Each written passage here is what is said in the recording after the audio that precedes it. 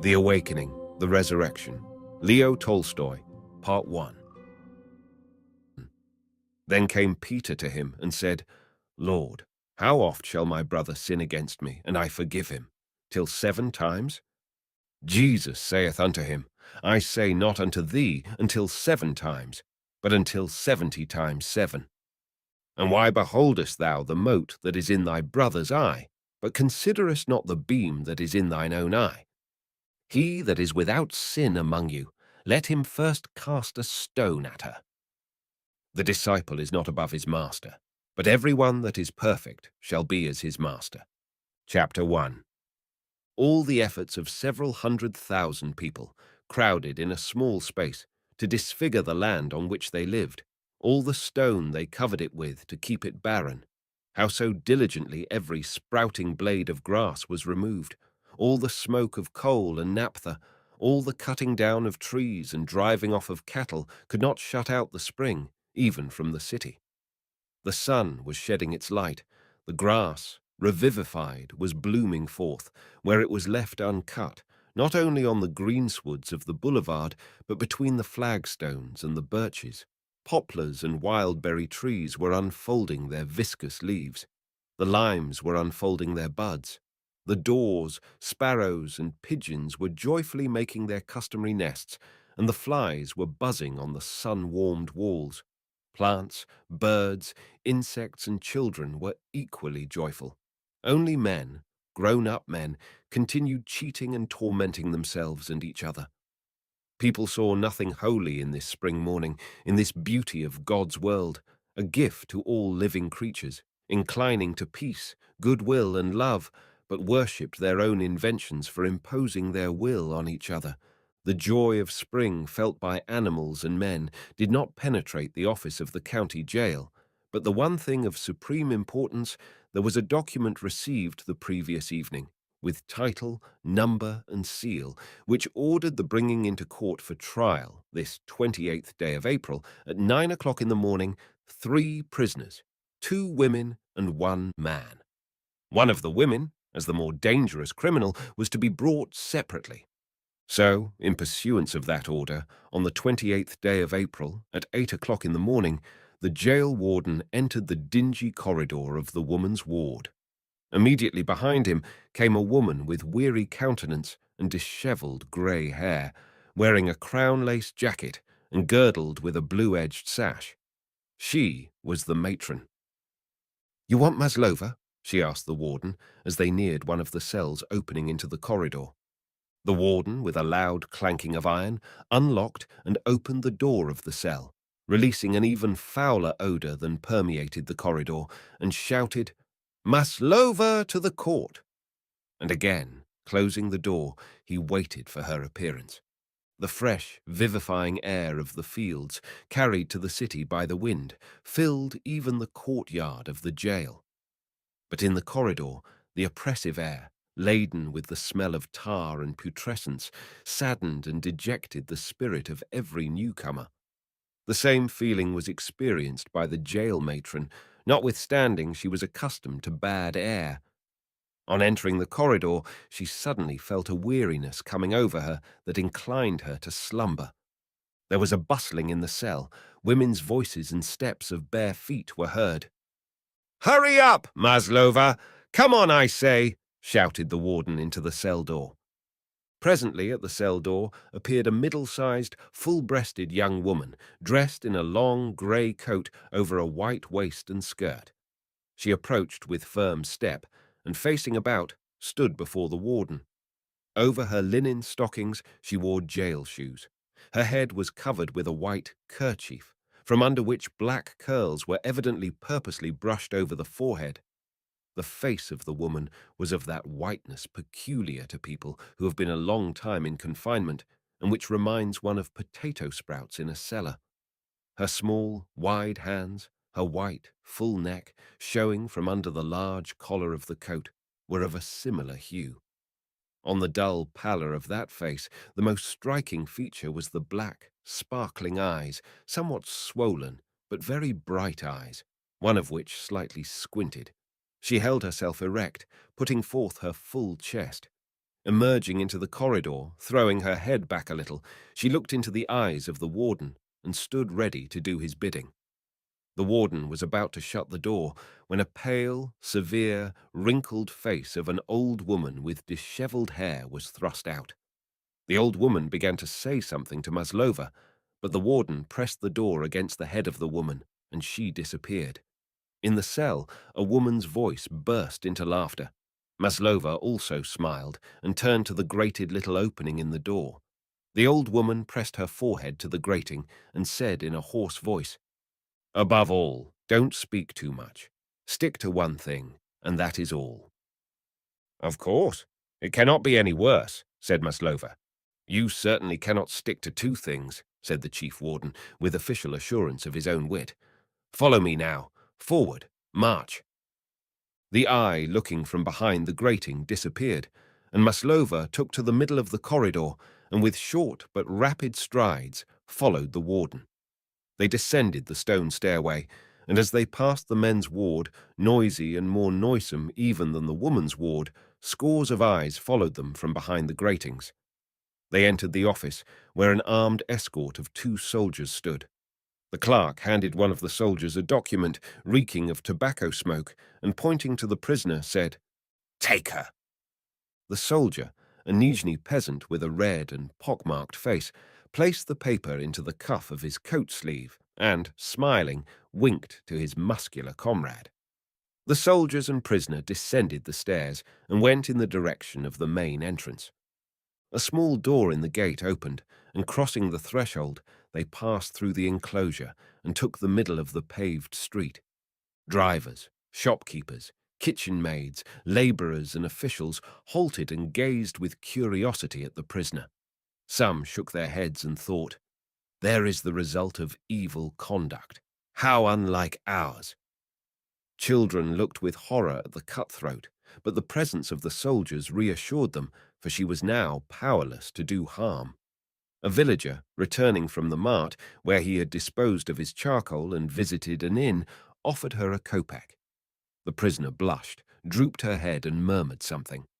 Conscious of the attention that was shown her, without turning her head, she looked askance at the onlookers and rather enjoyed it. She also enjoyed the comparatively pure spring air, but the walking on the cobblestones was painful to her feet, unused as they were to walking, and shod in clumsy prison shoes. She looked at her feet and endeavoured to step as lightly as possible. Passing by a food store, in front of which some pigeons were picking grain, she came near striking with her foot a dove-coloured bird. It rose with a flutter of its wings and flew past the very ear of the prisoner, fanning her face with its wings. She smiled, then sighed deeply, remembering her own condition. Chapter 2. The History of the Prisoner. Maslova was a very common one. Maslova was the daughter of an unmarried menial who lived with her mother, a cowherd, on the estate of 2 spinsters. This unmarried woman gave birth to a child every year and, as is the custom in the villages, baptized them, then neglected the troublesome newcomers, and they finally starved to death. Thus, 5 children died. Every one of these was baptized, then it starved and finally died.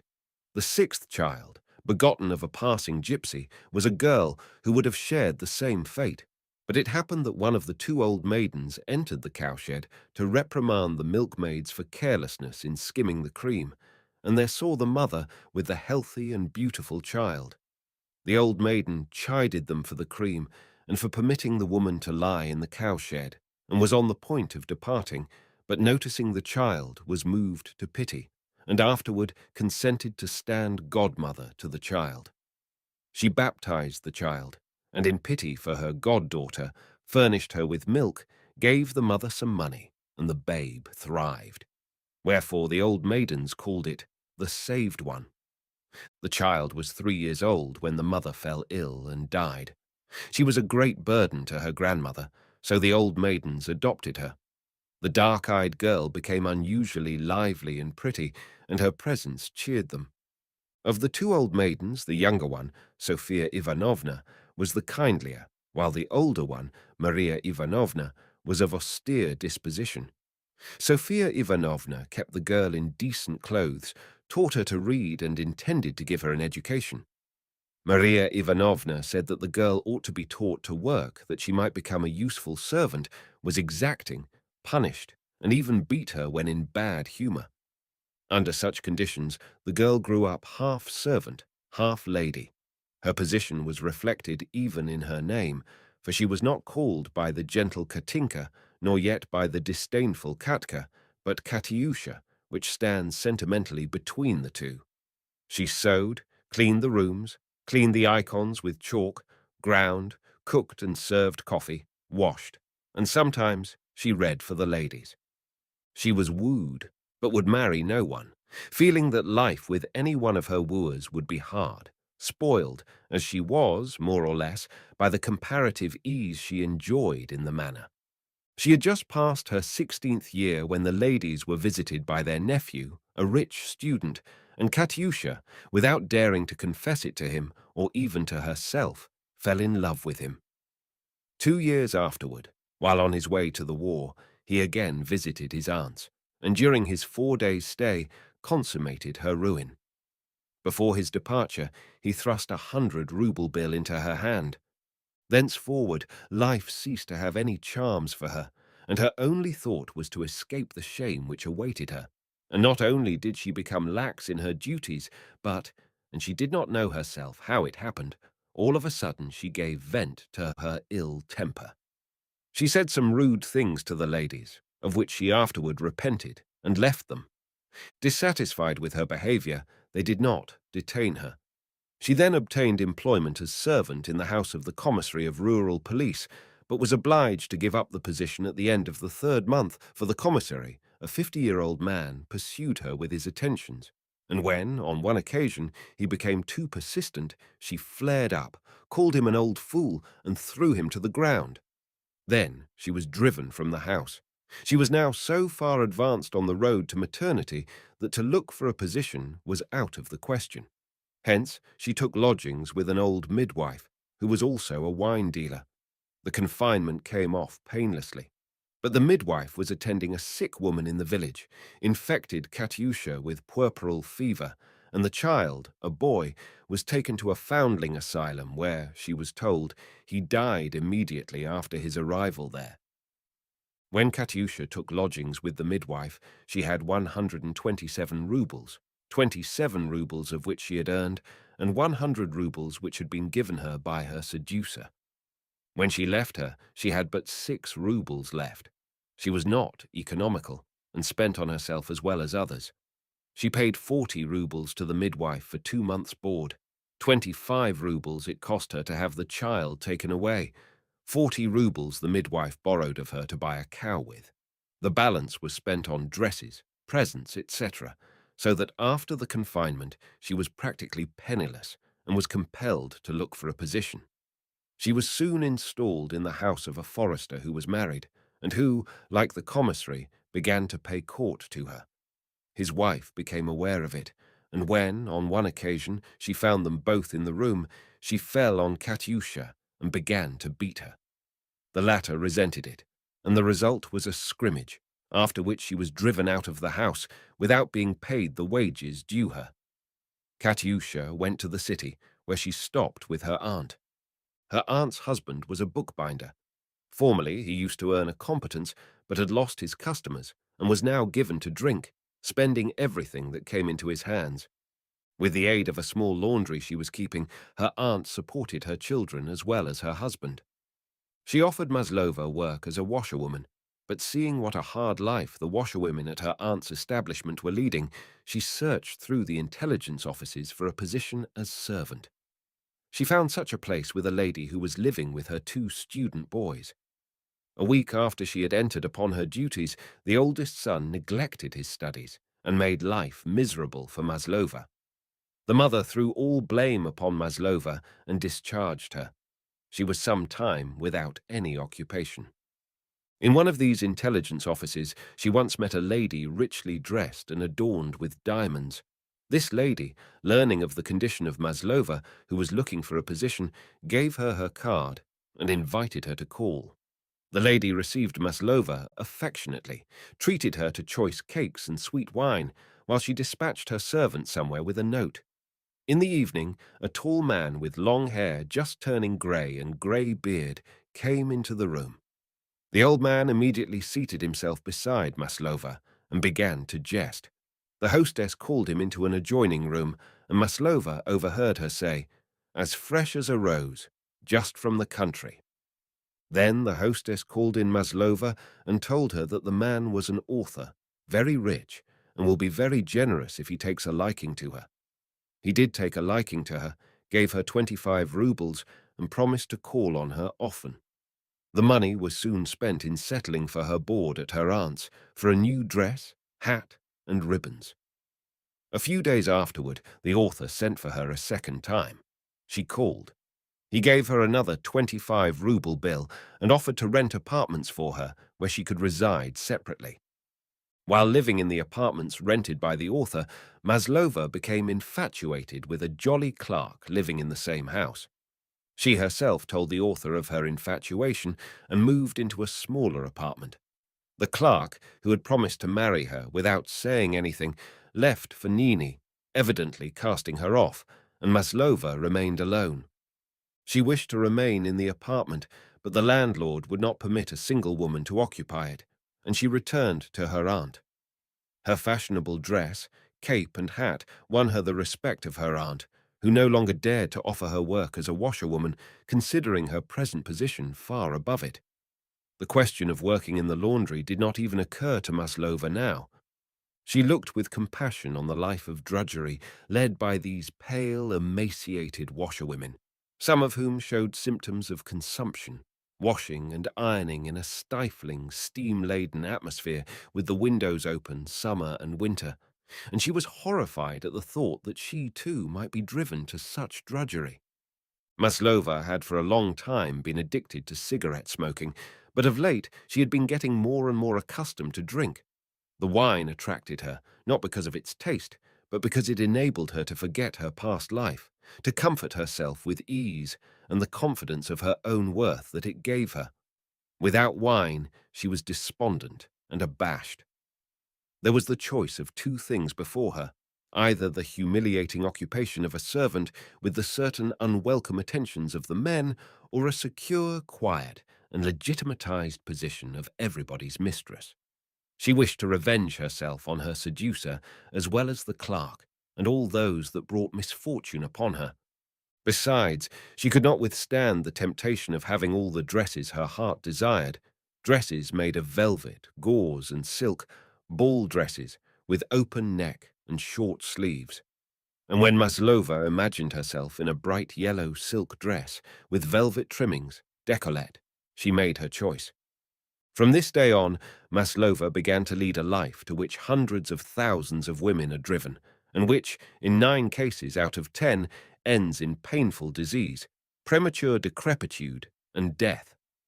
After a night's orgies, there would come a deep slumber till 3 or 4 o'clock in the afternoon, then the weary rising from a dirty couch, seltzer water to remove the effect of excessive drinking, coffee.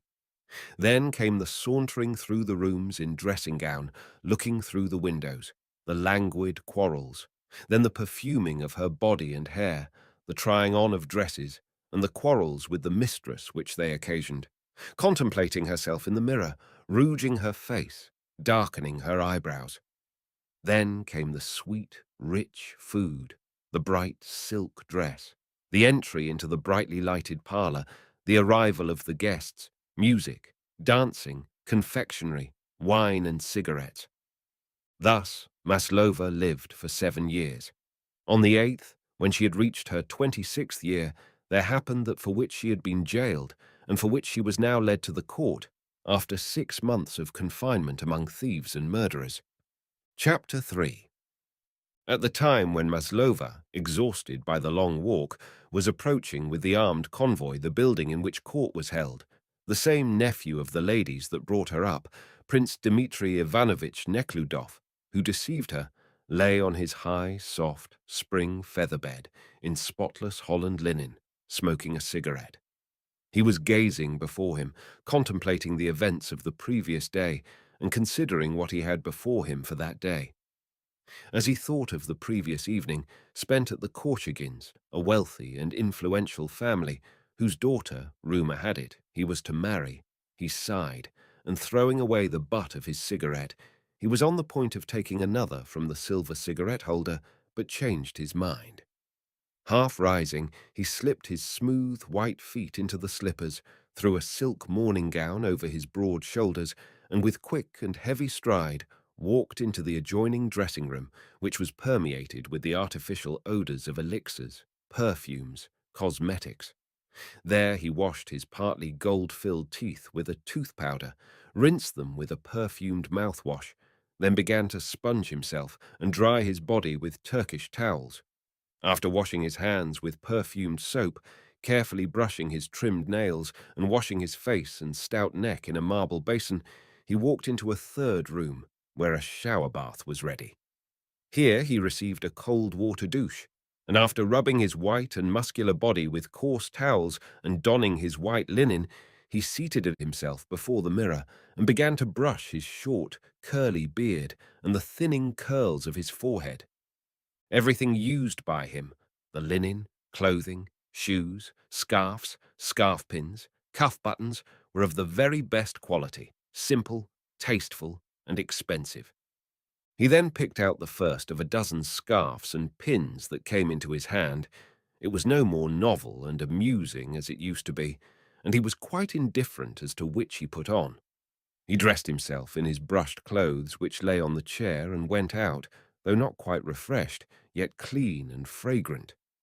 In the oblong dining room, the inlaid floor of which had been polished by 3 of his men the day before, and containing a massive oaken sideboard and a similar extension table, the legs of which were carved in the shape of lions' paws, giving it a pompous appearance, breakfast stood ready for him. A fine, starched cloth with large monograms was spread on the table, on which stood a silver coffee pot, containing fragrant, steaming coffee, a sugar bowl and cream pitcher to match, fresh rolls and various kinds of biscuits. Beside them lay the last number of the Revue des Deux Mondes, newspapers, and his mail. Neckludof was about to open the letters when a middle-aged woman with a lace headgear over her unevenly parted hair glided into the room.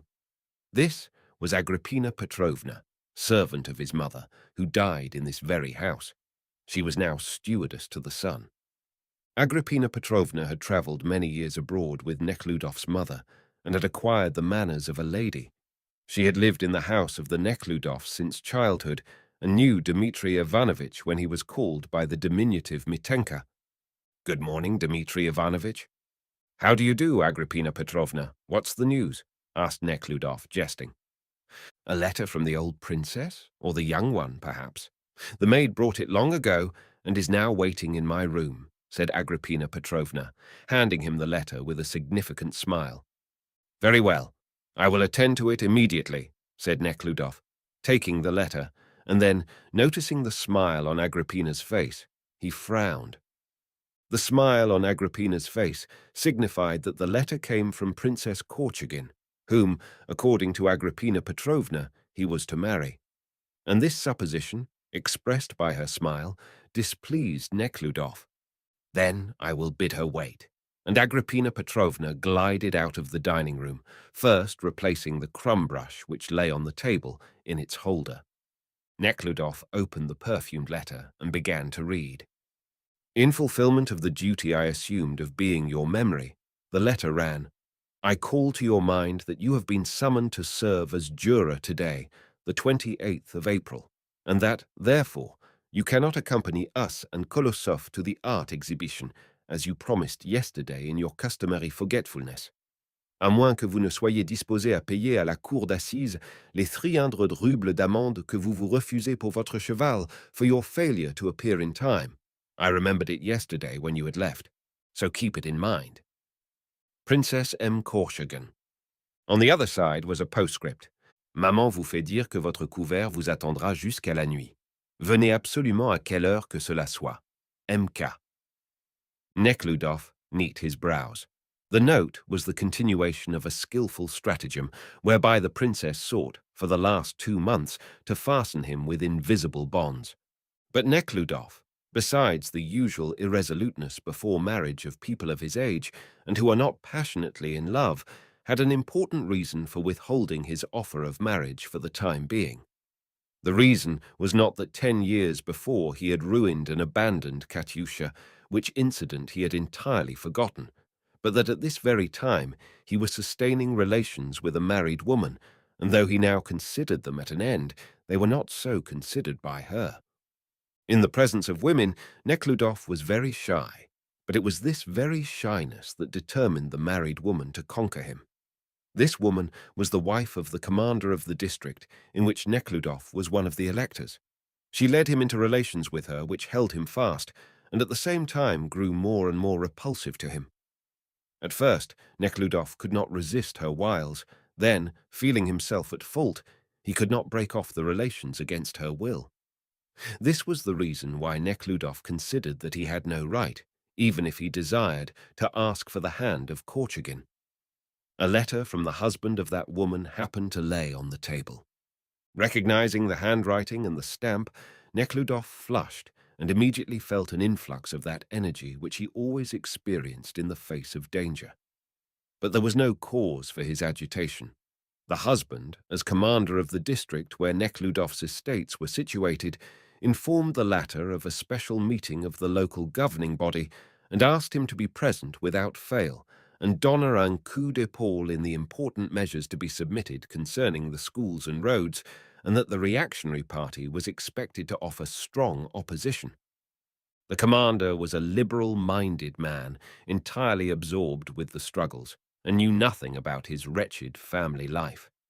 Nekhludoff recalled all the tortures this man had occasioned him, how on one occasion he thought that the husband had discovered all, and he was preparing to fight a duel with him, intending to use a blank cartridge, and the ensuing scene where she, in despair, ran to the pond, intending to drown herself, while he ran to search for her.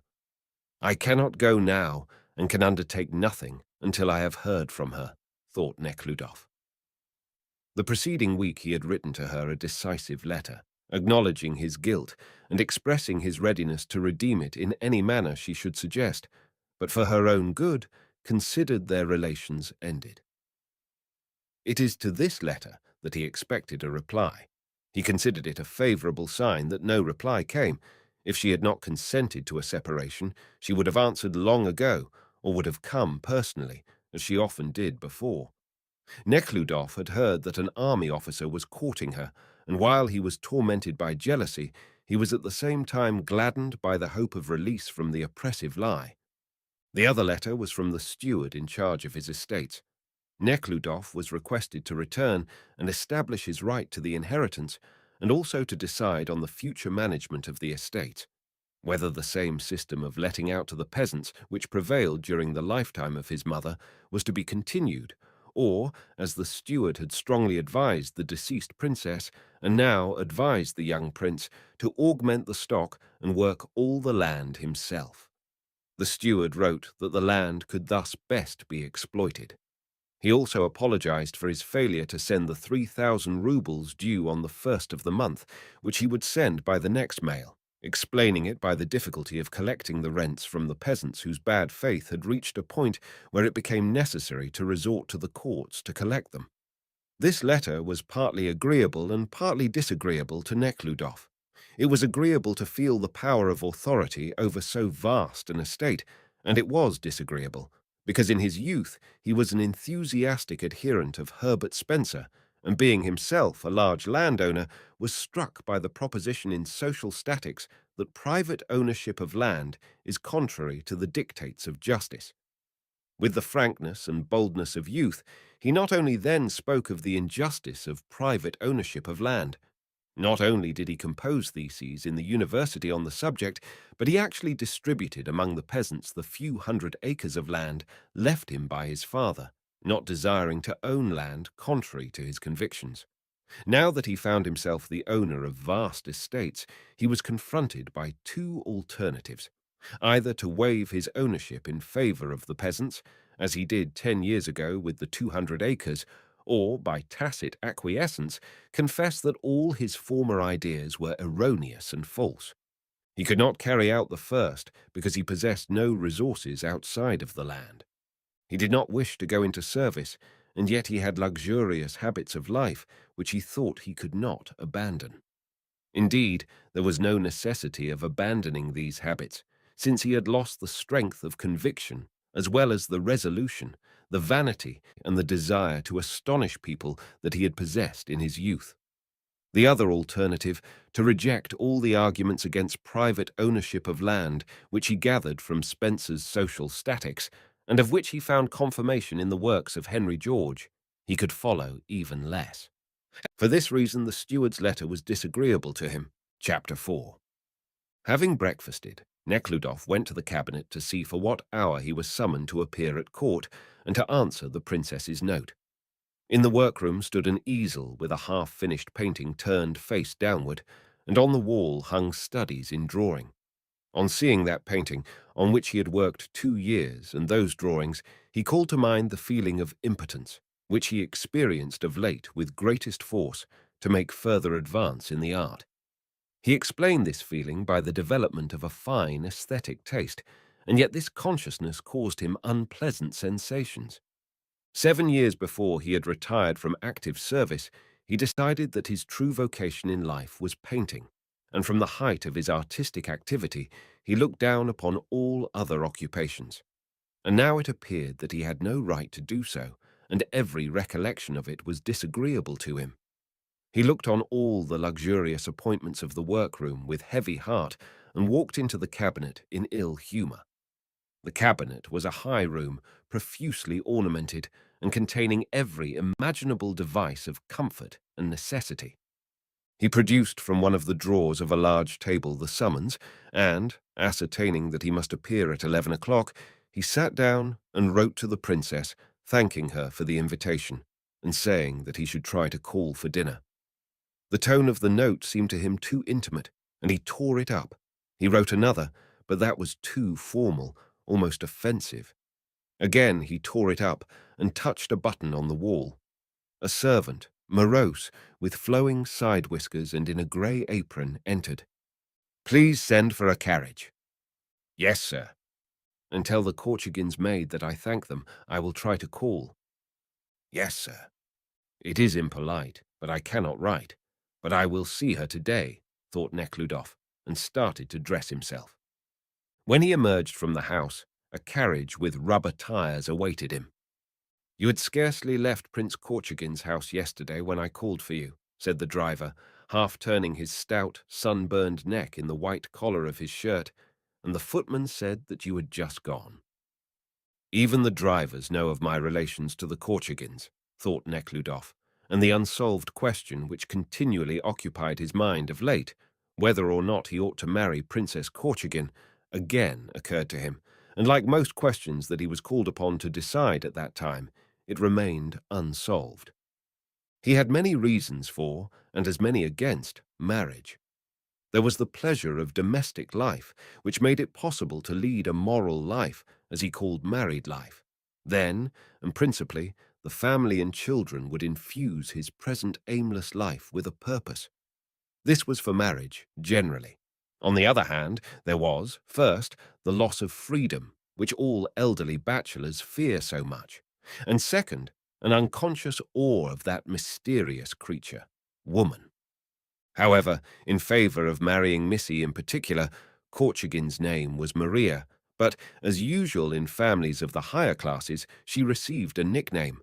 There was first the fact that she came of good stock and was in everything, from her dress to her manner of speaking, walking, and laughing, distinguished not by any exceptional qualities, but by good breeding. He knew no other expression for the quality which he prized very highly. Second, she valued him above all other men, hence he thought she understood him. And this appreciation of him, that is, acknowledging his high qualities, was proof to Neckludof of her intelligence and correct judgment. Finally, against marrying Missy in particular, was, first, the extreme probability of his finding a girl of much better qualities than Missy, and consequently more worthy of him, And second, Missy was 27 years old and had probably loved other men before him. This thought tormented him. His pride could not reconcile itself to the thought that she could love someone else, even in the past. Of course, she could not be expected to know that she would meet him, but the very thought that she could have loved someone else before offended him. So that there were as many reasons for as there were against marriage in general, and marrying Missy in particular. At all events, the arguments were equally strong on both sides, and Nekhludoff laughed as he compared himself to the ass in the fable, who, while deciding which of the two bales of hay before him he should have his meal from, starved himself. However, until I have heard from Maria Vassilievna, the wife of the commander, and have done with her for good, I can do nothing, he said to himself. And the consciousness that he could and must defer his decision pleased him. Ah, but I will consider it all later, he said to himself as his cabriolet silently approached the asphalt pavement of the courthouse. And now I must do my duty to the community conscientiously, as I always do, and think it one's duty to do. Besides, it is often interesting, he said, and went past the doorkeeper into the vestibule of the court. Chapter 5. There was great commotion in the corridors of the court when Nekhludoff entered. The attendants flitted to and fro breathlessly, delivering orders and documents. Police captains, lawyers and clerks passed now one way, now the other. Complainants and defendants under bail leaned sadly against the walls or were sitting and waiting. "Where is the circuit court?" asked Nekhludoff of one of the attendants. "Which one?" "There is a civil division and a criminal one." "I am a juror." "Criminal division. You should have said so. This way, to the right, then turn to your left, the second door." Nekhludoff went as directed. At the door, two men stood waiting. One was a tall, stout merchant, a good-natured man who had evidently partaken of some liquor and was in very high spirits. The other was a clerk of Jewish extraction. They were talking about the price of wool when Nekhludoff approached them and asked if that was the jury's room. "Here, sir, here. Are you also one of the jurymen?" Mirthfully winking his eyes, the good-natured merchant asked. "Well, we will drudge together, I suppose," he continued in response to Nekhludoff's affirmative answer. "My name is Baklashoff, merchant of the Second Guild," he introduced himself, extending his soft, broad hand. "We must do our duty. Whom have I the honor of addressing?" Nekhludoff gave his name and passed into the jury room. In the small jury room there were about 10 men of every description. They had just arrived. Some were sitting, others walked about, eyeing and making each other's acquaintance. One was a retired officer in uniform, others were in short coats, and but one in peasant garb. Notwithstanding that they were all complaining that the jury duty was burdensome and was taking them away from their business, they all seemed to be pleased with the consciousness of performing an important civic duty. The jurymen talked among themselves of the weather, of the premature spring, of the business before them. Those who were not acquainted with Nekhludoff hastened to become so, evidently considering it an honor. And Nekhludoff, as was usual with him among strangers, received it as his due. If he were asked why he considered himself above the majority of people, he would not be able to answer, as there was nothing in his life transcending the commonplace. The fact that he spoke English, French, and German fluently, that his linen, clothing, scarf, and cuff buttons were of superior make, would not be sufficient reason for assuming his superiority, as he himself well understood. And yet he doubtless acknowledged in himself this superiority, and regarded the respect shown him as his due, and was offended when it was not forthcoming. It just happened that in the jury room, Nekhludoff experienced this disagreeable feeling of being treated with disrespect. Among the jurymen there was an acquaintance of Nekhludoff.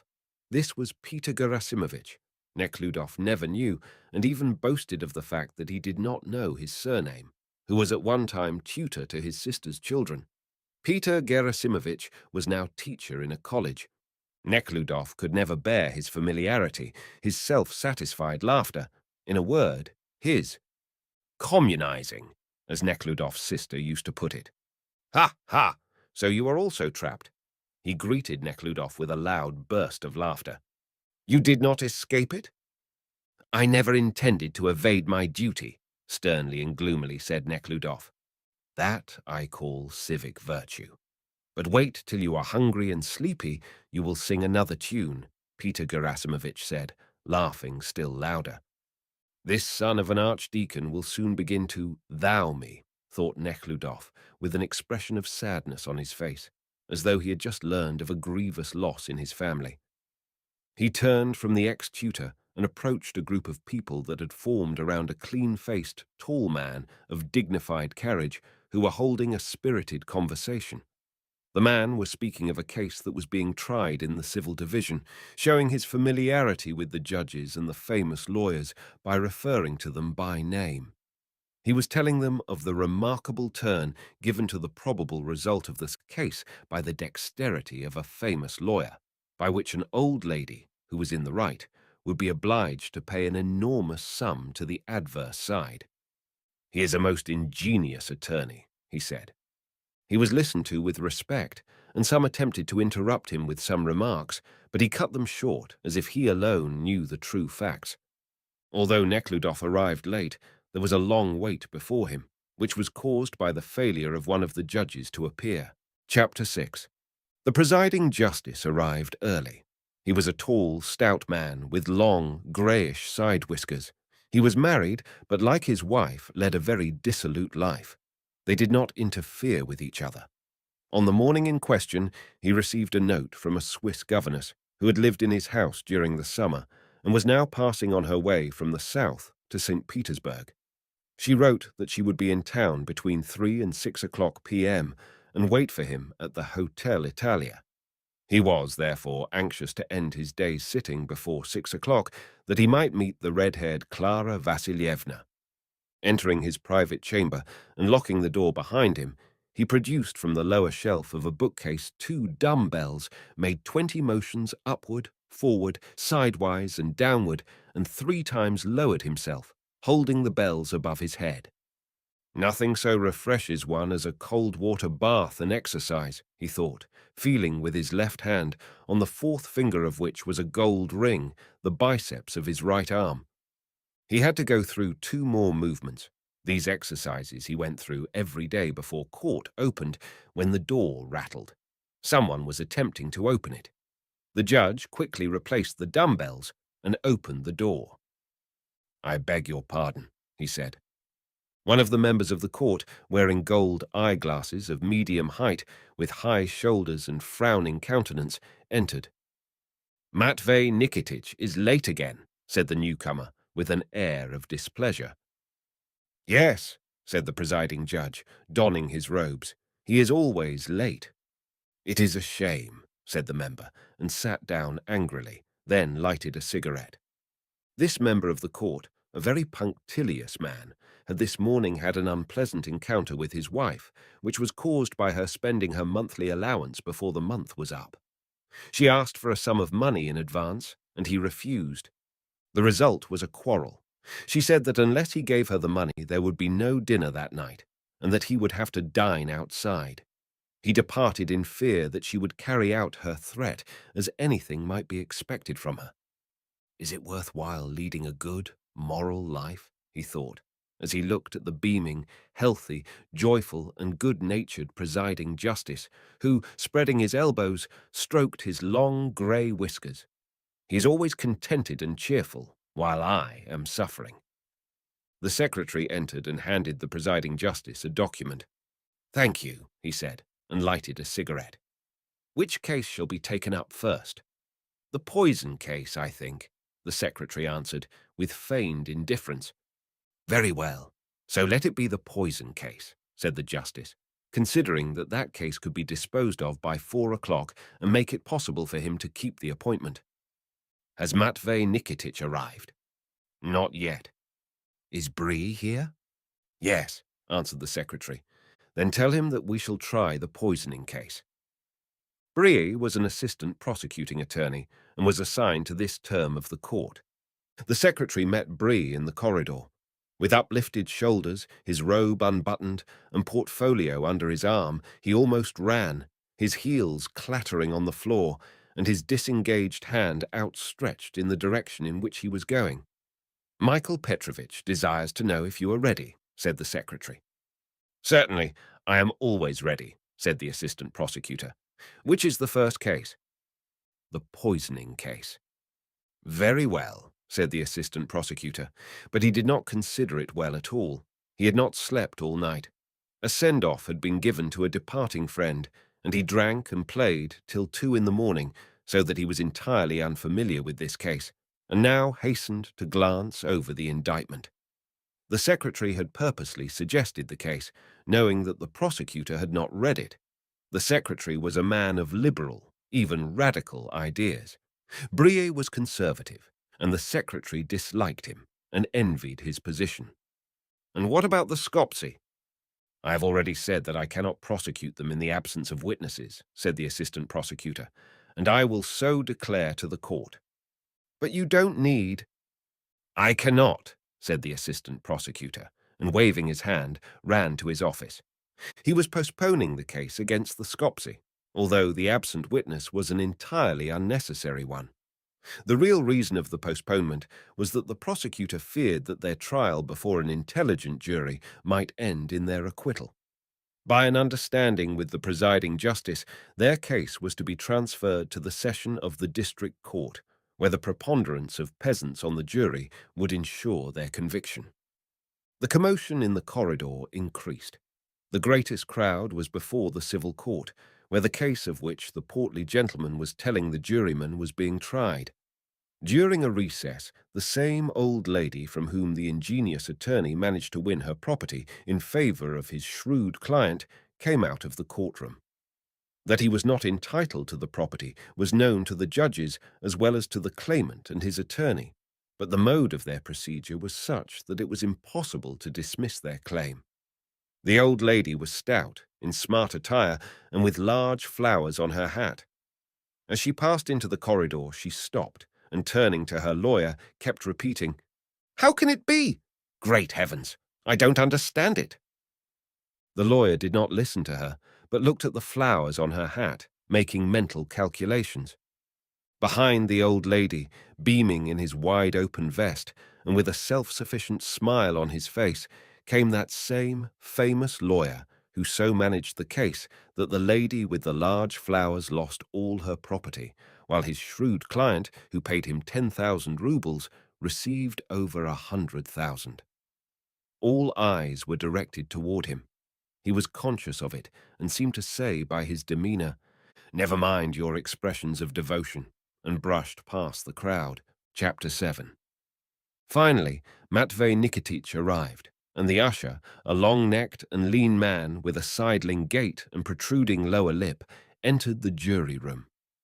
The usher was an honest man, with a university education, but he could not hold any employment on account of his tippling habit. A countess, his wife's patroness, had obtained him his present position 3 months ago. He still retained it, and was exceedingly glad. "Are you all here, gentlemen?" he asked, putting on his pince-nez and looking through it. "I think so," said the cheerful merchant. "Let us see," said the usher, and drawing a sheet of paper from his pocket, began to call the names of the jury, looking at those that responded to their names now through his pince-nez, now over it. "Councillor of State M. Nikiforov." "Here," said the portly gentleman, who was familiar with all the litigations. "Retired Colonel Ivan Semyonovitch Ivanov." "Present," answered a lank man in the uniform of a retired officer. "Merchant of the Second Guild, Peter Baklashoff." "Here," said the good-natured merchant, smiling from ear to ear. "We are ready." "Lieutenant of the Guards, Prince Dmitri Neckludof." "Here," answered Neckludof. The usher, looking politely and pleasantly through his pince-nez, bowed, thereby distinguishing him from the rest, as it were. "Captain Uri Dmitrievich Danchenko, Merchant Gregory Efimovich Kuleshov," etc., etc., etc. There were but 2 missing from the panel. "You will now, gentlemen, walk into the court," said the usher, pointing to the door with a polite sweep of the hand. They all rose from their seats, and passing each other through the door, made their way through the corridor to the courtroom. The court was held in a large, oblong room. At one end was a platform reached by 3 steps. In the middle of the platform stood a table covered with green cloth, which was fringed with a dark green lace. Behind the table stood 3 armchairs with high, carved backs. In an image case suspended in the right corner was a representation of Christ with a crown of thorns, and beneath it a reading desk, and on the same side stood the prosecutor's desk. To the left, opposite this desk, was the secretary's table, and dividing these from the seats reserved for spectators was a carved railing, along which stood the prisoner's bench, as yet unoccupied. On an elevation to the right were 2 rows of chairs, also with high backs reserved for the jury. Below these were tables for the attorneys. All this was in the front part of the courtroom, which was divided in 2 by a railing. In the rear part of the room, benches in lines extended to the wall. In the front row sat 4 women, either servants or factory employees, and 2 men, also workmen, who were evidently awed by the grandeur of the ornamentations and were timidly whispering to each other.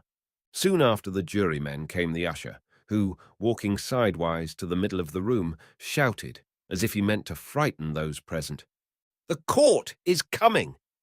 Everybody stood up, and the judges ascended the platform. First came the presiding judge with his muscles and beautiful whiskers. Then came the gold-spectacled, gloomy member of the court, now even more gloomy, for before the opening of the session he met his brother-in-law, a candidate for a judicial office, who told him that he had seen his sister and that she declared that there would be no dinner at home this day. "So that it seems we will have to dine at an inn," said the brother-in-law, laughing. "What is there droll about it?" said the gloomy member of the court, and sank into a still deeper gloom. And last of all came the third member of the court, that same Matvei Nikitich, who was always late. He wore a long beard and had large, kindly eyes with drooping eyelids. He suffered from catarrh of the stomach, and by the advice of his physician had adopted a new regimen, and this new regimen detained him this morning longer than usual. When he ascended the platform, he seemed to be wrapped in thought, but only because he had the habit of making riddles of every question that occurred to him. At this moment, he was occupied with the following enigmatical proposition. If the number of steps in the distance between the cabinet door and the armchair will divide by 3 without a remainder, then the new regimen will cure him. But if it does not so divide, then it will not. There were 26 steps, but he made 1 short step and reached the chair with the 27th. As the judges ascended the elevation in their uniforms with gold-laced collars, they presented an imposing array. They themselves felt it, and all 3, as if confused by their own greatness, modestly lowered their eyes and hastily seated themselves behind the table on which clean paper and freshly pointed lead pencils of all sizes had been placed. The prosecutor, who entered with the judges, also hastily walked to his place near the window, his portfolio still under his arm, and waving his hand, he began to read the papers in the case, utilizing every moment to prepare himself. This was his 5th case as prosecuting attorney. He was ambitious and was determined to make his career, and hence he endeavored to obtain a conviction in every case he prosecuted. He knew the main points of the poisoning case, and had already planned his speech, but he needed to know some particulars of which he was now making extracts from the papers. The secretary sat on the opposite side of the elevation, and having prepared all the papers that might be necessary to produce on trial, was glancing over a newspaper article which he had obtained and read the day before. He was anxious to talk to the member of the court with the long beard, who shared his views, and before doing so, wished to better familiarize himself with it. Chapter 8. The presiding justice looked over the papers, asked some questions of the usher, and receiving affirmative answers, ordered that the prisoners be brought into court. Immediately, a door beyond the grating opened, and 2 gendarmes with unsheathed swords and caps on their heads stepped into the courtroom. Behind them came a freckled, red-haired man and 2 women. The man was dressed in prisoner's garb, which was too long and too wide for him. As he entered the courtroom, he held up with outspread fingers the sleeves which were too long. Without looking at the judges or the spectators, his attention was absorbed by the bench around which he was led. When he had passed around, he carefully seated himself on the edge, and making room for the others, began to stare at the presiding justice, the muscles of his cheeks moving as if he were whispering something. He was followed by a middle-aged woman, also dressed in a prisoner's coat. A white prison cap covered her head, her face was greyish, and her eyes were devoid of either eyelashes or eyebrows. She seemed quite composed. As she was passing the railing to take her seat, her coat caught at something. Without haste, she carefully disengaged it, then smoothed it, and took her seat. The third prisoner was Maslova. No sooner did she enter than all the male spectators turned their eyes toward her, attracted by her white face, lustrous black eyes, and high breast. Even the gendarme whom she passed gazed at her until she seated herself. Then, as if feeling himself guilty, he quickly turned his head from her, and straightening himself, he began to gaze into the window directly in front of him. The presiding justice waited until all the prisoners took their places, and as soon as Maslova was seated, he turned to the secretary. Then commenced the customary proceeding, calling of the jurymen, fining the absent ones, listening to the claims of exemption from jury duty, and filling the panel from a number of reserves. Then the presiding justice folded the slips of paper, placed them in a glass vase, and turning up his gold-laced sleeve, drew the slips one by one, unrolled them, and read them aloud. Then he straightened his sleeve and called on the priest to swear in the jury.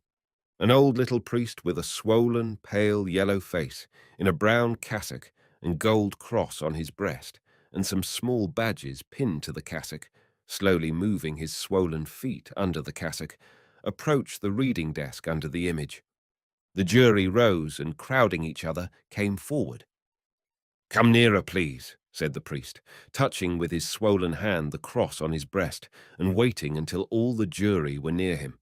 While the jury were mounting the steps to the elevation where the desk stood, the priest wriggled his bald, hoary head through the opening of the stole, then, rearranging his scanty hair, he turned to the jury. "Raise your right hands and keep your fingers thus," he said, in a slow, feeble voice, raising his bloated hand and pointing at his forehead with the first three of its dimpled fingers. "Now, repeat after me. I promise and swear by the Almighty God, His holy gospel, and by the life-giving cross of our Lord, that in the case," he continued, resting after each phrase. "Don't drop your hand, hold it thus." He turned to a young man who let his hand fall. "That in the case which—" The portly, whiskered gentleman, the colonel, merchant, and others held their hands as directed by the priest, and seemed to do so with particular pleasure, holding their hands quite high and their fingers most proper. Others seemed to do it against their will and carelessly. Some repeated the words too loudly, in a provoking manner, with an expression on the face which seemed to say, "I will repeat as I please." Others whispered, fell behind the priest, and then, as if frightened, hastened to catch up with him.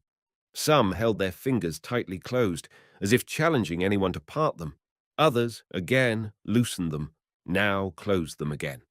After the jury was sworn, the presiding justice directed them to choose a foreman. They arose and, crowding each other, went into the consultation room, where almost everyone produced cigarettes and began to smoke. Someone proposed the portly gentleman, who was immediately chosen. Then they threw away their cigarettes and returned to the court. The gentleman that declared to the presiding justice that he was chosen foreman, and stepping over the feet of each other, the jury again seated themselves in the 2 rows of high-backed chairs.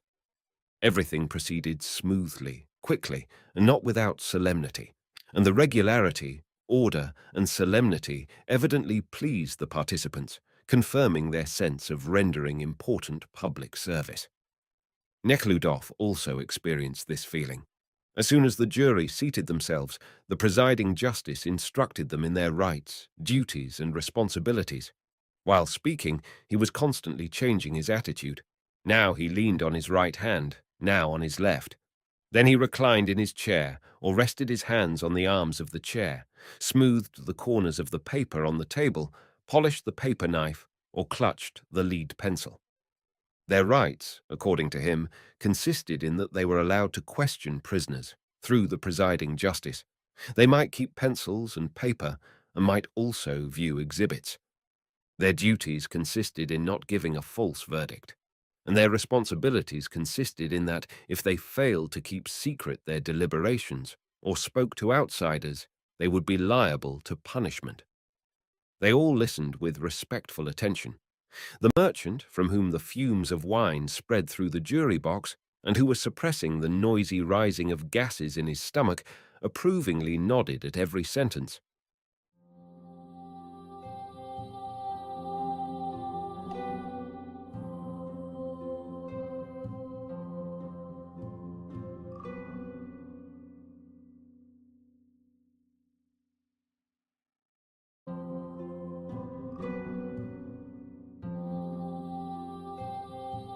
The Awakening, the Resurrection, Leo Tolstoy, Part 2, Chapters 9 to 18. After he had finished the instructions, the presiding justice turned to the prisoners.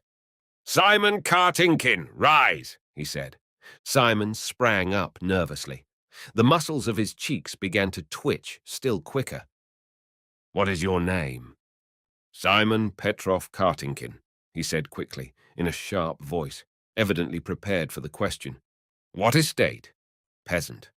"What government district?" "Government of Tula, district of Krapivensk, Kupian Township, village of Borki." "How old are you?" 34, born in 1800. "What faith?" "Of the Russian Orthodox faith." "Are you married?" "Oh, no." "What is your occupation?" "I was employed in the Hotel Mauritania." "Were you ever arrested before?" "I was never arrested before, because where I lived—" "You were not arrested?" "God forbid! Never!" "Have you received a copy of the indictment?" "Yes." "Sit down. Euphemia Ivanovna Bochkova." The presiding justice turned to the next prisoner, but Simon remained standing in front of Bochkova. "Kartinkin, sit down!" Kartinkin still remained standing. "Kartinkin, sit down!" But Kartinkin stood still until the usher, his head leaning to the side and with wide-open eyes, whispered to him in a tragic tone, "Sit down! Sit down!" Kartinkin sat down as quickly as he rose, and wrapping himself in his coat began to move his cheeks. "Your name?" With a sigh of weariness, the presiding justice turned to the next prisoner without looking at her and consulted a paper before him. He was so accustomed to the business that to expedite matters he could try 2 cases at once. Bochkova was 42 years old, a burgess of the town of Koloma, by occupation a servant, in the same Hotel Mauritania, was never arrested before, and had received a copy of the indictment. She gave the answers very boldly and with an intonation which seemed to add to every answer. "Yes, Bochkova, Euphemia, have received a copy, and am proud of it, and will permit no one to laugh at me." Without waiting to be told to sit down, Bochkova sat down immediately after the questioning ceased. "Your name?" asked the presiding justice of the third prisoner. "You must rise," he added, gently and courteously, seeing Maslova still in her seat. With quick movement, Maslova rose with an air of submissiveness, and throwing back her shoulders, looked into the face of the presiding justice with her smiling, somewhat squinting black eyes. "What are you called?" "They used to call me Lubka," she answered rapidly. Meanwhile, Neckludof put on his pince-nez and examined the prisoners while they were questioned. "It is impossible," he thought, looking intently at the prisoner. "But her name is Lubka," he thought as he heard her answer. The presiding justice was about to continue his interrogation when the member with the eyeglasses, angrily whispering something, stopped him. The presiding justice nodded his assent and turned to the prisoner. You say Lubka, but a different name is entered here. The prisoner was silent. I ask you, what is your real name? What name did you receive at baptism? Asked the angry member. Formerly I was called Catherine. It is impossible, Neckludof continued to repeat, although there was no doubt in his mind now that it was she, that same servant ward with whom he had been in love at one time.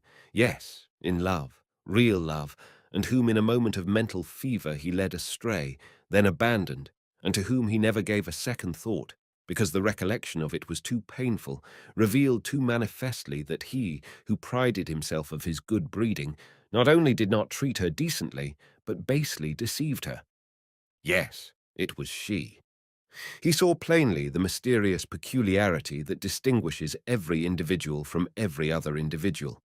Notwithstanding the unnatural whiteness and fullness of her face, this pleasant peculiarity was in the face, in the lips, in the slightly squinting eyes, and, principally, in the naive, smiling glance, and in the expression of submissiveness, not only in the face, but in the whole figure. You should have said so, again very gently said the presiding justice. What is your patronymic? I am illegitimate, said Maslova, but yet you were named after your godfather. Mikhailova. What crime could she have committed? Neckludof thought meanwhile, his breath almost failing him. What is your surname? Your family name? Continued the presiding justice. Maslova, after my mother. Your estate? Burgess. Of the Orthodox faith? Yes. Your occupation? What was your occupation? Maslova was silent. What was your occupation? Repeated the justiciary. You know, said Maslova. She smiled and quickly glanced around, then looked squarely at the justiciary.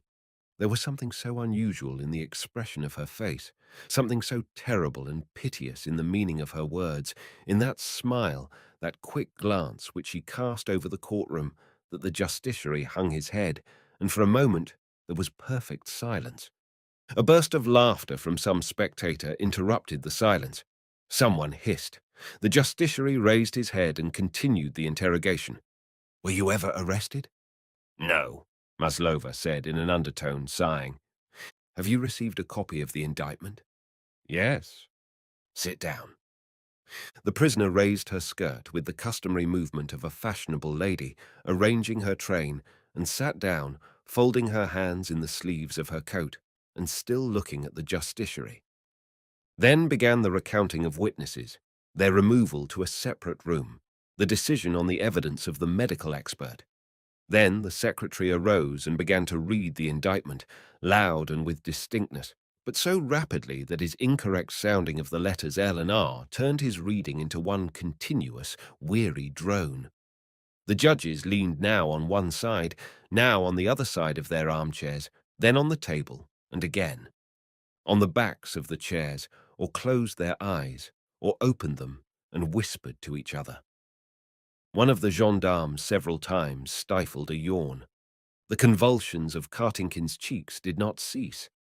Bochkova sat quietly and erect, now and then scratching with her finger under her cap. Maslova sat motionless, listening to the reading and looking at the clerk.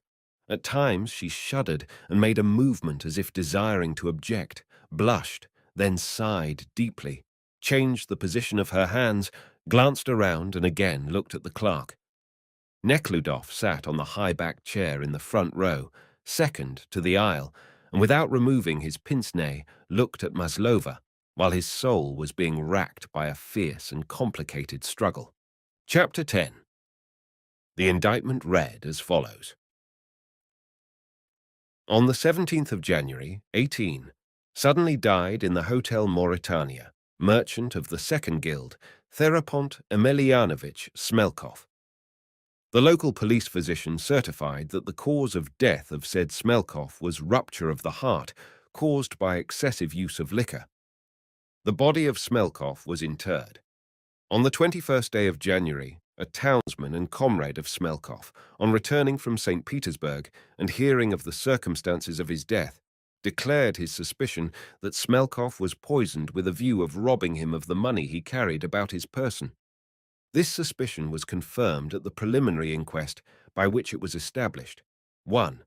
That Smelkoff had drawn from the bank, some time before his death, 3,800 rubles, that, after a due and careful inventory of the money of the deceased, only 312 rubles and 16 kopecks were found. 2. That the entire day and evening preceding his death deceased passed in the company of a girl named Lubka, Catherine Maslova, in the Hotel Mauritania, whither said Maslova came at the request of Smelkoff for money, that she obtained the money from Smelkoff's trunk, first unlocking it with a key entrusted to her by Smelkoff, that the money was thus taken in the presence of two servants of the said hotel, Euphemia Bochkova and Simon Kartinkin, that at the opening of said trunk by the said Maslova in the presence of the aforementioned Bochkova and Kartinkin there were rolls of 100-ruble bills. 3. That on the return of said Smelkoff and Maslova to the said hotel, the said Maslova, on the advice of the said servant Kartinkin, administered to the deceased a glass of brandy, in which she put a white powder given her by said Kartinkin. 4. That on the following morning, Lubka, Catherine Maslova, sold to her mistress Rosanova a diamond ring belonging to Smelkoff, said ring she alleged to have been presented to her by said Smelkoff. 5. That the servant of said Hotel Mauritania, Euphemia Bochkova, deposited in her name in the local Bank of Commerce the sum of 1,800 rubles. At the autopsy held on the body of Smelkoff, and after the removal of the intestines, the presence of poison was readily discovered, leaving no doubt that death was caused by poisoning. The prisoners, Maslova, Bochkova, and Kartinkin, pleaded not guilty. Maslova declared that she did go to the Hotel Mauritania, as stated, for the purpose of fetching some money for the merchant, and that opening the trunk with the key given to her by the merchant, she took only 40 rubles, as she was directed, but took no more, which fact can be substantiated by Bochkova and Kartinkin, in whose presence she took the money and locked the trunk.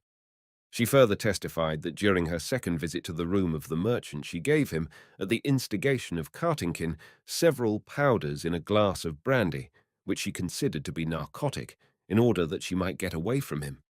The ring was presented to her by Smelkoff when she cried and was about to leave him after he had beaten her. Euphemia Bochkova testified that she knew nothing about the missing money, never entered the merchant's room, which Lubka herself kept in order, and that if anything was stolen from the merchant, it was done by Lubka when she came to the room for the money. At this point, Maslova shuddered, and with open mouth looked at Bochkova. And when Euphemia Bochkova was shown her bank account of 1,800 rubles, continued the secretary, and asked how she came by the money, she testified that the money was saved from their earnings by herself and Simon Kartinkin, whom she intended to marry. Simon Kartinkin, on his part, at the first examination, confessed that, at the instigation of Maslova, who brought the key to the trunk, he and Bochkova stole the money, which was afterwards divided between the three.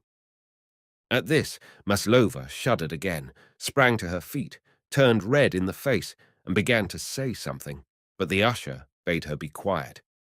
Finally, continued the secretary, Kartinkin also confessed to giving Maslova the powders to put the merchant to sleep.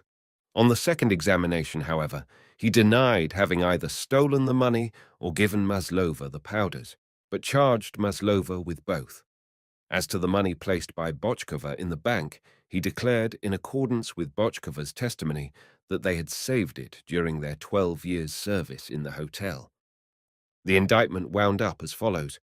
In view of the aforesaid the defendants, Simon Kartinkin, peasant of the village of Borkov, 33 years of age, Burgess Euphemia Ivanova Bochkova, 42 years of age, and Burgess Catherine Maslova, 27 years of age, conspired on the 17th day of January, 188, to administer poison to merchant Smelkoff with intent to kill and rob him, and did on said day administer to said Smelkoff poison, from which poison the said Smelkoff died, and did thereafter rob him of a diamond ring and 2,500 rubles, contrary to the laws in such cases made and provided.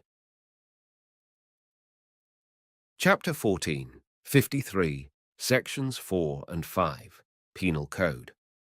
Wherefore, in accordance with Chapter 201 of the Code of Criminal Procedure, the said peasant, Simon Kartinkin, Burgess Euphemia Bochkova, and Burgess Catherine Maslova are subject to trial by jury, the case being within the jurisdiction of the Circuit Court. The clerk, having finished the reading of the long indictment, folded the papers, seated himself at his desk, and began to arrange his long hair. Everyone present gave a sigh of relief, and with the consciousness that the trial had already begun, everything would be cleared up and justice would finally be done, leaned back on their chairs. Neckludof alone did not experience this feeling. He was absorbed in the horrible thought that the same Maslova, whom he knew as an innocent and beautiful girl 10 years ago, could be guilty of such a crime. Chapter 11. When the reading of the indictment was finished, the justiciary, having consulted with his associates, turned to Kartinkin with an expression on his face which plainly betokened confidence in his ability to bring forth all the truth. "Simon Kartinkin," he called, leaning to the left. Simon Kartinkin rose, put out his chest, incessantly moving his cheeks. "You are charged, together with Euphemia Bochkova and Catherine Maslova, with stealing from the trunk of the merchant Smelkoff money belonging to him, and subsequently brought arsenic and induced Maslova to administer it to Smelkoff, by reason of which he came to his death. Are you guilty or not guilty?" he said, leaning to the right. "It is impossible, because our business is to attend the guests." "You will speak afterwards. Are you guilty or not?" "No, indeed, I only—" "You can speak later. Do you admit that you are guilty?" Calmly but firmly repeated the justiciary. "I cannot do it, because—" Again the usher sprang towards Simon, and with a tragic whisper stopped him.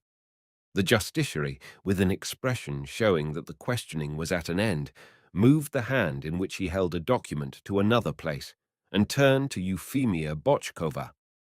"Euphemia Bochkova, you, with Kartinkin and Maslova, are charged with stealing, on the 17th day of January, 188, at the Hotel Mauritania, from the trunk of the merchant Smelkoff, money and a ring, and dividing the same among yourselves, and with a view of hiding your crime, administered poison to him, from the effects of which he died.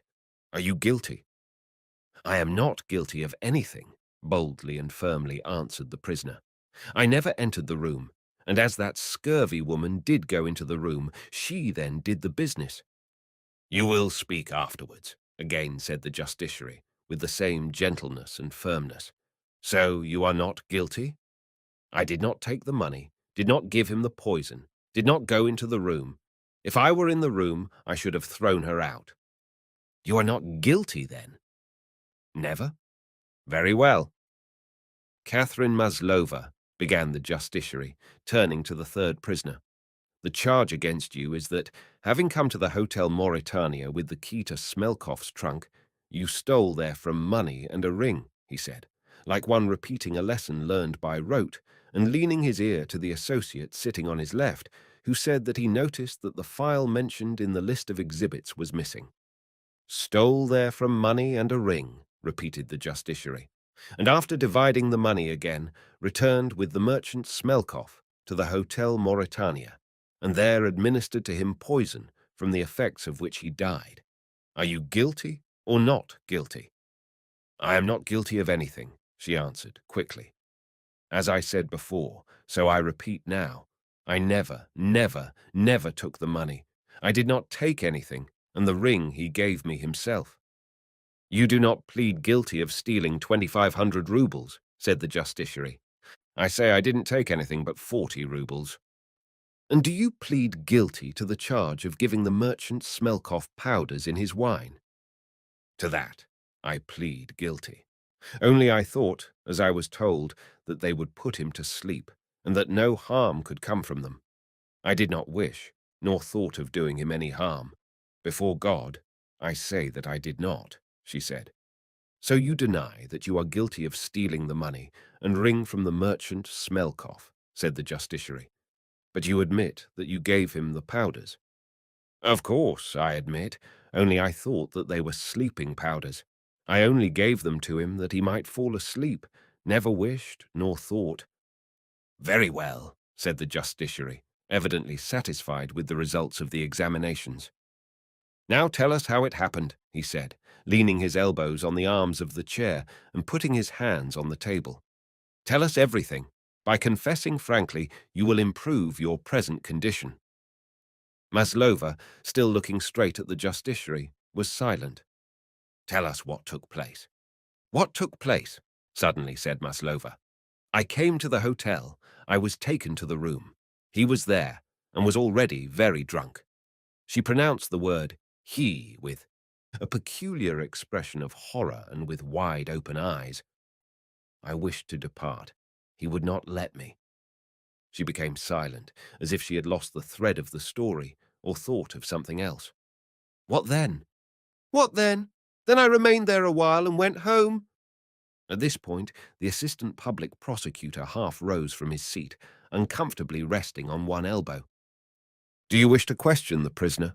Asked the justiciary, and receiving an affirmative answer, motioned his assent. I would like to put this question. Has the prisoner been acquainted with Simon Kartinkin before? Asked the assistant prosecutor, without looking at Maslova. And having asked the question, he pressed his lips and frowned. The justiciary repeated the question. Maslova looked with frightened eyes at the prosecutor.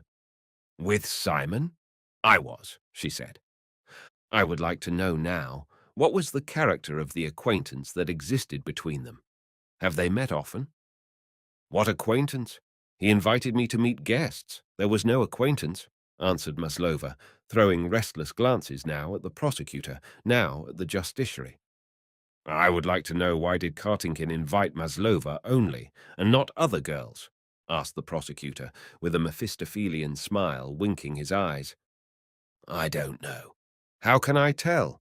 Answered Maslova, glancing around her, frightened, and for a moment resting her eyes on Neckludof. He invited whomever he wished.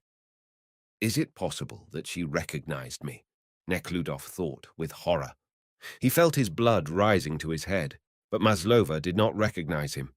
She turned away immediately, and with frightened eyes gazed at the prosecutor.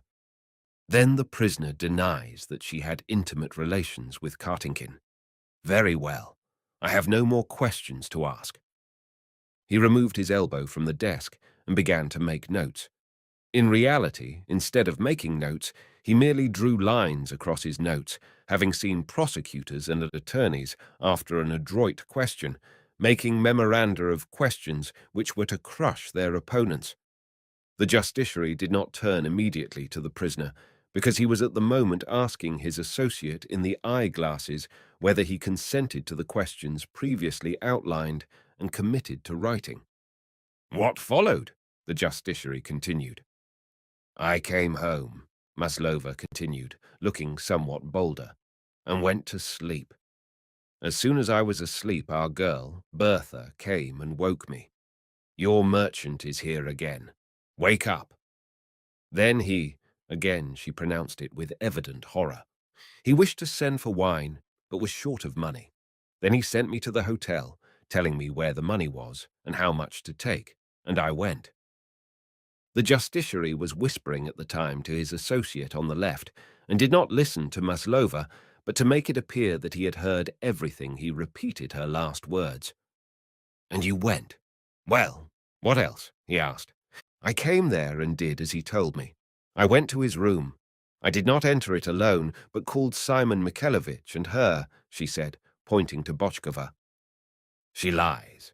I never entered. Bochkova began, but she was stopped. In their presence, I took 4 10-ruble bills, she continued. And while taking this money, did the prisoner see how much money there was? Asked the prosecutor. Maslova shuddered as soon as the prosecutor began to speak. She could not tell why, but she felt that he was her enemy. I did not count it, but I saw that it was all 100-ruble bills. The prisoner saw 100-ruble bills. I have no other questions. Well, did you bring back the money? Asked the justiciary, looking at the clock. I did. Well, what then? Then he again took me with him, said Maslova. And how did you give him the powder in the wine? Asked the justiciary. How? Poured it into the wine and gave it to him. Why did you give it to him? Without answering, she sighed deeply. After a short silence, she said, He would not let me go. He exhausted me. I went into the corridor and said to Simon Mikhailovich, If he would only let me go. I am so tired. And Simon Mikhailovich said, We are all so tired of him. We intend to give him sleeping powders. When he is asleep, you can go. All right, I said. I thought that it was a harmless powder. He gave me a package. I entered.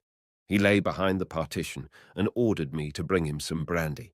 I took from the table a bottle of Fine champagne, poured into 2 glasses for myself and him, threw the powder into his glass and handed it to him. I would not have given it to him if I had known it. And how did you come by the ring? Asked the justiciary. He presented it to me. When did he present it to you? When we reached his room. I wished to depart. Then he struck me on the head and broke my comb. I was angered and wished to go.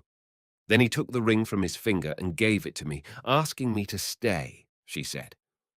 Here the assistant prosecutor again rose, and with a dissimulating naiveness asked permission to ask a few more questions, which was granted, and leaning his head on his gold-embroidered collar, he asked, I would like to know how long was the prisoner in the room with Smelkoff.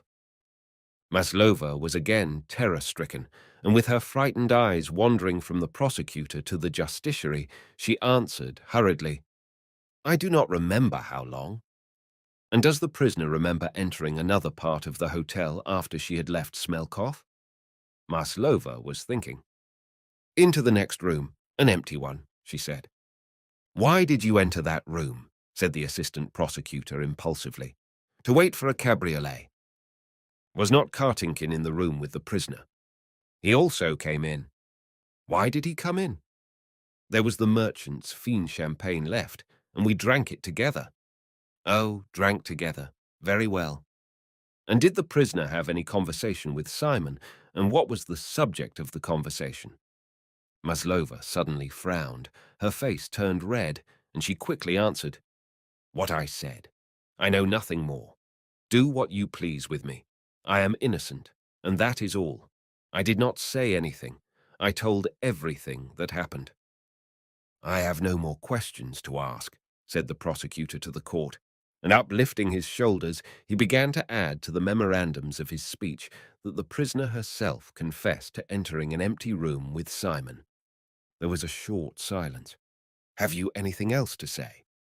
I have told everything, she said, sighing, and took her seat. The justiciary then made some notes, and after he had listened to a suggestion whispered by the associate on the left, declared a recess of 10 minutes, and hastily rising, walked out of the courtroom. After the judges had risen, the jury, lawyers, and witness also rose, and with the pleasant feeling of having already performed part of an important work, began to move hither and thither. Neckludof walked into the jury room and took a seat near the window. Chapter 12. Yes, it was Katyusha. The relations of Neckludof to Katyusha were the following. Neckludof first met Katyusha when he went to stay one summer out at the estate of his aunts in order that he might quietly prepare his thesis on the private ownership of land. Ordinarily, he lived on the estate of his mother near Moscow with his mother and sister. But that year, his sister married, and his mother went abroad. Neckludof had to write a composition in the course of his university studies and decided to pass the summer at his aunt's. There in the woods, it was quiet, and there was nothing to distract him from his studies. Besides, the aunts loved their nephew and heir, and he loved them, loved their old-fashioned way of living. During that summer, Neckludof experienced that exaltation which youth comes to know not by the teaching of others, but when it naturally begins to recognize the beauty and importance of life and man's serious place in it, when it sees the possibility of infinite perfection of which the world is capable and devotes itself to that endeavor. not only with the hope, but with a full conviction of reaching that perfection which it imagines possible.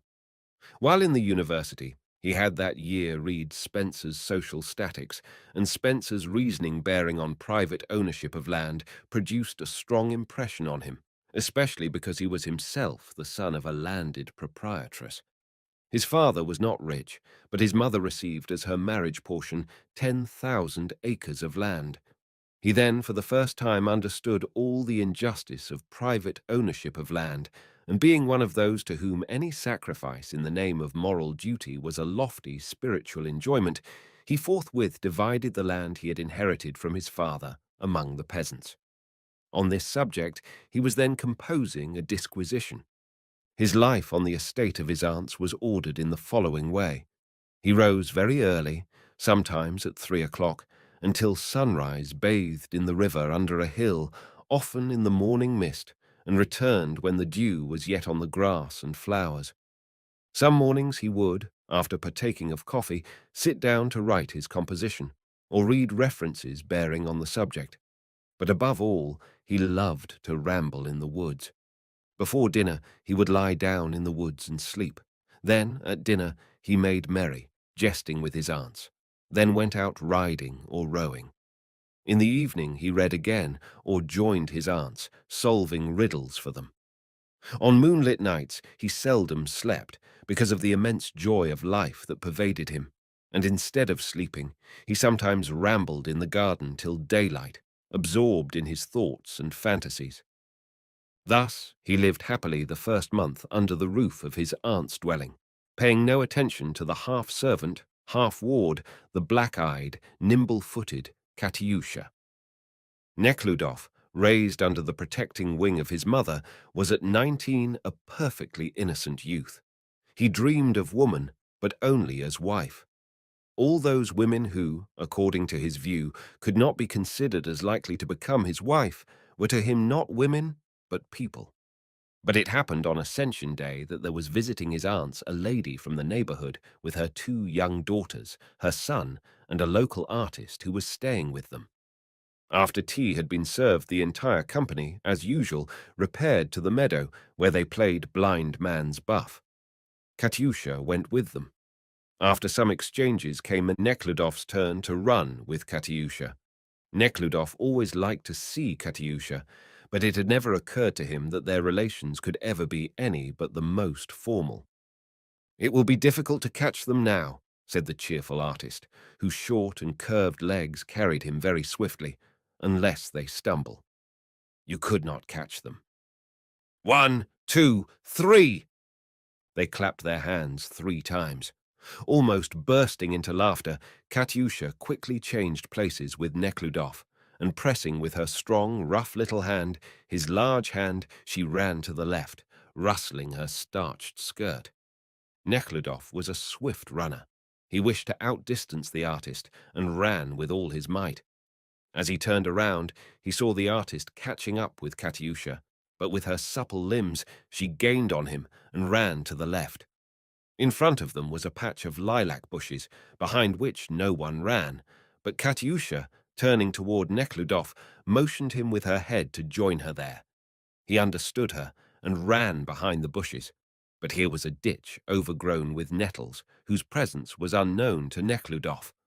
He stumbled and fell, stinging and wetting his hands in the evening dew that was now falling, but laughing, he straightened himself and ran into the open.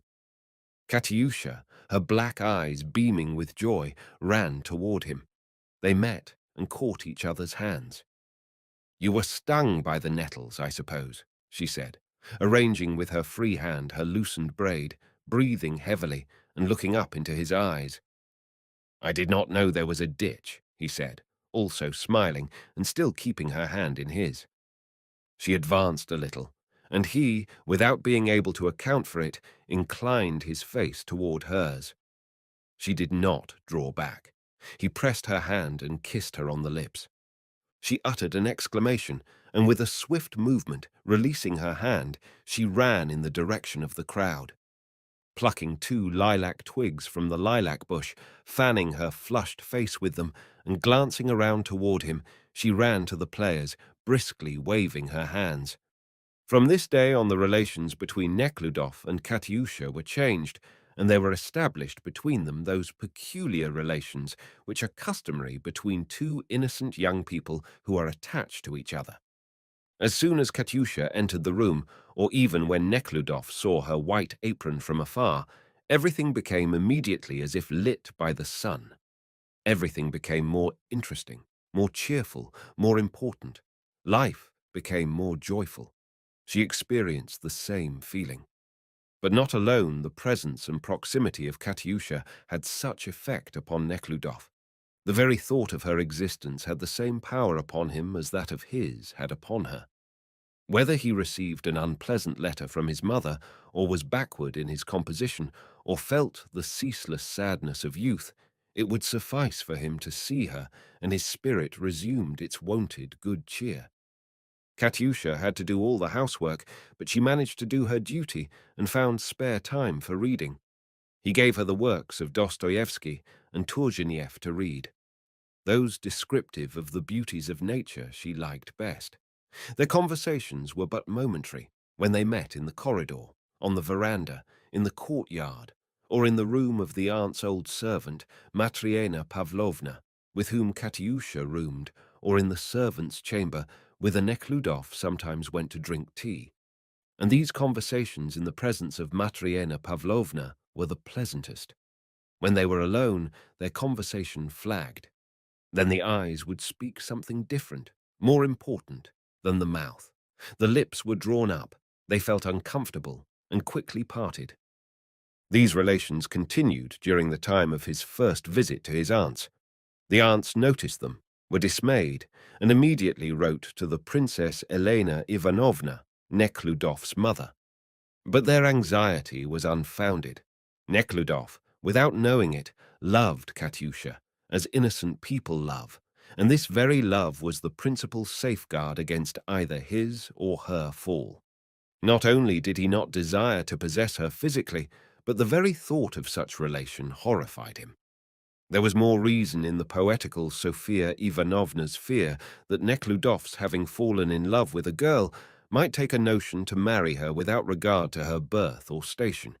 If Nekhludoff were clearly conscious of his love for Katyusha, especially if it were sought to persuade him that he could and must not link his fate to that of the girl, he would very likely have decided in his plumb-line mind that there was no reason why he should not marry her, no matter who she was, provided he loved her. But the aunts did not speak of their fears, and he departed without knowing that he was enamored of Katyusha. He was certain that his feeling toward Katyusha was but a manifestation of that joy which pervaded his entire being, and which was shared by that lovely, cheerful girl. However, when he was taking leave, and Katyusha, standing on the veranda with the aunts, followed him with her black, tearful, and somewhat squinting eyes, he felt that he was leaving behind him something beautiful, precious, which would never recur, and he became very sad. "Goodbye, Katyusha. I thank you for everything," he said, over the cap of Sofia Ivanovna, and seated himself in the cabriolet. "Goodbye, Dmitri Ivanovitch," she said, in her pleasant, caressing voice, and holding back the tears which filled her eyes, ran into her room, where she could cry freely. Chapter 13. For 3 years afterward, Nekhludoff did not see Katyusha. But when, as staff officer, he was on his way to his army post, he paid a short visit to his aunts, but an entirely different man. 3 years ago, he was an honest, self-denying youth, ready to devote himself to every good cause. Now he was a corrupt and refined egotist, given over to personal enjoyment. Then, the world appeared to him as a mystery which he joyfully and enthusiastically tried to solve. Now, everything in this world was plain and simple, and was determined by those conditions of life in which he found himself. Then, it was necessary and important to hold communion with nature and with those people who lived, thought, and felt before him, philosophers, poets. Now, human institutions were the only things necessary and important, and communion he held with his comrades. Woman, then, appeared to him a mysterious and charming creature, Now he looked on woman, on every woman, except nearest relations and wives of friends, as a means of gratifying now tried pleasures. Then he needed no money, and wanted not a third part what his mother gave him, disclaimed title to his father's land, distributing it among the peasants. Now, the 1,500 roubles monthly allowance he received from his mother did not suffice for his needs, and he often made it the cause of unpleasant conversation with her. His true self he then considered his spiritual being. Now, his healthy, vigorous, animal self was his true ego. And all this terrible transformation took place in him only because he ceased to have faith in himself and began to believe in others. To live according to the faith that was in him was burdensome. Every question would have to be decided almost always against his animal ego, which was seeking light pleasures. But reposing his faith in others, there remained nothing to decide, everything having been decided, and decided always against the spiritual and in favor of the animal ego. Besides, following his inner faith, he was always subject to the censure of people.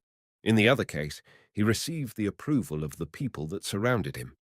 Thus, when Nekhludoff was thinking, reading, speaking of God, of truth, of wealth, of poverty, everybody considered it out of place and somewhat queer, while his mother and aunt, with good-natured irony, called him notre cher philosophe. When, however, he was reading novels, relating indecent anecdotes, or seeing droll vaudeville in the French theatre, and afterward merrily repeated them, everybody praised and encouraged him. When he considered it necessary to curtail his needs, wore an old coat and gave up wine drinking, everybody considered it eccentric and vain originality. But when he spent large sums in organizing a chase or building an unusual luxurious cabinet, everybody praised his taste and sent him valuable gifts. When he was chaste and wished to preserve his chastity till marriage, his relatives were anxious about his health, and his mother, so far from being mortified, rather rejoiced when she learned that he had become a real man and had enticed the French mistress of some friend of his.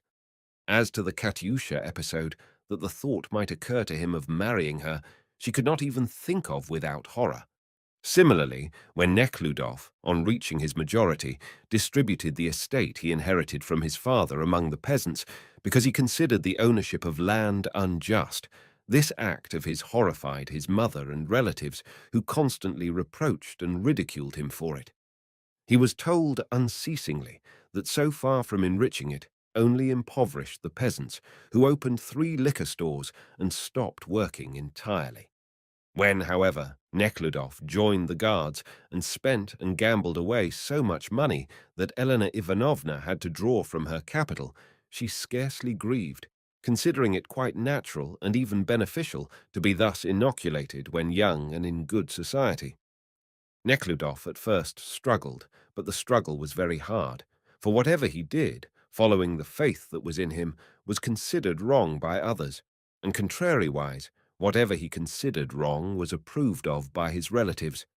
The result was that Nekhludoff ceased to have faith in himself and began to follow others. At first, this renunciation of self was unpleasant, but it was short-lived, and Nekhludoff, who now began to smoke and drink wine, soon ceased to experience this unpleasant feeling and was even greatly relieved. Passionate by nature, Nekhludoff gave himself up entirely to this new life, approved of by all those that surrounded him, and completely stifled in himself that voice which demanded something different. It commenced with his removal to St. Petersburg and ended with his entry upon active service. During this period of his life, Nekhludoff felt the ecstasy of freedom from all those moral impediments which he had formerly placed before himself, and continued in a chronic condition of insane egotism. He was in this condition when, 3 years afterward, he visited his aunts.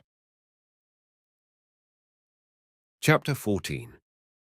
Nekhludoff called at his aunt's because their manor lay on the road through which his regiment had preceded him, and also because they requested him to do so, but principally in order that he might see Katyusha. It may be that in the depth of his soul there was already a mischievous intention toward Katyusha, prompted by his now unbridled animal ego, but he was not aware of it. He merely desired to visit those places in which he lived so happily, and see his somewhat queer but amiable and good-natured aunts, who always surrounded the atmosphere around him with love and admiration, and also to see the lovely Katyusha, of whom he had such pleasant recollections. He arrived toward the end of March, on Good Friday, in the season of bad roads, when the rain was falling in torrents and was wet all through, and chilled to the marrow of his bones, but courageous and excited, as he always felt at that time of the year. I wonder if she is still there, he thought, as he drove into the familiar courtyard of the old manor, which was covered with snow that fell from the roofs and was surrounded by a low brick wall. He expected that the ringing of the bell would bring her running to meet him, but on the perron of the servants' quarters appeared two barefooted women with tucked-up skirts, carrying buckets, who were apparently scrubbing floors. She was not on the front perron either. Only Timon, the lackey, came forth in an apron, also apparently occupied with cleaning. Sophia Ivanovna came into the antechamber, attired in a silk dress and cap. "How glad I am that you came," said Sophia Ivanovna. "Mashuka is somewhat ill. We were to church, receiving the sacrament. She is very tired." "I congratulate you, Aunt Sonia," said Neckludof, kissing the hand of Sophia Ivanovna. "Pardon me, I have soiled you. Go to your room. You are wet all through. Oh, what a mustache! Katyusha! Katyusha! Bring him some coffee quickly." "All right," responded a familiar, pleasant voice. Nekludov's heart fluttered. "She is here." To him, it was like the sun rising from behind the clouds, and he cheerfully went with Timon to his old room to change his clothing. Nekludov wished to ask Timon about Katyusha. Was she well? How did she fare? Was she not engaged to be married? But Timon was so respectful, and at the same time so rigid. He so strictly insisted on himself pouring the water from the pitcher over Nekludov's hands that the latter could not decide to ask him about Katyusha, and only inquired about his grandchildren, about the old stallion, about the watchdog Polkan. They were all well, except Polkan, who had gone mad the previous year. After he had thrown off his wet clothes, and as he was about to dress himself, Nekludov heard quick steps and a rapping at the door. He recognized both the steps and the rapping. Only she walked and rapped thus. It was Katyusha, the same Katyusha, only more lovely than before. The naive, smiling, somewhat squinting black eyes still looked up. She wore a clean white apron as before. She brought a perfumed piece of soap, just taken from the wrapper, and two towels, one Russian and the other Turkish. The freshly unpacked soap, the towels, and she herself were all equally clean, fresh, pure, and pleasant. The lovely, firm, red lips became creased from unrestrainable happiness at sight of him. "How do you do, Dmitri Ivanovitch?" she said with difficulty, her face becoming flushed. How are you?" He did not know whether to thou her or not, and became as red in the face as she was. "Are you well?" "Very well. Your aunt sent you your favorite soap, rose-scented," she said, placing the soap on the table and the towels on the arms of the chair. "The gentleman has his own." Timon stood up for the independence of the guest, proudly pointing to the open travelling bag with silver lids, containing a large number of bottles, brushes, perfumes, and all sorts of toilet articles. "My thanks to Auntie, but how glad I am that I came," said Nekhludoff, feeling the old brightness and emotions recurring to his soul. In answer to this, she only smiled and left the room. The aunts, who always loved Nekhludoff, received him this time with greater joy than usual. Dmitri was going to active service, where he might be wounded or killed. This affected the aunts.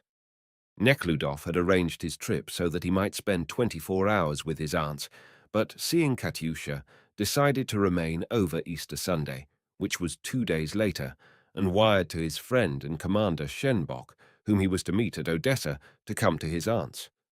From the very first day, Nekhludoff experienced the old feeling toward Katyusha. Again, he could not see without agitation the white apron of Katyusha. He could not listen without joy to her steps, her voice, her laugh. He could not, without emotion, look into her black eyes, especially when she smiled. He could not, above all, see, without confusion, how she blushed when they met. He felt that he was in love, but not as formerly, when this love was to him a mystery, and he had not the courage to confess it to himself, when he was convinced that one can love only once. Now he loved. Knowingly rejoiced at it, and confusedly knowing, though he concealed it from himself, what it consisted of, and what might come of it. In Nekhludof, as in all people, there were two beings. One, spiritual, who sought only such happiness for himself as also benefited others, and the animal being, seeking his own happiness for the sake of which he is willing to sacrifice that of the world. During this period of his insane egotism, called forth by the life in the army and in St. Petersburg, the animal man dominated him and completely suppressed the spiritual man.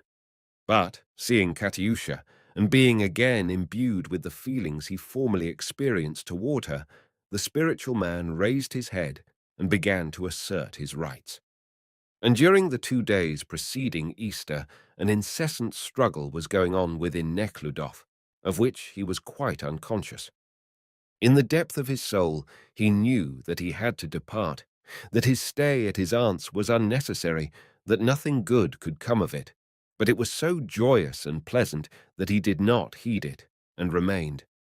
On the eve of Easter Sunday, the priest and deacon, who, as they afterward related, with difficulty, covered the 3 miles from the church to the aunt's manor, arrived on a sleigh to perform the morning services. Nekhludof, with his aunts and the servants, went through the motions, without ceasing to look on Katyusha, who brought a censer and was standing at the door. Then, in the customary fashion, kissed the priest and the aunts, and was about to retire to his room when he heard Matriena Pavlovna, the old servant of Maria Ivanovna, making preparations with Katyusha to go to church and witness the consecration of the paschal bread. I will go there too, he thought.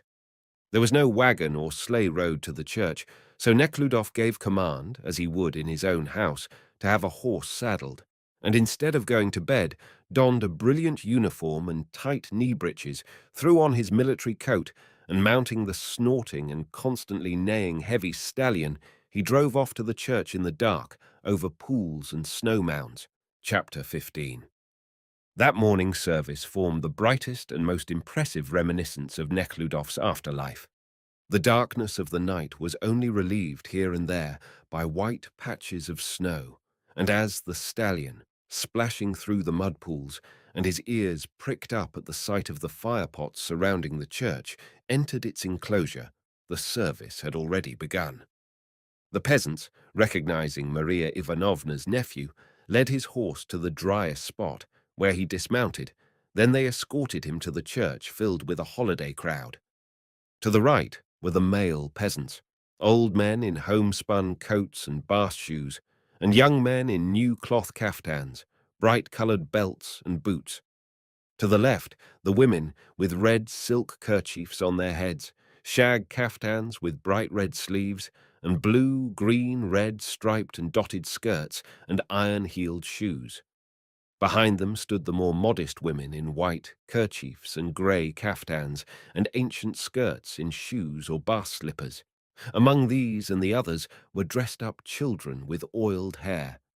The peasants made the sign of the cross and bowed, disheveling their hair. The women, especially the old women, gazing with their lustreless eyes on one image, before which candles burned, pressed hard with the tips of their fingers on the kerchief of the forehead, the shoulders and the abdomen, and mumbling something, bent forward standing, or fell on their knees.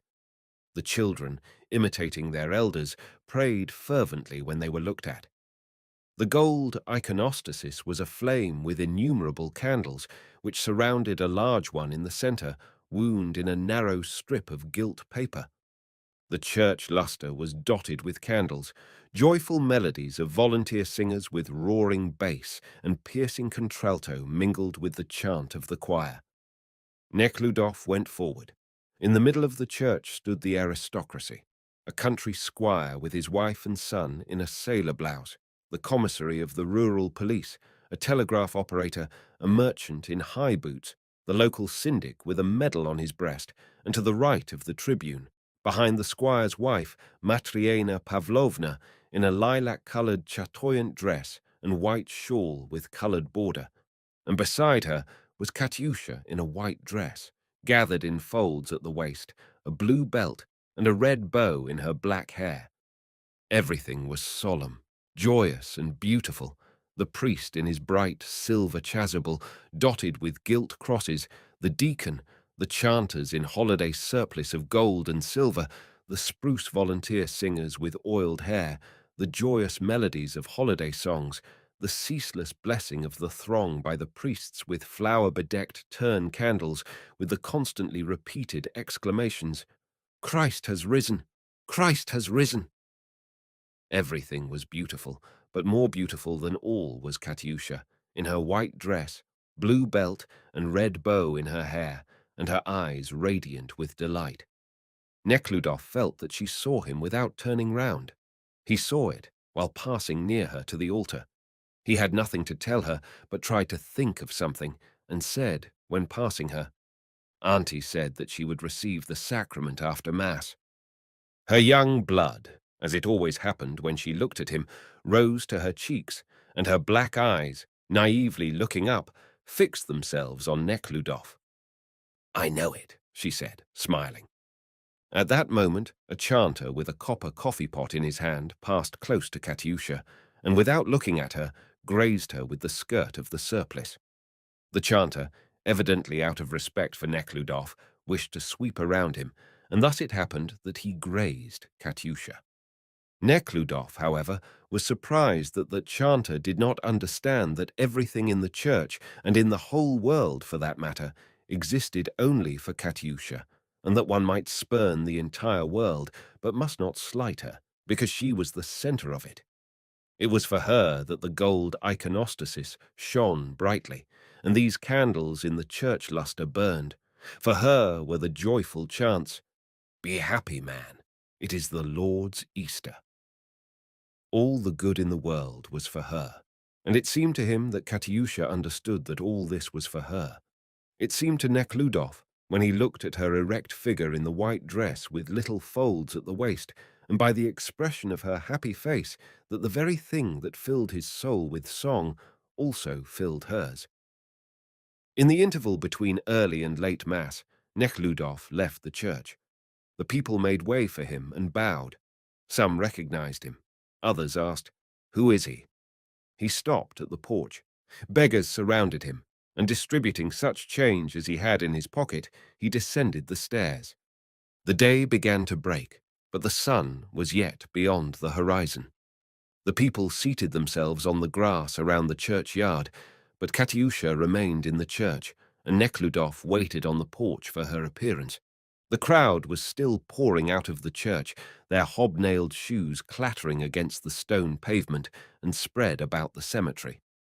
An old man, confectioner to Maria Ivanovna, stopped Nekhludoff and kissed him, and his wife, an old woman with a wrinkled Adam's apple under a silk kerchief, unrolled a yellow saffron egg from her handkerchief and gave it to him.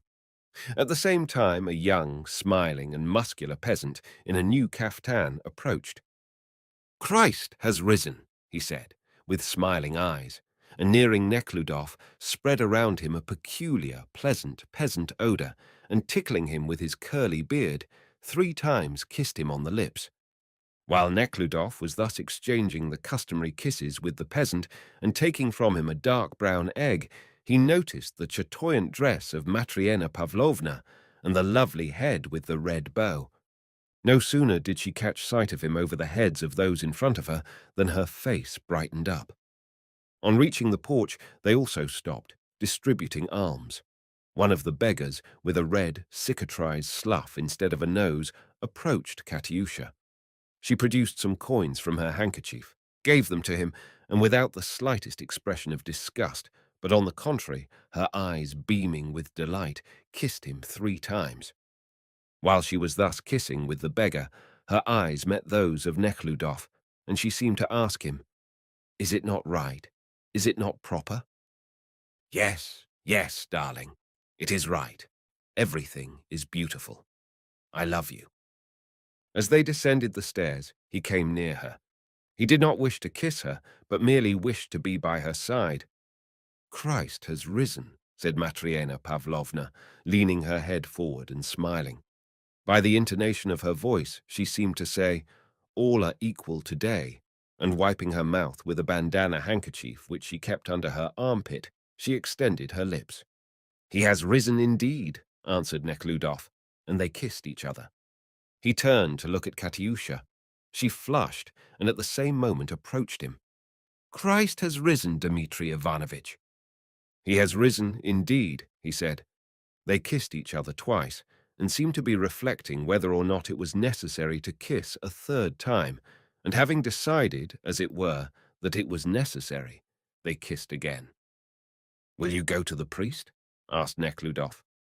"No, we will stay here, Dmitri Ivanovitch," answered Katyusha laboriously, as though after hard, pleasant exertion, breathing with her full breast and looking straight in his eyes, with her submissive, chaste, loving, and slightly squinting eyes. There is a point in the love between man and woman when that love reaches its zenith, when it is free from consciousness, reason, and sensuality. Such a moment arrived for Nekhludoff that Easter morn. Now, whenever he thought of Katyusha, her appearance at that moment obscured every other recollection of her. The dark, smooth, resplendent head, the white dress with folds clinging to her graceful bust and undulating breast, those vermilion cheeks, those brilliant black eyes, and 2 main traits in all her being: the virgin purity of her love, not only for himself, but for everything and everybody. He knew it, not only the good and beautiful, but even that beggar whom she had kissed. He knew that she possessed that love, because that night and that morning he felt it within him, and felt that in that love his soul mingled into one with hers. Ah, if that feeling had continued unchanged! Yes, that awful affair occurred after that notable commemoration of Christ's resurrection, he thought now, sitting at the window of the jury room. Chapter 16. Returning from the church, Nekhludoff broke his fast with the aunts, and to repair his strength, drank some brandy and wine, a habit he acquired in the army, and going to his room immediately fell asleep with his clothes on. He was awakened by a rap at the door. By the rap he knew that it was she, so he rose, rubbing his eyes and stretching himself. "Is it you, Katyusha? Come in," he said, rising. She opened the door. "You are wanted to breakfast," she said. She was in the same white dress, but without the bow in her hair. As she looked in his eyes, she brightened up as if she had announced something unusually pleasant. "I shall come immediately," he answered, taking a comb to rearrange his hair. She lingered for a moment. He noticed it, and putting down the comb, he moved toward her. But at the same moment, she quickly turned and walked off with her customary light and agile step along the narrow mat of the corridor. "What a fool I am," Nekhludoff said to himself. "Why did I not detain her?" And he ran after her. He did not know himself what he wished of her, but it seemed to him that when she entered his room, he ought to have done something that anyone in his place would have done, but which he failed to do. "Wait, Katyusha," he said. She looked around. "What is it?" she said, stopping. "Nothing. I only—" With some effort, he overcame his shyness, and remembering how people generally act in such a case, he put his arm about Katyusha's waist. She stopped and looked in his eyes. "Don't, Ivanovitch, don't," she said, blushing until her eyes filled with tears. Then, with her rough, strong hands, she removed his arm. Nekhludoff released her, and for a moment felt not only awkward and ashamed, but seemed odious to himself. He should have believed in himself, but he failed to understand that this awkwardness and shame were the noblest feelings of his soul, begging for recognition, and on the contrary, it seemed to him that it was his foolishness that was speaking within him, that he ought to have done as everybody does in a similar case. He overtook her again embraced her, and kissed her on the neck. This kiss was entirely unlike the other two kisses. The first was given unconsciously, behind the lilac bush, the second, in the morning in church. The last one was terrible, and she felt it. "But what are you doing?" she exclaimed in such a voice as if he had irrecoverably destroyed something infinitely precious, and ran away from him. He went to the dining room. His aunts in holiday attire, the doctor and a neighbour were taking lunch standing. Everything was as usual, but a storm raged in Neckludoff's soul. He did not understand what was said to him, his answers were inappropriate, and he was thinking only of Katyusha, recalling the sensation of the last kiss he gave her when he overtook her in the corridor. He could think of nothing else. When she entered the room, without looking at her, he felt her presence with all his being, and had to make an effort not to look at her. After lunch, he went immediately to his room, and in great agitation walked to and fro, listening to the sounds in the house and waiting to hear her steps. The animal man that dwelled in him not only raised his head, but crushed underfoot the spiritual man that he was when he first arrived at the manor, and was even this very morning in church, and that terrible animal man now held sway in his soul. Although Nekhludoff was watching an opportunity to meet Katyusha that day, he did not succeed in seeing her face to face even once. She was probably avoiding him. But in the evening it happened that she had to enter a room adjoining his. The physician was to remain overnight, and Katyusha had to make the bed for him. Hearing her steps, Nekhludoff, stepping on tiptoe and holding his breath as though preparing to commit a crime, followed her into the room. Thrusting both her hands into a white pillowcase and taking hold of two corners of the pillow, she turned her head and looked at him smiling, but it was not the old, cheerful, happy smile, but a frightened, piteous smile. The smile seemed to tell him that what he was doing was wrong. For a moment he stood still. There was still the possibility of a struggle. Though weak, the voice of his true love to her was still heard. It spoke of her feelings, of her life. The other voice reminded him of his enjoyment, his happiness, and this second voice stifled the first. He approached her with determination, and the terrible, irresistible animal feeling mastered him. Without releasing her from his embrace, Nekhludoff seated her on the bed, and feeling that something else ought to be done, seated himself beside her. "Dmitri Ivanovitch, darling, please let me go," she said in a piteous voice. "Matriena Pavlovna is coming," she suddenly exclaimed, tearing herself away. Matriena Pavlovna was really approaching the door. She entered the room, holding a quilt on her arm, and looking reproachfully at Nekhludoff, angrily rebuked Katyusha for taking the wrong quilt. Nekhludoff went out in silence. He was not even ashamed. By the expression of Matriena Pavlovna's face, he saw that she condemned him, and justly so. He knew that what he was doing was wrong, but the animal feeling, which succeeded his former feeling of pure love to her, seized him and held sole sway over him, recognizing no other feeling. He knew now what was necessary to do in order to satisfy that feeling, and was looking for means to that end. He was out of sorts all that night. Now he would go to his aunt's. Now he returned to his room or went to the perron, thinking but of one thing, how to meet her alone. But she avoided him, and Matriena Pavlovna strove not to lose sight of her. Chapter 17. Thus the entire evening passed, and when night came, the doctor went to bed. The aunts were also preparing to retire. Nekhludoff knew that Matriena Pavlovna was in the aunt's dormitory, and that Katyusha was in the servants' quarters, alone. He again went out on the perron. It was dark, damp and warm, and that white mist which in the spring thaws the last snow filled the air. Strange noises came from the river, which was 100 feet from the house. It was the breaking up of the ice. Neckludof came down from the perron and, stepping over pools and the thin ice covering formed on the snow, walked toward the window of the servants' quarters.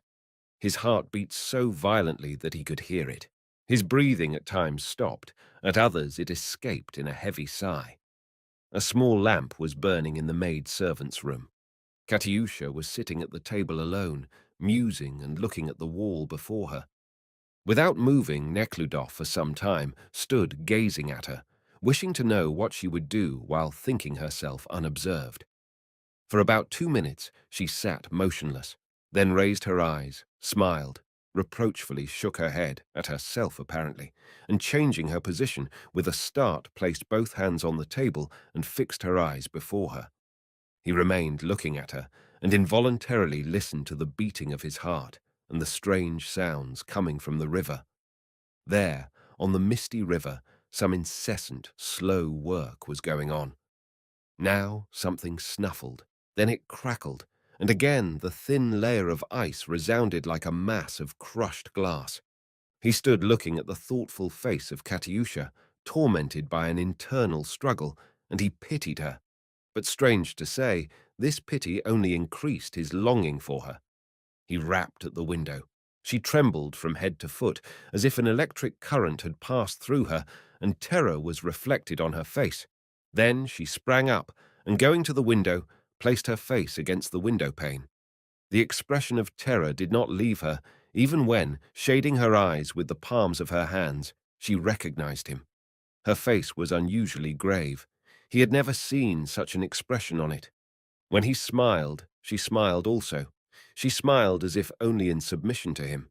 But in her soul, instead of a smile, there was terror.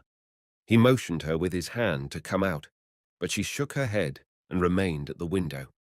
Again, he leaned toward the window and was about to speak when she turned toward the door. Someone had apparently called her. Nekhludoff moved away from the window. The fog was so dense that when 5 feet away, he saw only a darkening mass from which a red, seemingly large light of the lamp was reflected. From the river came the same strange sounds of snuffling, crackling and grinding of the ice. In the courtyard, a cock crowed. Others nearby responded. Then from the village, first singly, interrupting each other, then mingling into one chorus, was heard the crowing of all the cocks. Except for the noise of the river, it was perfectly quiet all around. After walking twice around the corner of the house and stepping several times into mud pools, Nekhludoff returned to the window of the maidservants' quarters. The lamp was still burning, and Katyusha sat alone at the table as if in indecision.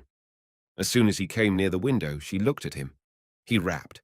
Without stopping to see who had rapped, she immediately ran from the room, and he heard the opening and closing of the door.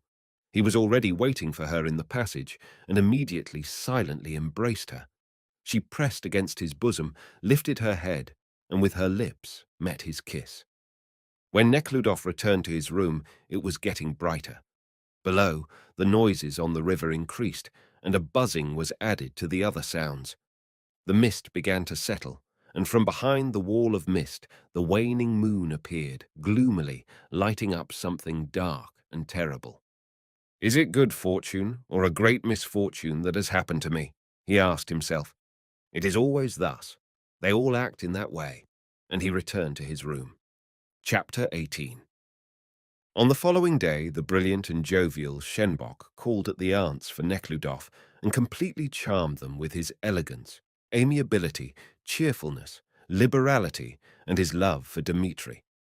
Though his liberality pleased the aunts, they were somewhat perplexed by the excess to which he carried it. He gave a rouble to a blind beggar. The servants received as tips 15 roubles, and when Sofia Ivanovna's lapdog, Suzette, hurt her leg so that it bled, he volunteered to bandage it, and without a moment's consideration tore his fine linen handkerchief. Sofia Ivanovna knew that those handkerchiefs were worth 15 roubles a dozen, and made bandages of it for the dog. The aunts had never seen such men. nor did they know that his debts ran up to 200,000 rubles, which, he knew, would never be paid, and that therefore 25 rubles more or less made no appreciable difference in his accounts. Shenbok remained but one day, and the following evening departed with Neckludof. They could remain no longer, for the time for joining their regiment had arrived. On this last day spent at the aunt's, when the events of the preceding evening were fresh in his memory, two antagonistic feelings struggled in Nekhludof's soul. One was the burning, sensual recollection of love, although it failed to fulfill its promises, and some satisfaction of having gained his ends. The other, a consciousness of having committed a wrong, and that that wrong must be righted, not for her sake, but for his own sake. In that condition of insane egotism, Nekhludoff thought only of himself, whether he would be condemned and how far if his act should be discovered, but never gave a thought to the question, how does she feel about it, and what will become of her? He thought that Shenbok divined his relations to Katyusha, and his ambition was flattered. "That's why you so suddenly began to like your aunts," Shenbok said to him when he saw Katyusha. "In your place, I should stay here even longer. She is charming." He also thought that while it was a pity to leave now, without enjoying his love in its fullness, the necessity of going was advantageous in that he was able to break the relations which it were difficult to keep up. He further thought it was necessary to give her money, not because she might need it, but because it was customary to do so. So he gave as much money as he thought was proper, considering their respective positions. On the day of his departure after dinner, he waited in the passage until she came by. She flushed as she saw him, and wished to pass on, pointing with her eyes to the door of her room, but he detained her. "I came to bid you farewell," he said, crumpling an envelope containing 100-ruble bill. "How is—" She suspected it, frowned, shook her head, and thrust aside his hand. "Yes? Take it," he murmured, thrusting the envelope in the bosom of her waist, and, as if it had burned his fingers, he ran to his room. For a long time he paced his room to and fro, frowning and even jumping, and moaning aloud as if from physical pain as he thought of the scene. But what is to be done? It is always thus. Thus it was with Shenbok and the governess whom he had told about. It was thus with Uncle Gregory, with his father, when he lived in the country, and the illegitimate son Mityuka, who is still living, was born to him. And if everybody acts thus, consequently it ought to be so. Thus he was consoling himself, but he could not be consoled. The recollection of it stung his conscience. In the depth of his soul he knew that his action was so base, abominable, and cruel that with that action upon his conscience, not only would he have no right to condemn others, but he should not be able to look others in the face, to say nothing of considering himself the good, noble, magnanimous man he esteemed himself. And he had to esteem himself as such in order to be able to continue to lead a valiant and joyous life. And there was but one way of doing so, and that was not to think of it. This he endeavored to do. The life into which he had just entered, new scenes, comrades, and active service, helped him on. The more he lived, the less he thought of it, and in the end really forgot it entirely. Only once, on his return from active service, when, in the hope of seeing her, he paid a visit to his aunts, he was told that Katyusha, soon after his departure, had left them, that she had given birth to a child, and, as the aunts were informed, had gone to the bad. As he heard it, his heart was oppressed with grief. From the statement of the time when she gave birth to the child, it might be his, and it might not be his. The aunt said that she was vicious and of a depraved nature, just like her mother. And this opinion of the aunt's pleased him, because it exculpated him, as it were. At first he intended to find her and the child, but as it pained him very much, and he was ashamed to think of it, he did not make the necessary efforts, and gradually ceased to think of his sin. But now, this fortuitous meeting brought everything to his mind, and compelled the acknowledgment of his heartlessness, cruelty, and baseness, which made it possible for him to live undisturbed by the sin which lay on his conscience. He was yet far from such acknowledgment, and at this moment was only thinking how to avoid disclosure which might be made by her or her attorney, and thus disgrace him before everybody.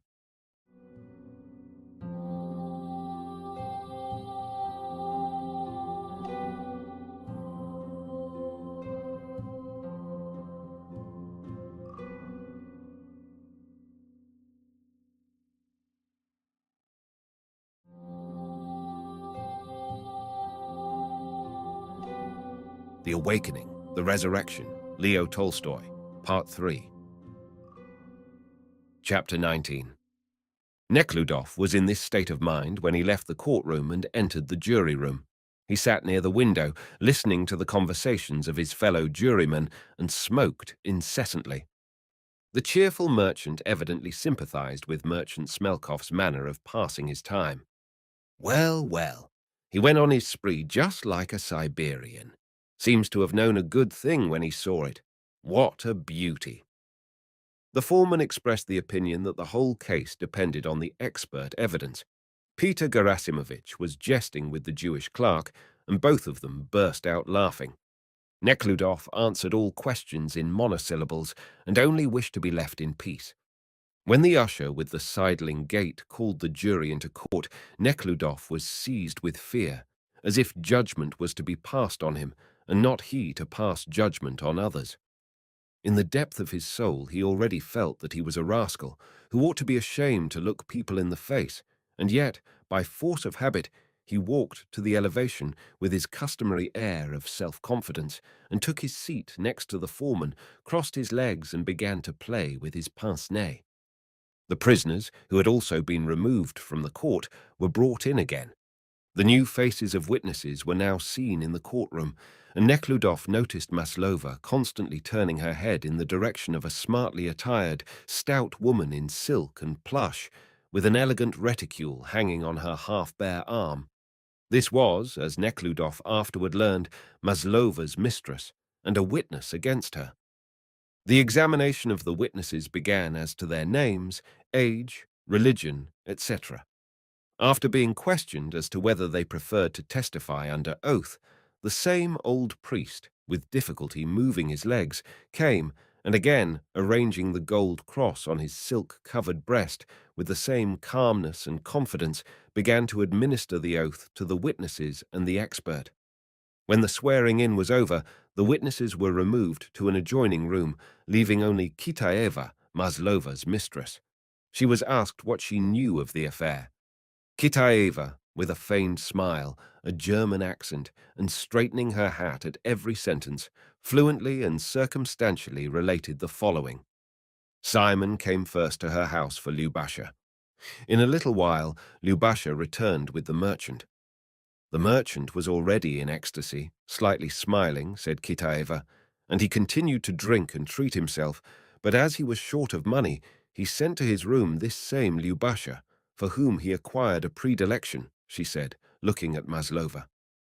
It seemed to Neckludof that Maslova smiled at this, and the smile seemed to him disgusting. A strange feeling of squeamishness mingled with compassion rose in his breast. What opinion did you entertain of Maslova?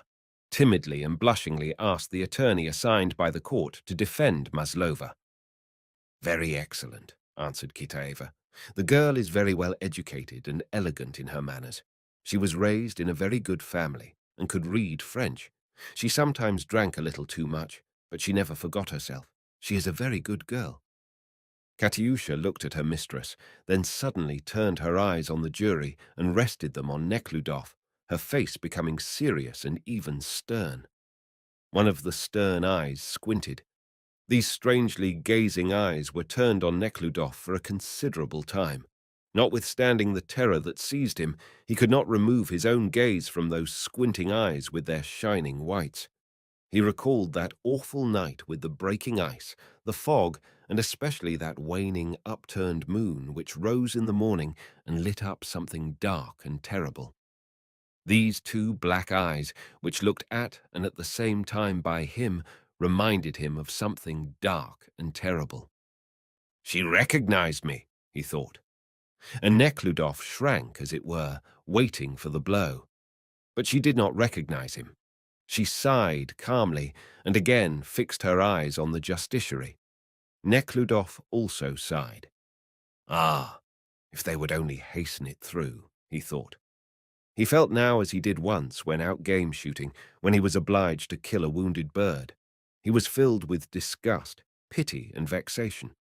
The wounded bird is struggling in the game bag. He feels disgust and pity, and wishes to kill it quickly and forget it. Such mingled feelings filled Nekhludof's breast as he sat listening to the examination of the witnesses. Chapter 20. As if to spite him, the case dragged out to a weary length. After the examination of the witnesses and the expert, and after all the unnecessary questions by the prosecutor and the attorneys, usually made with an important air, the justiciary told the jury to look at the exhibits, which consisted of an enormous ring with a diamond rosette, evidently made for the forefinger, and a glass tube containing the poison. These were sealed and labelled.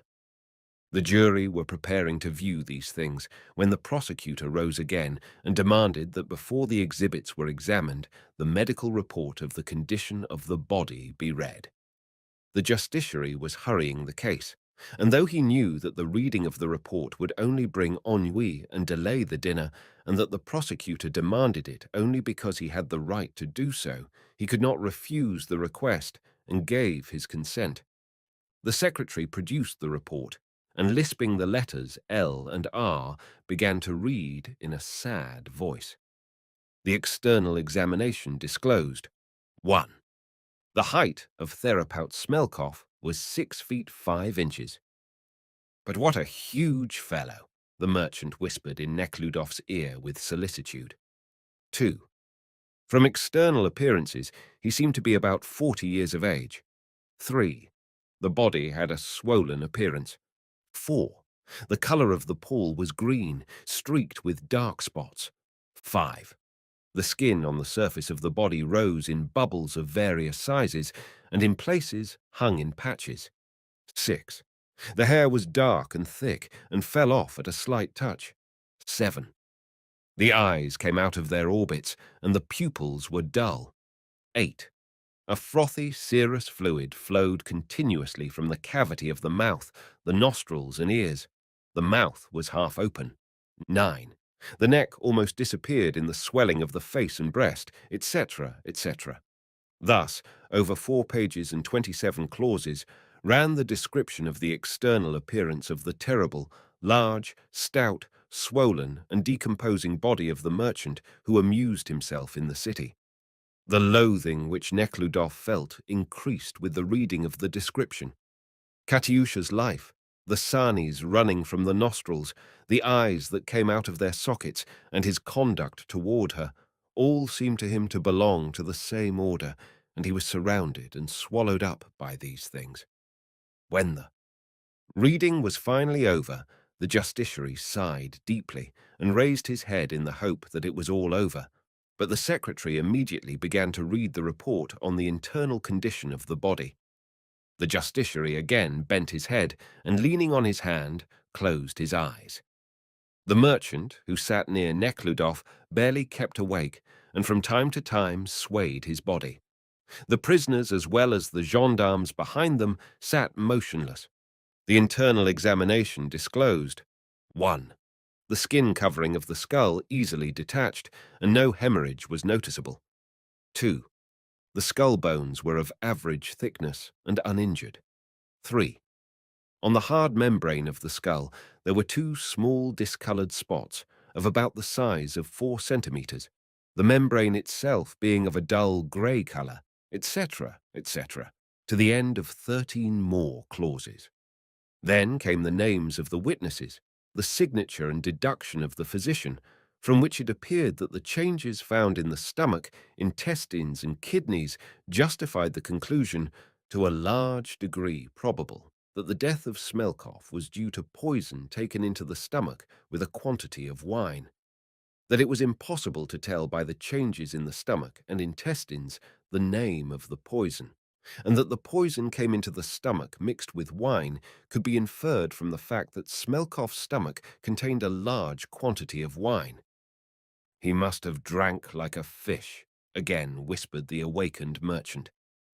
The reading of this official report, which lasted about 2 hours, did not satisfy, however, the prosecutor. When it was over, the justiciary turned to him, saying, "I suppose it is superfluous to read the record of the examination of the intestines." "I would ask that it be read," sternly said the prosecutor, without looking at the justiciary, sidewise raising himself and impressing by the tone of his voice that it was his right to demand it, that he would insist on it, and that a refusal would be ground for appeal. The associate with the long beard and kind, drooping eyes, who was suffering from catarrh, feeling very weak, turned to the justiciary. "What is the good of reading it? It will only drag the matter out. These new brooms only take a longer time to sweep, but do not sweep any cleaner." The associate in the gold eyeglasses said nothing, and gloomily and determinedly looked in front of him, expecting nothing good either from his wife or from the world. The report commenced thus. February 15th, 188. The undersigned, in pursuance of an order No. 638 of the Medical Department, began the secretary with resolution, raising the pitch of his voice as if to dispel the drowsiness that seized upon everyone present, and in the presence of the assistant medical director examined the following intestines. 1. The right lung and heart, contained in a 5-pound glass vial. 2. The contents of the stomach, contained in a 5-pound glass vial. 3. The stomach itself, contained in a 5-pound glass vial. 4. The kidneys, liver and spleen, contained in a 2.5-pound glass vial. 5. The entrails, contained in a 5-pound earthen jar. As the reading of this report began, the justiciary leaned over to one of his associates and whispered something, then to the other, and, receiving affirmative answers, interrupted the reading at this point. "The court finds the reading of the report superfluous," he said. The secretary closed reading and gathered up his papers, while the prosecutor angrily began to make notes. "The gentlemen of the jury may now view the exhibits," said the justiciary. The foreman and some of the jury rose from their seats and, holding their hands in awkward positions, approached the table and looked in turn on the ring, vials, and jars. The merchant even tried the ring on his finger. "What a finger he had," he said, returning to his seat. "It must have been the size of a large cucumber," he added, evidently amused by the giant figure of the merchant as he imagined him. Chapter 21. When the examination of the exhibits was over, the justiciary announced the investigation closed, and desiring to end the session, gave the word to the prosecutor, in the hope that as he, too, was mortal, he might also wish to smoke or dine, and would have pity on the others. But the prosecutor pitied neither himself nor them. When the word was given him, he rose slowly, displaying his elegant figure, and placing both hands on the desk and slightly bending his head, he cast a glance around the courtroom, his eyes avoiding the prisoners. "Gentlemen of the jury, the case which is now to be submitted to your consideration." He began his speech, prepared while the indictment and reports were being read, "is a characteristic crime, if I may so express myself." The speech of a prosecuting attorney, according to his idea, had to be invested with a social significance, according to the manner of those lawyers who became famous.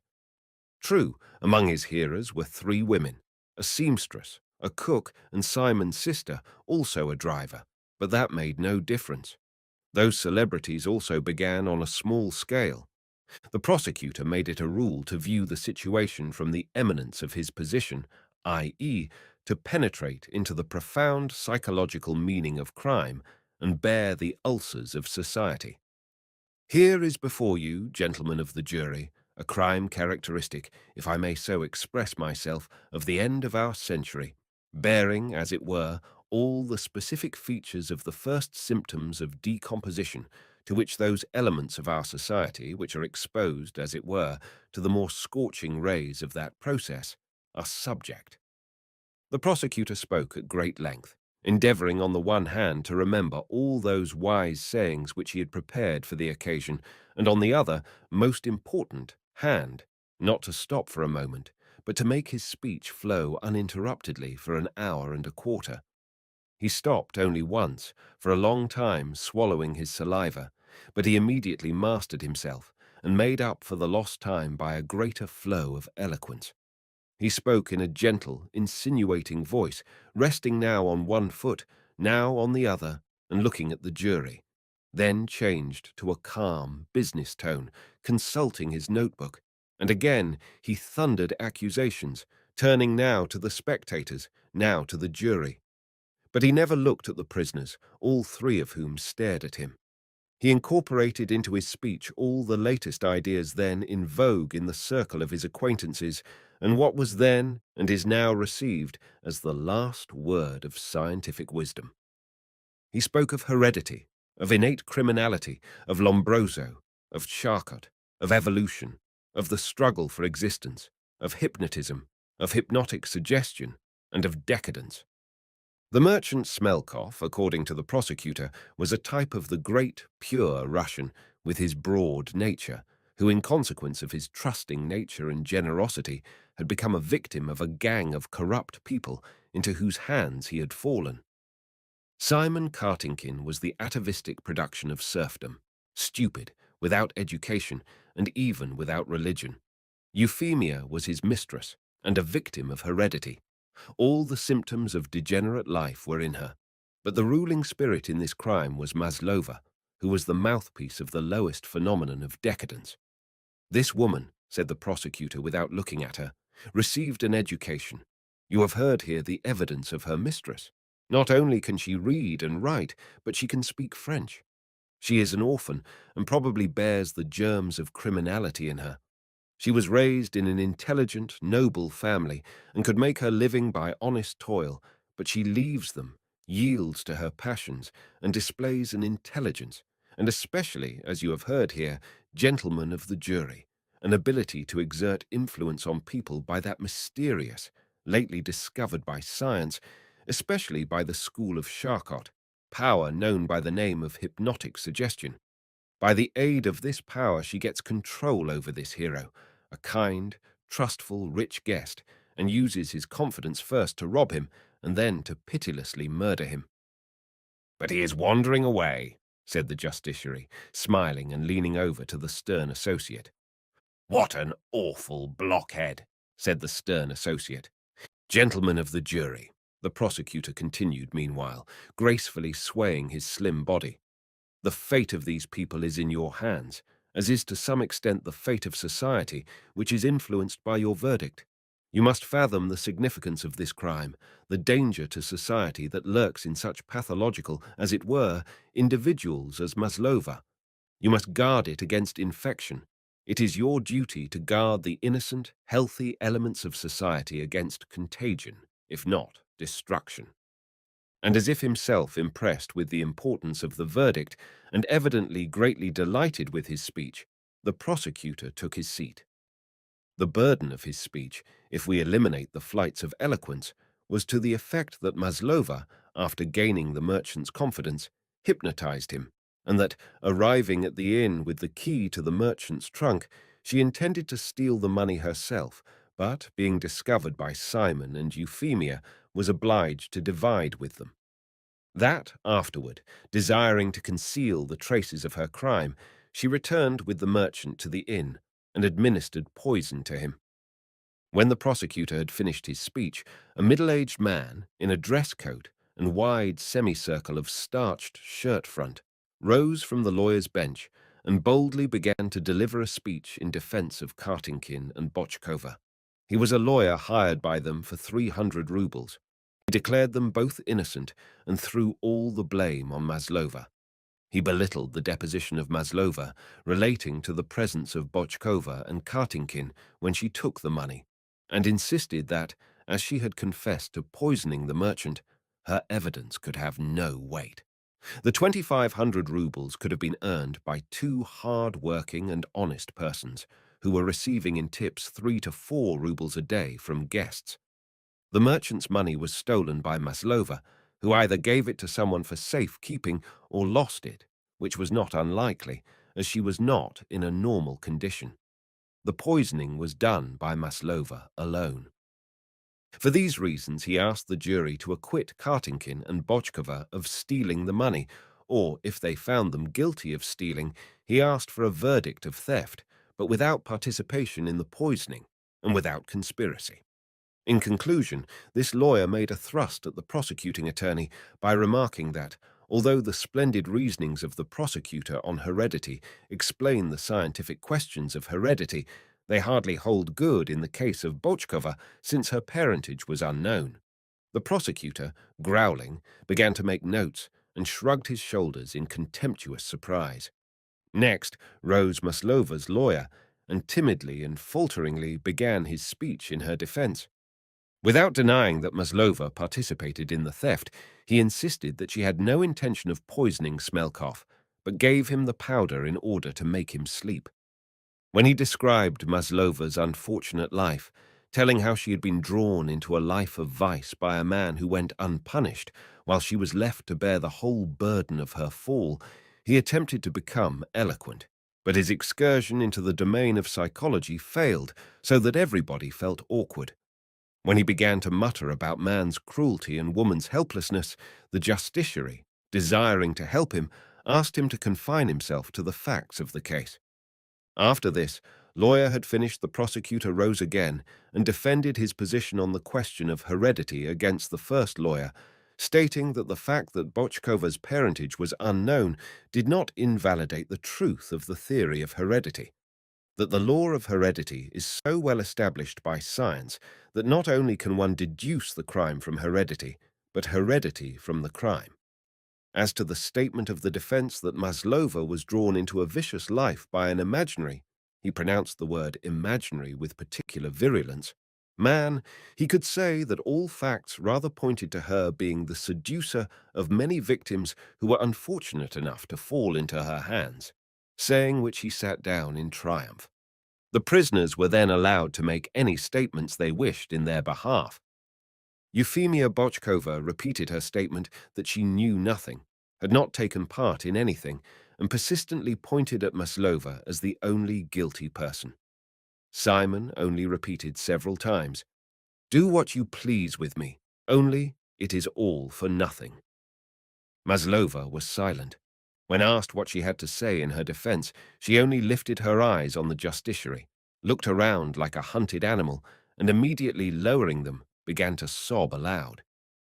"What is the matter?" asked the merchant of Neckludof, hearing a strange sound escaping the latter's lips. It was a suppressed sob.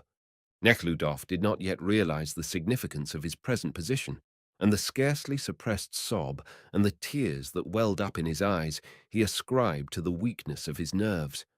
He put on his pince-nez to hide them, and drawing a handkerchief from his pocket, began to blow his nose. His fear of the disgrace that would fall upon him if everybody in the courtroom were to find out his conduct toward her stifled the struggle that was going on within him. At this time, fear outweighed in him every other feeling. Chapter 22.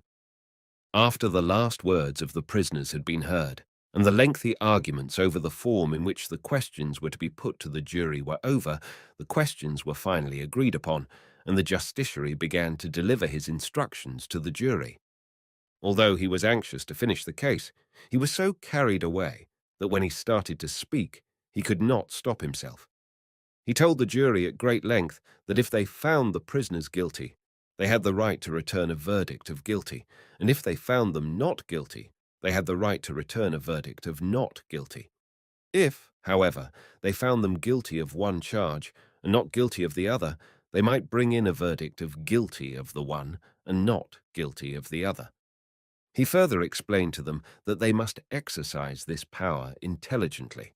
He also intended to explain to them that if they gave an affirmative answer to a question, they would thereby affirm everything involved in the question, and that if they did not desire to affirm everything involved in the question, they must distinguish the part they affirmed from the part they disaffirmed. But seeing on the clock that it was 5 minutes of 3, he decided to pass over to a statement of the case. The facts of this case are the following. he began, repeating everything that had been stated over and over again by the defendant's attorneys, the prosecutor, and the witnesses. While the justiciary was charging the jury, his associates thoughtfully listened, and now and then glanced at the clock. They thought that although his charge was sound, i.e., as it should be, it was too long. Of the same opinion was the prosecutor, as well as all those connected with the court, including the spectators. The justiciary concluded his charge. It was thought he had finished. But the justiciary found it necessary to add a few words concerning the importance of the power given to the jury, that it should be used with care and should not be abused, that they had taken an oath, that they were the conscience of society, and that the secrecy of the consultation room was sacred, etc., etc. From the moment the justiciary began to speak, Maslova kept her eyes on him, as if she feared to miss a word, so that Neckludof was not afraid to meet her gaze, and constantly looked at her. And before his imagination arose that common phenomenon of the appearance of a long, absent, beloved face, which, after the first shock produced by the external changes which have taken place during the long absence, gradually becomes the same as it was many years ago. All the past changes disappear, and before the spiritual eyes stands forth the main expression of the peculiar spiritual individuality. This happened with Neckludof. Yes, notwithstanding the prison garb, the bloated body and the high breast, notwithstanding the distended lower part of the face, the wrinkles on the forehead and the temples, and the swelling under the eyes, it was undoubtedly that same Katyusha who on Easter Sunday looked up to him, her beloved, with her enamored, smiling, happy, lively eyes. What a remarkable coincidence that this case should be tried during my term, that without seeing her for 10 years I should meet her here in the prisoner's dock, and what will be the end? Ah, I wish it were over. He would not yield to the feeling of repentance which spoke within him. He considered it an incident which would soon pass away without disturbing his life. He felt himself in the position of a puppy who had misbehaved in his master's rooms and whom his master, taking him by the neck, thrust into the dirt he had made. The puppy squeals, pulls back in his effort to escape the consequences of his deed, which he wishes to forget. But the inexorable master holds him fast. Thus Neckludof felt the foulness of his act, and he also felt the powerful hand of the master, but did not yet understand the significance of his act, did not recognize the master. He did not wish to believe that what he saw before him was the result of his own deed. But the inexorable, invisible hand held him fast, and he had a foreboding that he should not escape. He summoned up his courage, crossed his legs, as was his wont, and, negligently playing with his pince-nez, he sat with an air of self-confidence on the second chair of the front row. Meanwhile, he already felt in the depth of his soul all the cruelty, dastardliness, and baseness, not only of that act of his, but of his whole idle, dissolute, cruel, and wayward life. And the terrible veil, which during these 12 years in such marvellous manner had hidden from him that crime and all his subsequent life, already began to stir, and now and then he caught a glimpse behind it. Chapter 23. The justiciary finally finished his speech and handed the list of questions to the foreman. The jury rose from their seats, glad of an opportunity to leave the courtroom, and not knowing what to do with their hands, as if ashamed of something, they filed into the consultation room. As soon as the door closed behind them, a gendarme, with drawn sword resting on his shoulder, placed himself in front of it. The judges rose and went out. The prisoners also were led away. On entering the consultation room, the jury immediately produced cigarettes and began to smoke. The sense of their unnatural and false position, of which they were to a greater or less degree cognizant while sitting in the courtroom, passed away as soon as they entered their room and lighted their cigarettes, and, with a feeling of relief, they seated themselves and immediately started an animated conversation. "The girl is not guilty. She was confused," said the kind-hearted merchant. "That is what we are going to consider," retorted the foreman. We must not yield to our personal impressions. The judge's summing up was good, said the colonel. Do you call it good? It nearly sent me to sleep. The important point is that the servants could not have known that there was money in the room if Maslova had no understanding with them, said the clerk with the Jewish face. So you think that she stole it? Asked one of the jury. I will never believe that, shouted the kind-hearted merchant. It is all the work of that red-eyed wench. They are all alike, said the colonel, but she said that she did not go into the room. Do you believe her more than the other? I should never believe that worthless woman. That does not decide the question, said the clerk. She had the key. What if she had? Answered the merchant. And the ring? She explained it, again shouted the merchant. It is quite likely that being drunk he struck her. Well, and then he was sorry, of course. There, don't cry. Take this ring. And what a big man. They said he weighed about 250 pounds, I believe. That is not the point, interrupted Peter Gerasimovich. The question is, was she the instigator or were the servants? The servants could not have done it without her. She had the key. This incoherent conversation lasted for a long time. Excuse me, gentlemen, said the foreman. Let us sit down and consider the matter. Take your seats, he added, seating himself in the foreman's chair. These girls are rogues, said the clerk, and to sustain his opinion that Maslova was the chief culprit, he related how one of those girls once stole a watch from a friend of his. As a case in point, the colonel related the bolder theft of a silver samovar. Gentlemen, let us take up the questions, said the foreman, rapping on the table with a pencil. They became silent. The questions submitted were: 1. Is the peasant of the village of Barkov, district of Krapivensk, Simon Petrov Kartinkin, 33 years of age, guilty of having, with the design of taking the life of Smelkov and robbing him, administered to him poison in a glass of brandy which caused the death of Smelkov, and of afterward robbing him of 2,500 roubles and a diamond ring? 2. Is the Burgess Euphemia Ivanovna Bochkova, 47 years of age, guilty of the crime mentioned in the first question? 3. Is the Burgess Catherine Mikhailovna Maslova, 27 years of age, guilty of the crime mentioned in the first question? 4.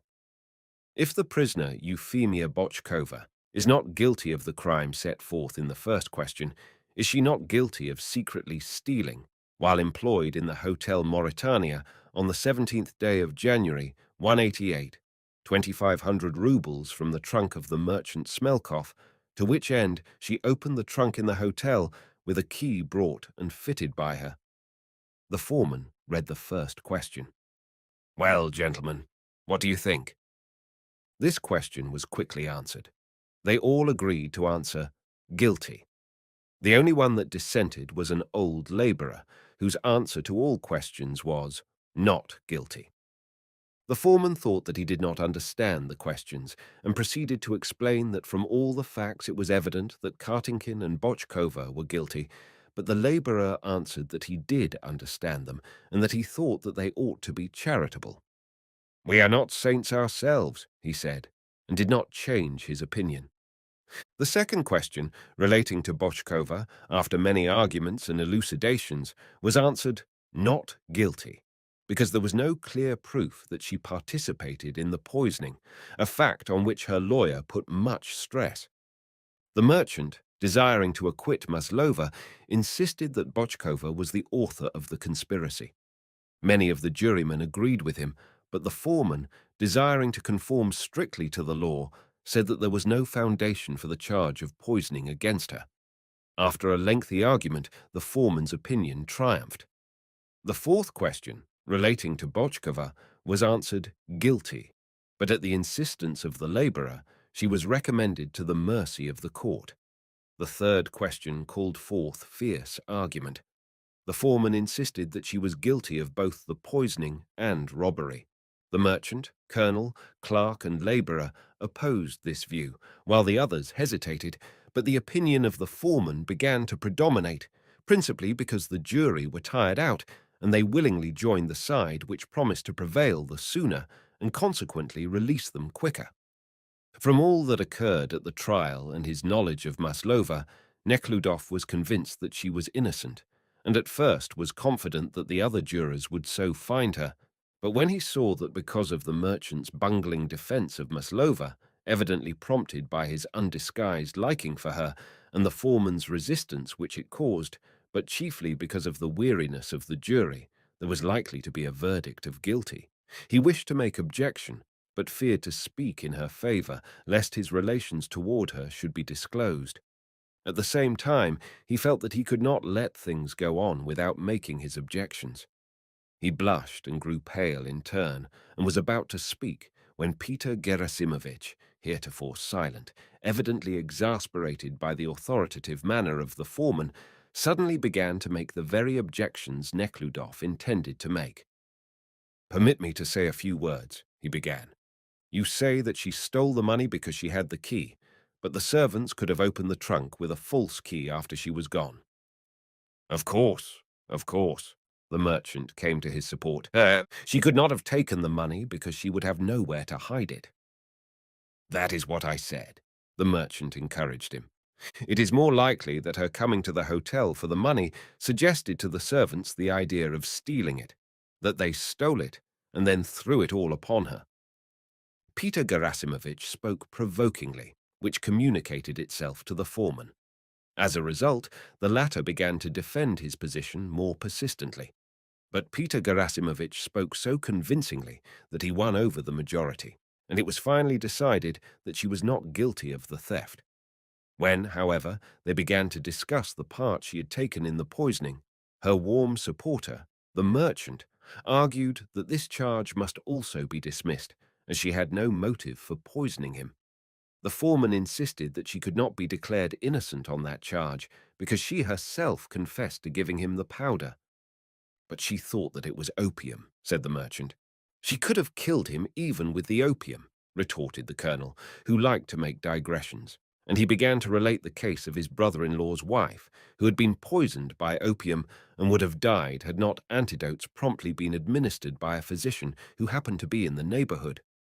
The colonel spoke so impressively and with such self-confidence and dignity that no one dared to interrupt him. Only the clerk, infected by the example set by the colonel, thought of telling a story of his own. "Some people get so accustomed to opium," he began, "that they can take 40 drops at a time. A relative of mine—" But the colonel would brook no interruption and went on to tell of the effect of the opium on his brother-in-law's wife. "It is 5 o'clock, gentlemen," said one of the jury. "What do you say, gentlemen?" said the foreman. "We find her guilty, but without the intent to rob and without stealing any property. Is that correct?" Peter Gerasimovich, pleased with the victory he had gained, agreed to the verdict. "And we recommend her to the mercy of the court," added the merchant. Everyone agreed except the labourer, who insisted on a verdict of not guilty. "But that is the meaning of the verdict," explained the foreman. "Without the intent to rob and without stealing any property. Hence, she is not guilty. Don't forget to throw in the recommendation to mercy, if there be anything left that will wipe it out," joyfully said the merchant. They were so tired, and the arguments had so confused them that it did not occur to anyone to add, "but without the intent to cause the death of the merchant." Nekhludof was so excited that he did not notice it. The answers were in this form taken to the court. Rabelais relates the story of a jurist who was trying a case, and who, after citing innumerable laws and reading 20 pages of incomprehensible judicial Latin, made an offer to the litigants to throw dice.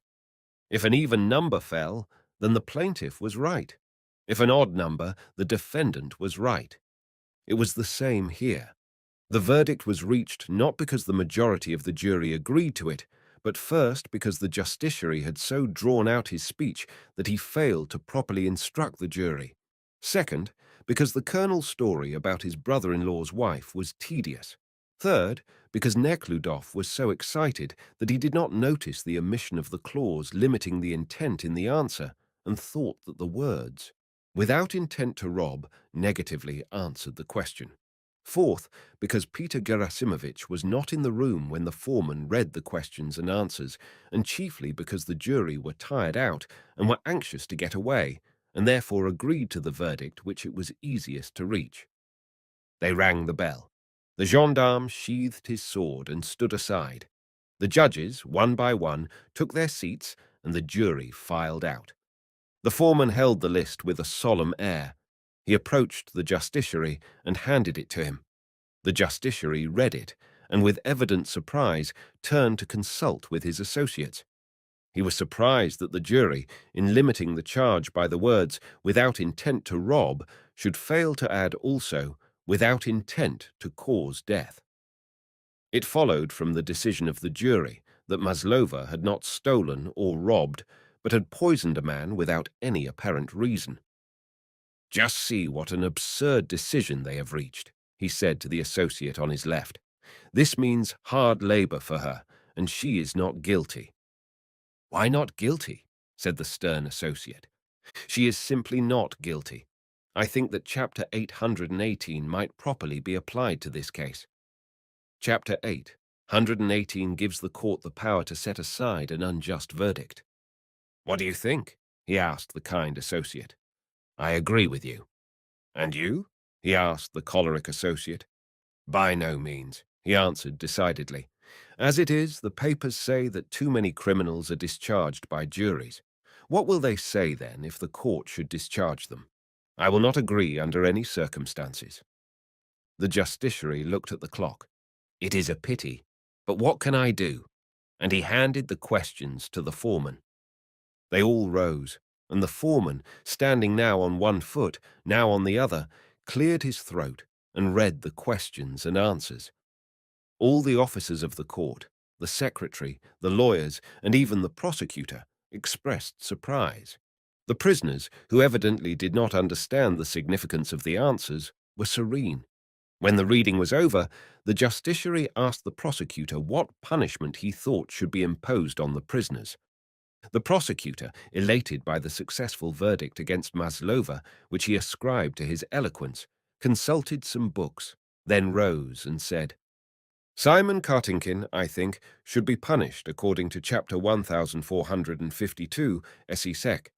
4 and Chapter 1453.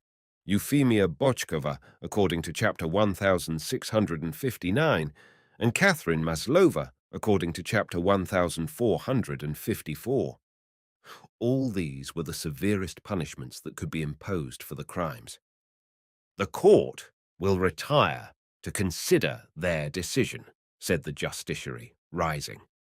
Everybody then rose, and, with a relieved and pleasant feeling of having fulfilled an important duty, walked around the courtroom. "What a shameful mess we have made of it," said Peter Gerasimovich, approaching Neckludof, to whom the foreman was telling a story. "Why, we have sentenced her to hard labor." "Is it possible?" exclaimed Neckludof, taking no notice at all this time of the unpleasant familiarity of the tutor. "Why, of course," he said. "We have not inserted in the answer, guilty, but without intent to cause death. The secretary has just told me that the law cited by the prosecutor provides 15 years hard labor." "But that was our verdict," said the foreman. Peter Gerasimovich began to argue that it was self-evident that as she did not steal the money, she could not have intended to take the merchant's life. "But I read the questions before we left the room," the foreman justified himself, "and no one objected." "I was leaving the room at the time," said Peter Gerasimovich. "But how did you come to miss it?" "I did not think of it," answered Neckludof. "You did not?" "We can write it yet," said Neckludof. "No, we cannot. It is all over now." Neckludof looked at the prisoners. While their fate was being decided, they sat motionless behind the grating in front of the soldiers. Maslova was smiling. Nekludof's soul was stirred by evil thoughts. When he thought that she would be freed and remain in the city, he was undecided how he should act toward her, and it was a difficult matter. But Siberia and penal servitude at once destroyed the possibility of their meeting again. The wounded bird would stop struggling in the game bag and would no longer remind him of its existence. Chapter 24. The apprehensions of Peter Gerasimovich were justified. On returning from the consultation room, the justiciary produced a document and read the following. By order of His Imperial Majesty, the Criminal Division of the Circuit Court, in conformity with the finding of the jury, and in accordance with VCHR 771 S3 and CH 776 S3 and CH 777 of the Code of Criminal Procedure, this 28th day of April 188, decrees that Simon Kartinkin, 33 years of age, and Catherine Maslova, 27 years of age, be deprived of all civil rights and sent to penal servitude, Kartinkin for 8, Maslova for the term of 4 years, under conditions prescribed by each 825 of the Code. Euphemia Bochkova is deprived of all civil and special rights and privileges, and is to be confined in jail for the period of 3 years under conditions prescribed by CH 49 of the Code, with the costs of the trial to be borne by all three, and in case of their inability to pay, to be paid out of the treasury. The exhibits are to be sold, the ring returned, and the vials destroyed. Kartinkin stood like a post, and with outstretched fingers held up the sleeves of his coat, moving his jaws. Bochkova seemed to be calm. When Maslova heard the decision, she turned red in the face. "I am innocent. I am innocent," she suddenly cried. "It is a sin. I am innocent. I never wished, never thought. It is the truth." And sinking to the bench, she began to cry aloud. When Kartinkin and Bochkova left the courtroom, she was still standing and crying, so that the gendarme had to touch the sleeve of her coat. "She cannot be left to her fate," said Neckludof to himself, entirely forgetting his evil thoughts, and without knowing why, he ran into the corridor to look at her again. He was detained at the door for a few minutes by the jostling, animated crowd of jurors and lawyers who were glad that the case was over, so that when he reached the corridor, Maslova was some distance away. Without thinking of the attention he was attracting, with quick step he overtook her, walked a little ahead of her, and stopped. She had ceased to cry. Only a sob escaped her now and then, while she wiped her tears with a corner of her kerchief. She passed him without turning to look at him. He then hastily returned to see the justiciary. The latter had left his room, and Neckludof found him in the porter's lodge. "Judge," said Neckludof, approaching him at the moment when he was putting on a light overcoat and taking a silver-handled cane which the porter handed him, "may I speak to you about the case that has just been tried? I am a juror." "Why, of course, Prince Neckludof. I am delighted to see you. We have met before," said the justiciary, pressing his hand and recalling with pleasure that he was the jolliest fellow and best dancer of all the young men on the evening he had met him. "What can I do for you?" "There was a mistake in the jury's finding against Maslova. She is not guilty of poisoning, and yet she is sent to penal servitude," he said, with a gloomy countenance. "The court gave its decision in accordance with your own finding," answered the justiciary, moving toward the door, although the answers did not seem to suit the case. He remembered that he intended to explain to the jury that an answer of guilty without a denial of intent to kill involved an intent to kill, but as he was hastening to terminate the proceedings, he failed to do so. "But could not the mistake be rectified?" "Cause for appeal can always be found. You must see a lawyer," said the justiciary, putting on his hat a little on one side and continuing to move toward the door. "But this is terrible." "You see, one of two things confronted Maslova," the justiciary said, evidently desiring to be as pleasant and polite with Neckludof as possible. Then, arranging his side whiskers over his coat collar and taking Neckludof's arm, he led him toward the door. "You are also going," he continued. "Yes," said Neckludof, hastily donning his overcoat and following him. They came out into the bright, cheerful sunlight, where the rattling of wheels on the pavement made it necessary to raise their voices. The situation, you see, is a very curious one, continued the justiciary. Maslova was confronted by one of two things, either a short term in jail, in which case her lengthy confinement would have been taken into consideration, or penal servitude. No other sentence was possible. Had you added the words, without intent to kill, she would have been discharged. It is unpardonable neglect on my part, said Neckludof. That is the whole trouble, the justiciary said, smiling and looking at his watch. There was only 3/4 of an hour left to the latest hour fixed in Clara's appointment. You can apply to a lawyer if you wish. It is necessary to find grounds for appeal, but that can always be found. To the Dvorianskaya, he said to the cab driver. 30 kopecks. I never pay more. All right, Your Excellency. Good day. If I can be of any service to you, please let me know. You will easily remember my address, Dvornikov's house, on the Dvorinskaya. And making a graceful bow, he rode off. Chapter 25. The conversation with the justiciary and the pure air somewhat calmed Neckludof. The feeling he experienced he now ascribed to the fact that he had passed the day amid surroundings to which he was unaccustomed. It is certainly a remarkable coincidence. I must do what is necessary to alleviate her lot, and do it quickly. Yes, I must find out here where Fanarin or Mikishin lives. Neckludof called to mind these two well-known lawyers. Neckludof returned to the courthouse, took off his overcoat, and walked up the stairs. In the very first corridor he met Fanarin. He stopped him and told him that he had some business with him. Fanarin knew him by sight, and also his name. He told Neckludof that he would be glad to do anything to please him. I am rather tired, but if it won't take long, I will listen to your case. Let us walk into that room. And Fanarin led Neckludof into a room, probably the cabinet of some judge. They seated themselves at a table. Well, state your case. First of all, I will ask you, said Neckludof, not to disclose that I am interesting myself in this case. That is understood. Well? I was on a jury today, and we sent an innocent woman to Siberia. It torments me.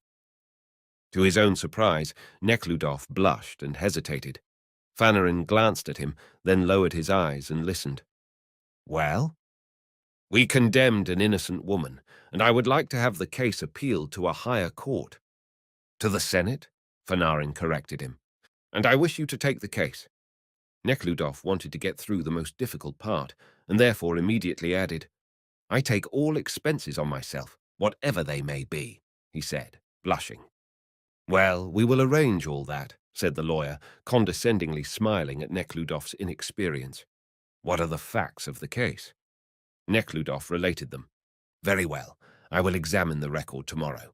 Call at my office the day after. No, better on Thursday at 6 o'clock in the evening, and I will give you an answer. And now let us go. I must make some inquiries here. Neckludof bade him goodbye and departed. His conversation with the lawyer, and the fact that he had already taken steps to defend Maslova, still more calmed his spirit. The weather was fine, and when Neckludof found himself on the street, he gladly inhaled the spring air. Cab drivers offered their services, but he preferred to walk, and a swarm of thoughts and recollections of Katyusha and his conduct toward her immediately filled his head. He became sad, and everything appeared to him gloomy. No, I will consider it later, he said to himself. And now I must have some diversion from these painful impressions. The dinner at the Korchagins came to his mind, and he looked at his watch. It was not too late to reach there for dinner. A tramcar passed by. He ran after it and boarded it at a bound. On the square, he jumped off, took one of the best cabs, and 10 minutes later he alighted in front of Korchagin's large dwelling. Chapter 26. Walk in, Your Excellency. You are expected, said the fat porter, pushing open the swinging oaken door of the entrance. They are dining, but I was told to admit you. The porter walked to the stairway and rang the bell. Are there any guests? Neckludof asked while taking off his coat. Mr. Kolosov, also Michael Sergeyevich, "Besides the family," answered the porter. A fine-looking lackey in dress coat and white gloves looked down from the top of the stairs. "Please to walk in, Your Excellency," he said. Nekhludoff mounted the stairs, and through the spacious and magnificent parlour he entered the dining room. Around the table were seated the entire family, except Princess Sophia Vassilievna, who never left her own apartments. At the head of the table sat old Korchagin, on his left the physician, on his right a visitor, Ivan Ivanovich Kolosov, an ex-district commander, and now a bank manager who was a friend of the family and of liberal tendencies. Further to the left was Miss Rader, governess to Missy's 4-year-old sister, with the little girl herself. Then to the right, Missy's only brother, Peter, a high school pupil, on account of whose forthcoming examinations the entire family remained in the city, and his tutor, also a student. Then again, to the left, Catherine Alexeyevna, a 40-year-old girl Slavophile. Opposite to her was Michael Sergeyevich, or Misha Telegin, Missy's cousin, and at the foot of the table, Missy herself, and beside her, on the table, lay an extra cover. "Ah, very glad you came. Take a seat. We are still at the fish." Chewing carefully with his false teeth, old Korchagin said, lifting his bloodshot eyes on Nekhludof. "Stepan." He turned with a full mouth to the fat, majestic servant, pointing with his eyes to Nekhludof's plate. Although Nekhludof had often dined with and knew Korchagin well, this evening his old face, his sensual, smacking lips, the napkin stuck under his vest, the fat neck, and especially the well-fed military figure, made an unpleasant impression on him. "It is all ready, Your Excellency," said Stepan, taking a soup ladle from the sideboard and nodding to the fine-looking servant with the side whiskers, who immediately began to set the table beside Missy. Nekhludof went around the table, shaking hands with everyone. All, except Korchagin and the ladies, rose from their seats when he approached them. And this, walking around the table and his hand-shaking, although most of the people were comparative strangers to him, this evening seemed to Nekhludof particularly unpleasant and ridiculous. He excused himself for his late coming, and was about to seat himself at the end of the table between Missy and Catherine Alexeyevna when old Korchagin demanded that, since he would not take any brandy, he should first take a bite at the table, on which were lobster, caviar, cheese, and herring. Nekhludof did not know he was as hungry as he turned out to be, and when he tasted of some cheese and bread, he could not stop eating, and ate ravenously. "Well, have you been undermining the bases of society?" asked Kolosov, ironically, using an expression of a retrogressive newspaper which was attacking the jury system. "You have acquitted the guilty and condemned the innocent? Have you?" "Undermining the bases. Undermining the bases," smilingly repeated the prince, who had boundless confidence in the intelligence and honesty of his liberal comrade and friend. Nekhludof, at the risk of being impolite, did not answer Kolosov, and seating himself before the steaming soup, continued to eat. "Do let him eat," said Missy, smiling. By the pronoun him, she meant to call attention to her intimacy with Nekhludof. Meanwhile, Kolosov was energetically and loudly discussing the article against trial by jury, which had roused his indignation.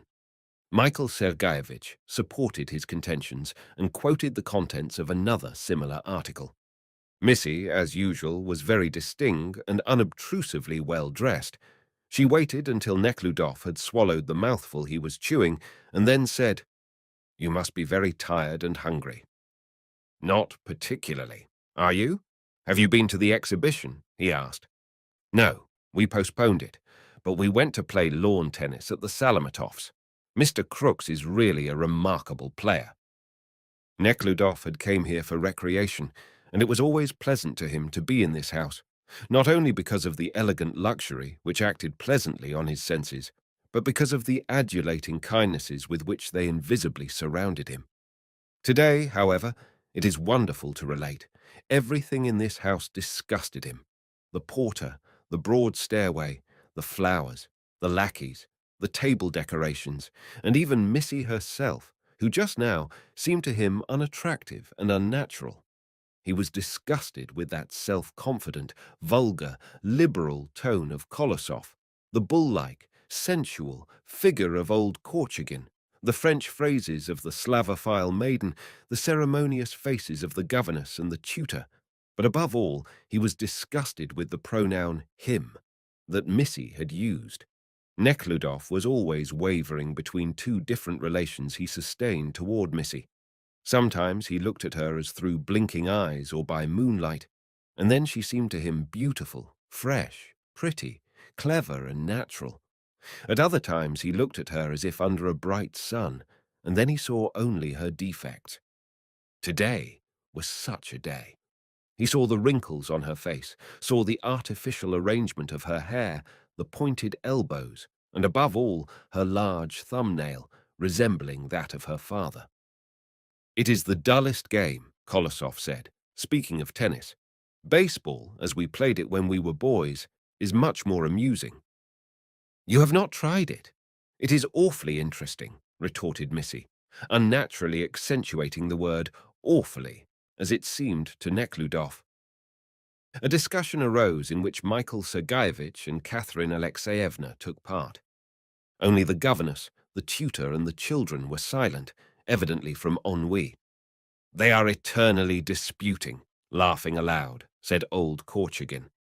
He pulled the napkin from his vest, and noisily pushing back his chair, which was immediately removed by a servant, rose from the table. They all rose after him and went to a small table, on which stood figured bowls filled with perfumed water. Then they washed their fingertips and rinsed their mouths, and continued their conversation, in which no one took any interest. "Is it not true?" Missy said to Nekhludoff, desiring to receive confirmation of her opinion that man's character can best be learned in play. She noticed on his thoughtful face an expression of reproach which inspired her with fear, and she wished to know the cause of it. "I really don't know. I never thought of it," answered Nekhludoff. "Will you go to Mama?" asked Missy. "Yes, yes," he said, producing a cigarette. The tone of his voice plainly betrayed that he did not wish to go. She looked at him inquiringly, but was silent. He felt ashamed. "It is hardly proper for me to come here to put people out of temper," he thought, and, in an effort to be pleasant, he said that he would go with pleasure if the princess were in a mood to receive him. "Yes, yes. Mamma will be glad. You can smoke there also, and Ivan Ivanovitch is with her." The mistress of the house, Sophia Vassilievna, was an invalid. For 8 years she had reclined in laces and ribbons, amid velvet, gilding, ivory, bronzes and flowers. She never drove out, and received only her friend's eye. Whoever, according to her view, in any way distinguished himself from the crowd. Nekhludoff was one of these friends, not only because he was considered a clever young man, but also because his mother was a close friend of the family, and he was a desirable match for Missy. Her room was beyond the small and large drawing rooms. In the large drawing room, Missy, who preceded Nekhludoff, suddenly stopped, and placing her hands on the back of a gilt chair, looked at him. Missy was very anxious to be married, and Nekhludoff was a desirable party. Besides, she liked him, and had become accustomed to the thought that he would belong to her, and not she to him, and, with the unconscious but persistent craftiness of heart-sick persons, she gained her end. She addressed him now with the intention of bringing forth an explanation. "I see that something has happened to you," she said. "What is the matter with you?" The meeting in the court came to his mind, and he frowned and blushed. "Yes, something has happened," he said, desiring to be truthful. It was a strange, extraordinary, and important event. "What was it? Can't you tell me?" "Not now. Don't press me for an answer. I have not had the time to think over the matter," he said, blushing still more. "And you will not tell me?" The muscles on her cheek quivered, and she pushed away the chair. "No, I cannot," he answered, feeling that answering her thus he answered himself. Admitted to himself that something very important had really happened to him. "Well then, come." She shook her head as if desiring to drive away undesirable thoughts and walked forward with a quicker step than usual. It seemed to him that she unnaturally compressed her lips in order to suppress her tears. It was painful to him to grieve her, but he knew that the slightest weakness would ruin him. Bind him. And this he feared more than anything else today, so he silently followed her to the door of the princess's apartments.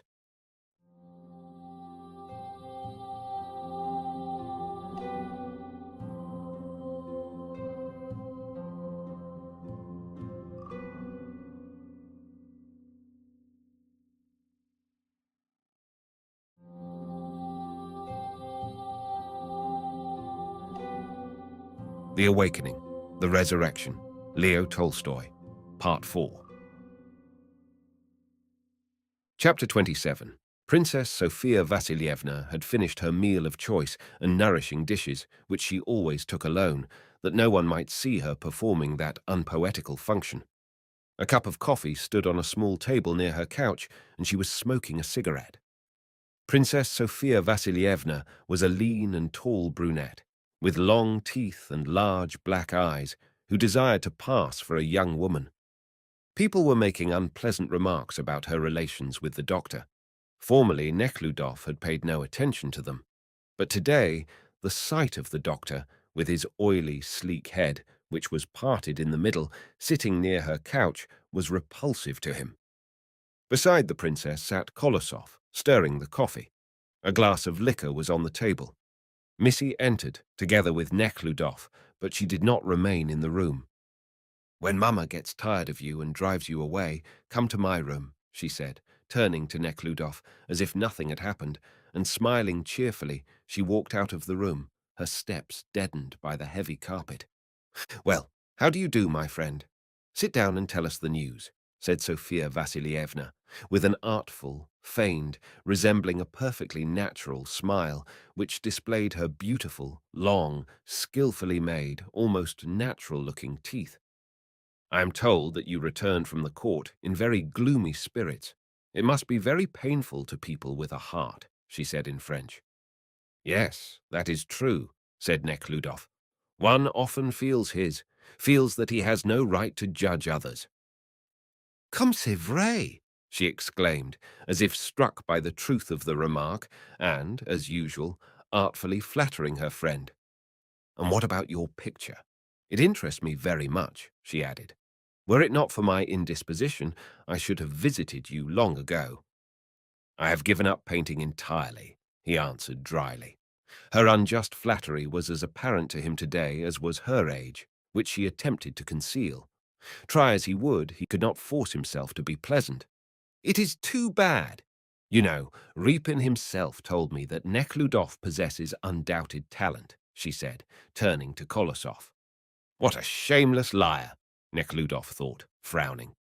Seeing that Nekhludof was in ill humour and could not be drawn into pleasant and clear conversation, Sophia Vasilievna turned to Kolosov for his opinion of the new drama, with an air as if Kolosov's opinion would dispel all doubt, and every word of his was destined to become immortalized. Kolosov condemned the drama and took occasion to state his views on art. The correctness of his views seemed to impress her. She attempted to defend the author of the drama, but immediately yielded, or found a middle ground. Nekhludof looked and listened, and yet saw and heard but little.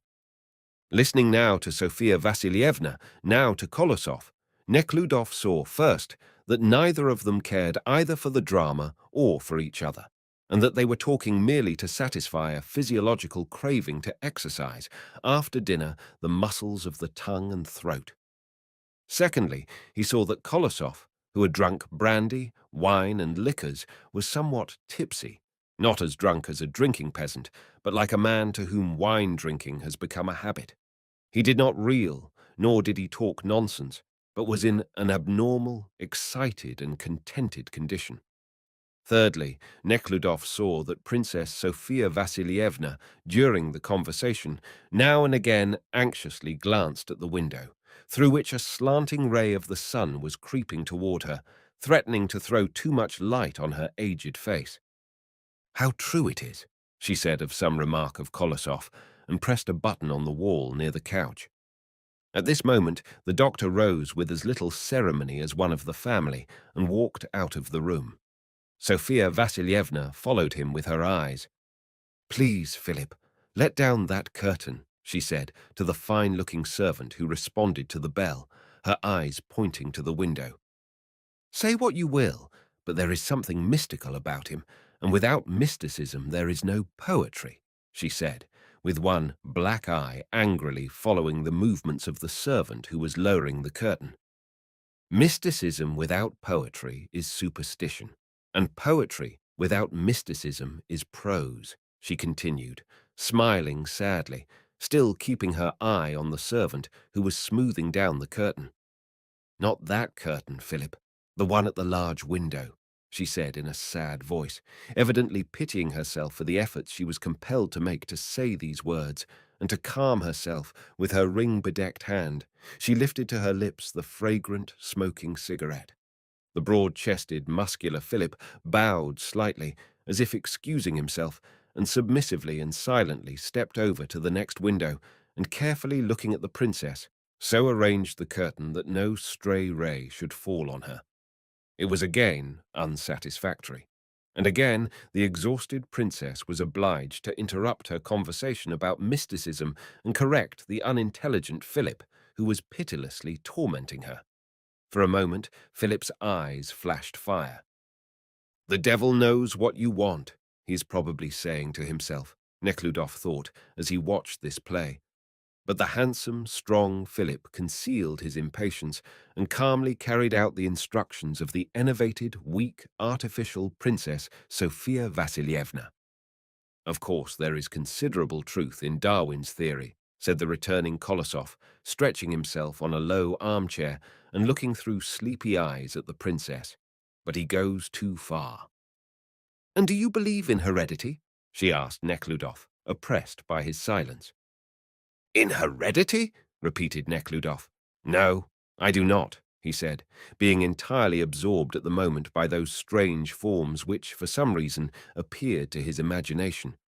Alongside of the strong, handsome Philip, whom he looked upon as a model, he imagined Kolosov, naked, his abdomen like a watermelon, bald-headed, and his arms hanging like two cords. He also dimly imagined what the silk-covered shoulders of Sophia Vasilievna would appear like in reality, but the picture was too terrible, and he drove it from his mind. Sophia Vasilievna scanned him from head to foot. "Missy is waiting for you," she said. "Go to her room. She wished to play for you a new composition by Schumann. It is very interesting." "It isn't true. Why should she lie so?" Neckludof thought, rising and pressing her transparent, bony, ring-bedecked hand. In the drawing-room, he met Catherine Alexeyevna, returning to her mother's apartments. As usual, she greeted him in French. "I see that the duties of juryman act depressingly upon you," she said. "Yes, pardon me. I am in low spirits today, and I have no right to bore people," answered Neckludof. "Why are you in low spirits?" "Permit me not to speak of it," he said, looking for his hat as they entered the princess's cabinet. "And do you remember telling us that one ought to tell the truth? And what cruel truths you used to tell us. Why don't you tell us now? Do you remember, Missy?" The princess turned to Missy, who had just entered. "Because that was in play," answered Neckludof gravely. "In play, it is permissible. But in reality, we are so bad, that is, I am so bad, that I, at least, cannot tell the truth." "Don't correct yourself, but rather say that we are so bad," said Catherine Alexeyevna, playing with the words, and pretending not to see Neckludof's gravity.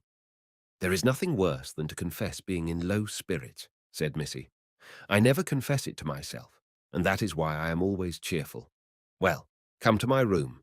We shall try to drive away your mauvais humeur." Neckludof experienced the feeling which a horse must feel when brushed down before the bridle is put on, and it is led to be harnessed to the wagon. But today he was not at all disposed to draw. He excused himself and began to take leave. Missy kept his hand longer than usual. Remember that what is important to you is important to your friends, she said. Will you come tomorrow?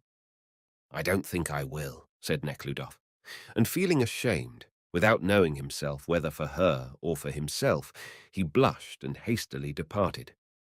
What does it mean? Comme cela m'intrigue, said Catherine Alexeyevna when Nekhludoff had left. I must find it out. Some affaire d'amour-propre. Il est très susceptible, notre cher Mitya. Plutôt une affaire d'amour sale, Missy was going to say. Her face was now wan and pale, but she did not give expression to that passage, and only said, We all have our bright days and gloomy days. Is it possible that he too should deceive me? She thought. After all that has happened, it would be very wrong of him. If Missy had had to explain what she meant by the words, after all that has happened, she could have told nothing definite, and yet she undoubtedly knew that not only had he given her cause to hope, but he had almost made his promise, not in so many words, but by his glances, his smiles, his innuendos, his silence. She considered him her own, and to lose him would be very painful to her. Chapter 28. It is shameful and disgusting, Nekhludoff meditated, while returning home on foot along the familiar streets. The oppressive feeling which he had experienced while speaking to Missy clung to him. He understood that nominally, if one may so express himself, he was in the right. He had never said anything to bind himself to her, had made no offer, but in reality he felt that he had bound himself to her, that he had promised to be hers, yet he felt in all his being that he could not marry her. It is shameful and disgusting, he repeated, not only of his relations to Missy, but of everything. Everything is disgusting and shameful, he repeated to himself as he ascended the steps of his house. I shall take no supper, he said to Cornet, who followed him into the dining room where the table was set for his supper. You may go. All right, said Cornet, but did not go, and began to clear the table. Nekhludoff looked at Cornet, and an ill feeling sprung up in his heart toward him. He wished to be left in peace, and it seemed as if everybody were spitefully worrying him. When Cornet had left, Nekhludoff went over to the samovar, intending to make some tea, but hearing the footsteps of Agrippina Petrovna, he hastily walked into the drawing-room, closing the door behind him. This was the room in which, 3 months ago, his mother had died. Now, as he entered this room, lighted by 2 lamps with reflectors, one near a portrait of his father, the other near a portrait of his mother, he thought of his relations toward his mother, and these relations seemed to him unnatural and repulsive. These, too, were shameful and disgusting. He remembered how, during her last sickness, he wished her to die. He said to himself that he wished it so that she might be spared the suffering, but in reality he wished to spare himself the sight of her suffering. Desiring to call forth pleasant recollections about her, he looked at her portrait, painted by a famous artist for 5,000 roubles. She was represented in a black velvet dress with bared breast. The artist had evidently drawn with particular care the breast and the beautiful shoulders and neck. That was particularly shameful and disgusting. There was something revolting and sacrilegious to him in this representation of his mother as a denuded beauty, the more so because 3 months ago she lay in this very room shrunken like a mummy and filling the entire house with an oppressive odour. He thought he could smell the odour now.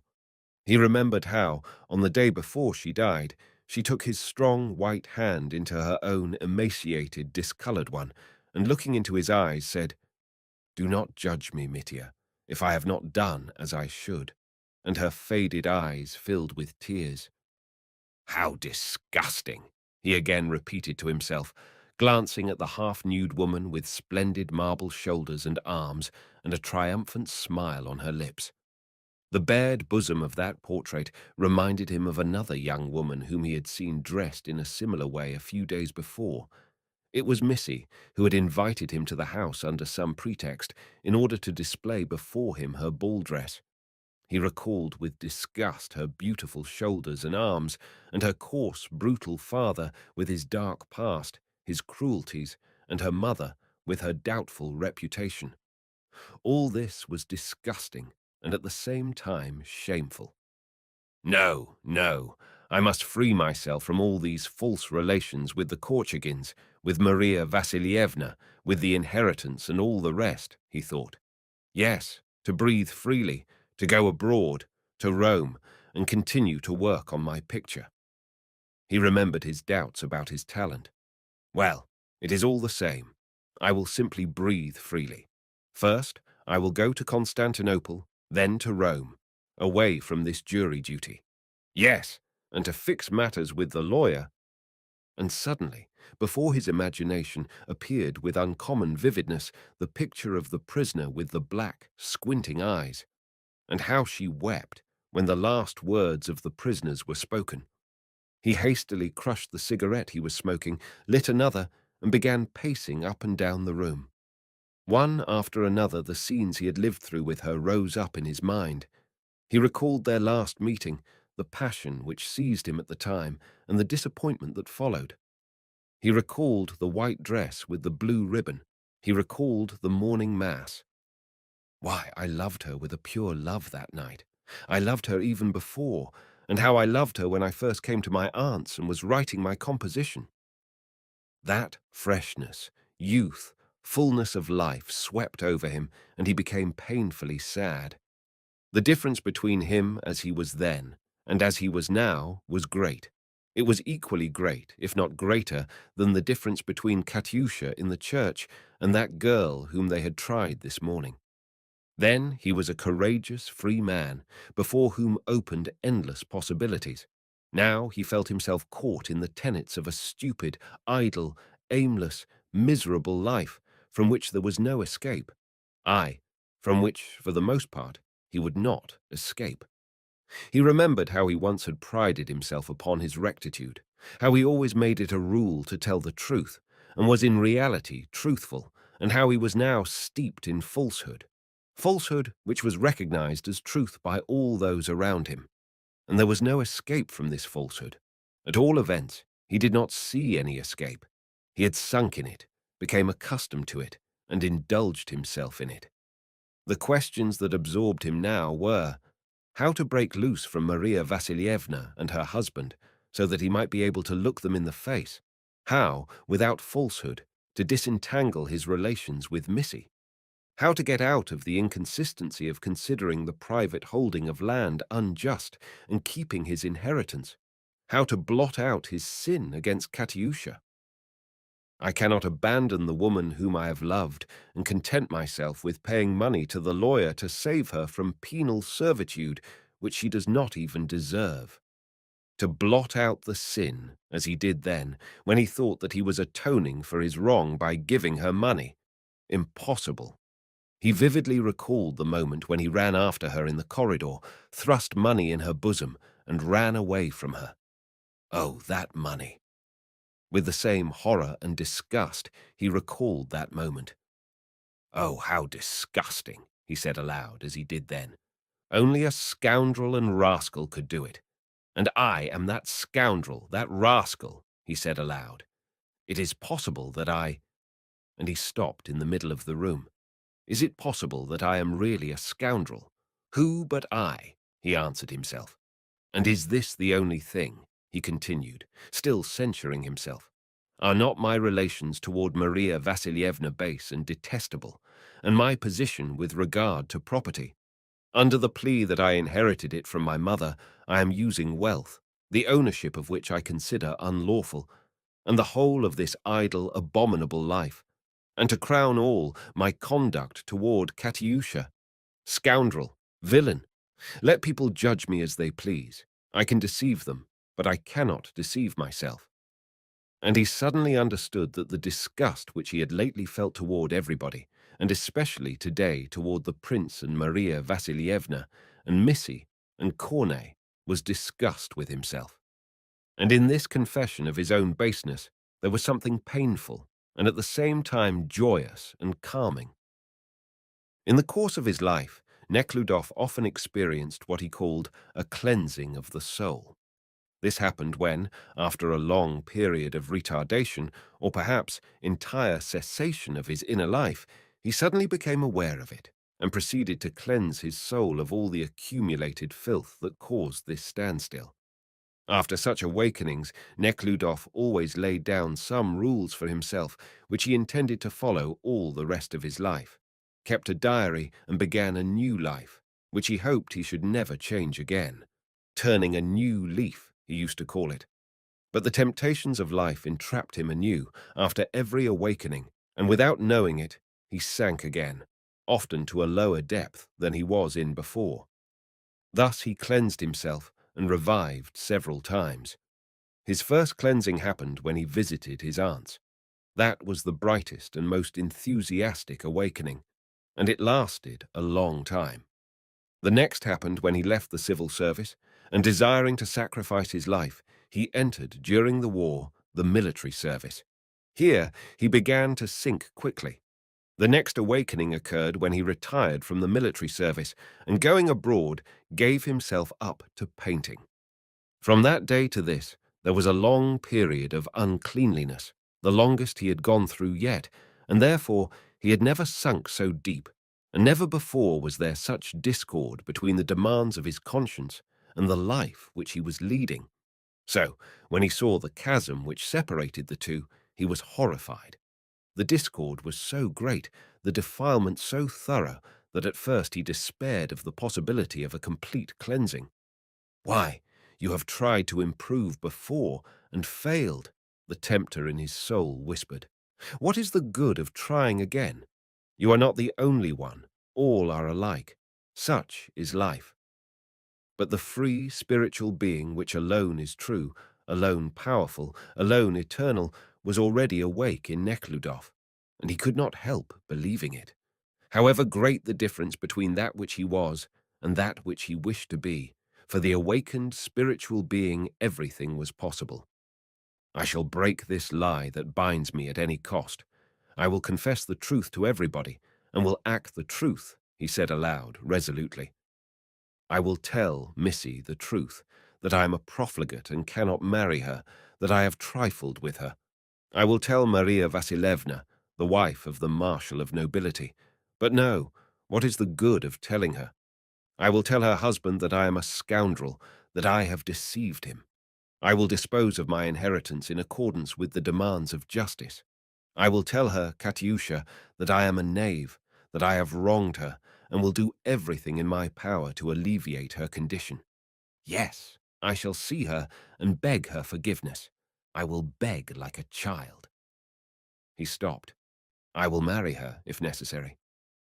He crossed his hands on his breast, as he used to do when a child, raised his eyes and said, "Lord, help me, teach me, come and enter within me and purify me of all this abomination."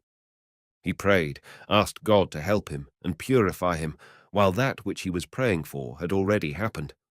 Not only did he feel the freedom, vigor, and gladness of life, but he also felt the power of good. He felt himself capable of doing the best that man can do. There were tears in his eyes when he said these things, tears of joy on the awakening within him of that spiritual being, and tears of emotion over his own virtue.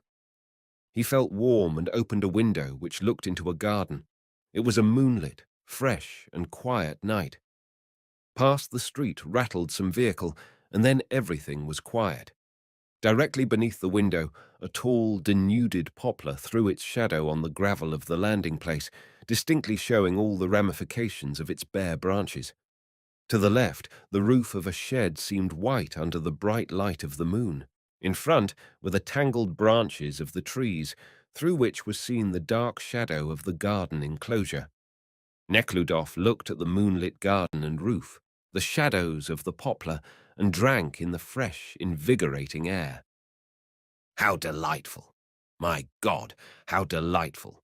he said of that which was in his soul. Chapter 29. It was 6 o'clock when Maslova returned to her cell, weary and footsore from the long tramp over the stone pavement. Besides, she was crushed by the unexpectedly severe sentence, and was also hungry. When, during a recess, her guards had lunched on bread and hard-boiled eggs, her mouth watered, and she felt that she was hungry, but considered it humiliating to ask them for some food. 3 hours after that, her hunger had passed, and she only felt weak. In this condition, she heard the sentence. At first, she thought that she misunderstood it. She could not believe what she heard, and could not reconcile herself to the idea that she was a convict. But seeing the calm, serious faces of the judges and the jury, who received the verdict as something quite natural, she revolted and cried out that she was innocent. And when she saw also that her outcry, too, was taken as something natural and anticipated, and which could not alter the case, she began to weep. She felt that she must submit to the cruel injustice which was perpetrated on her. What surprised her most was that she should be so cruelly condemned by men, not old men, but those same young men who looked at her so kindly. The prosecuting attorney was the only man whose glances were other than kind.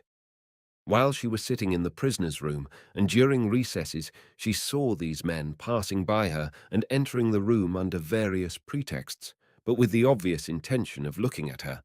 And now these same men, for some reason, sentenced her to hard labor, although she was innocent of the crime.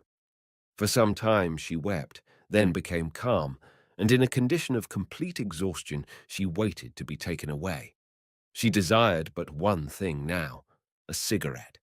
She was in this frame of mind when Botchkova and Kartinkin were brought into the room.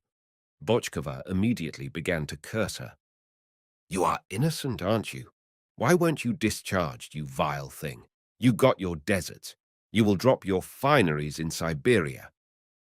Maslova sat with lowered head, her hands folded in the sleeves of her coat, and gazed on the smoothly trampled ground. "I am not interfering with you, so leave me in peace," she repeated several times, then became silent. She became enlivened again when, after Botchkova and Kartinkin had been removed from the room, the guard entered, bringing her 3 rubles. "Are you Maslova?" he asked. "Yes." "Here is some money which a lady sent you," he said. "What lady?" "Take it, and ask no questions." The money was sent by Kitaeva. When leaving the court, she asked the usher if she could send some money to Maslova, and receiving an affirmative answer, she removed a chamois glove, and from the back folds of her silk dress produced a stylish pocketbook, and counted out the money into the hands of the usher, who in her presence handed it to the guard. "Please be sure to give it to her," said Karolina Albertuna to the guard. The guard was offended by this distrust shown to him, which was the cause of his speaking angrily to Maslova. Maslova was overjoyed by the receipt of the money, for it could give her the one thing she wished for now. All her thoughts were now centered on her desire to inhale the smoke of a cigarette. So strong was this desire that she greedily inhaled the smoke-laden air which was wafted in from the corridor and through the cabinet door. But there was a long wait before her, for the secretary, who was to deliver to the guard the order for her removal, forgetting the prisoners, engaged one of the lawyers in the discussion of an editorial that had appeared in a newspaper. At 5 o'clock, she was finally led down through the rear door. While in the waiting room, she gave one of the guards 20 kopecks, asking him to buy for her 2 lunch rolls and some cigarettes. The guard laughed, took the money, honestly made the purchase, and returned the change to her. She could not smoke on the road, so Maslova arrived at the jail with the same unsatisfied craving for a cigarette. At that moment, about 100 prisoners were brought from the railroad station. Maslova met them in the passageway. The prisoners, bearded, clean-shaven, old, young, Russians and foreigners, some with half-shaved heads and with a clinking of iron fetters, filled the passage with dust, tramping of feet, conversation, and a sharp odor of perspiration. The prisoners, as they passed Maslova, scanned her from head to foot. Some approached and teased her. "Fine girl, that," said one. "My compliments, auntie," said another, winking one eye. A dark man with a shaven, blue neck and long moustache tangling in his fetters sprang toward her and embraced her. "Don't you recognize your friend? Come, don't put on such style," he exclaimed, grinning as she pushed him away. "What are you doing, you rascal?" shouted the officer in charge of the prisoners. The prisoner hastily hid himself in the crowd. The officer fell upon Maslova. "What are you doing here?" Maslova was going to say that she had been brought from the court, but she was very tired and too lazy to speak. "She is just from the court, sir," said one of the guards, elbowing his way through the passing crowd and raising his hand to his cap. "Then take her to the warden. What indecencies!" "Very well, sir." "Sokolov, take her away," shouted the officer. Sokolov came and angrily pushed Maslova by the shoulder, and motioning to her to follow him, he led her into the woman's corridor. There she was thoroughly searched, and as nothing was found upon her, the box of cigarettes was hidden in the lunch roll, she was admitted into the same cell from which she had emerged in the morning.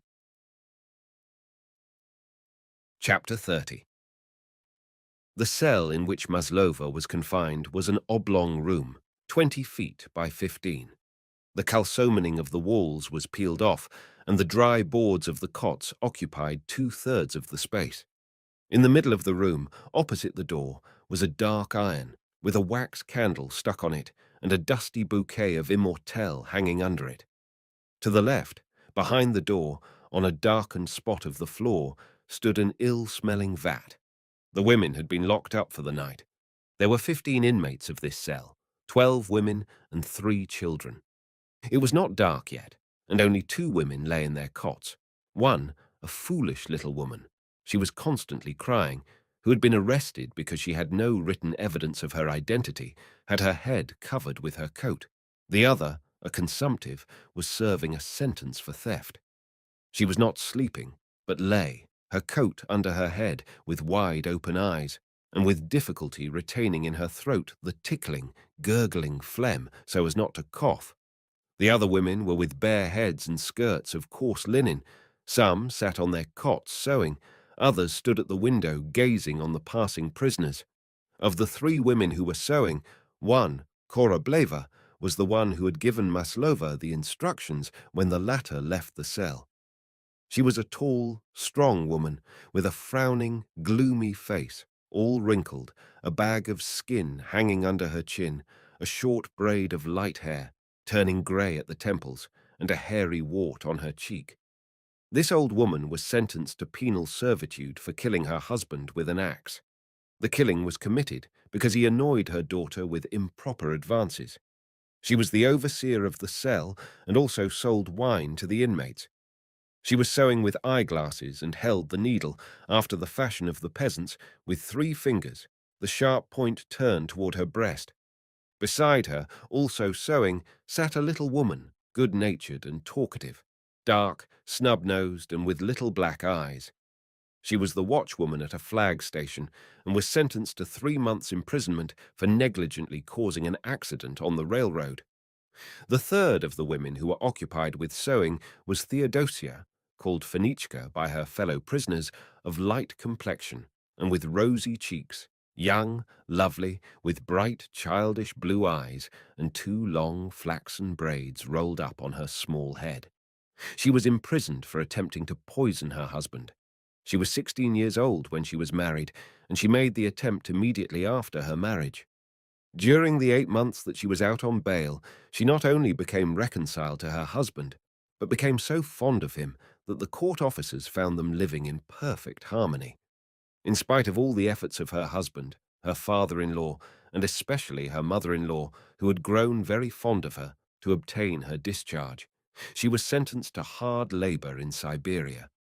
The kind, cheerful, and smiling Theodosia, whose cot was next to Maslova's, not only took a liking to her, but considered it her duty to help her in every possible way. 2 other women were sitting idly on their cots. One of about 40 years, who seemed to have been pretty in her youth, but was now pale and slim, was feeding a child with her long, white breast. Her crime consisted in that, when the people of the village she belonged to attempted to stop a recruiting officer who had drafted, illegally as they thought, her nephew, she was the first to take hold of the bridle of his horse.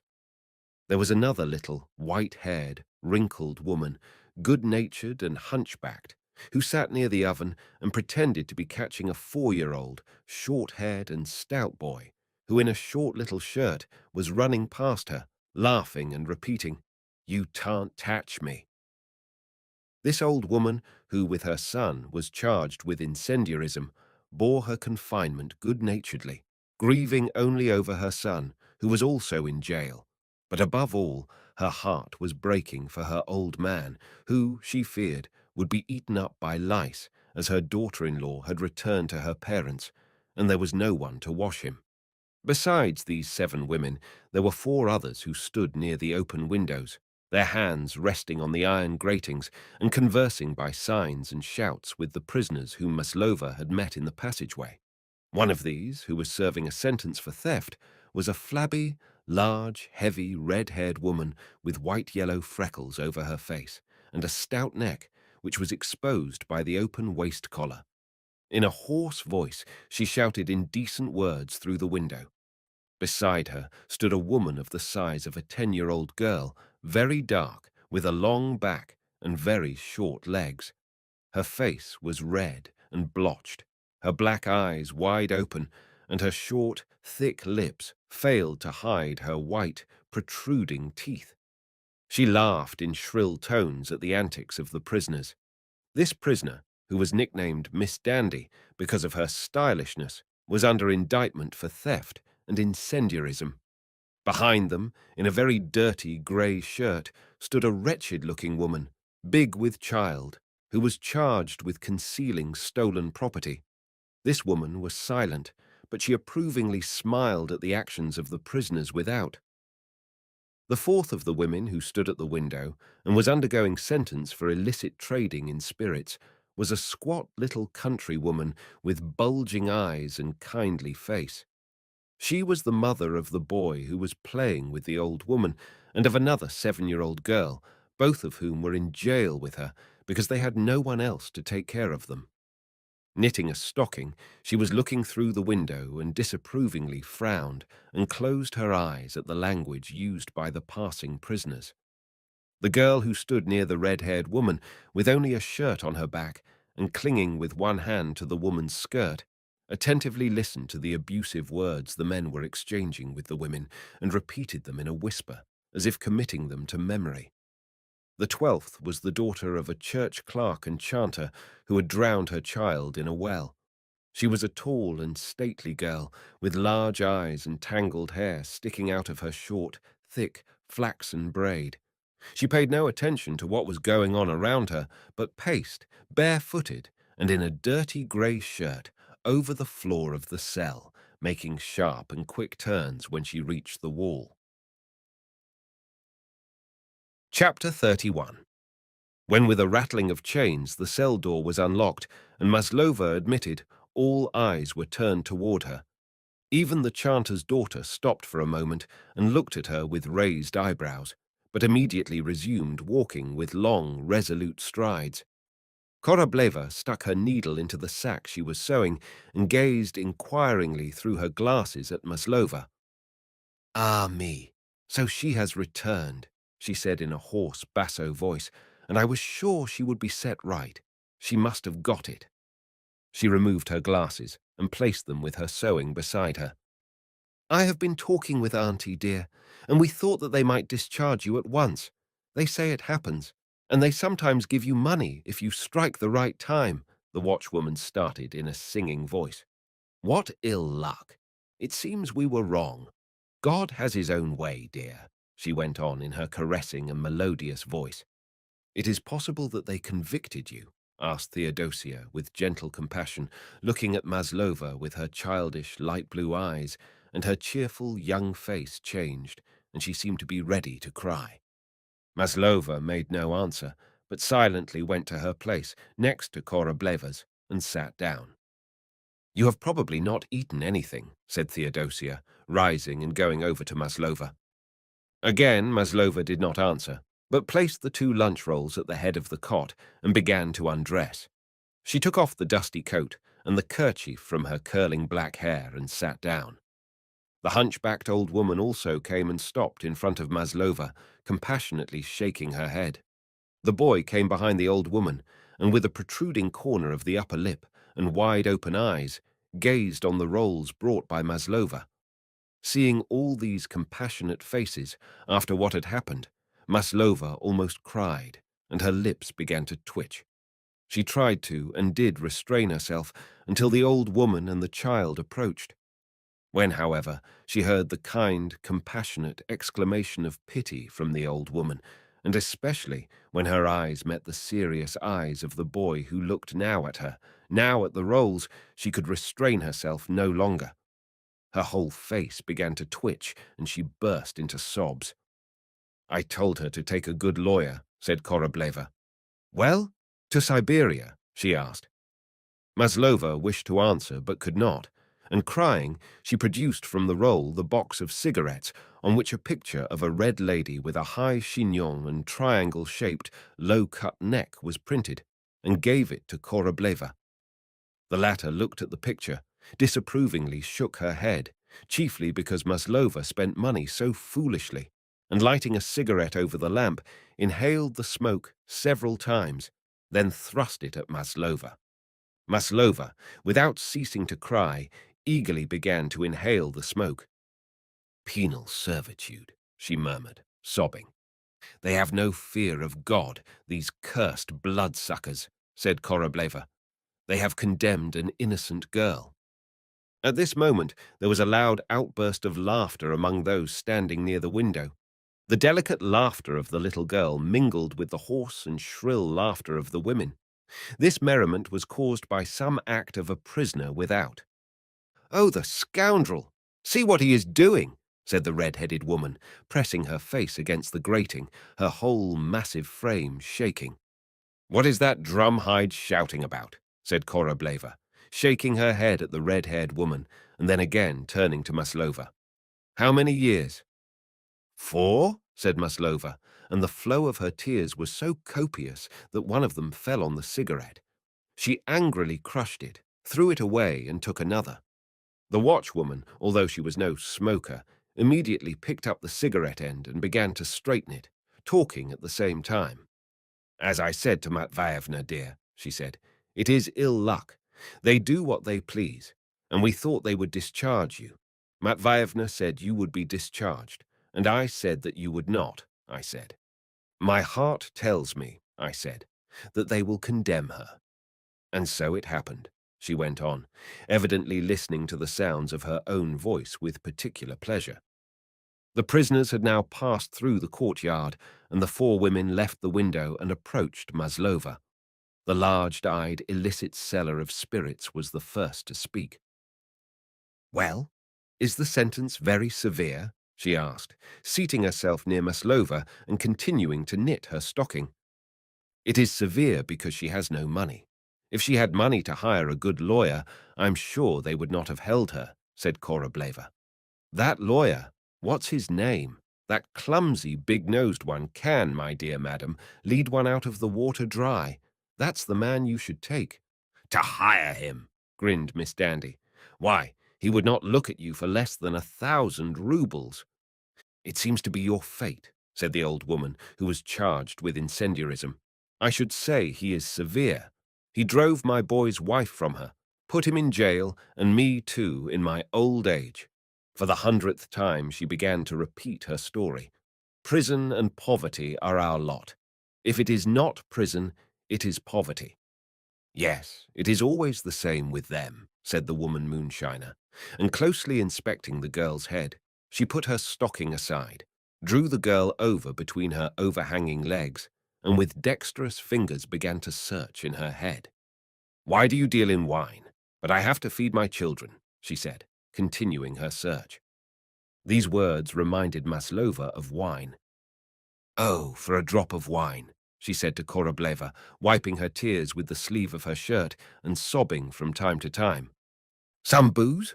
Why, of course," said Korobleva. Chapter 32. Maslova produced the money from one of the lunch rolls and gave it to Korobleva, who climbed up to the draught hole of the oven for a flask of wine she had hidden there. Seeing which, those women who were not her immediate neighbors went to their places. Meantime, Maslova shook the dust from her kerchief and coat, climbed up on her cot, and began to eat a roll.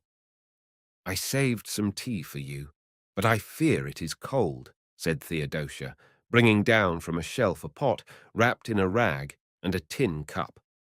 The beverage was perfectly cold and tasted more of tin than of tea, but Maslova poured out a cupful and began to drink. "Here, Finashka!" she called, and breaking a piece from the roll, thrust it toward the boy, who gazed at her open-mouthed.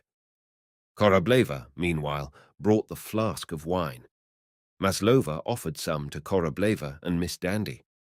These three prisoners constituted the aristocracy of the cell because they had money and divided among themselves what they had.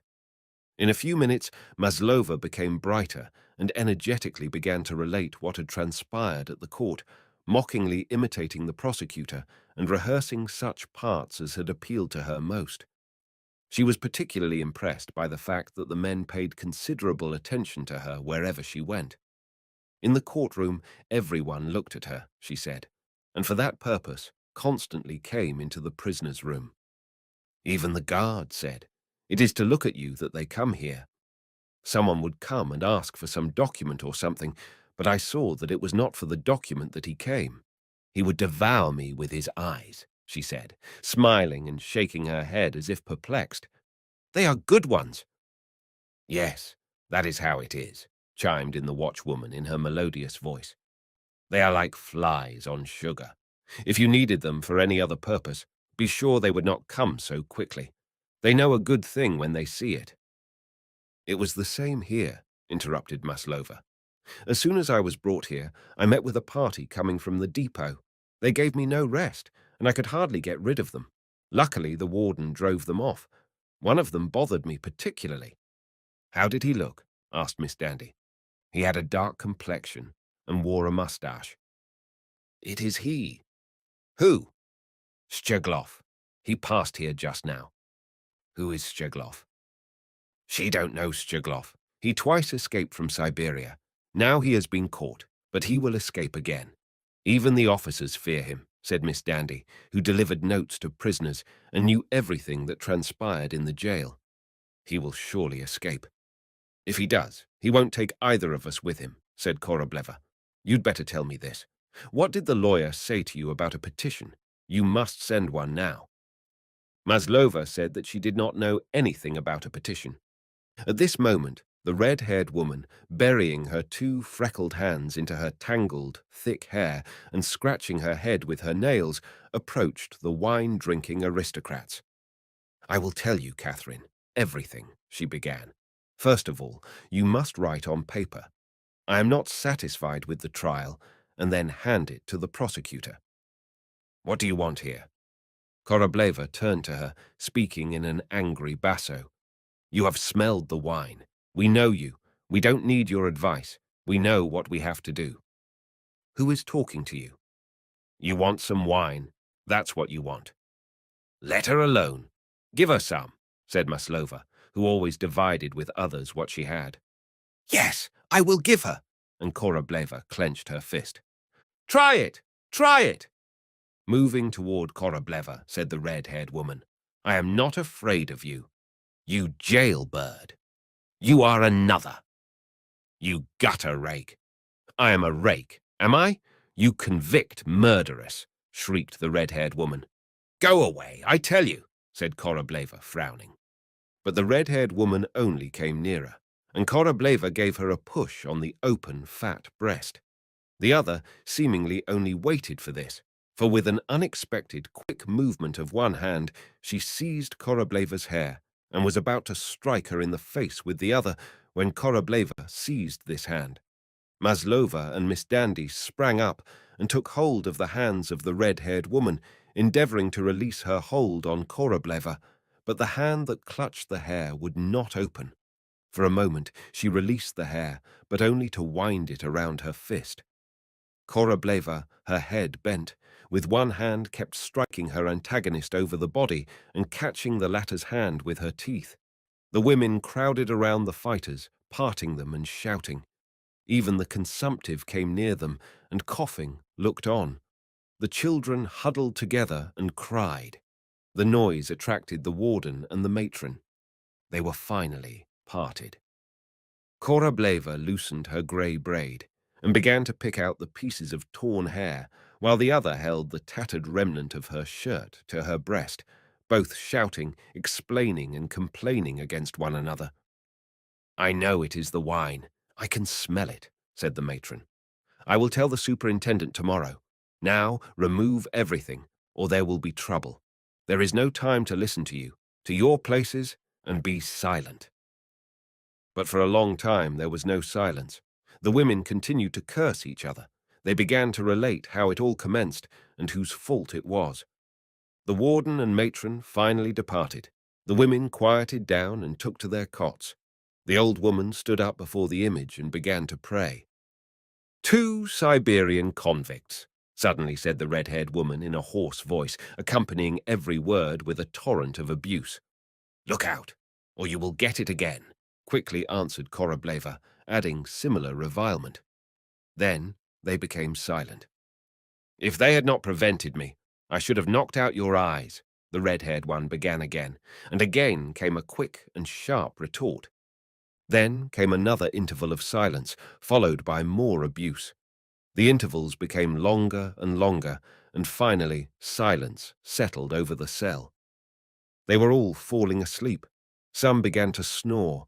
Only the old woman, who always prayed for a long time, was still bowing before the image, while the chanter's daughter, as soon as the matron left the cell, came down from her cot and began to walk up and down the cell. Maslova was awake and incessantly thinking of herself as a convict, the word which had been twice applied to her, once by Bochkova and again by the red-haired woman. She could not be reconciled to the thought. Korableva, who was lying with her back turned toward Maslova, turned around. "I never dreamed of such a thing," she said in a low voice. "Others commit heaven knows what crimes, and they go scot-free, while I must suffer for nothing." "Don't worry, girl. People live also in Siberia. You will not be lost even there," Korableva consoled her. "I know that I will not be lost, but it is painful to be treated that way. I deserved a better fate. I am used to a comfortable life." "You can do nothing against God's will," Korableva said with a sigh. "You can do nothing against his will." "I know, Auntie, but it is hard nevertheless." They became silent. "Listen to that wanton," said Korableva, calling Maslova's attention to the strange sounds that came from the other end of the cell. These sounds were the suppressed sobbing of the red-haired woman. She wept because she had just been abused, beaten, and got no wine, for which she so yearned. She also wept because her whole life was one round of abuse, scorn, insults, and blows. She meant to draw some consolation from the recollection of her first love for the factory hand, Fedka Molodenkov, but recalling this first love, she also recalled the manner of its ending. The end of it was that this Molodenkov, while in his cups, by way of jest, smeared her face with vitriol, and afterward laughed with his comrades as he watched her writhing in pain. She remembered this, and she pitied herself, and thinking that no one heard her, she began to weep, and wept like a child, moaning, snuffling, and swallowing salty tears.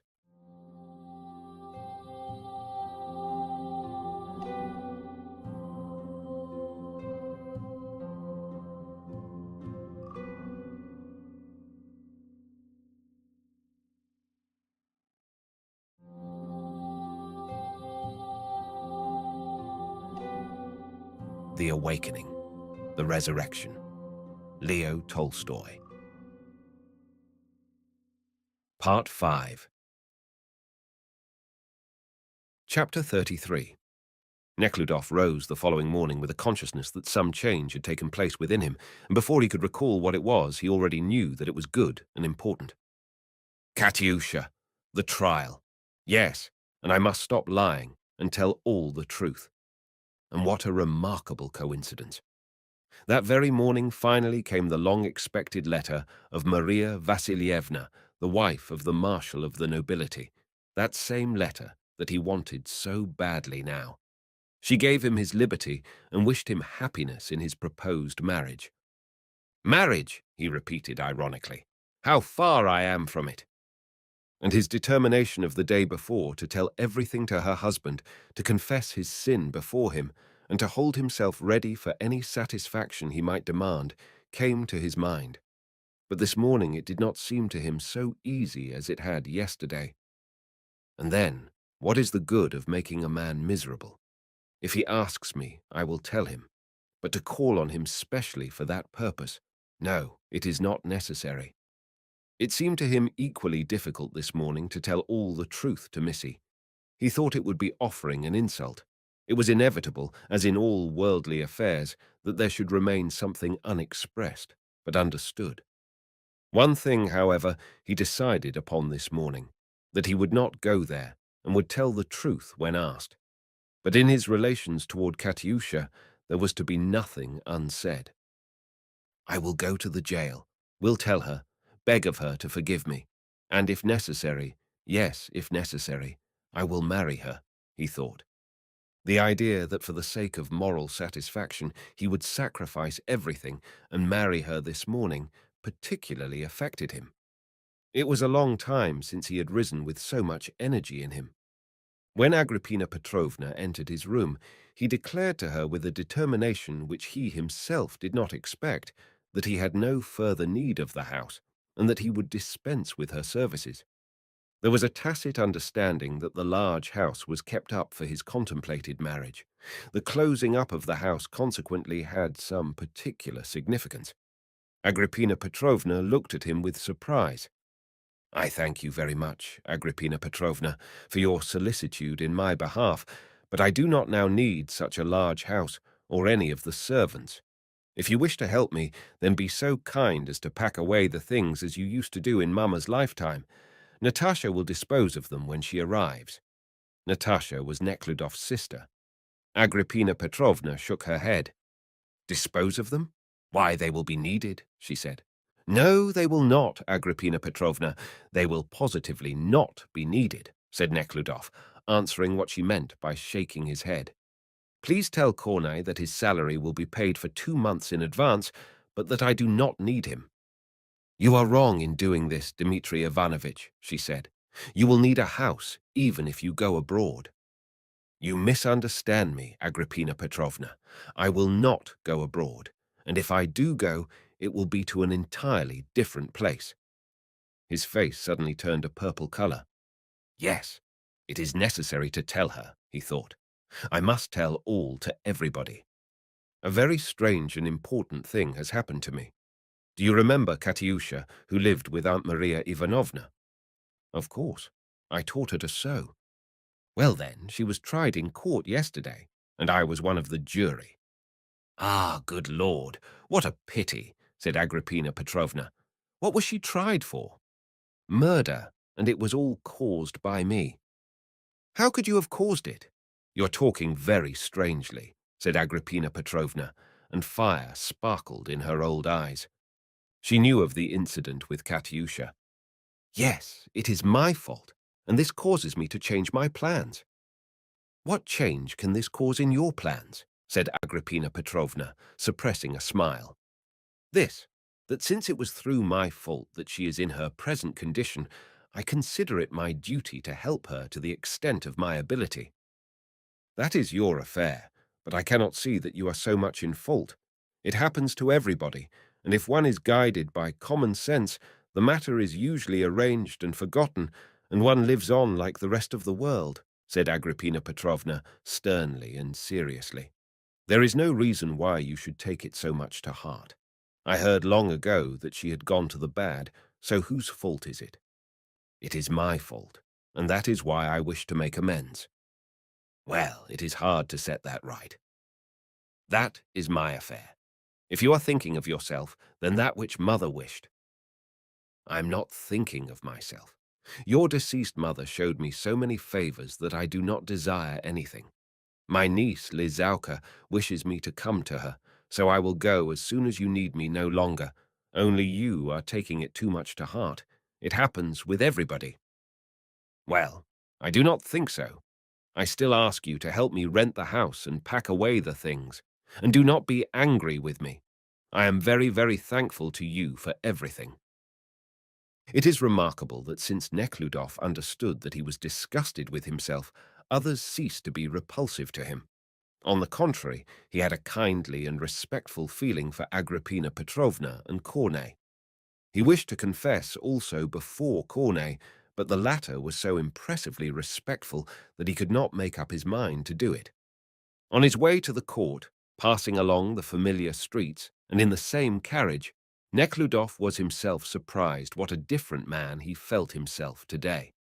His marriage to Missy, which but yesterday seemed to be so near, today appeared to him absolutely impossible. Yesterday he understood his position to be such that there could be no doubt that she would be happy to marry him.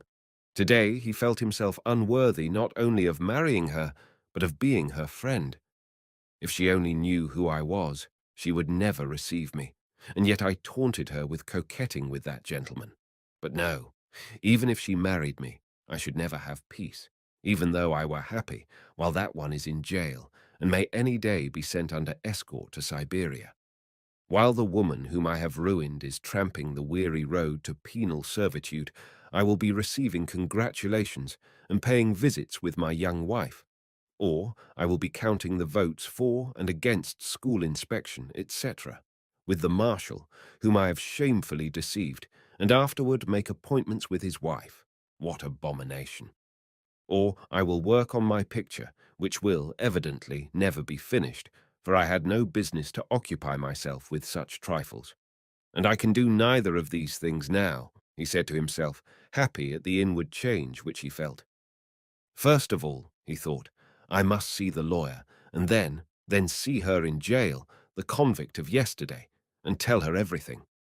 And when he thought how he would see her, confess his guilt before her, how he would declare to her that he would do everything in his power, marry her in order to wipe out his guilt, he became enraptured, and tears filled his eyes. Chapter 34. Arriving at the courthouse, Nekhludof met the usher in the corridor and asked him where the prisoners already sentenced were kept, and from whom permission could be obtained to see them.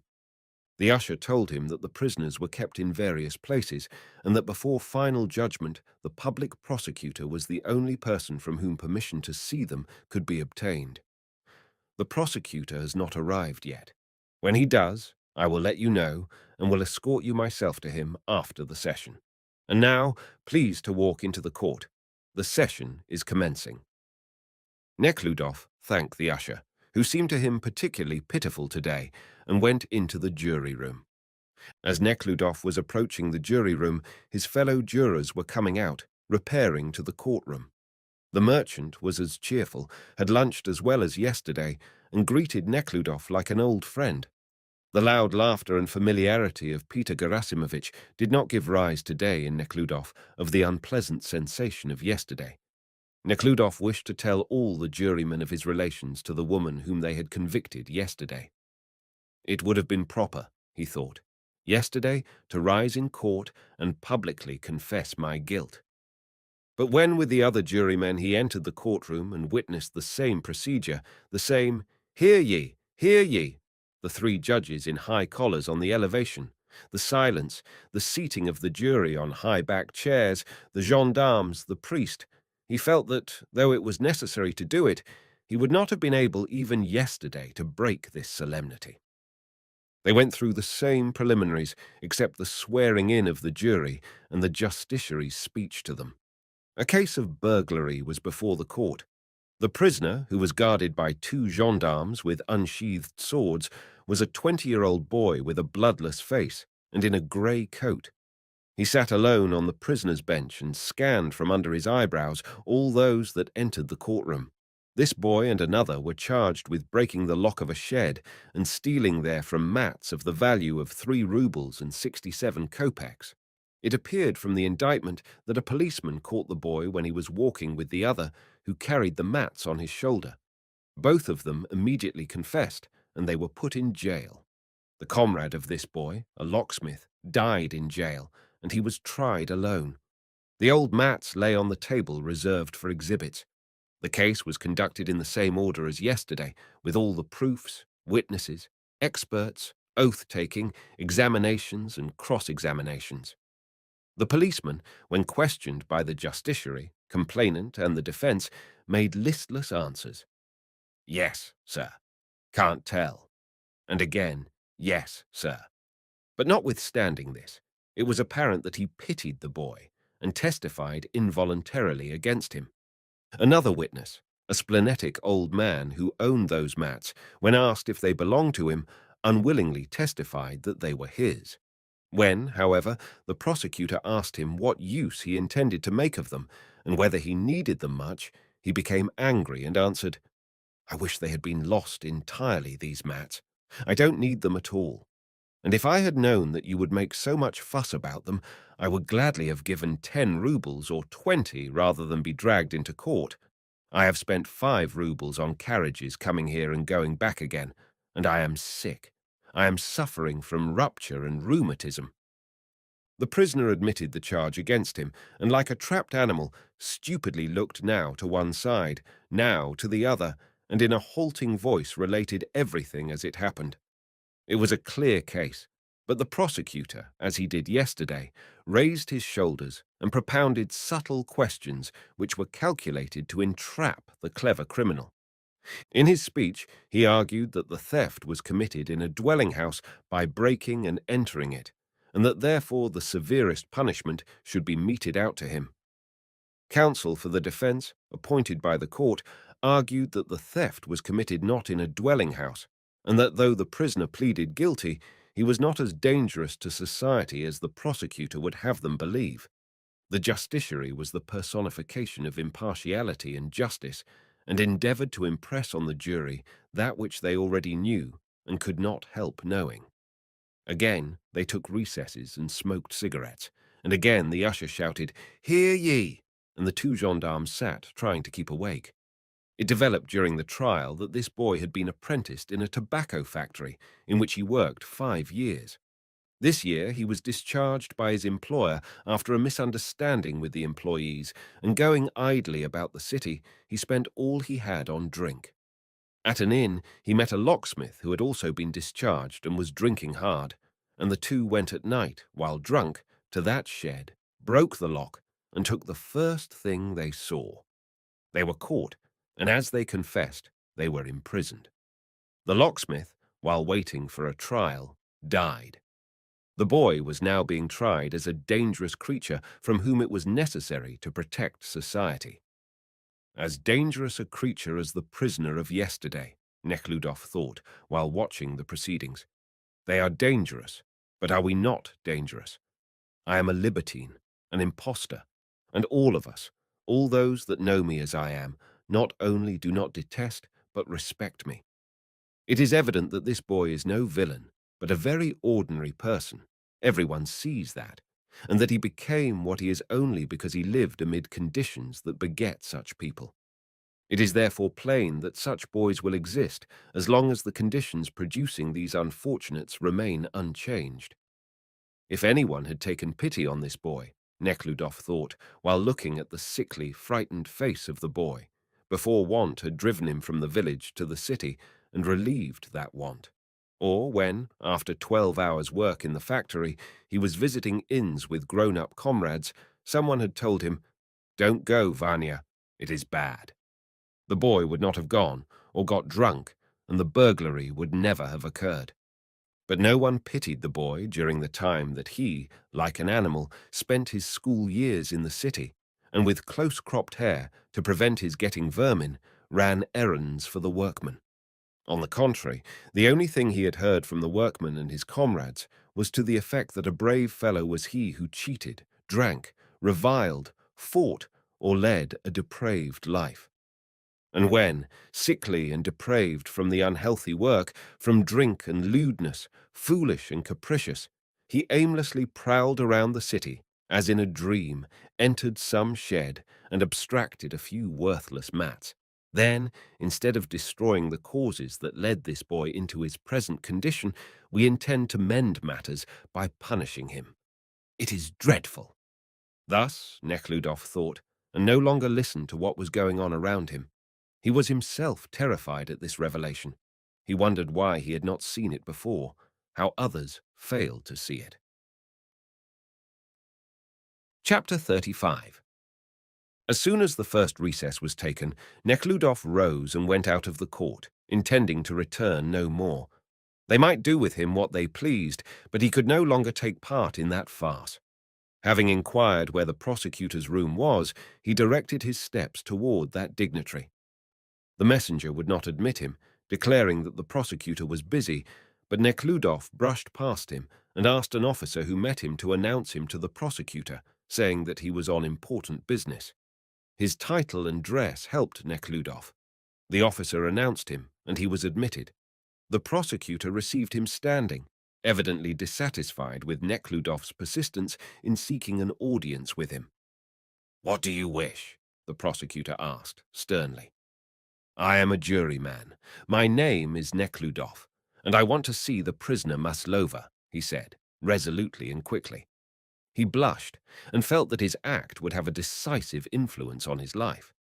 The prosecutor was a tall, swarthy man with short hair just turning grey, bright eyes, and a trimmed, bushy beard on the protruding lower jaw. "Maslova? Yes, I know her. She was charged with poisoning," he said calmly. "Why do you want to see her?"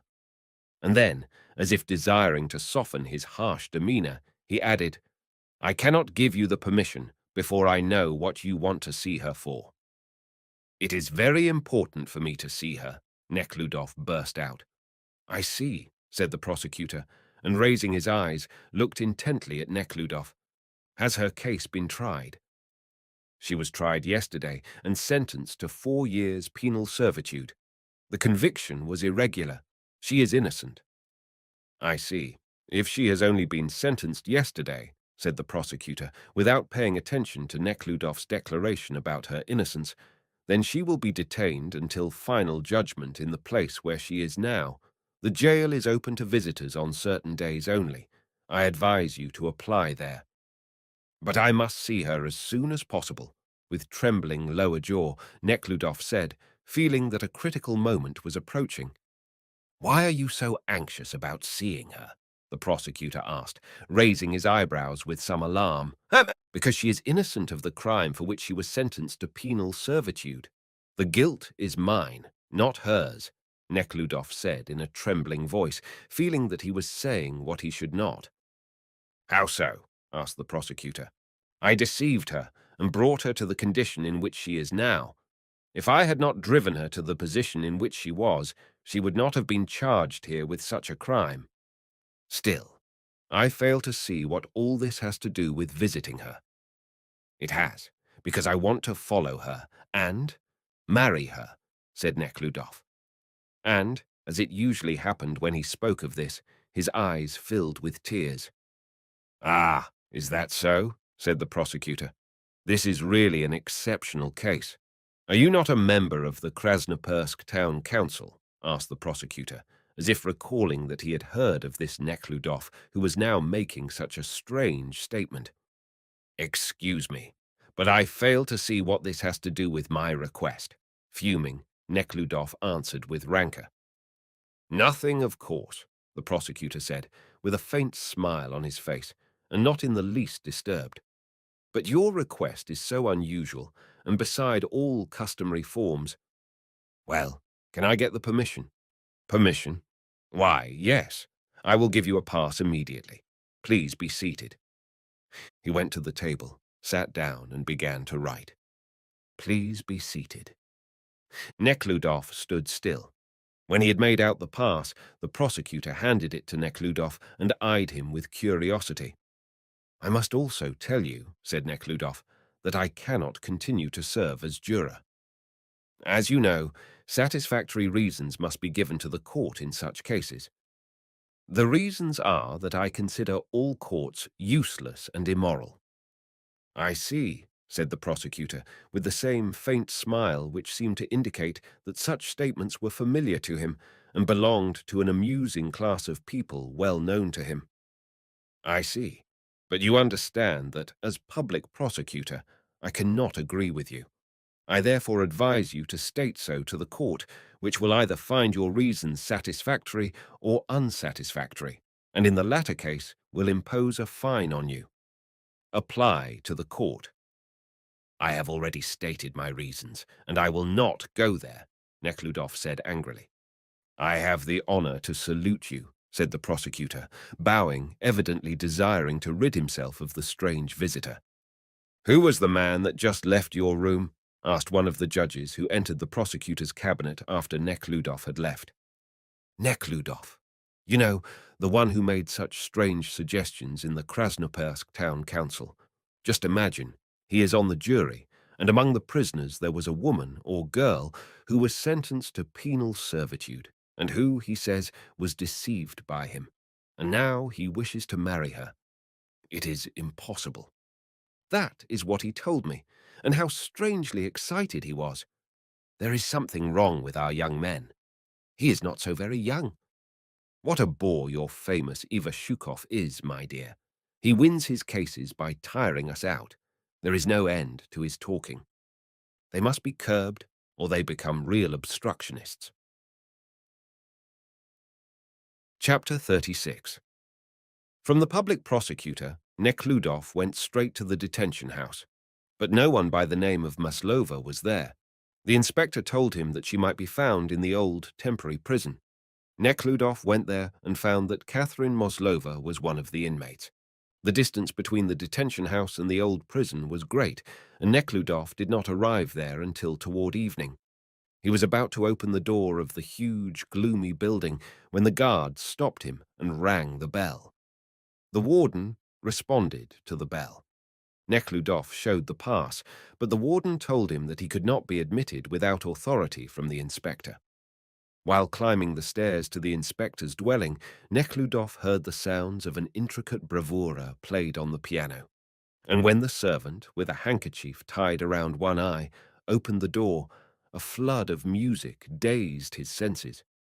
It was a tiresome rhapsody by Liszt, well played, but only to a certain place. When that place was reached, the melody repeated itself. Nekhludof asked the servant if the inspector was in.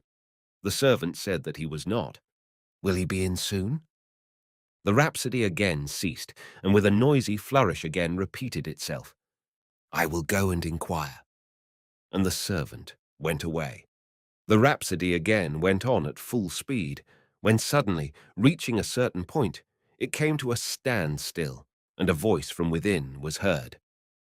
Tell him that he is not home, and will not come today. He is visiting. Why do they bother us? A woman's voice was heard to say, and the rhapsody continued, then ceased, and the sound of a chair moved back was heard. The angry pianist herself evidently wished to reprimand the importunate visitor who came at such a late hour. Papa is not home, angrily said a pale, wretched-looking girl, with puffed-up hair and blue spots under her eyes, who came to the door. Seeing a young man in a good overcoat, she became calm. Walk in, please. What do you wish to see him for? I would like to see a prisoner. I hold a pass from the prosecutor. Well, I don't know. Papa is not in. Why, walk in, please, she again called from the entrance hall. Or apply to his assistant, who is now in the office. You may talk to him. And what is your name? Thank you, said Nekhludof, without answering the question, and went away. Scarcely had the door closed when the same vigorous, merry sound, so inappropriate to the place, and so persistently rehearsed by the wretched girl, was heard. In the courtyard, Nekhludof met a young officer with a stiff, dyed moustache, of whom he inquired for the assistant. He himself was the assistant. He took the pass, looked at it, and said that he could not admit anyone to the prison on a pass for the detention house.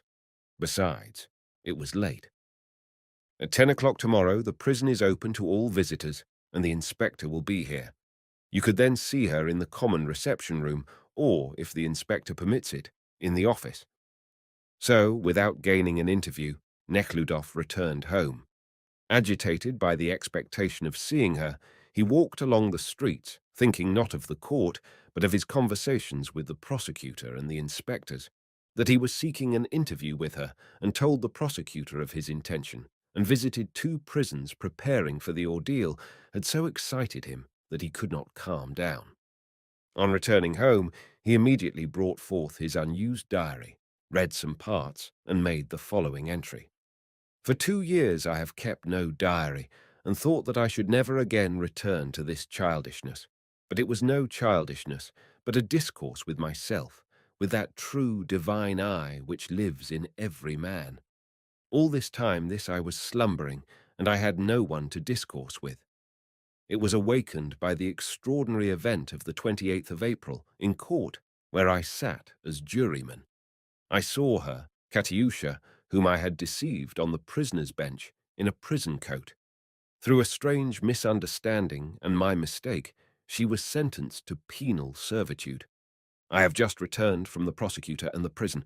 I was not permitted to see her, but I am determined to do anything to see her, acknowledge my guilt, and make reparation even by marrying her. Lord, help me. My soul is rejoicing. Chapter 37. For a long time that night, Maslova lay awake with open eyes, and looking at the door, mused.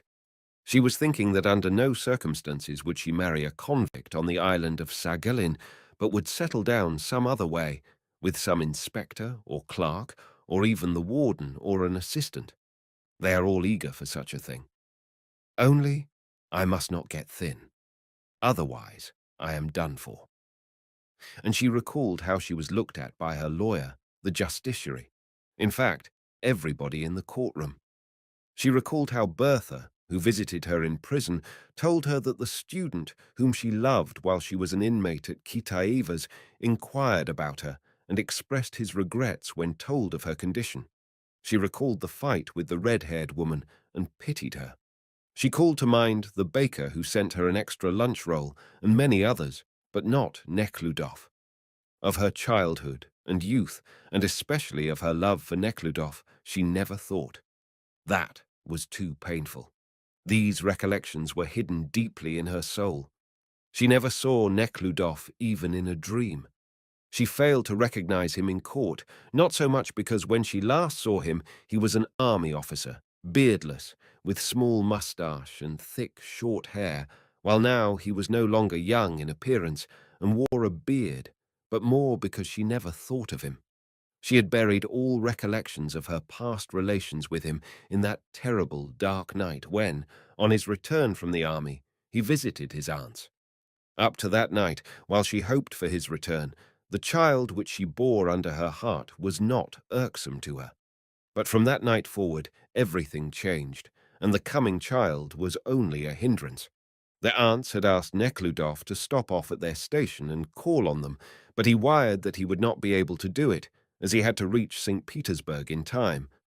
When Katyusha learned this, she decided to go to the railroad station to see him. The train was to pass at 2 o'clock in the morning.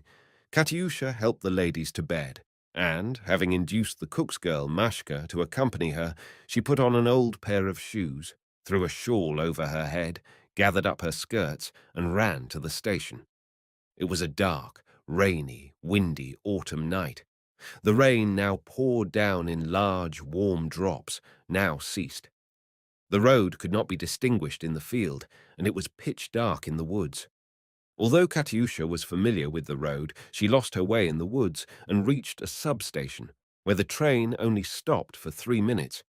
Running on the platform, she espied Neckludof through the window of a first-class car.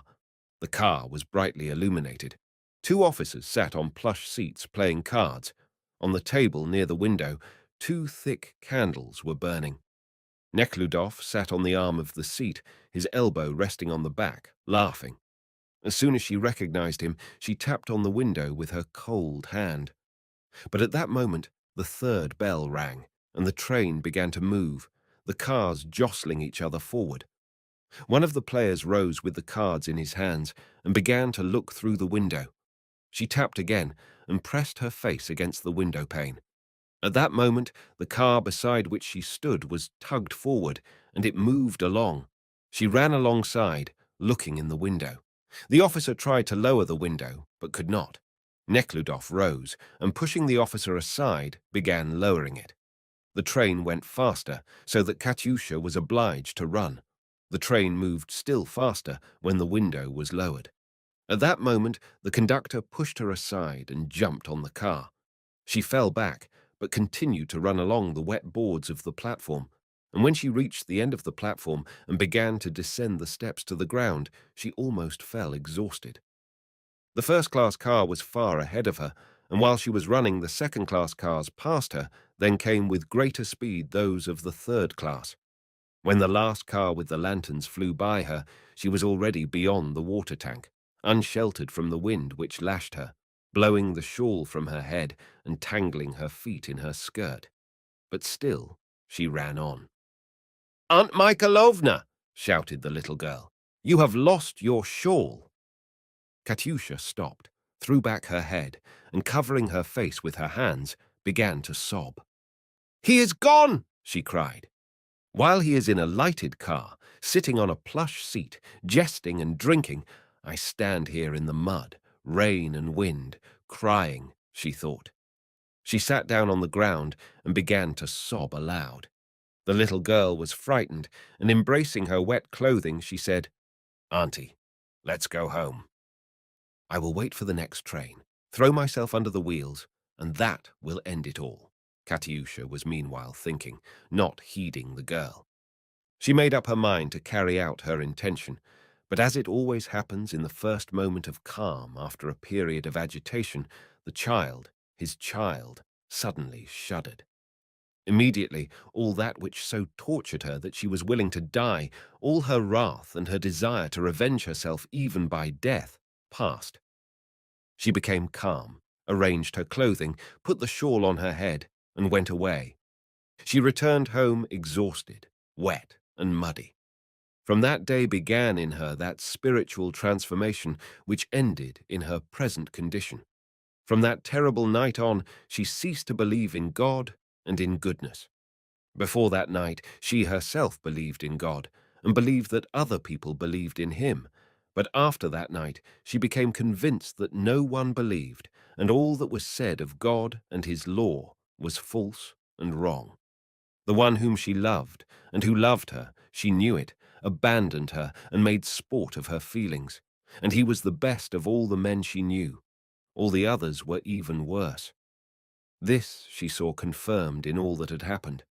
His aunts, pious old ladies, drove her out when she was no longer as useful as she used to be. All the women with whom she came in contact tried to make money by her. The men, beginning with the commissary and down to the prison officers, all looked upon her as a means of pleasure.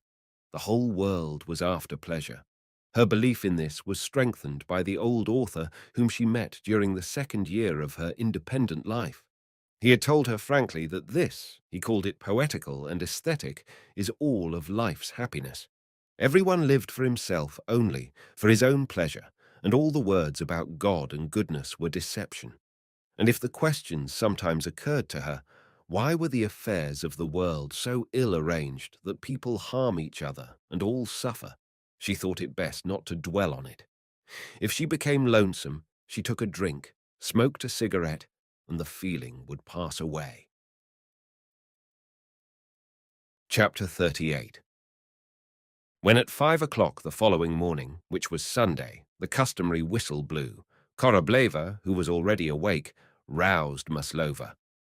"A convict," Maslova thought with horror, rubbing her eyes and involuntarily inhaling the foul morning air. She wished to fall asleep again, to transfer herself into a state of unconsciousness, but fear overcame her drowsiness. She raised herself, crossed her legs under her, and looked around. The women were already up, only the children were still sleeping. The moon-shining woman with bulging eyes was carefully removing her coat from under them. The rioter was drying near the oven some rags which served for swaddling cloths, while the child, in the hands of the blue-eyed Theodosia, was crying at the top of its lungs, the woman lulling it in a gentle voice. The consumptive, seizing her breast, coughed violently, and sighing at intervals, almost screamed. The red-headed woman lay prone on her back, relating a dream she had had. The old incendiary stood before the image, whispering the same words, crossing herself and bowing. The chanter's daughter sat motionless on her cot, and with dull, half-open eyes was looking into space. Miss Dandy was curling on her finger her oily, rough, black hair. Presently, resounding steps were heard in the corridor. The lock creaked open, and two prisoners in short jackets and grey trousers, scarcely reaching their ankles, entered, and raising the ill-smelling vat on a yoke, carried it away. The women went to the faucets in the corridor to wash themselves. The red-headed woman got into a quarrel with a woman from the adjoining cell. Again there were cursing, shouting, and complaints. "You will get into the dark room yet," shouted the warden, and he slapped the red-headed woman on her fat, bare back so that it resounded through the entire corridor. "Don't let me hear you again." "Fooling again, you old man," she said, treating it as a caress. "Hurry up! It is time for mass." Scarcely had Maslova arranged her hair when the inspector entered with his attendants. "Make ready for inspection," shouted the warden. The women of the two cells formed in two rows along the corridor, those of the back row placing their hands on the shoulders of the women in the front row. Then they were counted. After the count came the woman inspector and led the prisoners to the church. Maslova and Theodosia were in the middle of the column, which consisted of over 100 women from all the cells. They all had white kerchiefs on their heads, and some few wore their own coloured dresses. These were the wives and children of convicts. The procession covered the whole stairway. A soft clatter of prison shoes was heard, here and there some conversation, and sometimes laughter. At a turn, Maslova noticed the malicious face of her enemy, Bochkova, who was walking in the front row, and pointed her out to Theodosia. At the foot of the stairs, the women became silent, and making the sign of the cross and bowing, they filed into the open door of the empty, gold-bedecked chapel. Their place was on the right, where, crowding each other, they began to arrange themselves in rows, standing. Behind the women came the male convicts who were serving terms or detained for transportation under sentence by the communities.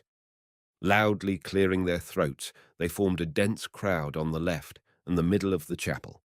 Above, on the gallery, were other convicts with heads half-shaven, whose presence was manifested by a clanking of chains. This prison chapel had been rebuilt and remodelled by a rich merchant who had spent about 30,000 rubles on it, and it was all ornamented with gilt and bright colours. For a few seconds there was silence, which was broken only by the blowing of noses, coughing, and clanking of chains. Suddenly, the prisoners who stood in the middle began to press back, making a passage for the inspector, who walked to the middle of the chapel, and the services commenced. Chapter 39. Neckludof left the house early. A peasant was driving along a side alley, shouting in a strange voice, "Milk! Milk! Milk!" The first warm spring rain had fallen the evening before. Wherever there was a patch of unpaved ground, the green grass burst forth. The lindens were covered with green nap. The foul cherry and poplar unfolded their long, fragrant leaves. In the marketplace, through which Neckludof had to pass, dense crowds in rags swarmed before the tents, some carrying boots under their arms, others smoothly pressed trousers and vests on their shoulders. The working people were already crowding near the tractors, tea-houses. The men in clean, long coats gathered in folds in the back of the waist and in shining boots. The women in bright-coloured silk shawls and cloaks with glass bead trimmings. Policemen, with pistols attached to yellow cords fastened around their waists, stood at their posts. Children and dogs played on the grass plots, and gay nurses sat chatting on the benches. On the streets, the left sides of which were yet cool, moist and shady, heavy carts and light cabs rumbled and jostled, the tram cars rang their bells. The air was agitated by the pealing of the church bells, summoning the people to mass. The driver stopped at a turn some distance from the prison. A few men and women stood around, most of them with bundles in their hands. To the right stood a few frame houses. To the left, a two-story building, over which hung a large sign. The large prison itself was directly in front. An armed soldier walked to and fro, challenging everyone attempting to pass him. At the gate of the frame building sat the warden in uniform, with an entry booklet in his hand. He made entries of visitors and those whom they wished to see. Nekhludoff approached him, gave his name and that of Maslova, and the officer entered them in his book. "Why don't they open the door?" asked Nekhludoff. "The morning service is on. As soon as it is over, you will be admitted." Nekhludoff returned among the waiting crowd.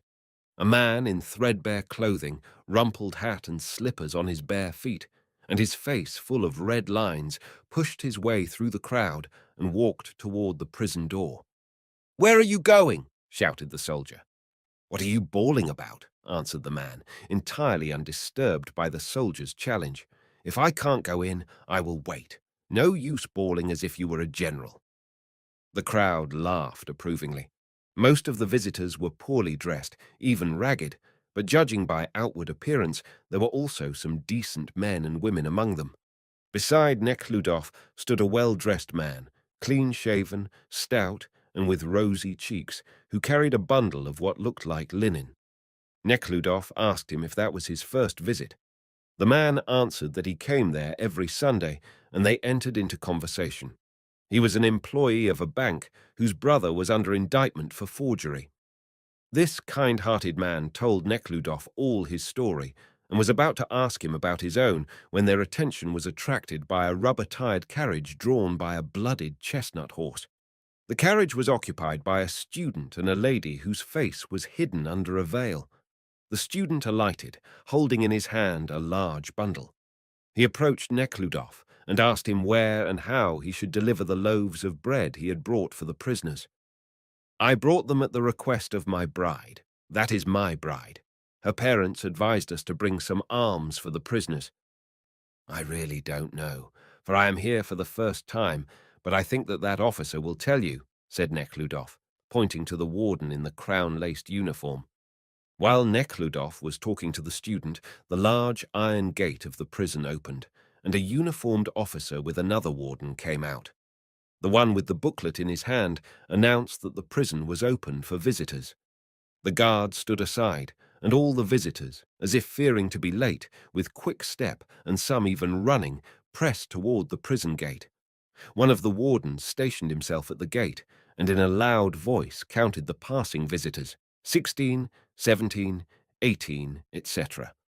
The other warden, within the gate, touching each with his hand, also counted the visitors as they entered another door. This was to make sure that at their departure no visitor remained in prison, and no prisoner made his way out. The tallying officer, without regard to the person of the visitor, slapped Nekhludoff on the back. This at first offended the latter, but he immediately remembered his mission, and he became ashamed that his feelings should be thus wounded. The second door opened into a large, vaulted room with small, iron-grated windows. In this room, which was called the meeting room, Nekhludoff saw in a niche a large image of the crucifixion.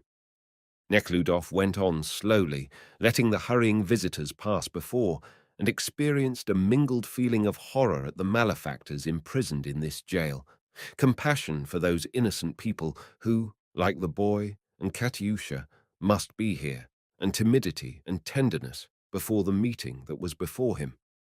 When he reached the end of the room, the warden said something, but Nekhludoff, who was absorbed in his thoughts, paid no attention to it and followed in the direction led by the crowd, that is, to the men's ward instead of the women's. Letting the hurrying visitors pass, he walked into the next room designated for interviews. On opening the door, he was struck by the deafening shouts of 100 throats turned into a continuous humming noise. Only as he neared the people, who, like flies swarming on sugar, pressed their faces against a net which divided the room in two, did Nekhludoff understand the cause of the noise. This room with windows in the rear wall was divided in two, not by one, but by two wire nets which stretched from the ceiling to the floor. Two wardens walked between the nets. The prisoners were on the other side of the nets, between which there was a space of about 7 feet for visitors, so that not only was it difficult to converse with them, but a short-sighted man could not even see the face of the prisoner he was visiting. In order to be heard, it was necessary to shout at the top of one's voice. On both sides, pressing against the nets, were the faces of wives, husbands, fathers, mothers, children, who endeavored to see and speak to each other. But as everyone tried to speak so that he could be heard by the person spoken to, and his neighbor did the same, their voices interfered with each other, and each tried to outcry the other. The result was the noise which astonished Nekhludoff when he entered the room. It was absolutely impossible to understand the conversations. Only by the expression of the people's faces could one judge what they were speaking about and what relation the speakers sustained toward each other. Near Nekhludoff was an old woman with a small kerchief on her head, who, with trembling chin, shouted to a pale young man with head half-shaven. The prisoner, knitting his brow, was listening to her with raised eyebrows. Beside the old woman stood a young man in a long coat, who was nodding his head while listening to a prisoner with a weary face and beard turning grey, who greatly resembled him. Further on stood a ragamuffin waving his hand, shouting and laughing. On the floor beside this man sat a woman in a good woolen dress with a child in her arms. She wept bitterly, evidently seeing for the first time that grey-haired man on the other side of the net, manacled in a prison jacket and with head half-shaven. Over this woman stood the bank employee shouting at the top of his voice to a bald-headed prisoner with shining eyes. Nekhludoff remained in this room about 5 minutes, experiencing a strange feeling of anguish, a consciousness of his impotence at the discord in the world, and he was seized with a sensation like a rocking on board of a ship. "But I must fulfill my mission," he said to himself, taking heart. "What am I to do?" As he looked around for some officer, he saw a middle-sized man with moustache, wearing epaulettes, who was walking behind the crowd. "Sir, could you not tell me where the women are kept, and where it is permitted to see them?" he asked, making a particular effort to be polite. "You wish to go to the women's ward?" "Yes, I would like to see one of the women prisoners," Nekhludoff said, with the same strained politeness. "You should have said so in the meeting room. Whom do you wish to see, then?" "I wish to see Catherine Maslova." "Has she been sentenced?" "Yes, she was sentenced the other day," he said humbly, as if fearing to ruffle the temper of the officer, who seemed to be interested in him. "Then this way, please," said the inspector, who had evidently decided from Nekhludoff's appearance that he deserved attention. "Sidorov." He turned to a warrant officer wearing a moustache and medals on his breast. "Show this gentleman to the women's ward."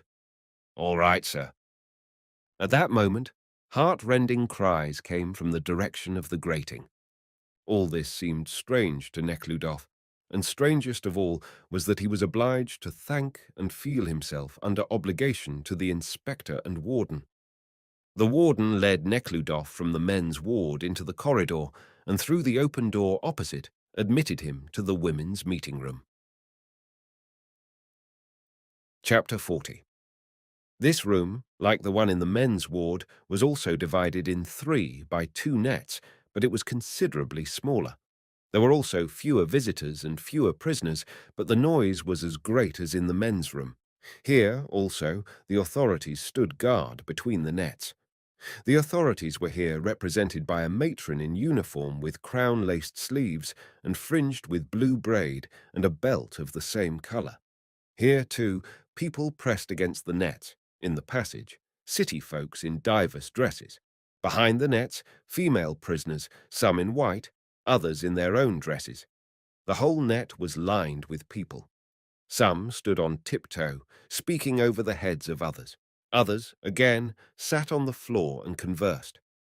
The most remarkable of the women prisoners, both in her shouting and appearance, was a thin, ragged gypsy with a kerchief which had slipped from her head, who stood almost in the middle of the room, near a post, behind the net, gesticulating and shouting to a short and tightly belted gypsy in a blue coat. A soldier sat beside him on the floor, talking to a prisoner. Beyond stood a young peasant with a light beard and in bast shoes, pressing his flushed face to the net, evidently with difficulty suppressing his tears. He was talking to a pretty light-haired prisoner who gazed at him with her bright blue eyes. This was Theodosia with her husband. Beside them stood a tramp who was talking to a dishevelled, broad-faced woman. Further on there were 2 women, a man and again a woman. and opposite each was a prisoner. Maslova was not among them, but behind the prisoners stood another woman. Nekhludoff felt the beating of his heart increasing and his breath failing him. The decisive moment was approaching. He neared the net and recognized Katyusha.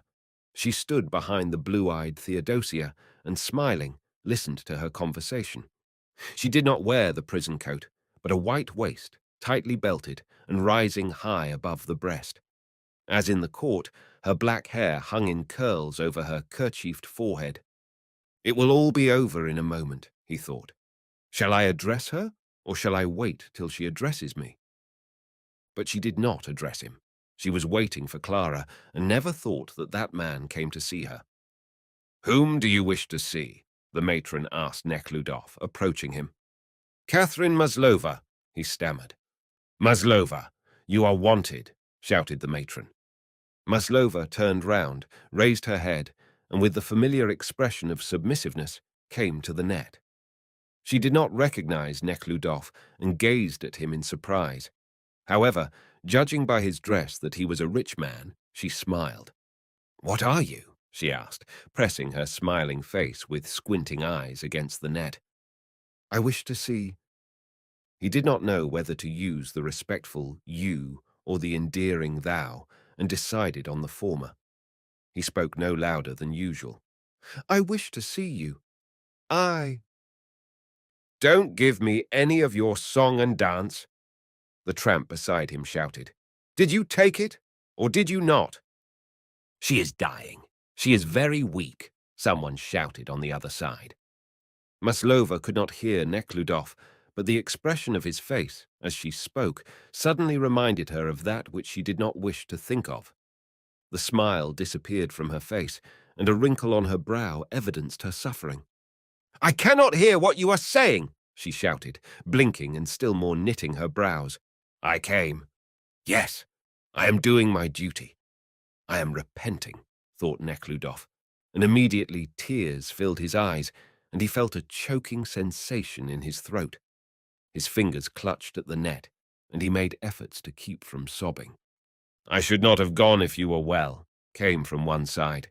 "I swear by God I know nothing about it," cried a prisoner from the other side. Maslova noticed his agitation, and it communicated itself to her. Her eyes sparkled, and her puffy white cheeks became covered with red spots, but her face retained its severity, and her squinting eyes stared past him. "You are like him, but I don't know you," she shouted.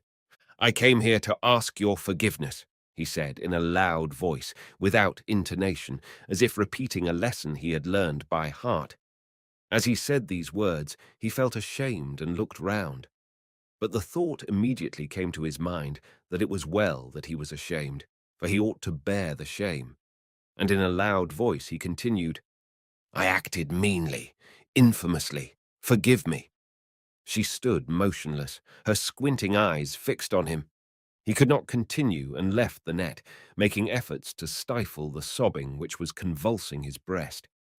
The inspector who directed Nekhludoff to the women's ward, evidently becoming interested in him, came into the room and, seeing him in the middle of the passage, asked him why he was not speaking with the prisoner he had inquired about. Nekhludoff blew his nose and, endeavoring to assume an air of calmness, said, "I can't speak through the net. Nothing can be heard." The inspector mused a while. "Well then, she can be brought out for a while. Maria Karlovna," he turned to the matron, "lead Maslova out." Chapter 41. A moment afterward, Maslova came out through a side door. With gentle step, she came up to Nekhludoff, stopped and glanced at him from under her lowered eyebrows. Her black hair stood out on her forehead in curly ringlets. Her unhealthy, bloated, white face was pretty and very calm.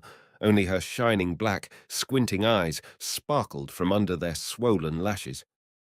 "You may talk here," said the inspector, and went aside. Nekhludoff moved toward a bench standing beside the wall. Maslova glanced inquiringly at the inspector, and shrugging her shoulders as if in wonder, followed Nekhludoff to the bench, and straightening her skirt, sat down beside him. "I know that it is hard for you to forgive me," began Nekhludoff, but feeling the tears flooding his eyes, again stopped. But if the past cannot be mended, I will do now everything in my power. Tell me, how did you find me? She asked, without answering his question, her squinting eyes looking and not looking at him. Oh, Lord, help me, teach me what to do, Nekhludoff said to himself, as he looked at her face so completely changed. I was on the jury when you were tried, he said. You did not recognize me? No, I did not. I had no time to recognize you. Besides, I did not look, she answered. Wasn't there a child? He asked, and he felt his face turning red. It died at that time, thank God, she said with bitterness, turning away her head. How did it happen? I was ill myself, nearly died, she said without raising her eyes. How could the aunts let you go? Who would keep a servant with a child? As soon as they noticed it, they drove me out. But what is the use of talking? I don't remember anything. It is all over now. No, it is not over. I cannot leave it thus. I now wish to atone for my sin. There is nothing to atone for. What's gone is gone, she said. And all unexpected to him, she suddenly looked at him and smiled in an alluring and piteous manner. His appearance was entirely unexpected to Maslova, especially at this time and place, and therefore the astonishment of the first moment brought to her mind that of which she never thought before. At the first moment, she hazily recalled that new, wonderful world of feeling and thought which had been opened to her by that charming young man who loved her and whom she loved, and then his inexplicable cruelty and the long chain of humiliation and suffering which followed as the direct result of that enchanting bliss, and it pained her. But being unable to account for it all, she did the customary thing for her, banished all these recollections from her mind, and endeavored to obscure them by a life of dissipation. At first, she associated this man who sat beside her with that young man whom she had loved once, but as the thought pained her, she drove it from her mind. And now, this neatly dressed gentleman, with perfumed beard, was to her not that Nekhludof whom she had loved, but one of those people who, as opportunity afforded, were taking advantage of such creatures as she, and of whom such creatures as she ought to take advantage as opportunity offers. For this reason, she smiled alluringly. She was silent, thinking how to profit by him. All that is over now, she said, and here I am, sentenced to penal servitude. Her lips trembled as she spoke the terrible word. I was certain that you were innocent, said Nekhludof.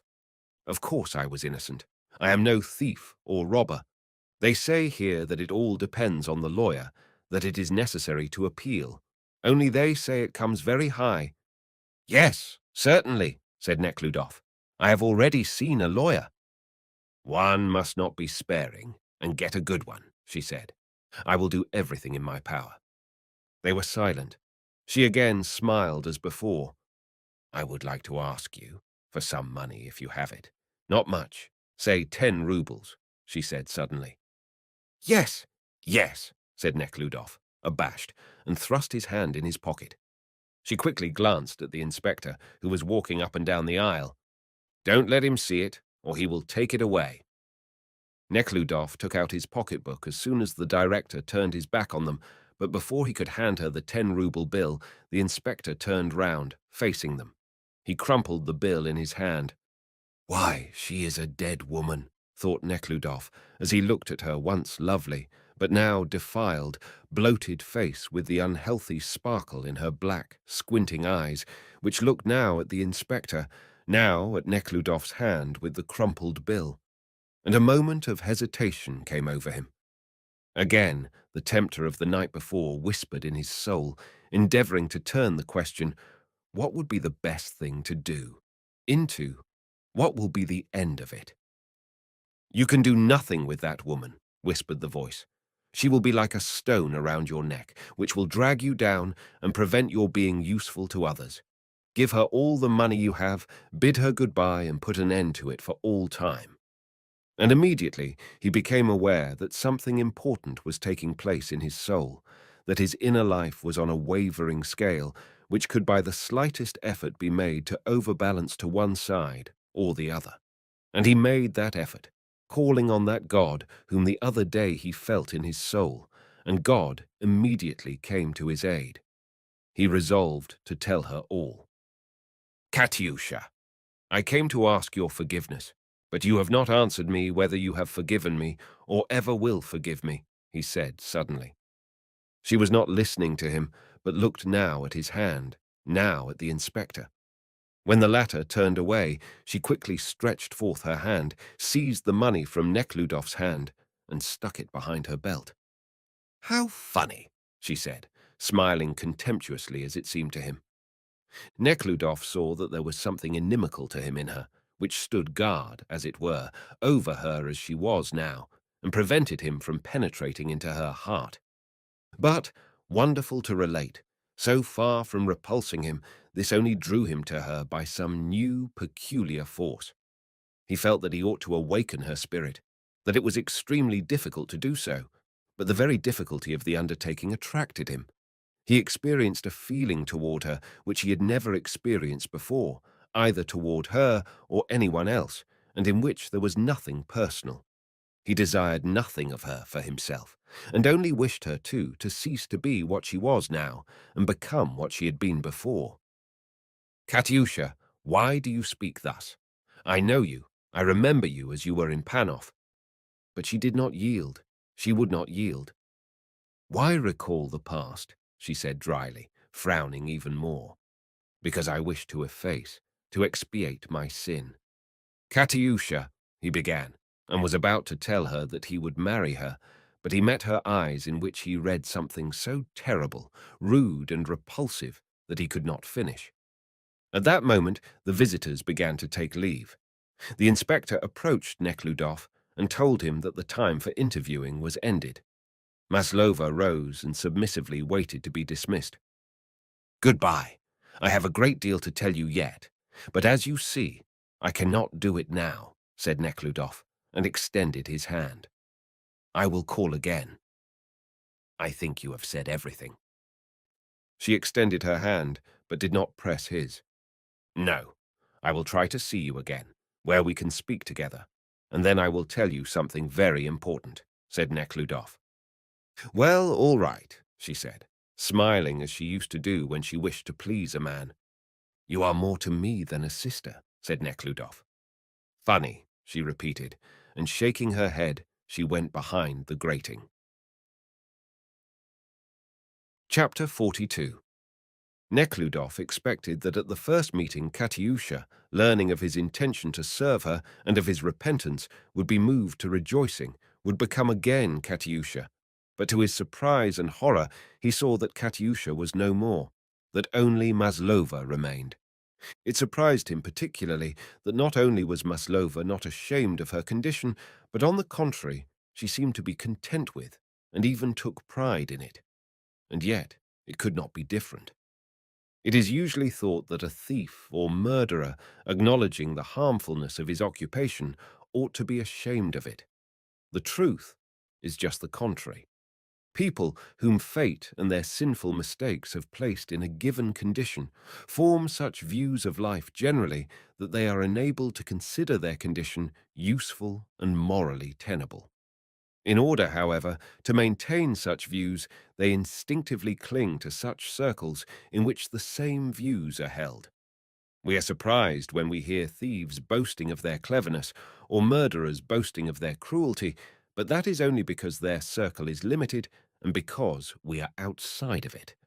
This was the case also with Maslova. She was sentenced to penal servitude, and yet she formed such views of life and her place in it that she could find reasons for self-approval and even boast before people of her condition. The substance of this view was that the greatest welfare of all men, without exception, young, old, students, generals, educated and uneducated, consisted in associating with attractive women, and that therefore all men, while pretending to occupy themselves with other business, in reality desire nothing else. Now, she is an attractive woman, and can satisfy that desire of theirs, or not, as she wishes. Hence, She is a necessary and important person. All her life, past and present, attested the justice of this view. Whomever she met during 10 years, beginning with Neckludof and the old commissary of police, and ending with the jailers, all wanted her. She had not met anyone who did not want her. Hence, the world appeared to her as an aggregation of people who watched her from all sides and by all possible means: deceit, violence, gold or craftiness, strewn to possess her. With such an idea of life, Maslova considered herself a most important person, and she cherished this view above all else in the world, because to change it would be to lose that standing among people which it assured her. And in order not to lose her standing, she instinctively clung to that circle which held the same views of life. Seeing, however, that Nekhludoff wished to lead her into another world, she resisted it, feeling that in that other world into which he was luring her, she would lose her present standing, which gave her confidence and self-respect. For the same reason she drove from her mind all recollection of her first youth and her first relations to Nekhludoff. These recollections clashed with her present views of life, and for that reason were entirely effaced from her memory, or rather, were preserved somewhere in her memory, but were covered up, as it were, with a thick plastering to prevent any access to them. Nekhludoff was, therefore, to her not that man whom she had loved with a pure love, but merely a rich gentleman by whom one may and ought to profit, and who was to be treated like any other man. I did not tell her the most important thing, thought Nekhludoff, as with the other people he walked toward the door. I did not tell her that I would marry her, but I will do it. The inspectors at the doors counted the visitors, each with one hand slapping every visitor on the back, but Nekhludoff was not offended by it now. He even took no notice of it. Chapter 43.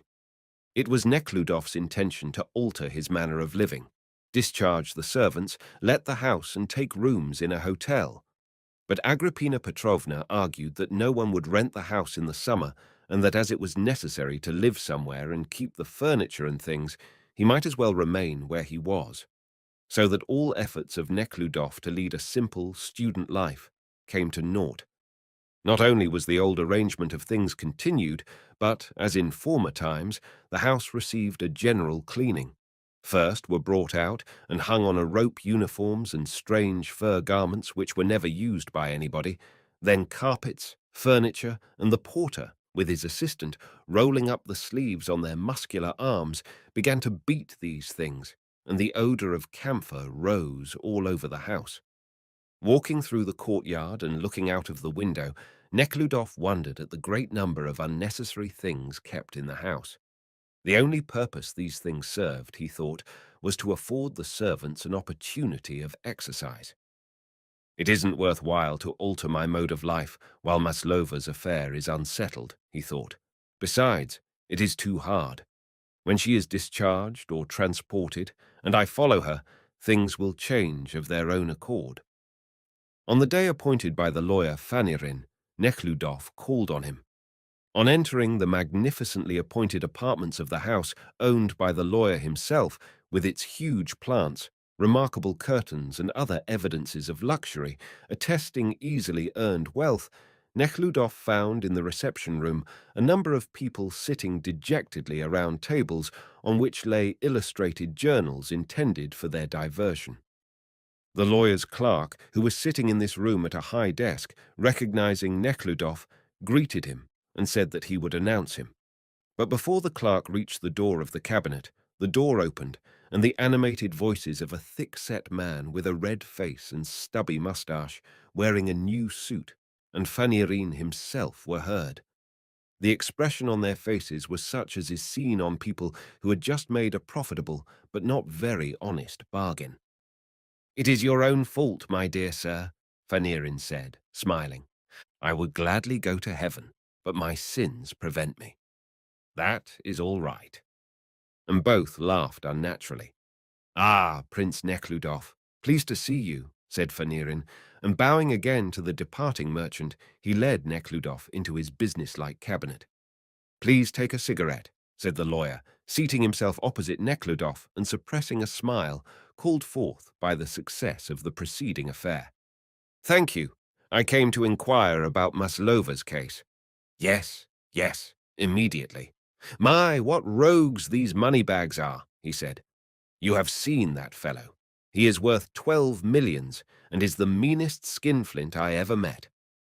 Nekhludoff felt an irresistible loathing toward this ready talker who, by his tone of voice, meant to show that he and Nekhludoff belonged to a different sphere than the other clients. "He worried me to death. He is an awful rogue. I wanted to ease my mind," said the lawyer, as if justifying his not speaking about Nekhludoff's case. "And now, as to your case, I have carefully examined it and could not approve the contents thereof, as Turgenev has it. That is to say, the lawyer was a wretched one, and he let slip all the grounds of appeal." "What have you decided to do?" "One moment. Tell him," he turned to his clerk, who had just entered, "that I will not change my terms. He can accept them or not, as he pleases." "He does not accept them." "Well then, let him go," said the lawyer, and his benign and joyful countenance suddenly assumed a gloomy and angry expression. "They say that lawyers take money for nothing," he said, again assuming a pleasant expression. "I succeeded in obtaining the discharge of an insolent debtor who was incarcerated on flimsy accusations of fraud, and now they all run after me. And every such case requires great labor.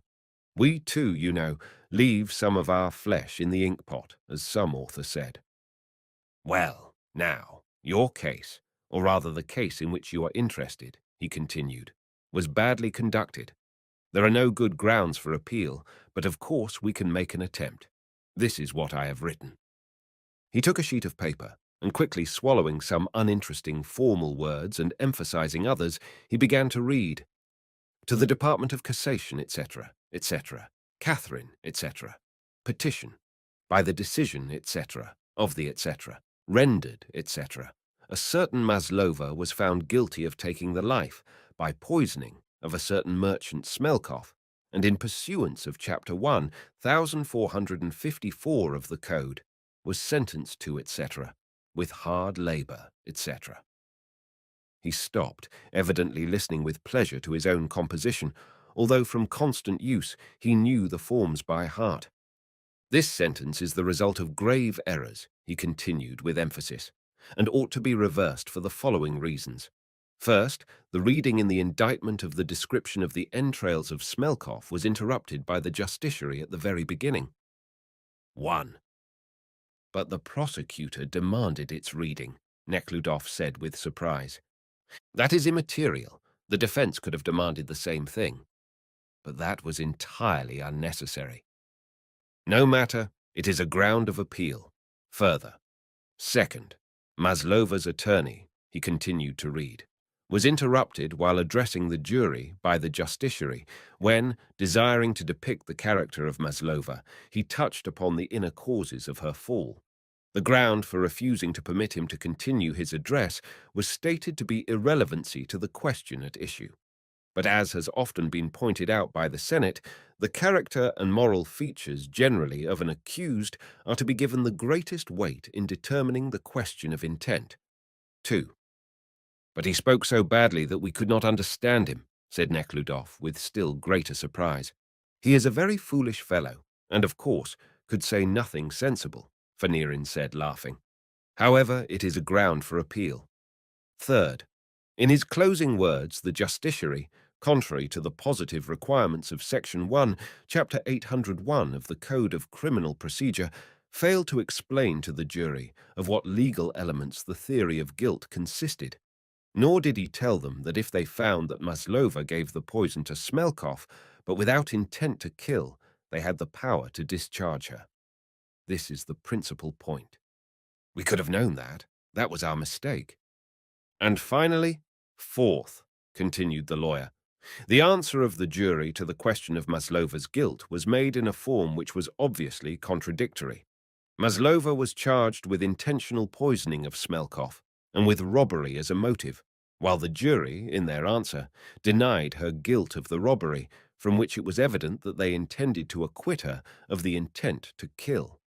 Their failure to do so was due to the incomplete charge of the justiciary. Such an answer, therefore, demanded the application of chapters 816 and 808 of the Code. That is to say, it was the duty of the presiding justice to explain to the jury their mistake and refer the question of the guilt of the accused to them for further deliberation. Why, then, did he not do it? That is just what I would like to know myself, said Fanarin, laughing. So the Senate will correct the mistake. That will depend on who will be sitting there when the case is heard. Well, and then we continue.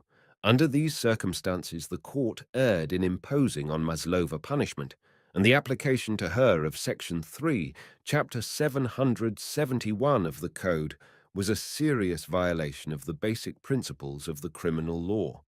Wherefore, applicant demands, etc., etc., be revised in accordance with CHS 909, 910, S2, 912, and 928 of the Code, etc., etc., and referring the case back for a new trial to a different part of the same court. Well, now, everything that could be done was done, but I will be frank with you. The probabilities of success are slight. However, everything depends on who will be sitting in the Senate. If you know anyone among them, bestir yourself. Yes, I know some. Then you must hasten, for they will soon be gone on their vacation and won't return for 3 months. In case of failure, the only recourse will be to petition the Tsar. I shall be at your service also in that contingency. I thank you. And now, as to your honorarium. My clerk will hand you the petition, and also my bill. One more question I would like to ask you. The prosecutor gave me a pass for the prison, but I was told there that it was necessary to obtain the governor's permission to visit the prison on other than visitors' days. Is it necessary? I think so, but he is away, and the lieutenant is in his place. You mean Maslenikov? Yes. I know him, said Neckludof, rising to leave. At that moment, the lawyer's wife, an extremely ugly, pug-nosed and bony woman, rushed into the room. Not only was her attire unusually original, she was fairly loaded down with plush and silk things, bright yellow and green, but her oily hair was done up in curls, and she triumphantly rushed into the reception room, accompanied by a tall, smiling man with an earth-coloured face, in a cutaway coat with silk facings and a white tie. This was an author. He knew Neckludof by sight. Anatol, she said, opening the door, come here. Semyon Ivanovitch promised to read to us his poem, and you must read something from Garshin. Neckludof was preparing to go, but the lawyer's wife whispered something to her husband and turned to him. I know you, Prince, and consider an introduction unnecessary. Won't you please attend our literary breakfast? It will be very interesting. Anatol is an excellent reader. You see what variety of duties I have, said Anatol, smiling and pointing at his wife, thereby expressing the impossibility of resisting that bewitching person. With a sad and grave face, and with the greatest politeness, Neckludof thanked the lawyer's wife for the invitation, pleaded other engagements, and went into the reception room. What faces he makes, the lawyer's wife said of him when he had left the room. In the reception room, the clerk handed him the petition, and in answer to Nekhludof's question about the honorarium, said that Anatol Semyonovitch set his fee at 1,000 rubles, that he really does not take such cases, but does it for Neckludof. And who is to sign the petition? Asked Neckludof. The prisoner may sign it herself, and if that be troublesome, she may empower Anatol Semyonovitch. No, I will go to the prison and obtain her signature, said Neckludof, rejoicing at the opportunity of seeing Katyusha before the appointed day.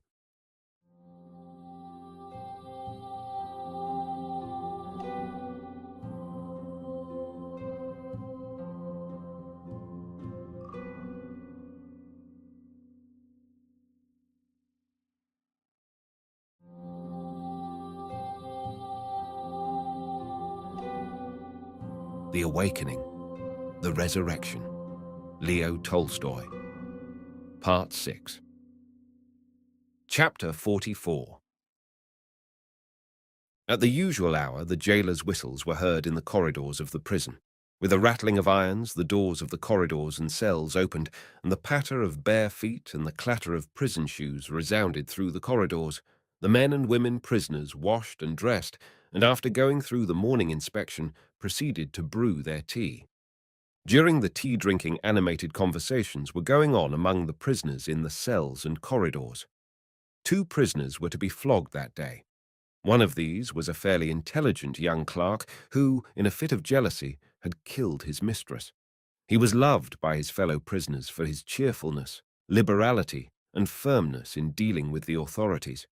He knew the laws and demanded compliance with them. 3 weeks ago, the warden struck one of the chambermen for spilling some soup on his new uniform. The clerk, Vasiliev, took the chamberman's part, saying that there was no law permitting an official to beat prisoners. "I will show you the law," said the warden, reviling Vasiliev. The latter answered in kind. The warden was about to strike him, but Vasiliev caught hold of his hands and held him fast for about 3 minutes and then pushed him out of the door. The warden complained, and the inspector ordered Vasiliev placed in solitary confinement. These cells for solitary confinement were dark closets, iron-bolted from the outside. In these cold, damp cells, devoid of bed, table, or chair, the prisoners were obliged to sit or lie on the dirty floor. The rats, of which there was a large number, crawled all over them, and were so bold that they devoured the prisoners' bread and often attacked the prisoners themselves when they remained motionless.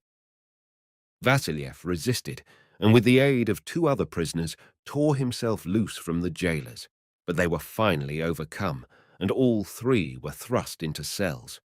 It was reported to the governor that something like a mutiny occurred, and in answer came a document ordering that the 2 chief culprits, Vasiliev and the tramp, don't remember, an application given to some tramps and jailbirds who, to conceal the identity, with characteristic ingenuity and stupidity, make that answer to all questions relating to their names, be given 30 lashes each.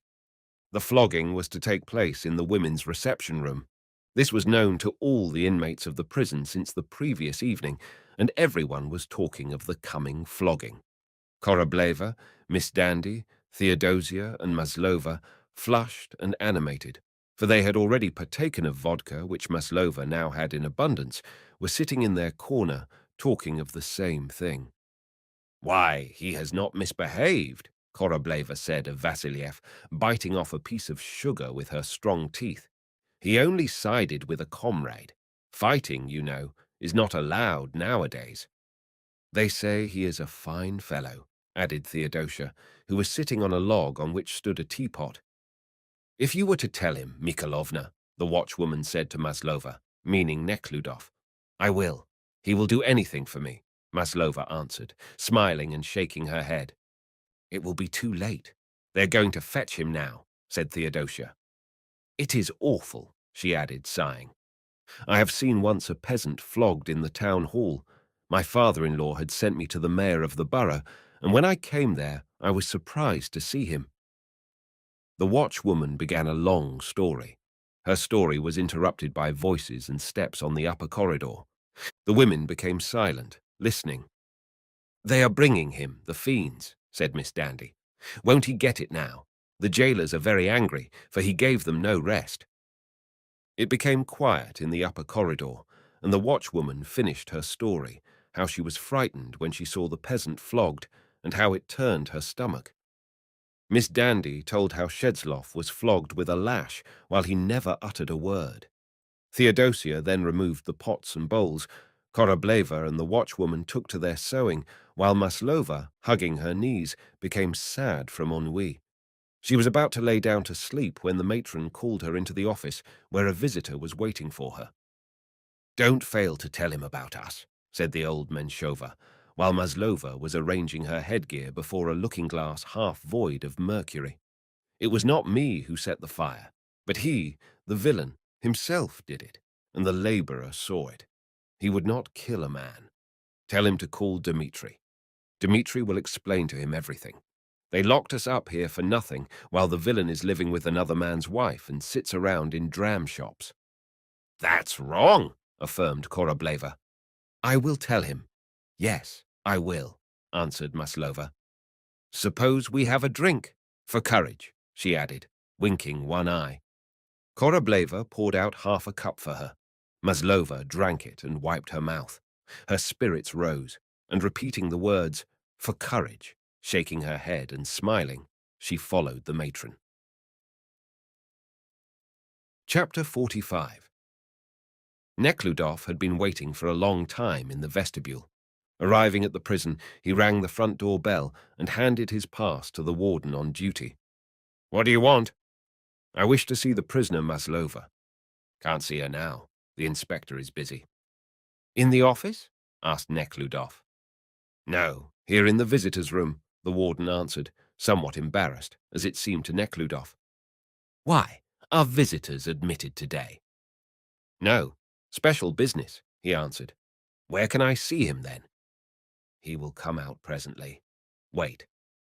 At that moment, a sergeant major in bright crown-laced uniform, his face radiant and his moustache impregnated with smoke, appeared from a side door.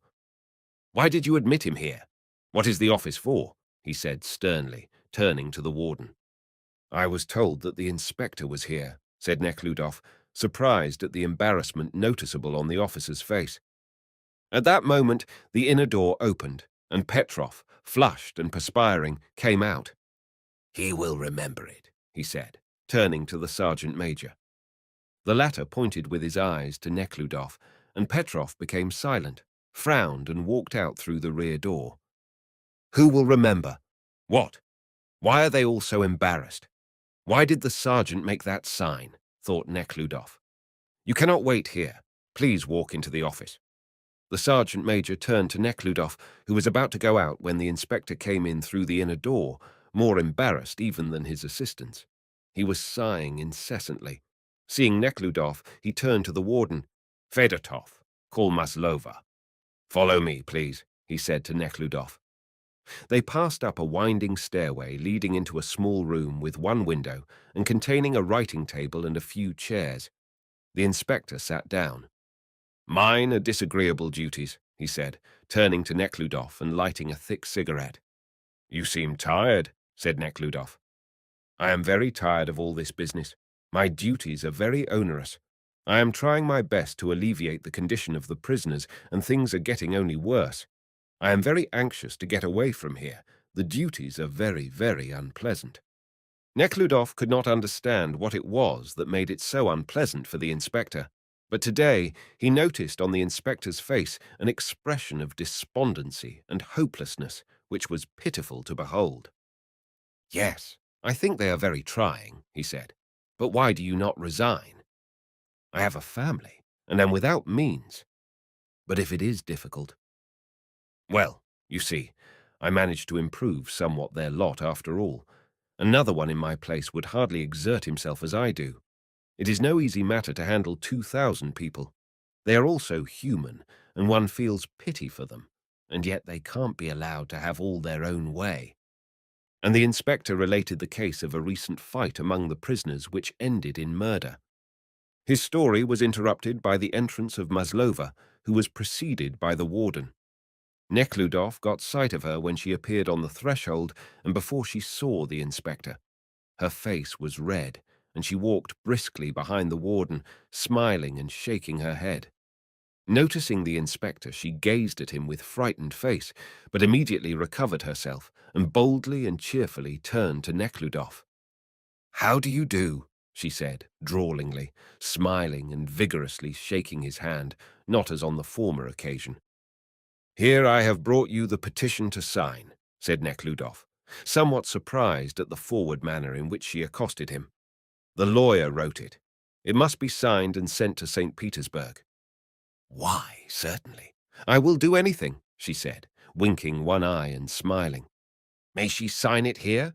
Nekhludoff asked of the inspector. "Come here and sit down," said the inspector. "Here is a pen for you. Can you write?" "I could write once," she said, smiling, and arranging her skirt and waist sleeve, sat down, clumsily took the pen into her small, energetic hand, began to laugh, and looked round at Neckludof. He pointed out to her where to sign. Diligently dipping and shaking the pen, she signed her name. "Do you wish anything else?" she asked, looking now at Neckludof, now at the inspector, and depositing the pen now on the inkstand, now on the paper. "I wish to tell you something," said Neckludof, taking the pen from her hand. "Very well. Go on," she uttered, and suddenly, as though meditating or growing sleepy, her face became grave. The inspector rose and walked out, leaving Neckludof with her alone. Chapter 46. The warden who brought Maslova to the office seated himself on the window-sill, away from the table. This was a decisive moment for Neckludof. He had been constantly reproaching himself for not telling her at their first meeting of his intention to marry her, and was now determined to do so. She was sitting on one side of the table, and Neckludof seated himself on the other side, opposite her. The room was well lighted, and for the first time Neckludof clearly saw her face from a short distance and noticed wrinkles around the eyes and lips and a slight swelling under her eyes, and he pitied her even more than before. Resting his elbows on the table so that he should not be heard by the warden, whose face was of a Jewish type, with greyish side whiskers, he said, "If this petition fails, we will appeal to His Majesty. Nothing will be left undone." "If it had been done before, if I had had a good lawyer," she interrupted him. "That lawyer of mine was such a little fool. He was only making me compliments," she said, and began to laugh. "If they had only known that I was your acquaintance, it would have been different. They think that everybody is a thief." "How strange she is today," thought Neckludof, and was about to tell her what he had on his mind when she again began to speak. "I wanted to tell you. There is an old woman here. We are even surprised. Such a good little woman, but there she is. She and her son, both in prison, and everybody knows that they are innocent. They are accused of setting fire, so they are in prison. She learned, you know, that I am acquainted with you," said Maslova, turning her head and casting glances at him, "and she says to me, 'Tell him,' she says, 'to call my son. He will tell him the whole story. Menshov is his name.' Well, will you do it? Such a good little woman. You can see for yourself that she is not guilty. You will help them, dear, won't you?" she said, glancing at him. Then she lowered her eyes and smiled. "Very well, I will do it," said Neckludof, his surprise at her easy manner growing. "But I would like to talk to you about my own affair. Do you remember what I told you that time?" "You have spoken so much. What did you say that time?" she said, continuing to smile and turning her head now to one side, now to the other. "I said that I came to ask your forgiveness," he said. "Oh, forgiveness, forgiveness. That is all nonsense. You had better—" "That I wish to atone for my sin," continued Neckludof, "and to atone not by words but by deed. I have decided to marry you." Her face suddenly showed fright. Her squinting eyes became fixed, and they looked and did not look at him. "What is that for?" And she frowned maliciously. "I feel that before God I must do it." "What God? Now, are you talking about? You are not talking to the point. God? What God? Why didn't you think of God then?" she said, and opening her mouth, stopped short. Neckludof only now smelled a strong odor of liquor and understood the cause of her excitement. "Be calm," he said. "I have nothing to be calm about. You think I am drunk?" "Yes, I am drunk, but I know what I am talking about," she said quickly, and her face became purple. "I am a convict, while you are a lord, a prince, and needn't stay here to soil your hands. Go to your princesses." "You cannot be too cruel to me. You do not know how I feel," he said in a low voice, his whole body trembling. "You cannot imagine how strongly I feel my guilt before you." "Feel my guilt," she mocked him maliciously. "You did not feel it then, but thrust 100 rubles in my hands. That's your price." I know, But what am I to do now? I have decided not to leave you, he repeated, and what I say I will do. And I say that you will not, she said, and laughed aloud. Katinsha, he began. Leave me. I am a convict, and you are a prince, and you have no business here, she shrieked, violently releasing her hand from his, her wrath knowing no limit. You wish to save yourself through me, she continued, hastening to pour out all that had accumulated in her soul. You have made me the means of your enjoyment in life, and now you wish to make me the means of saving you after death. You disgust me, as do your eyeglasses and that fat, dirty face of yours. Go! Go away! She shrieked, energetically springing to her feet. The warden approached them. Don't you make so much noise. You know whom? Please desist, said Neckludof.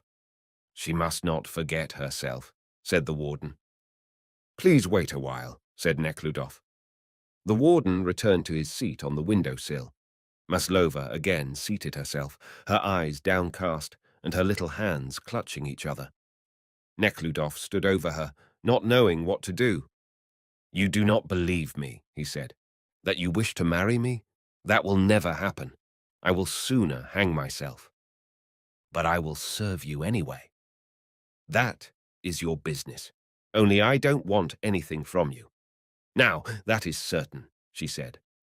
Oh, why did I not die then? She added, and began to cry piteously. Neckludof could not speak.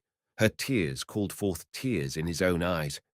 She raised her eyes, looked at him, as if surprised, and with her kerchief began to wipe the tears streaming down her cheeks. The warden again approached them and reminded them that it was time to part. Maslova rose. You are excited now. If possible, I will call tomorrow. Meantime, think it over, said Neckludof. She made no answer, and without looking at him, left the room, preceded by the warden.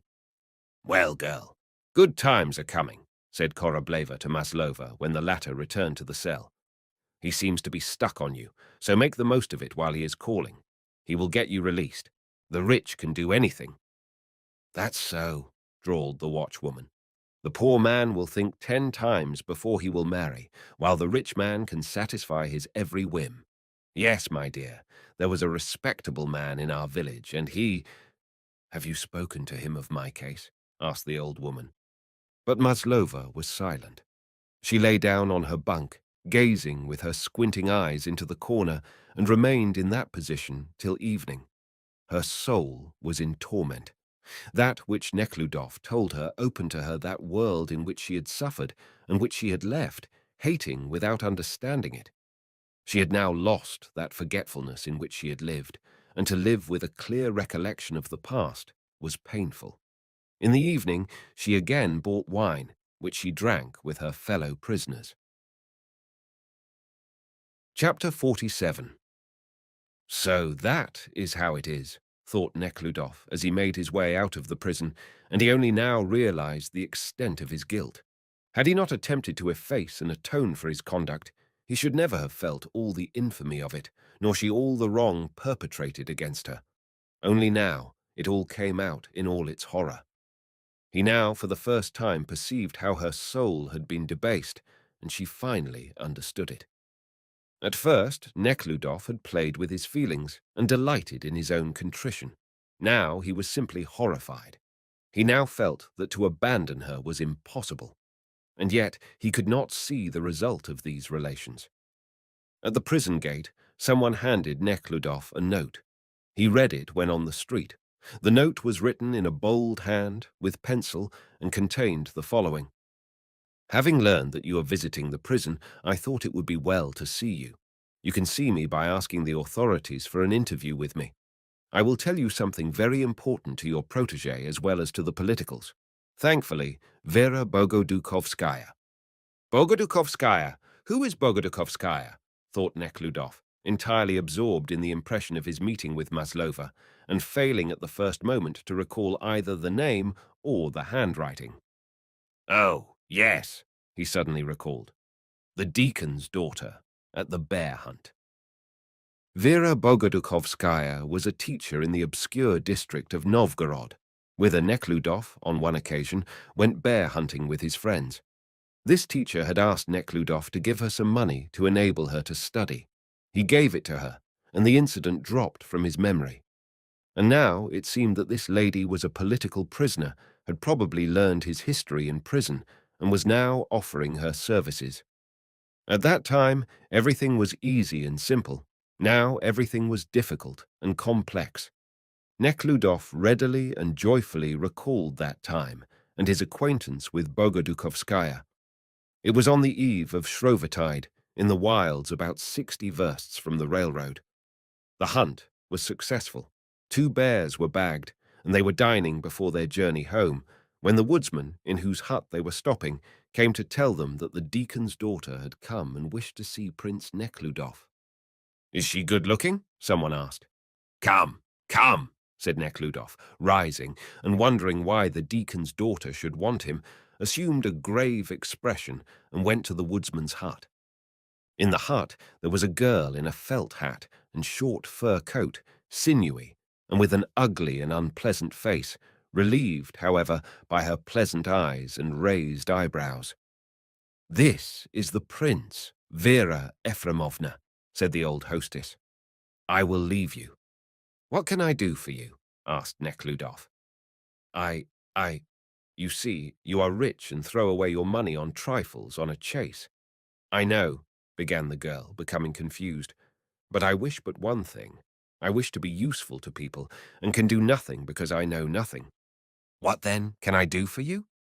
"I am a teacher, and would like to enter college, but they don't let me. It is not exactly that they don't let me, but we have no means. Let me have some money. When I am through with my studies, I shall return it to you." Her eyes were truthful and kindly, and the expression of resolution and timidity on her face was so touching that Nekhludoff, as it was usual with him, suddenly mentally placed himself in her position, understood and pitied her. "I think it is wrong for rich people to kill bears and get the peasants drunk. Why don't they make themselves useful? I only need 80 roubles.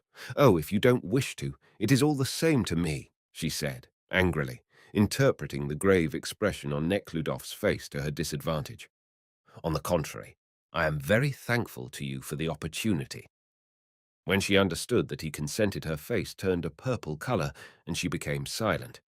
"I will fetch it immediately," said Nekhludoff. He went into the entrance hall where he found an eavesdropping friend. Without taking notice of his comrade's jests, he took the money from his handbag and brought it to her. "Please don't be thanking me. It is I who ought to be thankful to you." It was pleasant to Nekhludoff to recall all that. It was pleasant to recall how he came near quarrelling with the army officer who attempted to make a bad joke of it, how another comrade sided with him, which drew them more closely together. How merry and successful was the hunt, and how happy he felt that night returning to the railroad station. A long file of sleighs moved noiselessly in pairs at a gentle trot along the narrow, fir-lined path of the forests, which were covered with a heavy layer of snowflakes. Someone struck a red light in the dark, and the pleasant aroma of a good cigarette was wafted toward him. Osip, the sleigh tender, ran from sleigh to sleigh, knee-deep in snow, telling of the elks that were roaming in the deep snow, nibbling the bark of aspen trees, and of the bears emitting their warm breath through the air holes of their wild haunts. Nekhludoff remembered all that, and above all the happy consciousness of his own health, strength and freedom from care. His lungs, straining his tight-fitting fur coat, inhaled the frosty air. The trees, grazed by the shaft, sent showers of white flakes into his face. His body was warm, his face ruddy. His soul was without a care or blemish or fear or desire. How happy he was! But now, my God, how painful and unbearable it all was. Chapter 48. Rising the next morning, Nekhludoff recalled the events of the previous day and was seized with fear. But notwithstanding this fear, he was even more determined than before to carry out his plan already begun. With this consciousness of the duty that lay upon him, he drove to Maslenikov for permission to visit in jail, besides Maslova, the old woman Menshova and her son, of whom Maslova had spoken to him. Besides, he also wished to see Bogodukovskaya, who might be useful to Maslova. Nekludov had known Maslenikov since they together served in the army. Maslenikov was the treasurer of the regiment. He was the most kind-hearted officer and possessed executive ability. Nothing in society was of any interest to him, and he was entirely absorbed in the affairs of the regiment. Nekludov now found him an administrator in the civil government. He was married to a rich and energetic woman to whom was due his change of occupation. She laughed at him and patted him as she would a tamed animal. Nekludov had visited them once the previous winter, but the couple seemed so uninteresting to him that he never called again. Maslenikov's face became radiant when he saw Nekludov. His face was as fat and red, his dress as excellent as when he served in the army. As an army officer, he was always neat, dressed in a tight uniform made according to the latest style. Now his dress fitted his well-fed body as perfectly. He wore a uniform. Notwithstanding the difference in their age, Maslenikov was about 40. They familiarly thowed each other. "Very glad you remembered me. Come to my wife. I've just 10 minutes to spare, and then I must to the session. My chief, you know, is away. I am directing the affairs of the district," he said, with joy which he could not conceal. "I came to you on business." "What's that?" Maslenikov said in a frightened and somewhat stern voice, suddenly pricking his ears. "There is a person in jail in whom I am very much interested." At the word jail, Maslenikov's face became even more stern. "And I would like to have the right of interview in the office instead of the common reception room, and oftener than on the appointed days. I was told that it depended on you." "Of course, mon cher. I'm always ready to do anything for you," Maslenikov said, touching his knees with both hands, as if desiring to soften his own greatness. "I can do it, but you know I am caliph only for an hour. So you can give me a pass that will enable me to see her." "It is a woman?" "Yes." "What is the charge against her?" "Poisoning, but she was irregularly convicted." "Yes, there is justice for you." "Ils n'en font point d'autre," he said, for some reason in French.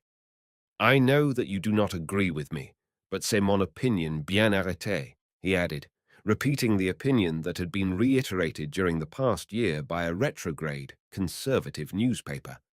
"I know you are a liberal." "I don't know whether I am a liberal or something else," smilingly said Nekludov, who always wondered at being joined to some party, or called a liberal only because he held that a man must not be judged without being heard, that all are equal before the law, that it is wrong to torture and beat people generally, especially those that are not convicted. "I don't know whether I am a liberal or not, but I do know that our present courts, bad as they are nevertheless better than those that preceded them." "And what lawyer have you retained?"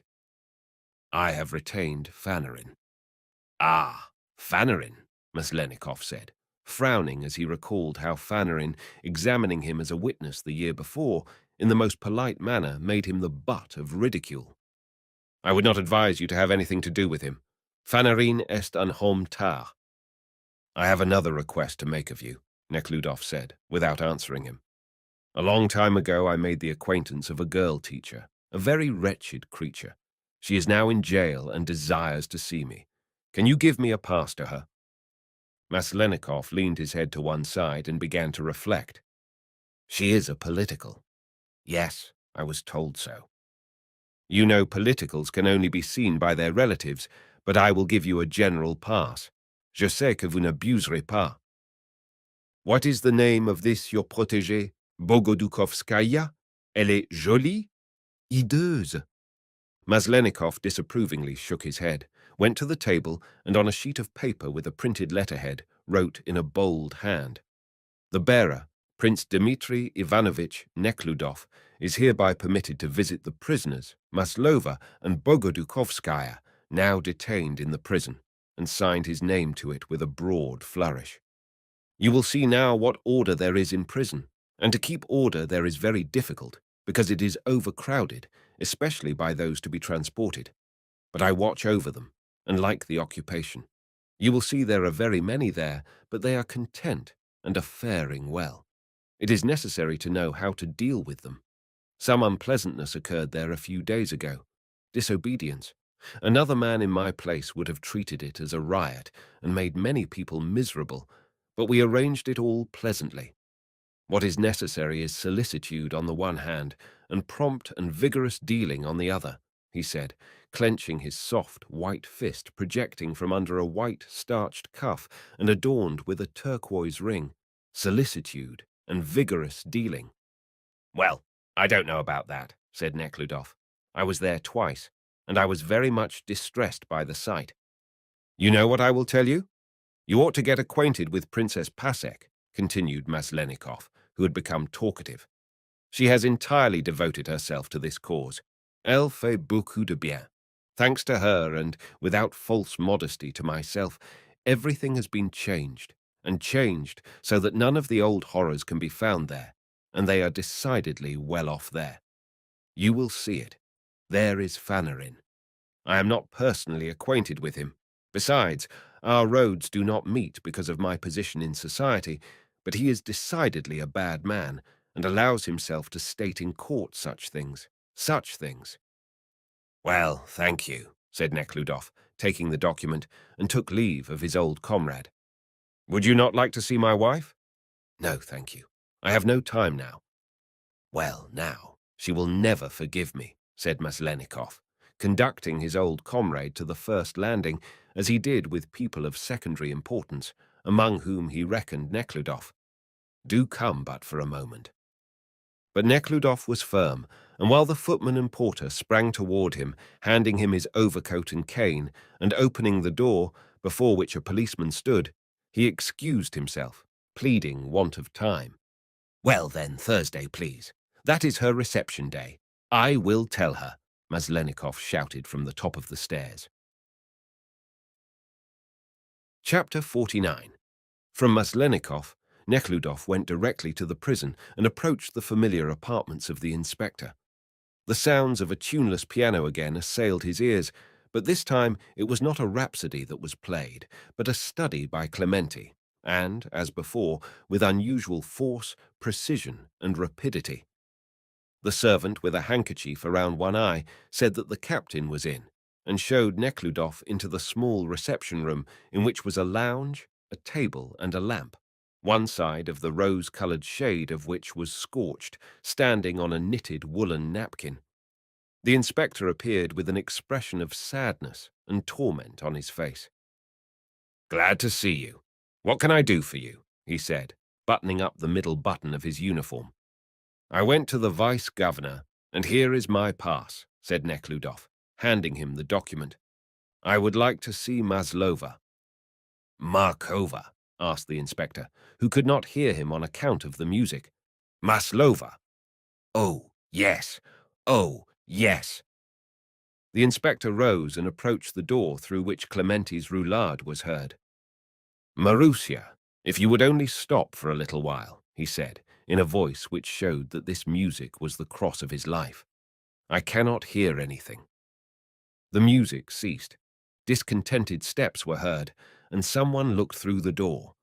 The inspector, as if relieved by the cessation of the music, lit a thick cigarette of light tobacco, and offered one to Neckludof, which he refused. Can Maslova? It is not convenient to see Maslova today, said the inspector. Why? It is your own fault, slightly smiling, said the inspector. Prince, you must not give her any money. If you wish to give her money, leave it with me. I will keep it for her.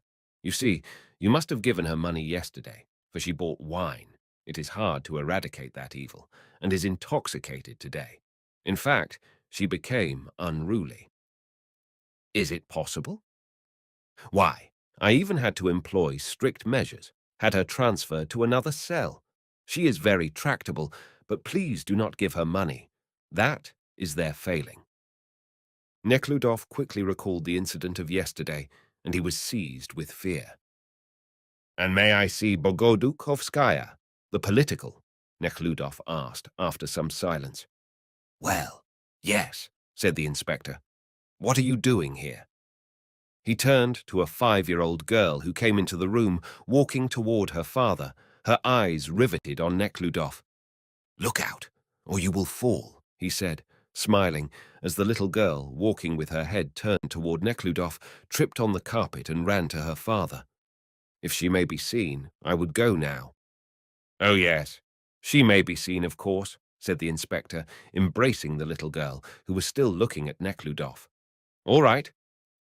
The inspector rose and, gently turning the girl aside, walked into the vestibule.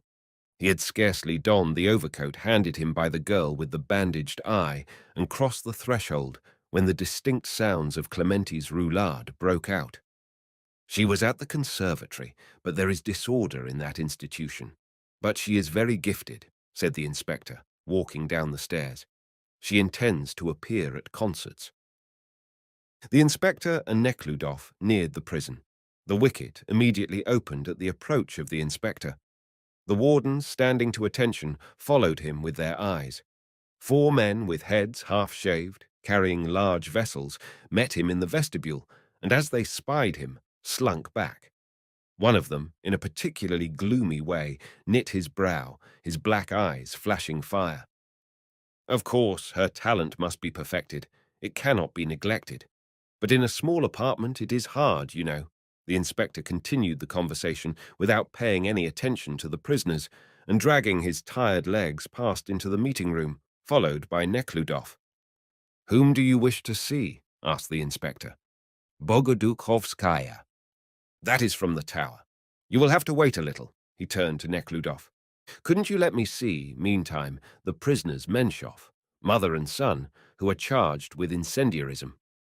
That is from cell 21. Why, yes, they may be called out. Would you allow me to see the son in his cell? It is quieter in the meeting room, but it is interesting to see him there. Interesting! At that moment, a dashing officer, the inspector's assistant, appeared at a side door. Conduct the prince to Menshov's cell. No, 21, said the inspector to his assistant. Then show him to the office, and I will call. What is her name? Vera Bogodukhovskaya, said Nekhludoff. The inspector's assistant was a light-haired young officer with dyed mustache, who spread around him the odor of perfume. Follow me, please. He turned to Nekhludoff with a pleasant smile. Does our institution interest you? Yes, and I am also interested in that man who, I was told, is innocent. The assistant shrugged his shoulders. Yes, that may be, he said calmly, courteously admitting the guest into the ill-smelling corridor. But they also lie often. Walk in, please. The doors of the cells were open, and some prisoners stood in the corridor. Slightly nodding to the wardens and looking askance at the prisoners, who either pressed against the walls, entered their cells, or, stopping at the doors, stood erect like soldiers. The assistant escorted Nekhludoff through one corridor into another, on the left, which was iron-bolted. This corridor was darker and more ill-smelling than the first. There was a row of cells on each side, the doors of which were locked. There was a hole in each door, eyelet, so called, of about an inch in diameter. There was no one in this corridor except an old warden with a wrinkled, sad face. Where is Menshov's cell? Asked the assistant. The 8th one on the left. Are these occupied? Asked Nekhludoff. All but one. Chapter 50. May I look in? Asked Nekhludoff. If you please, the assistant said with a pleasant smile, and began to make inquiries of the warden. Nekhludoff looked through one of the openings. A tall young man with a small black beard, clad only in his linen, walked rapidly up and down the floor of his cell. Hearing a rustle at the door, he looked up, frowned, and continued to walk. Nekhludoff looked into the second opening. His eye met another large, frightened eye. He hastily moved away. Looking into the third, he saw a small-sized man sleeping curled up on a cot, his head covered with his prison coat. In the 4th cell, a broad-faced, pale-looking man sat with lowered head, his elbows resting on his knees. Hearing steps, This man raised his head and looked up. In his face and eyes was an expression of hopeless anguish. He was apparently unconcerned about who it was that looked into his cell. Whoever it might be, he evidently hoped for no good from anyone. Nekhludoff was seized with fear, and he hastened to number 21, Menshov's cell. The warden unlocked and opened the door. A young, muscular man with a long neck, kindly round eyes and small beard stood beside his cot, hastily donning his prison coat and, with frightened face, looking at the two men who had entered. Nekhludoff was particularly struck by the kindly round eyes whose wondering and startled look ran from him to the warden and back. "This gentleman wishes to ask you about your case." "Thank you." "Yes, I was told about your case," said Nekhludoff, going into the depth of the cell and stopping at the barred, dirty window, "and would like to hear it from yourself." Menshov also drew near the window and immediately began to relate the particulars of his case, at first timidly, from time to time glancing at the warden, then growing bolder and bolder, and when the warden had left the cell to give some orders, his timidity left him entirely. Judging by his speech and manner, his was a story of a simple, honest peasant, and it seemed very strange to Nekhludoff to hear it from the lips of a prisoner in the garb of disgrace and in prison.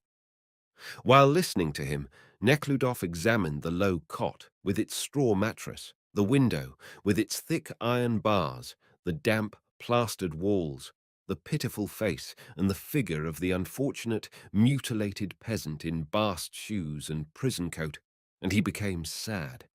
He would not believe that what this kind-hearted man told him was true, and it was still harder to think that this truthful story should be false, and that kindly face should deceive him. His story, in short, was that soon after his wedding, a tapster enticed away his wife. He had recourse to the law everywhere, and the tapster was everywhere acquitted. Once he took her away by force, but she ran away the following day. He went to the seducer, demanding his wife. The tapster told him that she was not there, although he saw her when coming in and ordered him to depart. He would not go. Then the tapster and another workman beat him until he bled, and the following day the tapster's house took fire. He and his mother were charged with incendiarism, although at the time the fire broke out, he was visiting a friend. "And you really did not set the fire?" "I never even thought of such a thing, master. The villain must have done it himself. They say that he had just insured his house, and he said that I and my mother came and threatened him. It is true I abused him at that time, couldn't help it, but I did not set the fire, and was not even in the neighborhood when the fire started. He set the fire purposely on the day I was there with my mother. He did it for the insurance money and threw it on us." "Is it possible?" "As true as there is a living God, master. Do help us." He was about to bow to the ground, but Nekhludoff forcibly prevented him. "Release me. I am suffering here innocently," he continued. His face suddenly began to twitch. Tears welled up in his eyes, and rolling up the sleeve of his coat, he began to wipe his eyes with the dirty sleeve of his shirt. "Have you finished?" asked the warden. "Yes. Cheer up. I will do what I can for you," Nekhludoff said, and walked out. Menshov stood in the door, so that when the warden closed it, he pushed him in. While the warden was locking the door, Menshov looked through the hole. Chapter 51. It was dinner time when Nekhludoff retraced his steps through the wide corridor, and the cells were open. The prisoners, in light yellow coats, short, wide trousers and prison shoes, eyed him greedily. Nekhludoff experienced strange feelings and commiseration for the prisoners, and for some reason shame that he should so calmly view it. In one of the corridors, a man, clattering with his prison shoes, ran into one of the cells, and immediately a crowd of people came out, placed themselves in his way, and bowed. "Your Excellency, I don't know what to call you. Please order that our case be decided." "I am not the commander. I do not know anything." "No matter. Tell them, the authorities, or somebody," said an indignant voice, "to look into our case. We are guilty of no offense, and have been in prison the 2nd month now." "How so?" "Why?" asked Nekhludoff. "We don't know ourselves why, but we have been here the 2nd month."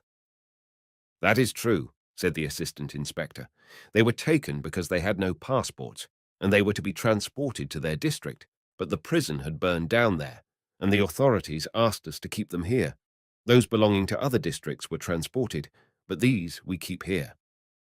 "Is that the only reason?" asked Nekhludoff, stopping in the doorway. The crowd, consisting of about 40 men, all in prison garb, surrounded Nekhludoff and the assistant.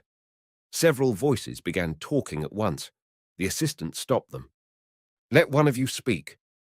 A tall old man of good mien came forward. He told Nekhludoff that they were all imprisoned on the ground that they had no passports, but that, as a matter of fact, they had passports which had expired and were not renewed for about 2 weeks. It happened every year, but they were never even fined. And now they were imprisoned like criminals. "We are all Masons and belong to the same association. They say that the prison has burned down, but that isn't our fault. For God's sake, help us." Nekhludoff listened, but scarcely understood what the old man was saying. "How is that? Can it be possible that they are kept in prison for that sole reason?" said Nekhludoff, turning to the assistant. "Yes, they ought to be sent to their homes," said the assistant. At that moment, a small-sized man, also in prison attire, pushed his way through the crowd and began to complain excitedly that they were being tortured without any cause. "Worse than dogs," he began. "Tut! Tut! Do not talk too much, or else you know—" "Know what?" said the little man desperately. "Are we guilty of anything?" "Silence!" shouted the assistant, and the little man subsided. "What a peculiar state of things," Nekhludoff said to himself as he ran the gauntlet, as it were, of 100 eyes that followed him through the corridor. "Is it possible that innocent people are held in durance here?" Nekhludoff said when they emerged from the corridor. "What can we do? However, many of them are lying. If you ask them, they all claim to be innocent," said the assistant inspector, "although some are there really without any cause whatever. But these Masons don't seem to be guilty of any offence." "That is true so far as the Masons are concerned. But those people are spoiled. Some measure of severity is necessary. They are not all as innocent as they look. Only yesterday we were obliged to punish 2 of them." "Punish? How?" asked Nekhludoff. "By flogging. It was ordered. But corporal punishment has been abolished. Not for those that have been deprived of civil rights." Nekhludoff recalled what he had seen the other day while waiting in the vestibule, and understood that the punishment had then been taking place, and with peculiar force came upon him that mingled feeling of curiosity, sadness, doubt, and moral, almost passing over into physical nausea which he had felt before, but never with such force. Without listening to the assistant or looking around him, he hastily passed through the corridor and ascended to the office. The inspector was in the corridor and, busying himself with some affair, had forgot to send for Bogodukovskaya. He only called it to mind when Nekhludoff entered the office. "I will send for her immediately. Take a seat," he said. Chapter 52. The office consisted of 2 rooms. In the first room, which had 2 dirty windows and the plastering on the walls peeled off, a black measuring rod for determining the height of prisoners stood in one corner, while in another hung a picture of Christ. A few wardens stood around in this room. In the second room, in groups and pairs, about 20 men and women were sitting along the walls, talking in low voices. A writing table stood near one of the windows. The inspector seated himself at the writing table and offered Nekhludoff a chair standing nearby. Nekhludoff seated himself and began to examine the people in the room. His attention was first of all attracted by a young man with a pleasant face, wearing a short jacket, who was standing before a man prisoner and a girl, gesticulating and talking to them in a heated manner. Beside them sat an old man in blue eyeglasses, immovably holding the hand of a woman in prison garb and listening to her. A boy in high school uniform, with an expression of fright on his face, stood gazing on the old man. Not far from them, in the corner, a pair of lovers were sitting. She was a very young, pretty, stylishly dressed girl with short-cropped flaxen hair and an energetic face. He was a fine-featured, handsome youth with wavy hair and in a prison coat. They occupied the corner, whispering to each other, apparently wrapped in their love. Nearest of all to the table was a grey-haired woman in black, evidently the mother of a consumptive young man in a rubber jacket who stood before her. Her eyes were fixed on him, and her tears prevented her speaking, which she several times attempted to do, but was forced to desist. The young man held a piece of paper in his hand, and evidently not knowing what to do with an angry expression on his face, was folding and crumpling it. Sitting beside the weeping mother and patting her on the shoulder was a stout, pretty girl with red cheeks in a grey dress and cape. Everything in this girl was beautiful: the white hands, the wavy, short hair, the strong nose and lips. But the principal charm of her face were her hazel, kindly, truthful sheep eyes. Her beautiful eyes turned on Neckludof at the moment he entered and met his, but she immediately turned them again on her mother and whispered to her something. Not far from the lovers, a dark man with gloomy face sat talking angrily to a clean-shaven visitor resembling a scopet, a sect of castrates. At the very door stood a young man in a rubber jacket, evidently more concerned about the impression he was making on the visitors than what he was saying. Nekhludoff sat down beside the inspector and looked around him with intense curiosity. He was amused by a short-haired boy coming near him and asking him in a shrill voice, "And whom are you waiting for?" The question surprised Nekhludoff, but seeing the boy's serious, intelligent face with bright, attentive eyes, gravely answered that he was awaiting a woman acquaintance. "Well, is she your sister?" asked the boy. "No, she is not my sister," Nekhludoff answered with surprise. "And with whom are you?" "I am with Mama. She is a political," said the boy. "Maria Pavlovna, take away Kolia," said the inspector, evidently finding Nekhludov's conversation with the boy contrary to the law. Maria Pavlovna, the same beautiful woman who had attracted Nekhludov's attention, rose and with heavy, long strides approached him. "What is he asking you? Who you are?" she asked, slightly smiling with her beautifully curved lips and confidingly looking at him with her prominent, kindly eyes, as though expecting Nekhludoff to know that her relations to everybody always have been, are and ought to be simple, affable, and brotherly. "He must know everything," she said, and smiled into the face of the boy with such a kindly, charming smile that both the boy and Nekhludoff involuntarily also smiled. "Yes, he asked me whom I came to see." "Maria Pavlovna, you know that it is not permitted to speak to strangers," said the inspector. "All right," she said, and taking the little hand of the boy into her own white hand, she returned to the consumptive's mother. "Whose boy is that?" Nekhludoff asked the inspector. "He is the son of a political prisoner and was born in prison." "Is it possible?" "Yes, and now he is following his mother to Siberia." "And that girl?" "I cannot answer it," said the inspector, shrugging his shoulders. "Ah, there is Bogodukovskaya." Chapter 53. The short-haired, lean, yellow-faced Vera Efremovna, with her large, kindly eyes, entered timidly through the rear door.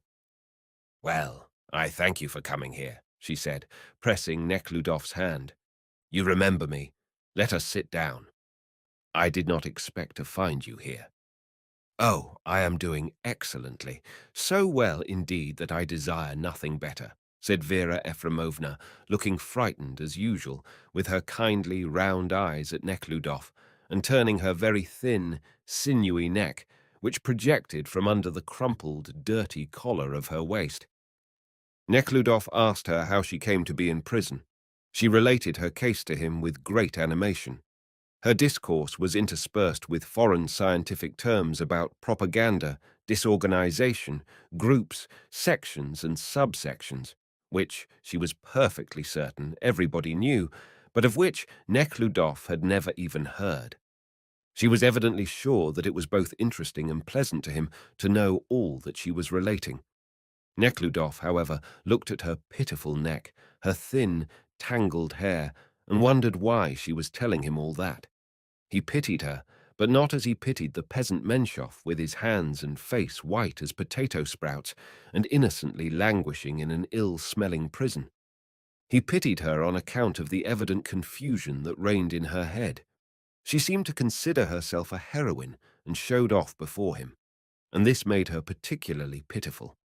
This trait Nekhludoff noticed in other people then in the room. His arrival attracted their attention, and he felt that they changed their demeanor because of his presence. This trait was also present in the young man in the rubber jacket, in the woman in prison clothes, and even in the actions of the two lovers. The only people who did not possess this trait were the consumptive young man, the beautiful girl with sheep eyes, and the dark-featured man who was talking to the beardless man who resembled a Skopets. The affair of which Vera Ephremovna wished to speak to Nekhludoff consisted of the following. A chum of hers, Shustova, who did not even belong to her subsection, was arrested because in her dwelling were found books and papers which had been left with her for safe keeping. Vera Ephremovna thought that it was partly her fault that Shustova was imprisoned and implored Nekhludoff, who was well connected, to do everything in his power to effect her release. Of herself, she related that, after having graduated as midwife, she joined some party. At first, everything went on smoothly, but afterward, one of the party was caught, the papers were seized, and then all were taken in a police dragnet. They also took me, and now I am going to be transported, she wound up her story. But that is nothing. I feel excellently, and she smiled piteously.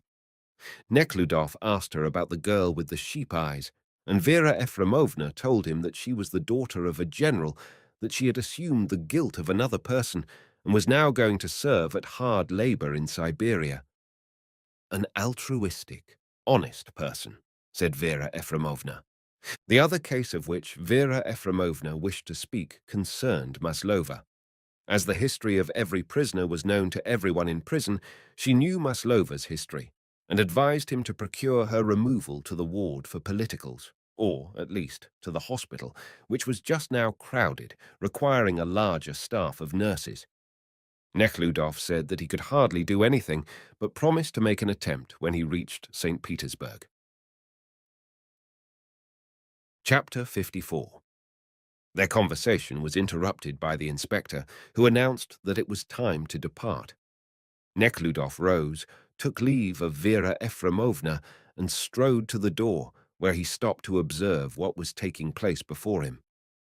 "Ladies and gentlemen, the time is up," said the inspector as he was going out. But neither visitors nor prisoners stirred.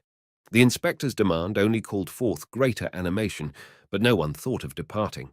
Some got up and talked standing, some continued to talk sitting, others began to cry and take leave. The young man continued to crumple the bit of paper, and he made such a good effort to remain calm that his face seemed to bear an angry expression.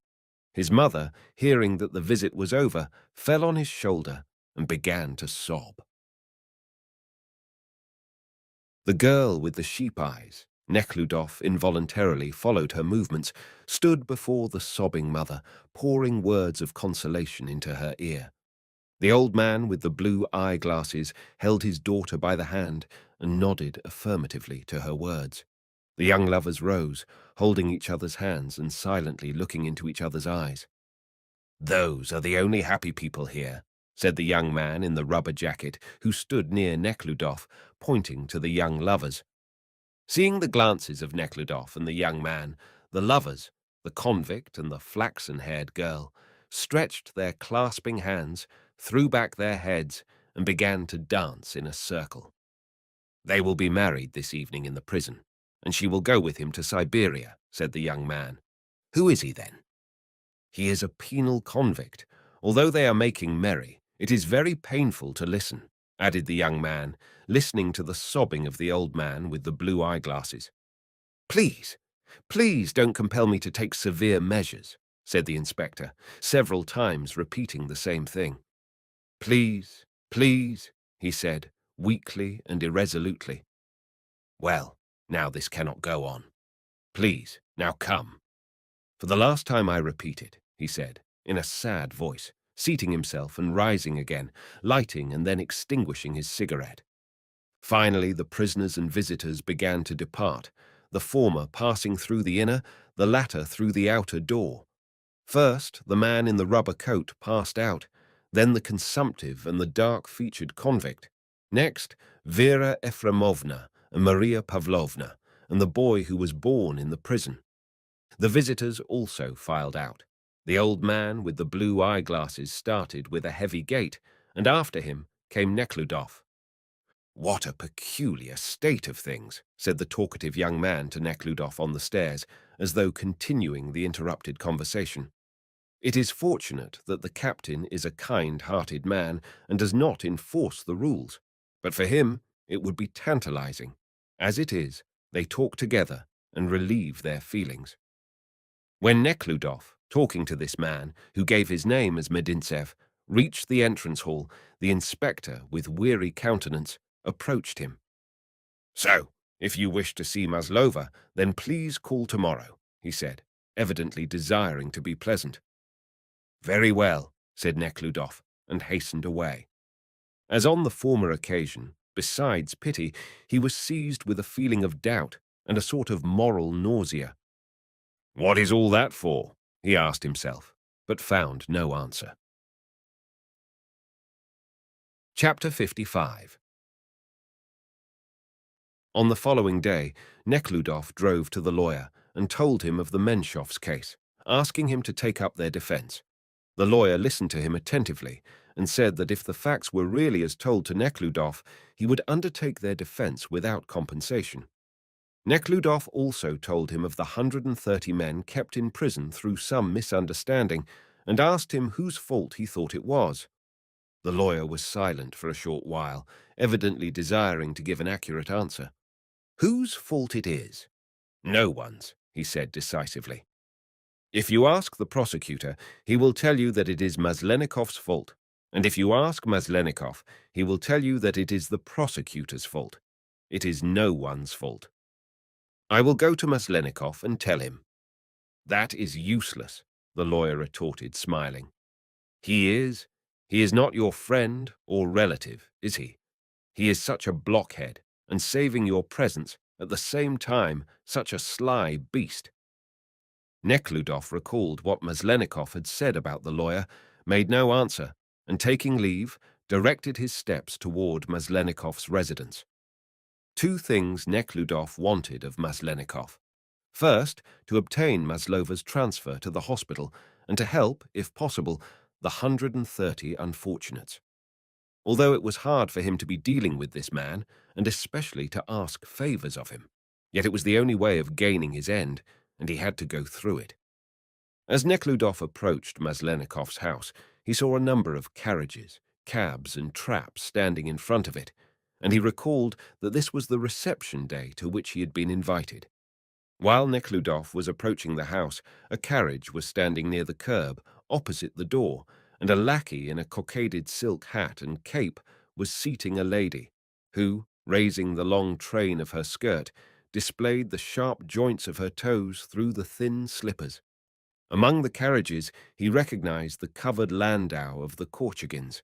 The grey-haired, rosy-cheeked driver deferentially raised his hat. Neckludof had scarcely asked the porter where Michael Ivanovich, Maslenikov, was, when the latter appeared on the carpeted stairway, escorting a very important guest, such as he usually escorted not to the upper landing, but to the vestibule. This very important military guest, while descending the stairs, was conversing in French about a lottery for the benefit of orphan asylums, giving his opinion that it was a good occupation for ladies. They enjoy themselves while they are raising money. Qu'elles s'amusent, et que le bon Dieu les bénisse. Ah, Neckludof, how do you do? You haven't shown yourself for a long time, he greeted Neckludof. Allez présenter vos devoirs à madame. The Korchagins are here too, toutes les jolies femmes de la ville, he said, holding out and somewhat raising his military shoulders for his overcoat, which was being placed on him by his own magnificent lackey in gold-braided uniform. Au revoir, mon cher. Then he shook Maslenikov's hand. Well, now let us go upstairs. How glad I am, Maslenikov began excitedly, seizing Neckludof by the arm, and notwithstanding his corpulence, nimbly leading him up the stairs. Maslenikov was in a particularly happy mood, which Neckludof could not help ascribing to the attention shown him by the important person. Every attention shown him by an important person put him into such an ecstasy as may be observed in a fawning little dog when its master pats it, strokes it, and scratches under its ears. It wags its tail, shrinks, wriggles, and, straightening its ears, madly runs in a circle. Maslenikov was ready to do the same thing. He did not notice the grave expression on Nekhludov's face, nor hear what he was saying, but irresistibly dragged him into the reception room. Nekhludov involuntarily followed. Business afterward. I will do anything you wish, said Maslenikov, leading him through the parlour. Announce Prince Nekhludov to Her Excellency, he said on the way to a lackey. The lackey, in an ambling gait, ran ahead of them. Vous n'avez qu'à ordonner. But you must see my wife without fail. She would not forgive my failure to present you last time you were here. The lackey had already announced him when they entered, and Anna Ignatievna, the vice-governess, Mrs. General as she called herself, sat on a couch surrounded by ladies. As Nekhludoff approached, she was already leaning forward with a radiant smile on her face. At the other end of the reception room, women sat around a table, while men in military uniforms and civil attire stood over them. An incessant cackle came from that direction. Enfin, why do you estrange yourself? Have we offended you in any way? With these words, presupposing an intimacy between her and Nekhludoff, which never existed, Anna Ignatievna greeted him. Are you acquainted? Madame Beliavskaya, Michael Ivanovich Chernov. Take a seat here. Missy, venez donc à notre table. On vous apportera votre thé. And you, she turned to the officer who was conversing with Missy, evidently forgetting his name. Come here, please. Will you have some tea, Prince? No, no, I will never agree with you. She simply did not love him, said a woman's voice. But she loved pie. Eternally, those stupid jests, laughingly interfered another lady in a high hat and dazzling with gold and diamonds. C'est excellent, these waffles, and so light. Let us have some more. Well, how soon are you going to leave us? Yes, this is the last day. That is why we came here. Such a beautiful spring. How pleasant it is in the country. Missy, in her hat, and some dark, striped dress which clasped her waist without a wrinkle, was very pretty. She blushed when she saw Nekhludoff. I thought you had left the city, she said to him. Almost. Business keeps me here. I come here also for business. Call on Mamma. She is very anxious to see you, she said, and feeling that she was lying and that he understood it, her face turned a still deeper purple. I shall hardly have the time, gloomily answered Nekhludoff, pretending not to see that she was blushing. Missy frowned angrily, shrugged her shoulders, and turned to an elegant officer, who took from her hands the empty teacup and valiantly carried it to another table, his sword striking every object it encountered. You must also contribute toward the asylum. I am not refusing, only I wish to keep my contribution for the lottery. There I will show all my liberality. Don't forget now, a plainly dissimulating laugh was heard. The reception day was brilliant, and Anna Ignatievna was delighted. Mika told me that you busy yourself in the prisons. I understand it very well, she said to Nekhludoff. Mika, she meant her stout husband Maslenikov, may have his faults, but you know that he is kind. All these unfortunate prisoners are his children. He does not look on them in any other light. Il est d'une bonté.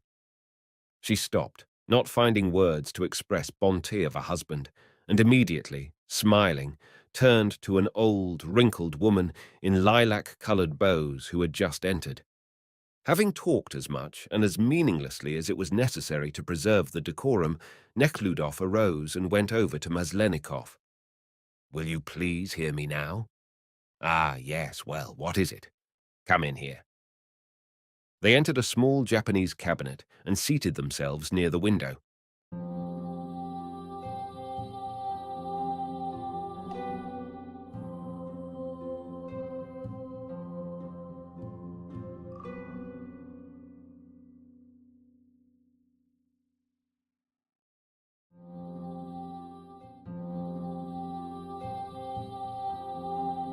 The Awakening, the Resurrection, Leo Tolstoy, Part 7, Chapter 56. "Well, je suis à vous. Will you smoke a cigarette? But wait, we must not soil the things here." And he brought an ash holder. "Well, I want two things of you." "Is that so?"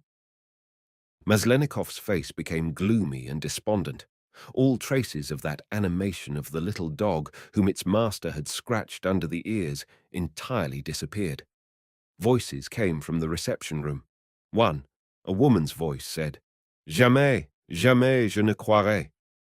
Another, a man's voice from the other corner, was telling something, constantly repeating, "La Comtesse Voruzov and Victor Apraxin." From the third side, only a humming noise mingled with laughter was heard. Maslenikov listened to the voices. So did Nekhludof. "I want to talk to you again about that woman." "Yes, who was innocently condemned." I know. "I would like her to be transferred to the hospital. I was told that it can be done." Maslenikov pursed up his lips and began to meditate. "It can hardly be done," he said. "However, I will consult about it and will wire you tomorrow. I was told that there are many sick people in the hospital and they need assistance." "Well, yes, but I will let you know, as I said." "Please do," said Nekhludof. There was a burst of general and even natural laughter in the reception room. "That is caused by Victor," said Maslenikov, smiling. "He is remarkably witty when in high spirits." "Another thing," said Nekhludof.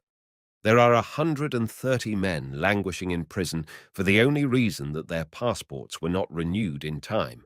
They have been in prison now for a month." And he related the causes that kept them there. "How did you come to know it?" asked Nekhludof, and his face showed disquietude and displeasure. "I was visiting a prisoner, and these people surrounded me and asked." "What prisoner were you visiting?" "The peasant who is innocently accused, and for whom I have obtained counsel. But that is not to the point. Is it possible that these innocent people are kept in prison only because they failed to renew their passports?" "That is the prosecutor's business," interrupted Maslenikov, somewhat vexed. "Now you say that trials must be speedy and just. It is the duty of the assistant prosecutor to visit the prisons and see that no one is innocently kept there. But these assistants do nothing but play cards." "So you can do nothing for them?" Nekhludof asked gloomily, recalling the words of the lawyer that the governor would shift the responsibility. "I will see to it. I will make inquiries immediately."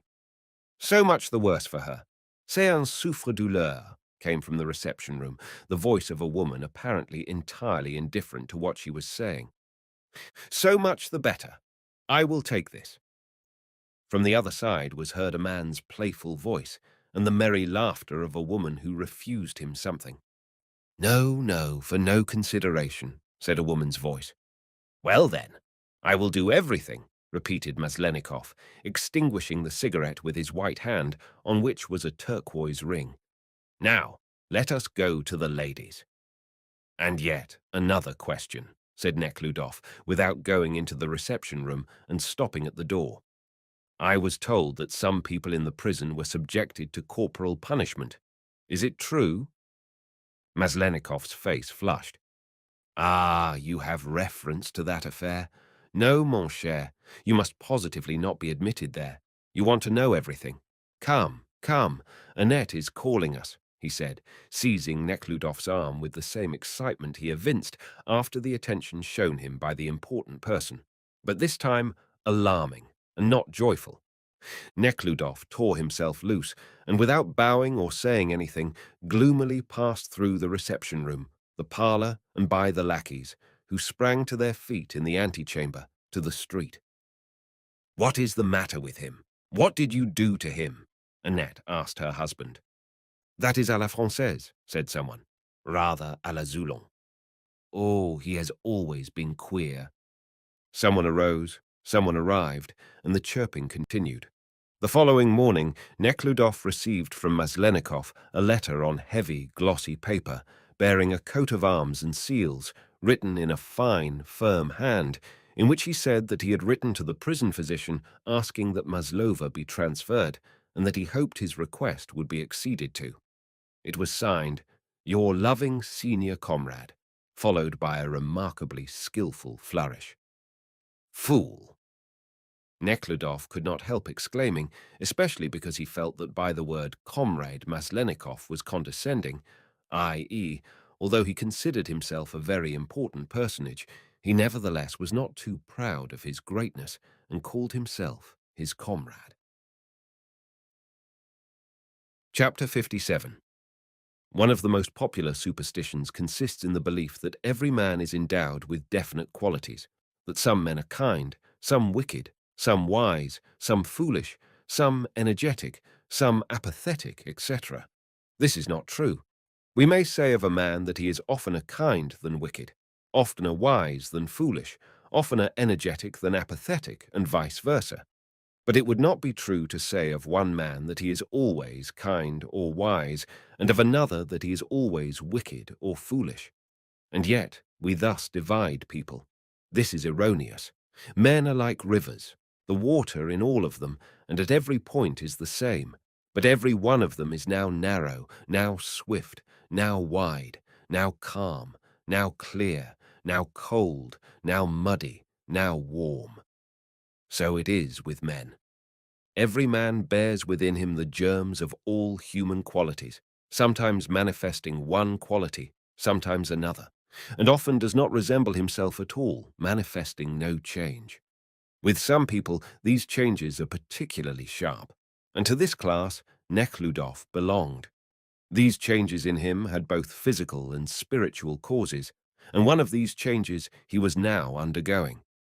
That feeling of solemnity and joy of rejuvenation which he had experienced after the trial, and after his first meeting with Katyusha had passed away, and after the last meeting, fear and even disgust toward her had taken its place. He was also conscious that his duty was burdensome to him. He had decided not to leave her, to carry out his intention of marrying her if she so desired, but this was painful and tormenting to him. On the day following his visit to Maslenikov, he again went to the prison to see her. The inspector permitted him to see her, not in the office, however, nor in the lawyer's room, but in the women's visiting room. Notwithstanding his kind-heartedness, the inspector was more reserved than formerly. Evidently, Nekhludoff's conversations with Maslenikov had resulted in instructions being given to be more careful with this visitor. "You may see her," he said. "Only please remember what I told you as to giving her money.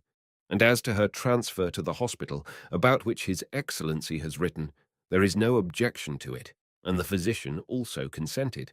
But she herself does not wish it." "I don't care to be chambermaid to that scurvy lot," she said. "That is the kind of people they are, Prince," he added. Nekhludoff made no answer and asked to be admitted to her. The inspector sent the warden, and Nekhludoff followed him into the empty visiting room. Maslova was already there, quietly and timidly emerging from behind the grating. She approached close to Nekhludoff, and looking past him, quietly said, "Forgive me, Dmitri Ivanovitch. I have spoken improperly the other day." "It is not for me to forgive you," Nekhludoff began. "But you must leave me," she added, and in the fearfully squinting eyes with which she glanced at him, Nekhludoff again saw a strained and spiteful expression. "But why should I leave you?" "So." "Why so?" She again looked at him with that spiteful glance, as it seemed to him. "Well, then, I will tell you," she said. "You leave me." I tell you that truly. I cannot. You must drop that entirely, she said, with quivering lips, and became silent. That is true. I would rather hang myself. Nekhludoff felt that in this answer lurked a hatred for him, an unforgiven wrong, but also something else, something good and important. This reiteration of her refusal in a perfectly calm state destroyed in Nekhludoff's soul all his doubts and brought him back to his former grave, solemn, and benign state of mind. Katyusha, I repeat what I said, he said, with particular gravity. I ask you to marry me. If, however, you do not wish to, and so long as you do not wish to, I will be wherever you will be and follow you wherever you may be sent. That is your business. I will speak no more, she said, and again her lips quivered. He was also silent, feeling that he had no strength to speak. I am now going to the country, and from there to St. Petersburg, he said finally. I will press our case, and with God's help, the sentence will be set aside. I don't care if they don't.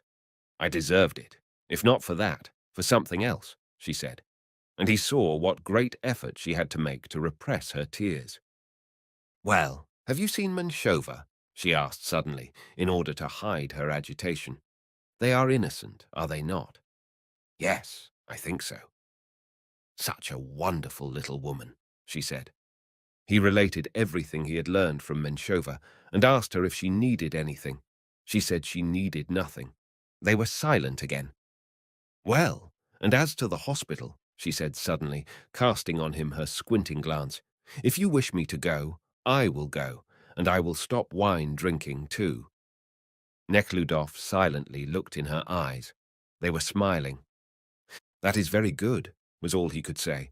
Yes, yes, she is an entirely different person, thought Nekhludoff, for the first time experiencing, after his former doubts, the to him entirely new feeling of confidence in the invincibility of love. Returning to her ill-smelling cell, Maslova removed her coat and sat down on her cot, her hands resting on her knees. In the cell were only the consumptive with her babe, the old woman, Maslova, and the watchwoman with her 2 children. The deacon's daughter had been removed to the hospital. The others were washing. The old woman lay on the cot, sleeping. The children were in the corridor, the door to which was open. The consumptive with the child in her arms and the watchwoman, who did not cease knitting a stocking with her nimble fingers, approached Maslova. Well, have you seen him? They asked. Maslova dangled her feet, which did not reach the floor, and made no answer.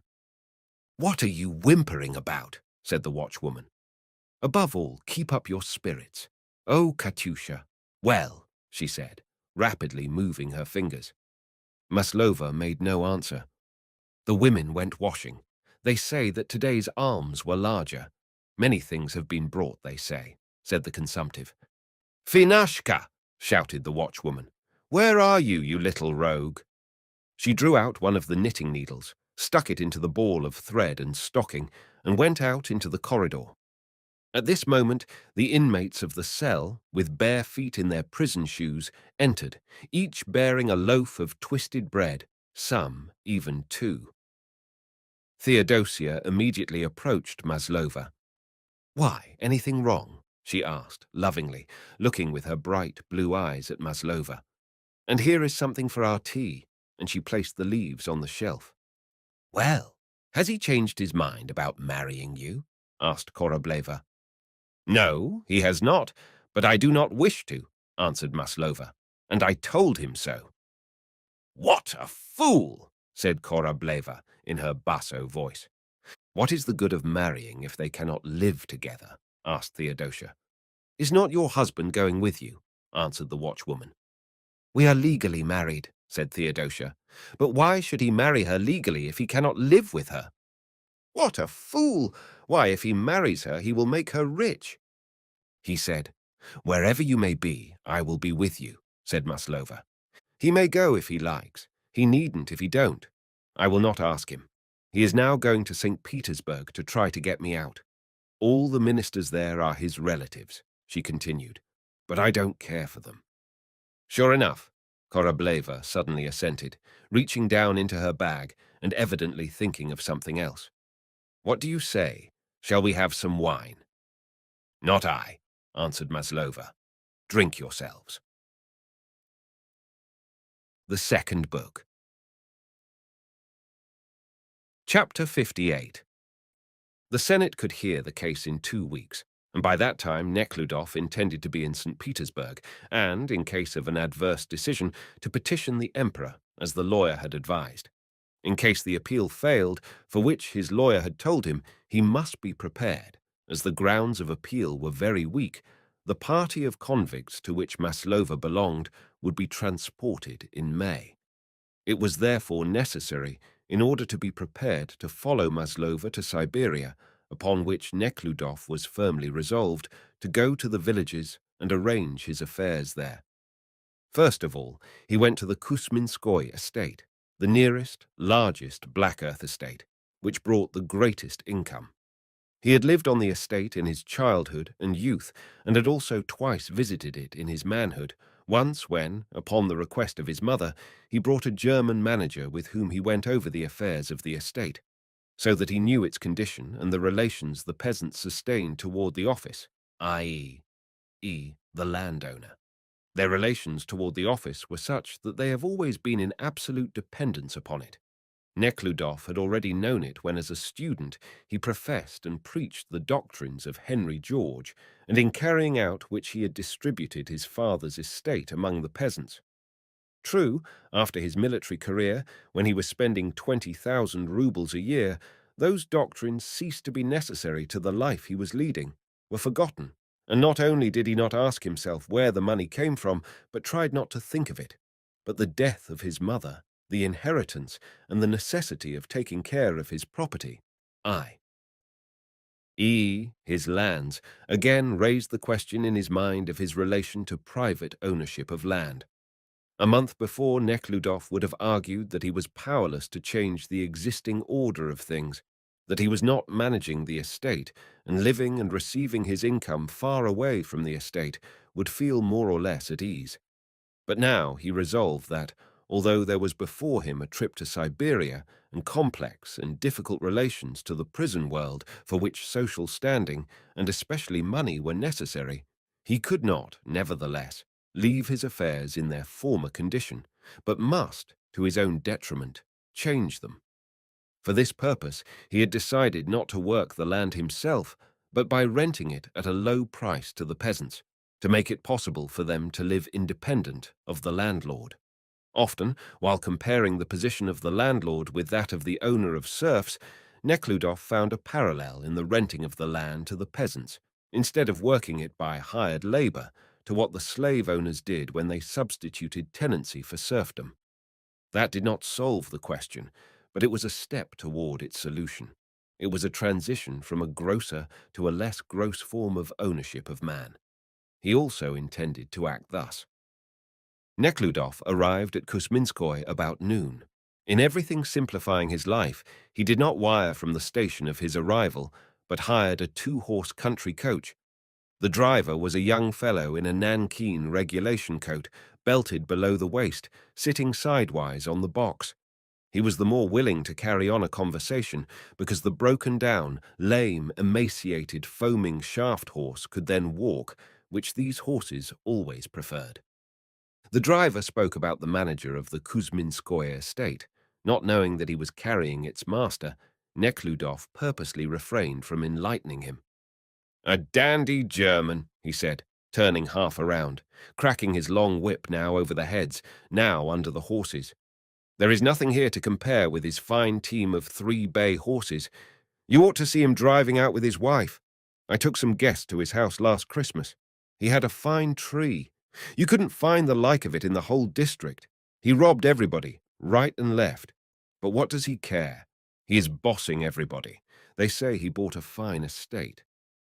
Neckludof thought that he was indifferent to the manner of the German's management and to the way he was profiting by it. But the story of the driver with the long waist was unpleasant to him.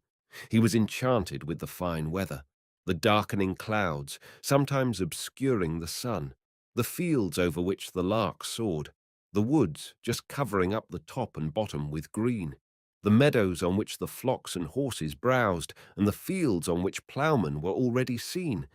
But a feeling of dissatisfaction crept over him, and when he asked himself the reason for it, he recalled the driver's account of the Germans' management. But by the time he was busying himself with the affairs of Kuzminskoye, he had forgotten it. After an examination of the books and his conversation with the clerk, who artlessly set forth the advantages of the peasants having small holdings and the fact that they were hemmed in by the master's land, Neckludof grew only more determined to put an end to his ownership and give the land to the peasants. From the books and his conversations with the clerk, he learned that, as before, two-thirds of the best arable land was cultivated by his own men, and the rest by peasants who were paid 5 rubles per acre. That is to say, for 5 rubles the peasant undertook to plough, harrow, and sow an acre of land 3 times, then mow it, bind or press it, and carry it to the barn. In other words, he was paid 5 rubles for what hired. Cheap labor would cost at least 10 rubles. Again, the prices paid by the peasants to the office for necessaries were enormous. They worked for meadow, for wood, for potato seed, and they were almost all in debt to the office. Thus, the rent charged the peasants for lands beyond the fields was 4 times as great as it could bring on a 5%. Basis. Neckludof knew all that before, but he was now learning it as something new, and only wondered why he and all those who stood in a similar position could fail to see the enormity of such relations. The arguments of the clerk that not 1/4 of the value of the stock could be realized on a sale, that the peasants would permit the land to run to waste, only strengthened his determination and confirmed him in his belief that he was doing a good deed by giving the land to the peasants and depriving himself of the greater part of his income. Desiring to dispose of the land forthwith, he asked the manager to call together the peasants of the 3 villages surrounded by his lands the very next day for the purpose of declaring to them his intention and agreeing with them as to the price.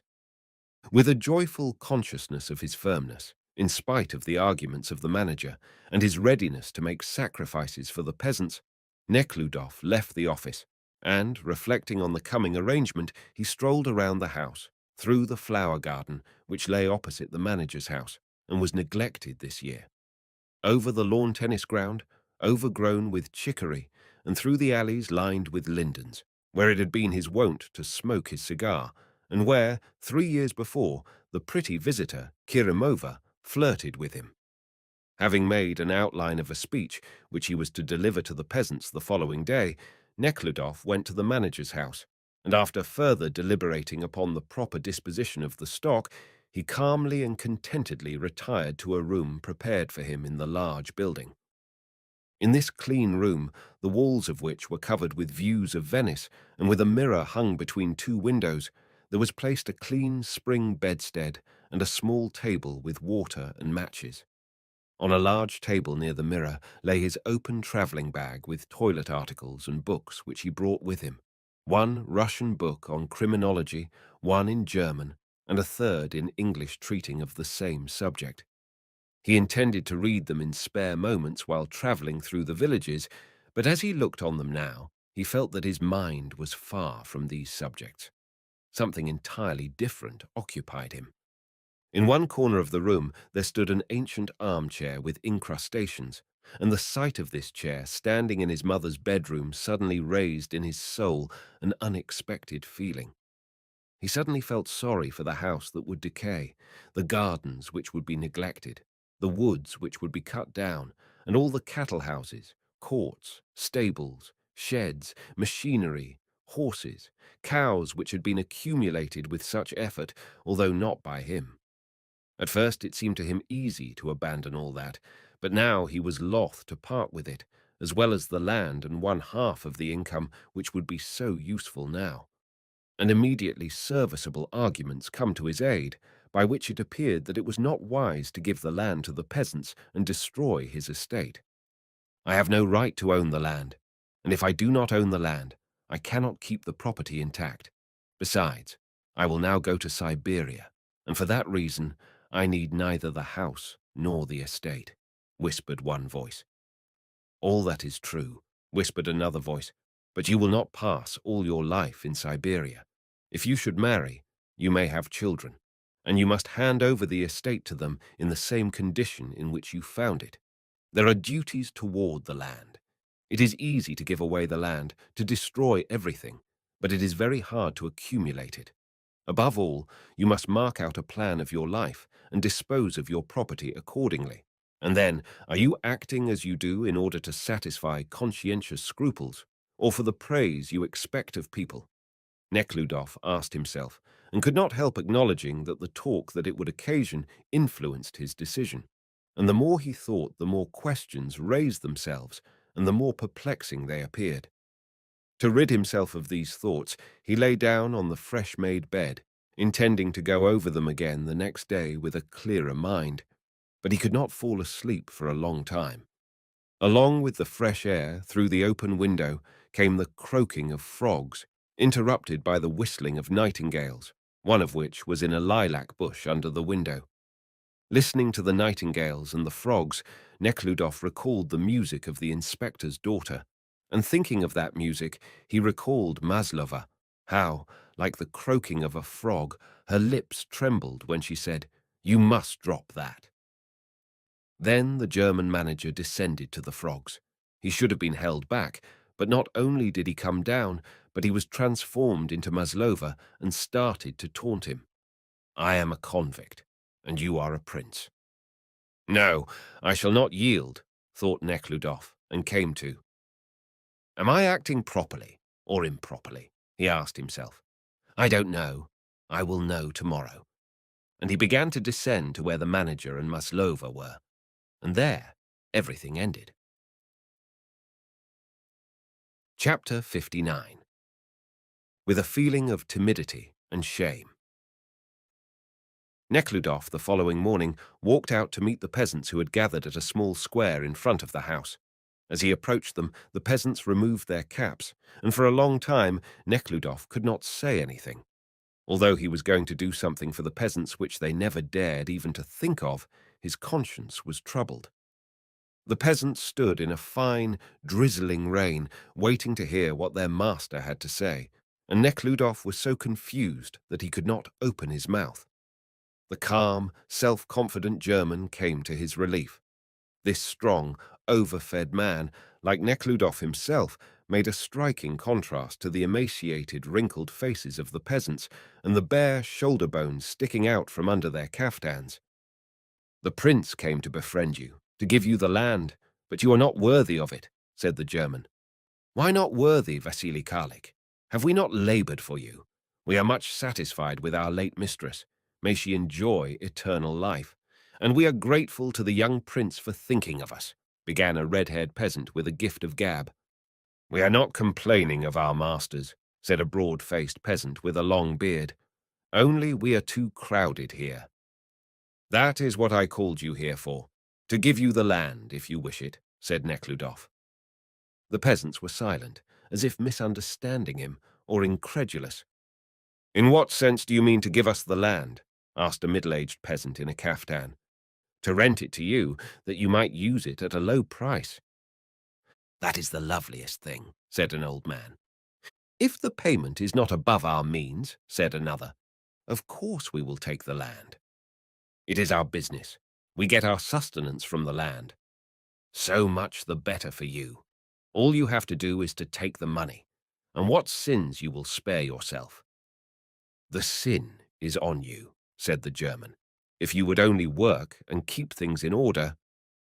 "We cannot, Vasily Karlik," said a lean old man with a pointed nose. "You ask, who let the horse feed in the field? But who did it? Day in and day out, and every day is as long as a year. I worked with the scythe, and as I fell asleep, the horse went among the oats. And now you are fleecing me. You should keep order." "It is easy for you to say, keep order, but we have no strength," retorted a middle-aged peasant, all covered with hair. "I told you to fence it in." "You give us the timber," said an unsightly little peasant. "When I cut a joist last summer, Intending to make a fence, you locked me up for 3 months in the castle to feed the insects. There was a fence for you." "Is that true?" asked Neckludof of the manager. "Der erste dich im Dorfe," said the manager in German. "He was caught every year in the woods. You must learn to respect other people's property." "Do we not respect you?" said an old man. "We cannot help respecting you, because you have us in your hands, and you are twisting us into rope." "If you would only abstain from doing wrong," said the manager. "It is pretty hard to wrong you." "And who battered my face last summer? Of course there is no use going to law with a rich man." "You only keep within bounds of the law." This was evidently a wordy tourney of which the participants hardly knew the purpose. Nekhludoff tried to get back to business. "Well, what do you say? Do you wish the land, and what price do you set on it?" "It is your goods. You name the price." Nekhludoff set the price, and though much lower than the prevailing price, the peasants began to bargain, finding it high. He expected that his offer would be accepted with pleasure, but there was no sign of satisfaction. Only when the question was raised whether the whole community would take the land or have individual arrangements did he know that it was profitable for them. For there resulted fierce quarrels between those who wished to exclude the weak ones and bad payers from participating in the land, and those whom it was sought to exclude. But the German finally arranged the price and time of payment, and the peasants, noisily talking, returned to the village. The price was about 30%, lower than the one prevailing in the district, and Nekhludov's income was reduced to almost one half, but with money realized from the sale of the timber and yet to be realized from the sale of the stock, it was amply sufficient for him. Everything seemed to be satisfactory, and yet Nekhludov felt sad and lonesome, but above all, his conscience troubled him. He saw that although the peasants spoke words of thanks, they were not satisfied and expected something more. The result was that while he deprived himself of much, he failed to do that which the peasants expected. On the following day, after the contract was signed, Nekhludov, with an unpleasant feeling of having left something undone, seated himself in the dandy three-horse team and took leave of the peasants, who were shaking their heads in doubt and dissatisfaction. Nekhludov was dissatisfied with himself. He could not tell why, but he felt sad and was ashamed of something. Chapter 60. From Kuzminskoye.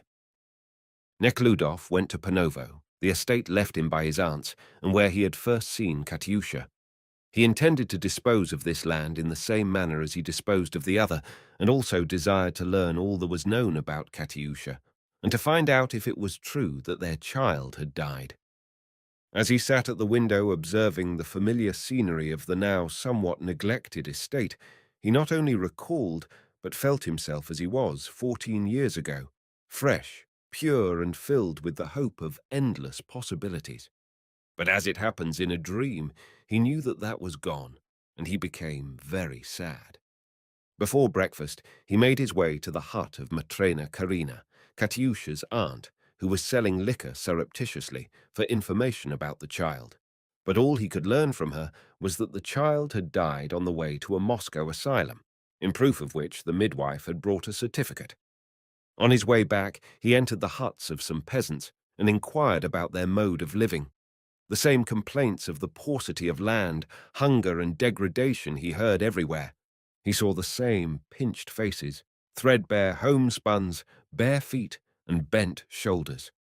In front of a particularly dilapidated hut stood a number of women with children in their arms, and among them he noticed a lean, pale-faced woman, easily holding a bloodless child in a short garment made of pieces of stuff.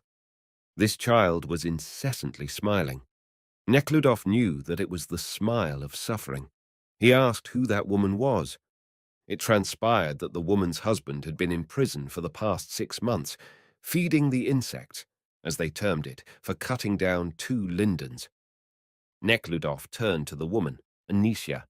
"How do you fare?" he asked. "What do you live on?" "How do I live? I sometimes get some food," and she began to sob. The grave face of the child, however, spread into a broad smile. and its thin legs began to wriggle. Nekhludoff produced his pocketbook and gave the woman 10 roubles.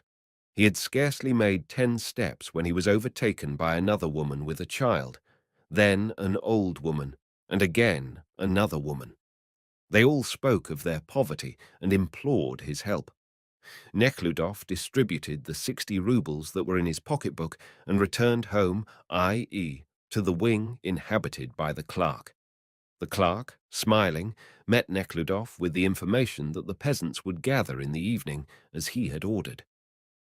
Nekhludoff thanked him and strolled about the garden, meditating on what he had seen. The people are dying in large numbers and are used to it.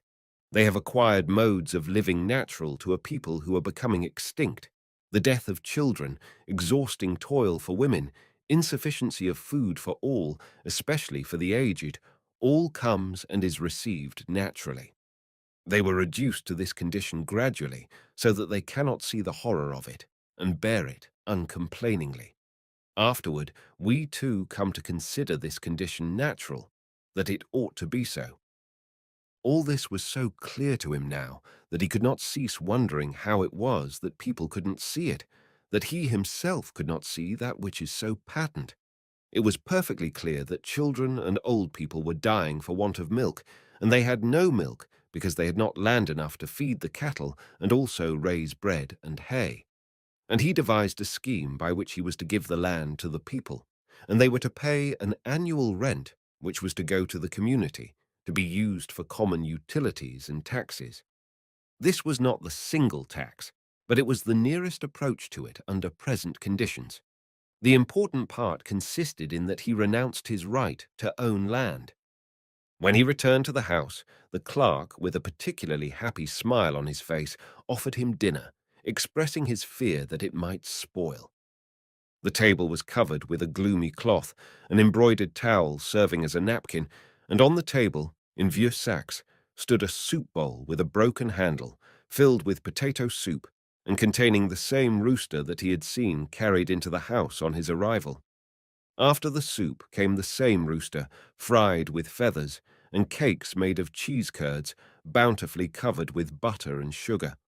Although the taste of it all was poor, Nekhludoff kept on eating, being absorbed in the thoughts which relieved him of the sadness that oppressed him on his return from the village.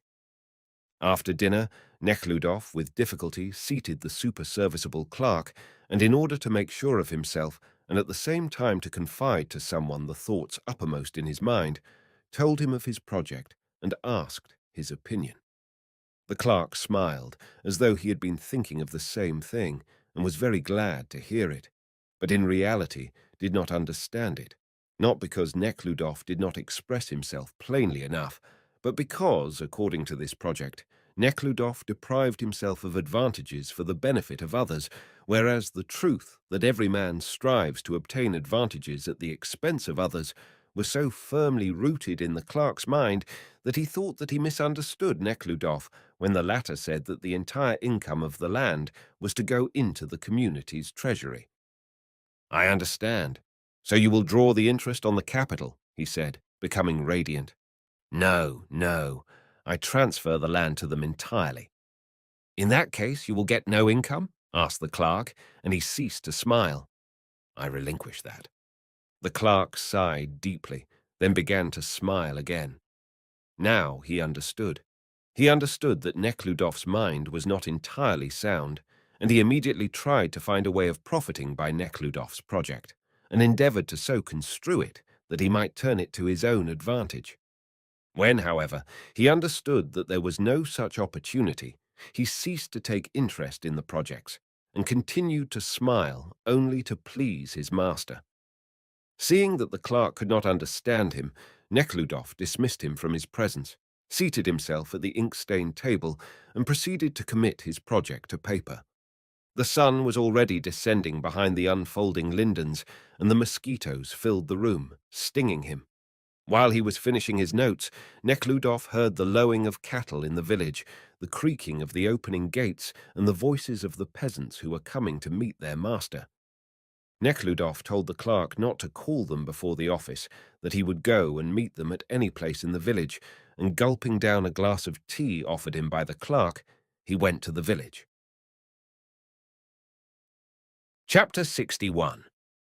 The crowd stood talking in front of the house of the bailiff, and as Nekhludoff approached, the conversation ceased, and the peasants, like those of Kuzminskoye, removed their caps. It was a coarser crowd than the peasants of Kuzminskoye, and almost all the peasants wore bast shoes and homespun shirts and kaftans. Some of them were barefooted, and only in their shirts. With some effort, Nekhludoff began his speech by declaring that he intended to surrender the land to them. The peasants were silent, and there was no change in the expression of their faces. "Because I consider," said Nekhludoff, blushing, "that every man ought to have the right to use the land." "Why, certainly." "That is quite right," voices of peasants were heard. Nekhludoff continued, saying that the income from the land should be distributed among all, and he therefore proposed that they take the land and pay into the common treasury such rent as they may decide upon, such money to be used for their own benefit. Exclamations of consent and approbation continued to be heard, but the faces of the peasants became more and more grave, and the eyes that at first were fixed on the master were lowered, as if desiring not to shame him with the fact that his cunning was understood by all, and that he could not fool anybody. Nekhludoff spoke very clearly, and the peasants were sensible folks, but he was not understood, and could not be understood by them for the same reason which prevented the clerk from understanding him for a long time. They were convinced that it was natural for every man to look out for his own interest. And as to the landowners, the experience of several generations had taught them long ago that these were always serving their own interests. "Well, what rate do you intend to assess?" asked Nekhludoff. "Why assess? We cannot do that. The land is yours. It is for you to say," some in the crowd said. "But understand that you are to use the money for the common wants." "We cannot do it. The community is one thing, and this is another thing." "You must understand," said the smiling clerk, wishing to explain the offer, "that the prince is giving you the land for money which is to go into the community's treasury." "We understand it very well," said a toothless old man without raising his eyes.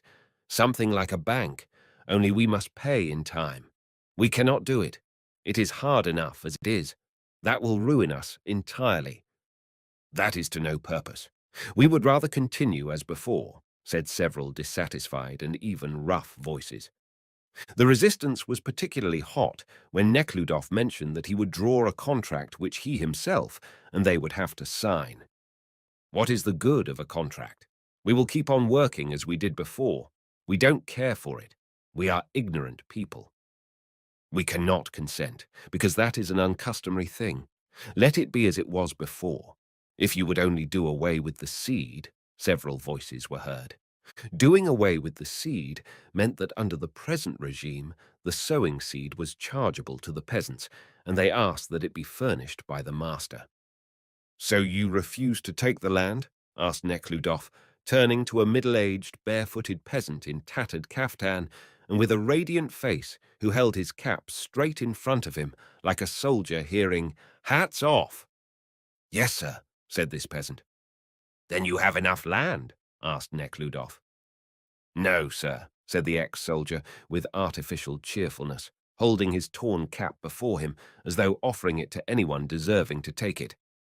"Think it over at your leisure," said the surprised Nekhludoff, again repeating his offer. "There is nothing to think over. As we said, so it will be," the toothless, gloomy old man said angrily. "I will stay here all day tomorrow. If you alter your decision, let me know." The peasants made no answer. On their return to the office, the clerk explained to Nekhludoff that it was not a want of good sense that prevented their acceptance of the offer, that when gathered in assembly, they always acted in that stubborn manner. Nekhludoff then asked him to summon for the following day several of the most intelligent peasants to whom he would explain his project at greater length. Immediately after the departure of the smiling clerk, Nekhludoff heard angry women's voices interrupted by the voice of the clerk. He listened. "I have no more strength. You want the cross on my breast," said an exasperated voice. "She only ran in," said another voice. "Give her up, I say. Why do you torture the beast and keep the milk from the children?" Nekhludoff walked around the house where he saw two dishevelled women, one of whom was evidently pregnant, standing near the staircase. On the stairs, with his hands in the pockets of his crash overcoat, stood the clerk. Seeing their master, the women became silent and began to arrange their kerchiefs, which had fallen from their heads, while the clerk took his hands out of his pockets and began to smile. The clerk explained that the peasants purposely permitted their calves, and even cows, to roam over the master's meadows, that two cows belonging to these women had been caught on the meadow and driven into an enclosure. The clerk demanded from the women 30 kopecks per cow, or 2 days' work. "Time and again I told them," said the smiling clerk, looking around at Nekhludoff as if calling him to witness, "to look out for cows when driving them to feed. I just went to see to the child, and they walked away. Don't leave them when you undertake to look after them. And who would feed my child? If they had only grazed, at least, they would have no pains in their stomachs, but they only walked in. All the meadows are spoiled." The clerk turned to Nekhludoff. "If they are not made to pay, there will be no hay left." "Don't be sinning," cried the pregnant woman. "My cow was never caught." "But now that she was caught, pay for her or work." "Well, then, I will work. But return me the cow. Don't torture her," she cried angrily. "It is bad enough as it is. I get no rest, either day or night. Mother-in-law is sick. My husband is drunk. Single-handed I have to do all the work, and I have no strength." "May you choke yourself," she shouted, and began to weep. Nekhludoff asked the clerk to release the cows and return to the house, wondering why people do not see what is so plain.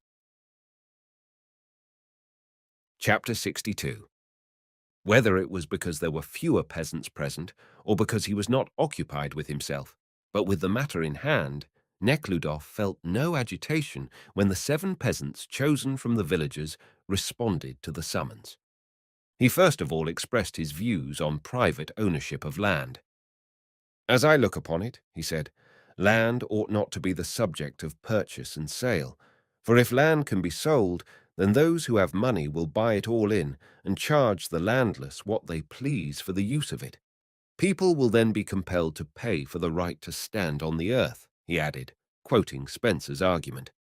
"There remains to put on wings and fly," said an old man with smiling eyes and grey beard.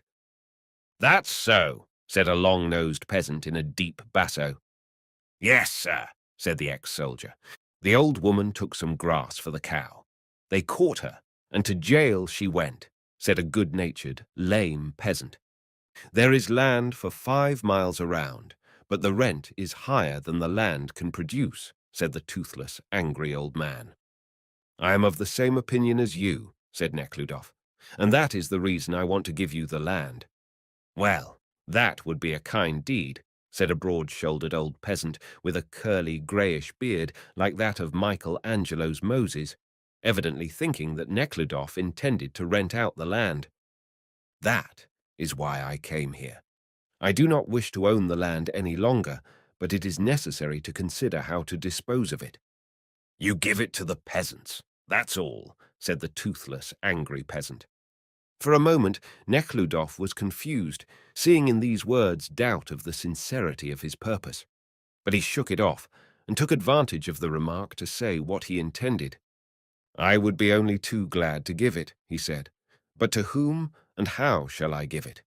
Why should I give it to your community rather than to the Dominsky community?" Dominsky was a neighboring village with very little land. They were all silent. Only the ex-soldier said, "Yes, sir." "And now tell me, how would you distribute the land?" "How? We would give each an equal share," said an oven builder, rapidly raising and lowering his eyebrows. "How else? Of course, divide it equally," said a good-natured, lame peasant, whose feet, instead of socks, were wound in a white strip of linen. This decision was acquiesced in by all as being satisfactory. "But how?" asked Nekhludoff. "Are the domestics also to receive equal shares?" "No, sir," said the ex-soldier, assuming a cheerful mood. But the sober-minded tall peasant disagreed with him. "If it is to be divided, everybody is to get an equal share." After considering a while, he said in a deep basso, "That is impossible," said Nekhludoff, who was already prepared with his objection. "If everyone was to get an equal share, then those who do not themselves work would sell their shares to the rich. Thus, the land would again get into the hands of the rich. Again, the people that worked their own shares would multiply, and the landlords would again get the landless into their power." "Yes, sir," the ex-soldier hastily assented. "The selling of land should be prohibited. Only those that cultivate it themselves should be allowed to own it," said the oven-builder, angrily interrupting the soldier. To this, Nekhludoff answered that it would be difficult to determine whether one cultivated the land for himself or for others.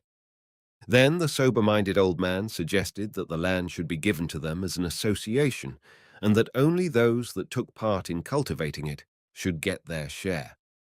Nekhludoff was ready with arguments against this communistic scheme, and he retorted that in such case it would be necessary that all should have ploughs, that each should have the same number of horses, and that none should lag behind, or that everything should belong to society, for which the consent of everyone was necessary. "Our people will never agree," said the angry old man. "There will be incessant fighting among them," said the white-bearded peasant with the shining eyes. "The women will scratch each other's eyes out."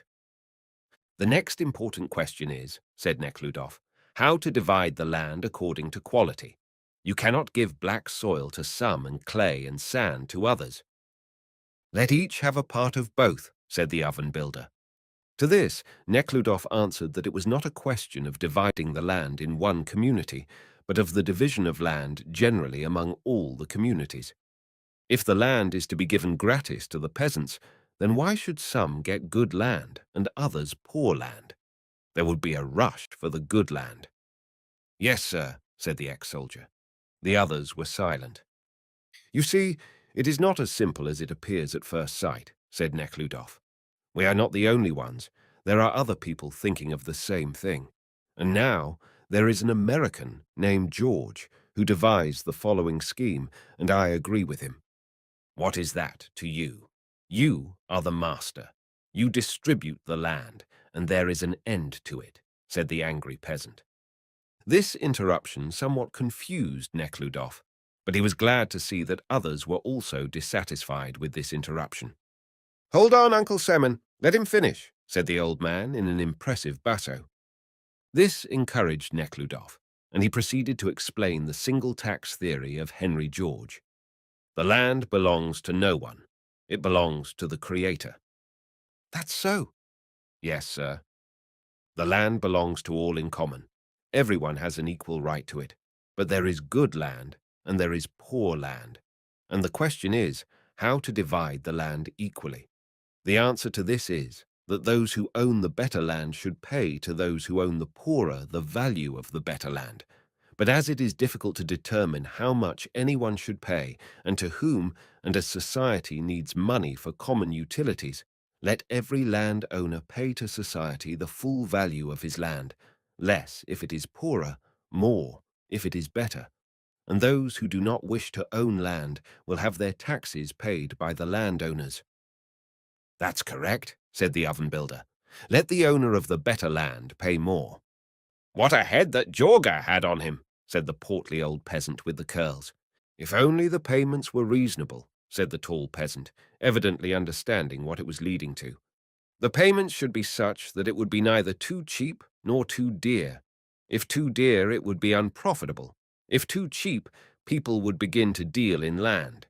This is the arrangement I would like you to make." Voices of approval showed that the peasants understood him perfectly. "What a head," repeated the broad-shouldered peasant with the curls, meaning Jorga. "And what if I should choose to take land?" said the clerk, smiling. "If there is an unoccupied section, take and cultivate it," said Neckludof. "What do you want land for? You are not hungering without land," said the old man with the smiling eyes. Here the conference ended. Nekhludoff repeated his offer, telling the peasants to consult the wish of the community before giving their answer. The peasants said that they would do so, took leave of Nekhludoff, and departed in a state of excitement. For a long time, their loud voices were heard, and finally died away about midnight. The peasants did not work the following day, but discussed their master's proposition. The community was divided into two factions. One declared the proposition profitable and safe. The other saw in the proposition a plot which it feared the more because it could not understand it. On the third day, however, the proposition was accepted, the fears of the peasants having been allayed by an old woman who explained the master's action by the suggestion that he began to think of saving his soul. This explanation was confirmed by the large amount of money Nekhludoff had distributed while he remained in Panov. These money gifts were called forth by the fact that here, for the first time, he learned to what poverty the peasants had been reduced, and though he knew that it was unwise, he could not help distributing such money as he had, which was considerable. As soon as it became known that the master was distributing money, large crowds of people from the entire surrounding country came to him asking to be helped. He had no means of determining the respective needs of the individuals, and yet he could not help giving these evidently poor people money.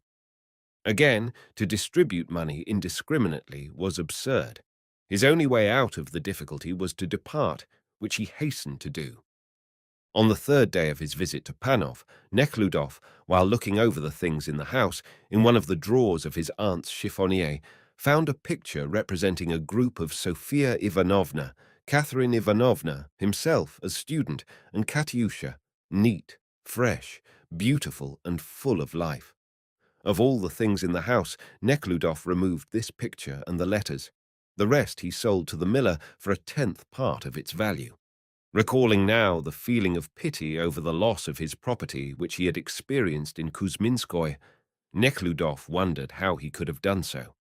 Now he experienced the gladness of release and the feeling of novelty akin to that experienced by an explorer who discovers new lands. Chapter 63. It was evening when Nekhludoff arrived in the city, and as he drove through the gas-lit streets to his house, it looked to him like a new city. The odor of camphor still hung in the air through all the rooms, and Agrippina, Petrovna, and Korney seemed tired out and dissatisfied, and even quarrelled about the packing of the things, the use of which seemed to consist chiefly in being hung out, dried, and packed away again. His room was not occupied, but was not arranged for his coming, and the trunks blocked all the passages, so that his coming interfered with those affairs which, by some strange inertia, were taking place in this house. This evident foolishness, to which he had once been a party, seemed so unpleasant to Nekhludoff, after the impressions he had gained of the want in the villages, that he decided to move to a hotel the very next day, leaving the packing to Agrippina until the arrival of his sister. He left the house in the morning, hired two modest and not over-clean furnished rooms near the prison, and went to his lawyer. After the storms and rains came those cold, piercing winds that usually occur in the fall. Protected only by a light overcoat, Nekhludoff was chilled to the bone. He walked quickly in order to warm himself. The village scenes came to his mind, the women, children, and old men, whose poverty and exhaustion he had noticed as if for the first time, especially that oldish child which twisted its little calfless legs, and he involuntarily compared them with the city folks. Passing by the butcher, fish, and clothing shops, he was struck, as if it was the first time he looked upon them, by the physical evidences of the well-being of such a large number of clean, well-fed shopkeepers, which was not to be seen anywhere in the villages. Equally well-fed were the drivers in quilted coats and buttons on their backs, porters, servant girls, etc. In all these people, he now involuntarily saw those same village folks whom privation had driven to the city. Some of them were able to take advantage of the conditions in the city and became happy proprietors themselves. Others were reduced to even greater straits and became even more wretched.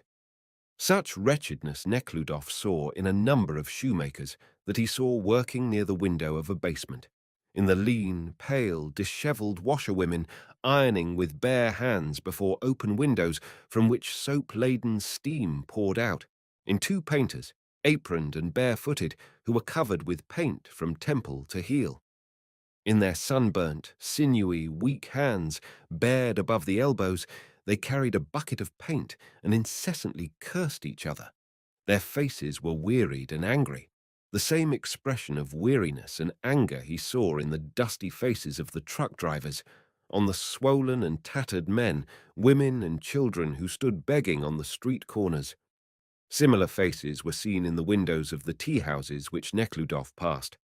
Around the dirty tables, loaded with bottles and tea services, perspiring men with red, stupefied faces sat shouting and singing, and white-aproned servants flitted to and fro. "Why have they all gathered here?" thought Nekhludoff, involuntarily inhaling, together with the dust, the odour of rancid oil spread by the fresh paint. On one of the streets he suddenly heard his name called above the rattling of the trucks. It was Shenbok, with curled and stiffened moustache and radiant face. Nekhludoff had lost sight of him long ago, but heard that on leaving his regiment and joining the cavalry, notwithstanding his debts, he managed to hold his own in rich society. "I am glad I met you. There is not a soul in the city. How old you have grown, my boy. I only recognized you by your walk. Well, shall we have dinner together? Where can we get a good meal here?" "I hardly think I will have the time," answered Nekhludoff, who wished to get rid of his friend without offending him. "What brings you here?" he asked. "Business, my boy. Guardianship affairs. I am a guardian, you know. I have charge of Samonov's business. The rich Samonov, you know. He is a spendthrift, and there are 54,000 acres of land," he said with particular pride, as if he had himself made all these acres. The affairs were fearfully neglected. The land was rented to the peasants, who did not pay anything and were 80,000 rubles in arrears. In 1 year I changed everything and realized 70%. More for the estate. "Eh?" he asked, with pride. Nekhludoff recalled a rumor that for the very reason that Shenbok squandered his own wealth and was inextricably in debt, he was appointed guardian over a rich old spendthrift, and was now evidently obtaining an income from the guardianship. Nekhludoff refused to take dinner with Shenbok or accompany him to the horse races, to which the latter invited him, and after an exchange of commonplaces, the two parted. "Is it possible that I was like him?" thought Nekhludoff. "Not exactly, but I sought to be like him, and thought that I would thus pass my life." The lawyer received him immediately on his arrival, although it was not his turn. The lawyer expressed himself strongly on the detention of the Menshoffs, declaring that there was not a particle of evidence against them on record. "If the case is tried here, and not in the district, I will stake anything on their discharge. And the petition in behalf of Theodosia Brinkova is ready. You had better take it with you to St. Petersburg and present it there. Otherwise there will begin an inquiry which will have no end. Try to reach some people who have influence with the Commission on Petitions. Well, that's all, isn't it? No. Here they write me. You seem to be the funnel into which all the prison complaints are poured. I fear you will not hold them all." "But this case is simply shocking," said Nekhludoff, and related the substance of it. "What is it that surprises you?" "Everything. I can understand the orderly who acted under orders, but the assistant prosecutor who drew the indictment is an educated man. That is the mistake. We are used to think that the prosecuting officers, the court officers generally, are a kind of new, liberal men. And so they were at one time, but not now. The only thing that concerns these officers is to draw their salaries on the 20th of every month. Their principles begin and end with their desire to get more. They will arrest, try and convict anybody, I am always telling these court officers that I never look upon them without gratitude, continued the lawyer, because it is due to their kindness that I, you, and all of us are not in jail. To deprive any one of us of all civil rights and send him to Siberia is the easiest thing imaginable. But if everything depends on the pleasure of the prosecutor, who can enforce the law or not, then what is the use of the courts? The lawyer laughed merrily. That is the question you are raising. Well, my dear sir, that is philosophy. However, we can discuss that. Come to my house next Saturday. You will find there scholars, litterateurs, artists. We will have a talk on social questions, said the lawyer, pronouncing the words social questions with ironical pathos. Are you acquainted with my wife? Call on Saturday. I will try, answered Nekhludoff, feeling that he was saying an untruth, that if there was anything he would try hard to do, it was not to be present at the lawyers amid the scholars, litterateurs, and artists.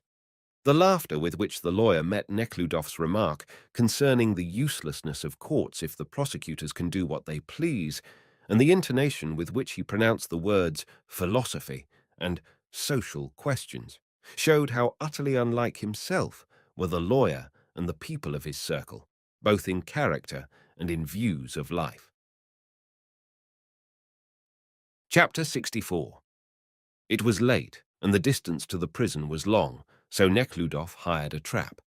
On one of the streets, the driver, who was a middle-aged man with an intelligent and good-natured face, turned to Nekhludoff and pointed to an immense building going up.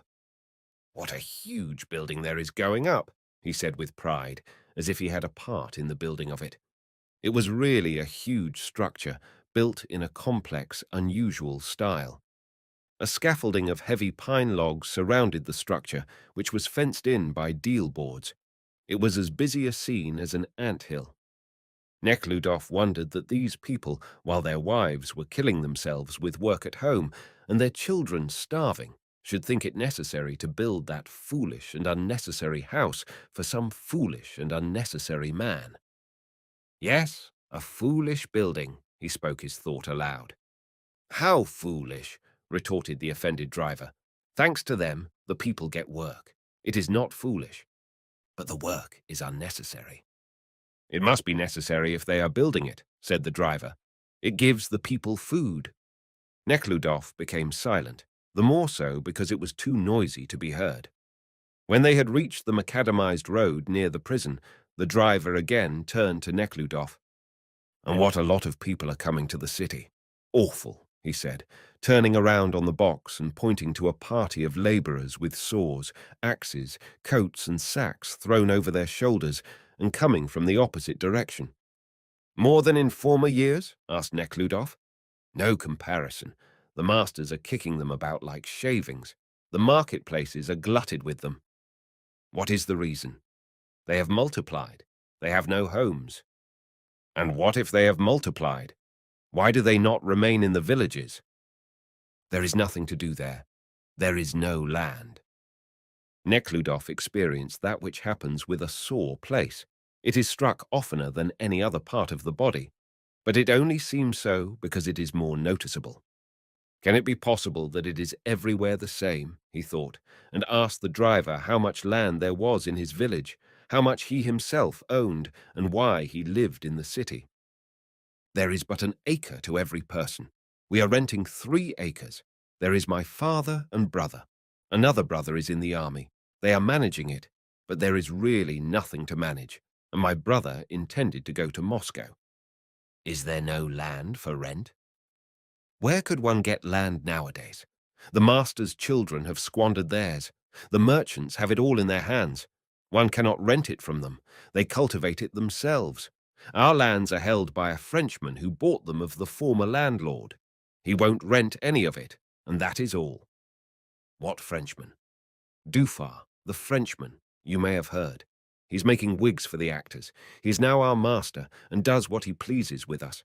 He is a good man himself, but his wife is Russian, and what a cur! She is robbing the people, simply awful. But here is the prison. Shall I drive up to the front? I think they don't admit through the front. Chapter 65. With a faint heart, and with horror at the thought that he might find Maslova in an inebriate condition and persistently antagonistic, and at the mystery which she was to him, Nekhludoff rang the bell and inquired of the inspector about Maslova. She was in the hospital. A young physician, impregnated with carbolic acid, came out into the corridor and sternly asked Nekhludoff what he wanted. The physician indulged the prisoner's shortcomings and often relaxed the rules in their favor, for which he often ran afoul of the prison officials and even the head physician. Fearing that Nekhludoff might ask something not permitted by the rules, and moreover desiring to show that he made no exceptions in favor of anybody, he feigned anger. "There are no women here. This is the children's ward," he said. "I know it, but there is a nurse here who had been transferred from the prison." "Yes, there are two. What do you wish, then?" "I am closely related to one of them, Maslova," said Nekhludoff, "and would like to see her. I am going to St. Petersburg to enter an appeal in her case. I would like to hand her this. It is only a photograph," and he produced an envelope from his pocket. "Yes, you may do that," said the softened physician, and turning to an old nurse in a white apron, told her to call Maslova. "Won't you take a seat, or come into the reception room?" "Thank you," said Nekhludoff, and taking advantage of the favorable change in the physician's demeanor, asked him what they thought of Maslova in the hospital. "Her work is fair, considering the conditions amid which she had lived," answered the physician. "But there she comes." The old nurse appeared at one of the doors, and behind her came Maslova. She wore a white apron over a striped skirt. A white cap on her head hid her hair. Seeing Nekhludoff, she flushed, stopped waveringly, then frowned, and with downcast eyes approached him with quick step. Coming near him, she stood for a moment without offering her hand. Then she did offer her hand, and became even more flushed. Nekhludoff had not seen her since the conversation in which she excused herself for her impetuosity, and he expected to find her in a similar mood. But she was entirely different today. There was something new in the expression of her face, something timid and reserved, and, as it seemed to him, malevolent toward him. He repeated the words he had said to the physician and handed her the envelope with the photograph which he had brought from Panov.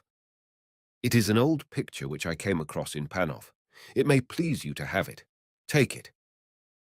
Raising her black eyebrows, she looked at him with her squinting eyes, as though asking, "What is that for?" Then she silently took the envelope and tucked it under her apron. "I saw your aunt there," said Nekhludoff. "Did you?" she said with indifference. "How do you fare here?" asked Nekhludoff. "Fairly well," she said. "It is not very hard." "Not very. I'm not used to it yet." "I am very glad. At any rate, it is better than there." "Than where?" she said, and her face became purple. "There, in the prison," Nekhludoff hastened to say. "Why better?" she asked. "I think the people here are better. There are no such people here as there." "There are many good people there." "I did what I could for the Menshoffs, and hope they will be freed," said Nekhludoff. "May God grant it. Such a wonderful little woman," she said, repeating her description of the old woman, and slightly smiled. "I am going today to St. Petersburg. Your case will be heard soon, and I hope will be reversed." "It is all the same now, whether they reverse it or not," she said. "Why now?" "So," she answered, and stealthily glanced at him inquiringly. Nekhludoff understood this answer and this glance as a desire on her part to know if he were still holding to his decision, or had changed it since her refusal. "I don't know why it is all the same to you," he said, "but to me it really is all the same whether you are acquitted or not. In either case, I am ready to do what I said," he said, with determination. She raised her head, and her black, squinting eyes fixed themselves on his face and past it, and her whole face became radiant with joy. But her words were in an entirely different strain. "Oh, you needn't talk that way," she said. "I say it that you may know." "Everything has been already said, and there is no use talking any more," she said, with difficulty repressing a smile. There was some noise in the ward. A child was heard crying. "I think I am called," she said, looking around with anxiety. "Well then, goodbye," he said. She pretended not to see his extended hand, turned round, and endeavouring to hide her elation, she walked away with quick step. What is taking place in her? What is she thinking? What are her feelings? Is she putting me to a test, or is she really unable to forgive me? Can she not say what she thinks and feels, or simply will not? Is she pacified or angered? Neckludof asked himself, but could give no answer. One thing he knew, however, and that was that she had changed, that a spiritual transformation was taking place in her, and this transformation united him not only to her, but to him in whose name it was taking place. And this union caused him joyful agitation. Returning to the ward where 8 children lay in their beds, Maslova began to remake one of the beds by order of the sister, and leaning over too far with the sheet, slipped and nearly fell. The convalescing boy, wound in bandages to his neck, began to laugh. Maslova could restrain herself no longer, and seating herself on the bedstead, she burst into loud laughter, infecting several children, who also began to laugh. The sister angrily shouted, "What are you roaring about? Think you this is like the place you came from? Go fetch the rations." Maslova stopped laughing, and taking a dish went on her errand, but exchanging looks with the bandaged boy, who giggled again. Several times during the day, when Maslova remained alone, she drew out a corner of the picture and looked at it with admiration.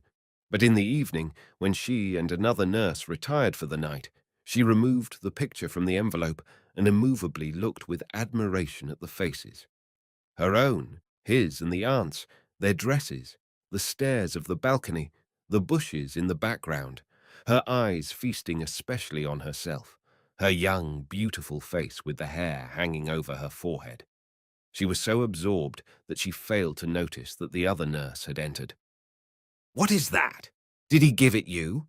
asked the stout, good-natured nurse, leaning over the photograph.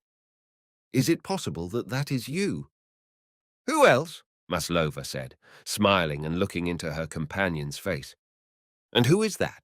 "He himself, and that is his mother." "His aunt. Couldn't you recognize me?" asked Maslova. "Why, no, I could never recognize you. The face is entirely different. That must have been taken about 10 years ago." "Not years, but a lifetime," said Maslova, and suddenly her face became sullen and a wrinkle formed between her eyebrows. "Yours was an easy life, wasn't it?" "Yes, easy," Maslova repeated, closing her eyes and shaking her head. "Worse than penal servitude." "Why so?" "Because, from 8 in the evening to 4 in the morning, every day the same." "Then why don't they get out?" "They like to, but cannot. But what is the use of talking?" cried Maslova, and she sprang to her feet, threw the photograph into the drawer of the table, and suppressing her angry tears, ran into the corridor, slamming the door. Looking on the photograph, she imagined herself as she had been at the time the photograph was made, and dreamed how happy she had been and might still be with him. The words of her companion reminded her what she was now, reminded her of all the horror of that life which she then felt, but confusedly, and would not allow herself to admit. Only now she vividly recalled all those terrible nights, particularly one Shrovetide night. She recalled how she, in a low-cut, wine-bespattered red silk dress, with a red bow in her dishevelled hair, weak, jaded and tipsy, after dancing attendance upon the guest, had seated herself, at 2 in the morning, near the thin, bony, pimpled girl pianist, and complained of her hard life. The girl said that her life was also disagreeable to her, and that she wished to change her occupation. Afterward, their friend Clara joined them, and all three suddenly decided to change their life. They were about to leave the place when the drunken guests became noisy. The fiddler struck up a lively song of the first figure of a Russian quadrille. The pianist began to thump in unison. A little drunken man in a white necktie and dress coat caught her up. Another man, stout and bearded, and also in a dress coat, seized Clara, and for a long time they whirled, danced, shouted, and drank. Thus a year passed, a second, and a third. How could she help changing? And the cause of it all was he. And suddenly her former wrath against him rose in her, and she felt like chiding and reproving him. She was sorry that she had missed the opportunity of telling him again that she knew him and would not yield to him, that she would not allow him to take advantage of her spiritually as he had done corporeally, that she would not allow him to make her the subject of his magnanimity. And in order to deaden the painful feeling of pity for herself and the useless reprobation of him, she yearned for wine, and she would have broken her word and drunk some wine had she been in the prison. But here wine could only be obtained from the assistant surgeon, and she was afraid of him because he pursued her with his attentions, and all relations with men were disgusting to her. For some time she sat on a bench in the corridor, and returning to her closet without heeding her companion's questions, she wept for a long time over her ruined life.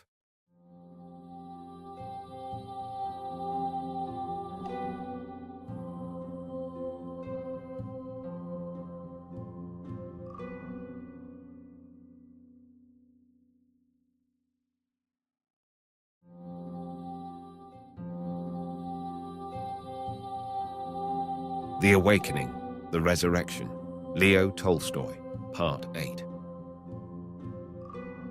Chapter 66. Neckludof had 4 cases in hand: Maslova's appeal, the petition of Theodosia Birukova, the case of Shustova's release by request of Vera Bogodukovskaya, and the obtaining of permission for a mother to visit her son kept in a fortress, also by Bogodukovskaya's request. Since his visit to Maslenikov, especially since his trip to the country, Nekhludoff felt an aversion for that sphere in which he had been living heretofore, and in which the sufferings borne by millions of people in order to secure the comforts and pleasures of a few were so carefully concealed that the people of that sphere did not and could not see these sufferings, and consequently the cruelty and criminality of their own lives. Nekhludoff could no longer keep up relations with these people without reproving himself, and yet the habits of his past life, the ties of friendship and kinship, and especially his one great aim of helping Maslova and the other unfortunates, drew him into that sphere against his will, and he was compelled to ask the aid and services of people whom he had not only ceased to respect, but who called forth his indignation and contempt. Arriving at St. Petersburg and stopping at his aunt's, the wife of an ex-minister of state, he found himself in the very heart of the aristocratic circle. It was unpleasant to him, but he could do no different. Not to stop at his aunt's was to offend her. Besides, through her connections, she could be of great service to him in those affairs for the sake of which he came to St. Petersburg. "What wonders I hear about you," said Countess Catherine Ivanovna Chaskaya, while Nekhludoff was drinking the coffee brought him immediately after his arrival. "Vous posez pour un Howard. You are helping the convicts, making the rounds of the prisons, reforming them. You are mistaken. I never had such intentions." "Why, that is not bad. Only I understand there is some love affair. Come, tell me." Nekhludoff related the story of Maslova, exactly as it happened. "Yes, yes, I remember. Poor Helen told me at the time you lived at the old maid's house that I believe they wished you to marry their ward." Countess Catherine Ivanovna always hated Nekhludoff's aunts on his father's side. "So, that is she? Elle est encore jolie?" Aunt Catherine Ivanovna was a 60-year-old, healthy, jolly, energetic, talkative woman. She was tall, very stout, with a black, downy moustache on her upper lip. Nekhludoff loved her, and since childhood had been accustomed to get infected with her energy and cheerfulness. "No, ma tante, all that belongs to the past. I only wish to help her because she is innocent, and it is my fault that she was condemned. Her whole wrecked life is upon my conscience. I feel it to be my duty to do for her what I can." "But how is it? I was told that you wish to marry her." "I do wish it, it is true, but she doesn't." Catherine Ivanovna raised her eyebrows and silently looked at Nekhludoff in surprise. Suddenly her face changed and assumed a pleased expression. Well, she is wiser than you are. Ah, what a fool you are! And you would marry her? Certainly. After what she has been? The more so, is it not all my fault? Well, you are simply a crank, said the aunt, suppressing a smile. You are an awful crank, but I love you for the very reason that you are such an awful crank, she repeated, the word evidently well describing, according to her view, the mental and moral condition of her nephew. And how opportune. You know, Aline has organized a wonderful asylum for Magdalens. I visited it once. How disgusting they are. I afterward washed myself from head to foot. But Aline is corps-et-arme in this affair. So we will send her your Magdalen to her. If anyone will reform her, it is Aline. But she was sentenced to penal servitude. I came here for the express purpose of obtaining a reversal of her sentence. That is my first business to you. Is that so? Where is the case now? In the Senate. In the Senate? Why, my dear cousin Lavushka is in the Senate. However, he is in the heraldry department. Let me see. No, of the real ones I do not know any. Heaven knows what a mixture they are. Either Germans, such as G, Fe, D, tout l'alphabet, or all sorts of Ivanovas, Semenovs, Nikitins, or Ivaneukos, Semeneukos, Nikitenkas, pour varier. Des gens de l'autre monde. However, I will tell my husband. He knows all sorts of people. I will tell him. You explain it to him, for he never understands me. No matter what I may say, he always says that he cannot understand me. C'est un parti pris. Everybody understands, only he does not understand. At that moment, a servant in knee breeches entered with a letter on a silver tray. Ah, that is from Aline. Now you will have an opportunity to hear Kissy-Weather. Who is that Kissy-Weather? Kissy-Weather? Come around today and you will find out who he is. He speaks so that the most hardened criminals fall on their knees and weep and repent. Countess Catherine Ivanovna, however strange it might be, and how so little it agreed with her character, was a follower of that teaching which held that essence of Christianity consisted in a belief in redemption. She visited the meetings where sermons were delivered on this teaching then in vogue and invited the adherents to her own house. Although this teaching rejected all rites, images, and even the sacraments, the princess had images hanging in all her rooms, even over her bedstead, and she complied with all the ritual requirements of the church, seeing nothing contradictory in that. Your Magdalene ought to hear him. She would become converted, said the countess. Don't fail to come tonight.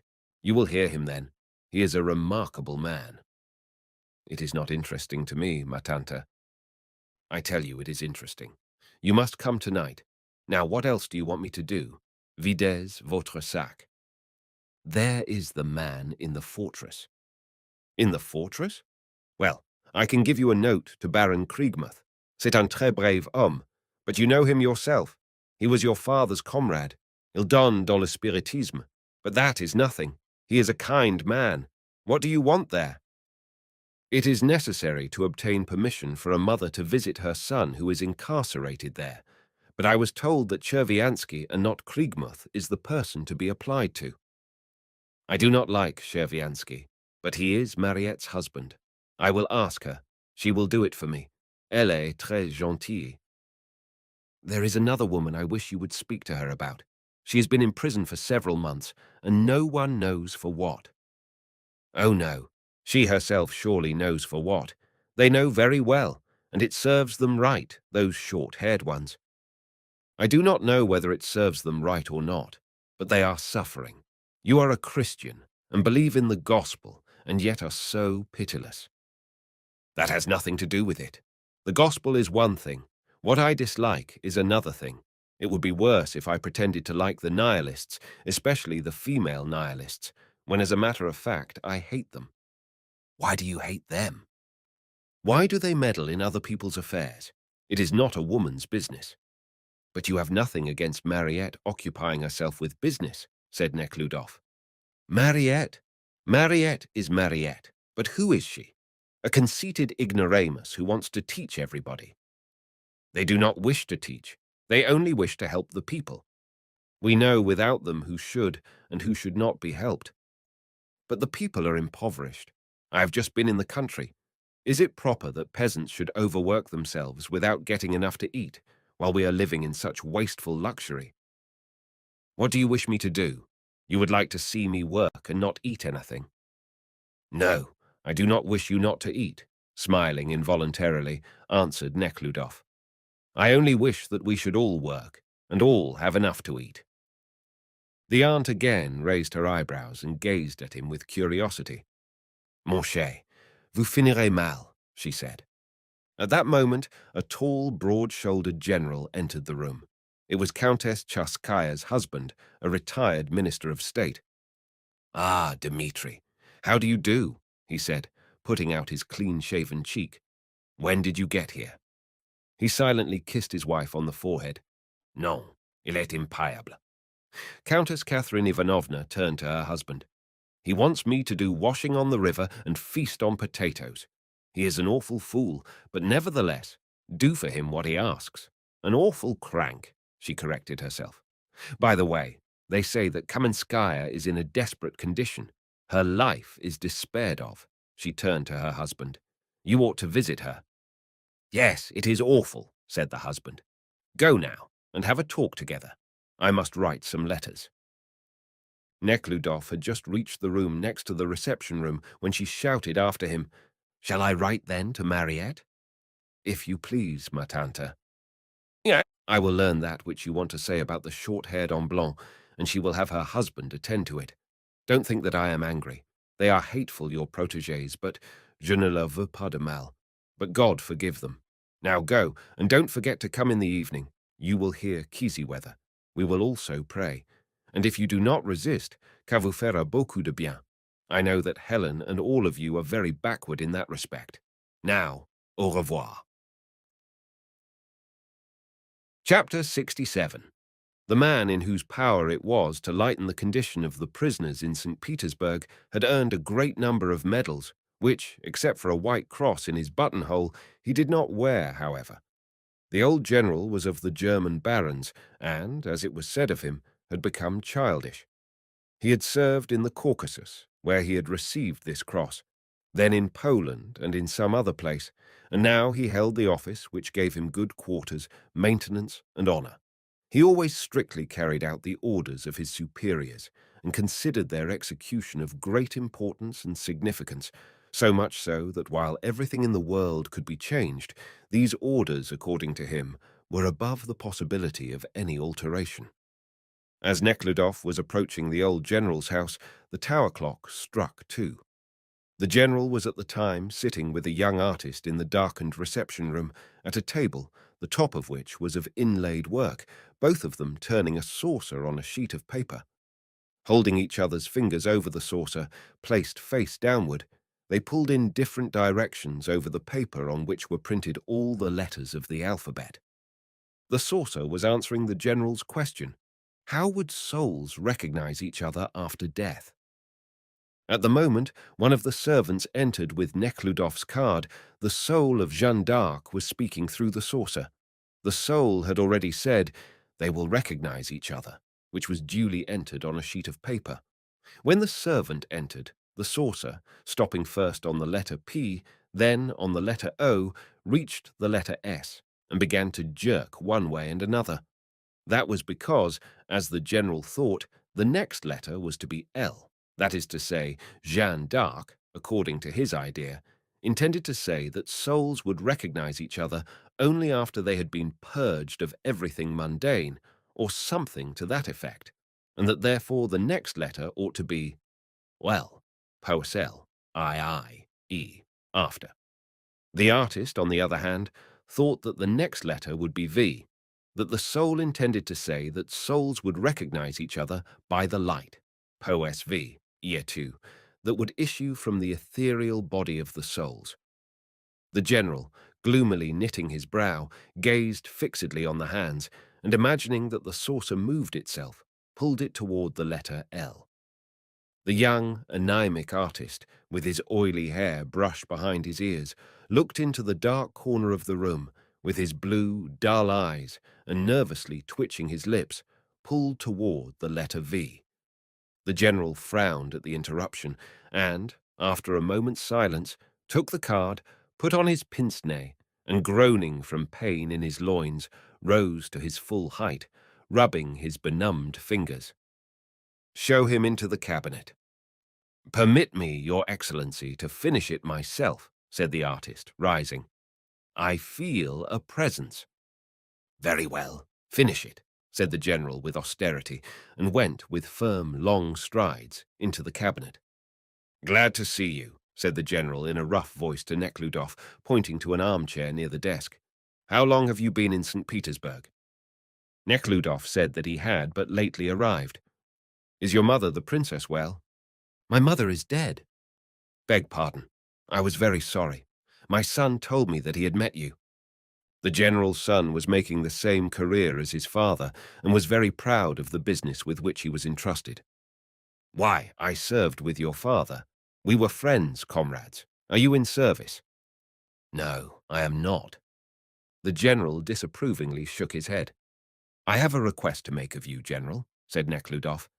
"Very glad. What can I do for you?" "If my request be out of season, please forgive me, but I must state it." "What is it?" "There is a man, Gurkovich, kept in prison under your jurisdiction. His mother asks to be permitted to visit him, or at least to send him books." The general expressed neither satisfaction nor dissatisfaction at Nekhludov's request, but, inclining his head to one side, seemed to reflect.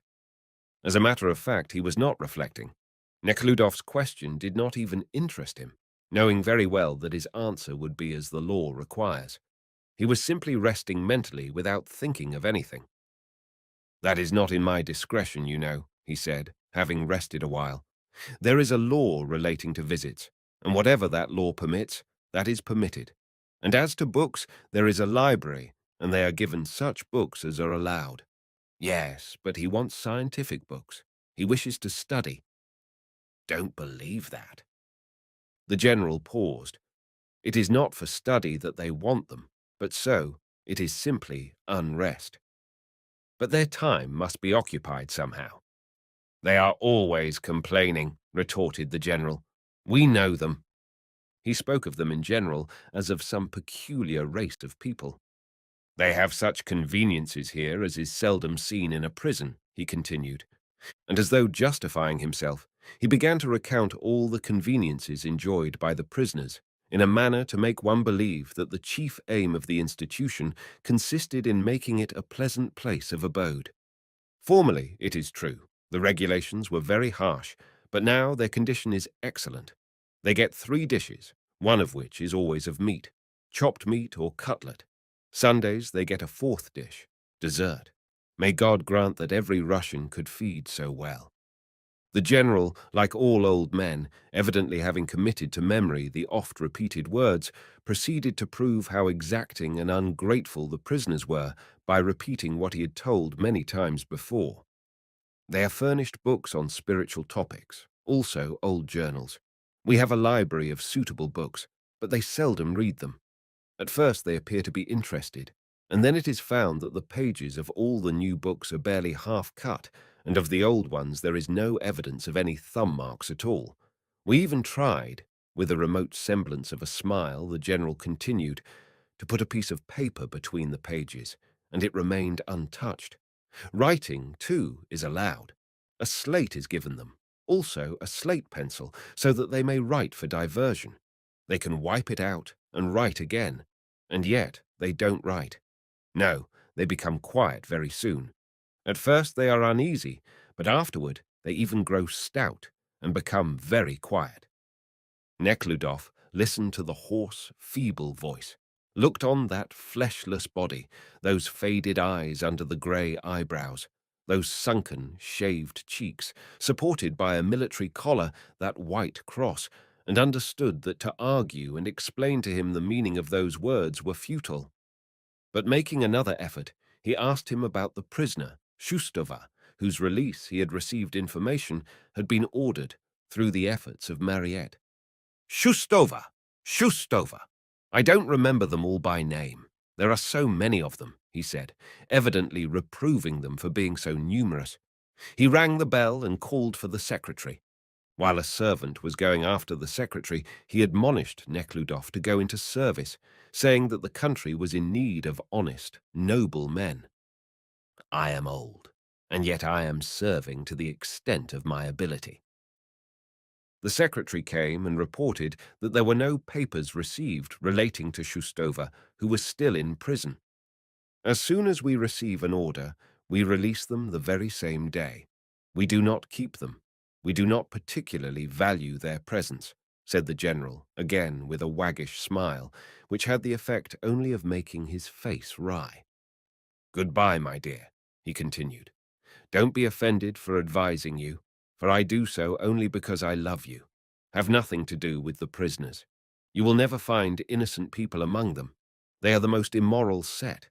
We know them, he said, in a tone of voice which did not permit the possibility of doubt. You had better take an office. The emperor and the country need honest people. What if I and such as you refuse to serve? Who would be left? We are complaining of conditions, but refuse to aid the government. Neckludof sighed deeply, made a low bow, pressed the bony hand condescendingly extended, and departed. The general disapprovingly shook his head, and rubbing his loins, went to the reception room, where the artist awaited him with the answer of Jeanne d'Arc. The general put on his pince-nez and read, "They will recognize each other by the light issuing from the ethereal bodies." "Ah," said the general approvingly, closing his eyes. "But how will one recognize another when all have the same light?" he asked, and again, crossing his fingers with those of the artist, seated himself at the table. Nekhludof's driver drove up to the gate. "It is very dull here, sir," he said, turning to Neckludof. "It was very tiresome, and I was about to drive away." "Yes, tiresome," assented Neckludof with a deep sigh, resting his eyes on the clouds and the Neva, dotted with variegated boats and steamers. Chapter 68. With a note from Prince Ivan Mikhailovich, Neckludof went to Senator Wolf, un homme très comme il faut, as the prince had described him. Wolf had just breakfasted and, as usual, was smoking a cigar to aid his digestion when Neckludof arrived. Vladimir Vasilievich Wolf was really un homme très comme il faut, and this quality he placed above all else. From the height of it, he looked upon all other people, and could not help valuing this quality, because thanks to it, he had gained a brilliant career, the same career he strove for. That is to say, through marriage he obtained a fortune, which brought him a yearly income of 18,000 roubles, and by his own efforts he obtained a senatorship. He considered himself not only un homme très comme il faut, but a man of chivalric honesty. By honesty, he understood the refusal to take bribes from private people, but to do everything in his power to obtain all sorts of travelling expenses, rents and disbursements he did not consider dishonest. Nor did he consider it dishonest to rob his wife and sister-in-law of their fortunes. On the contrary, he considered that a wise arrangement of his family affairs. The home circle of Vladimir Vasilievich consisted of his characterless wife, her sister, whose fortune he managed to get into his own hands by selling her property and depositing the money in his own name, and his gentle, scared, homely daughter, who was leading a solitary, hard life, and whose only diversion consisted in visiting the religious meetings at Aline's and Countess Catherine Ivanovna's. The son of Vladimir Vasilievich, a good-natured, bearded boy of 15, who at that age had already commenced to drink and lead a depraved life, which lasted till he was 20 years old, was driven from the house for the reason that he did not pass examinations in any school, and keeping bad company, and, running into debt, he had compromised his father. The father paid once for his son 230 roubles, and paid 600 roubles a second time, but declared that that was the last time, and if the son did not reform, he would drive him from the house and have nothing to do with him.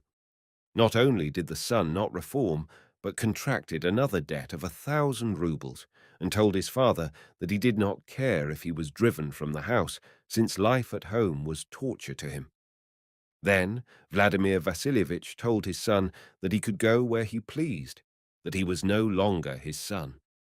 Since then, no one in the house dared to speak of his son to him, and Vladimir Vasilievich was quite certain that he had arranged his family affairs in the best possible manner.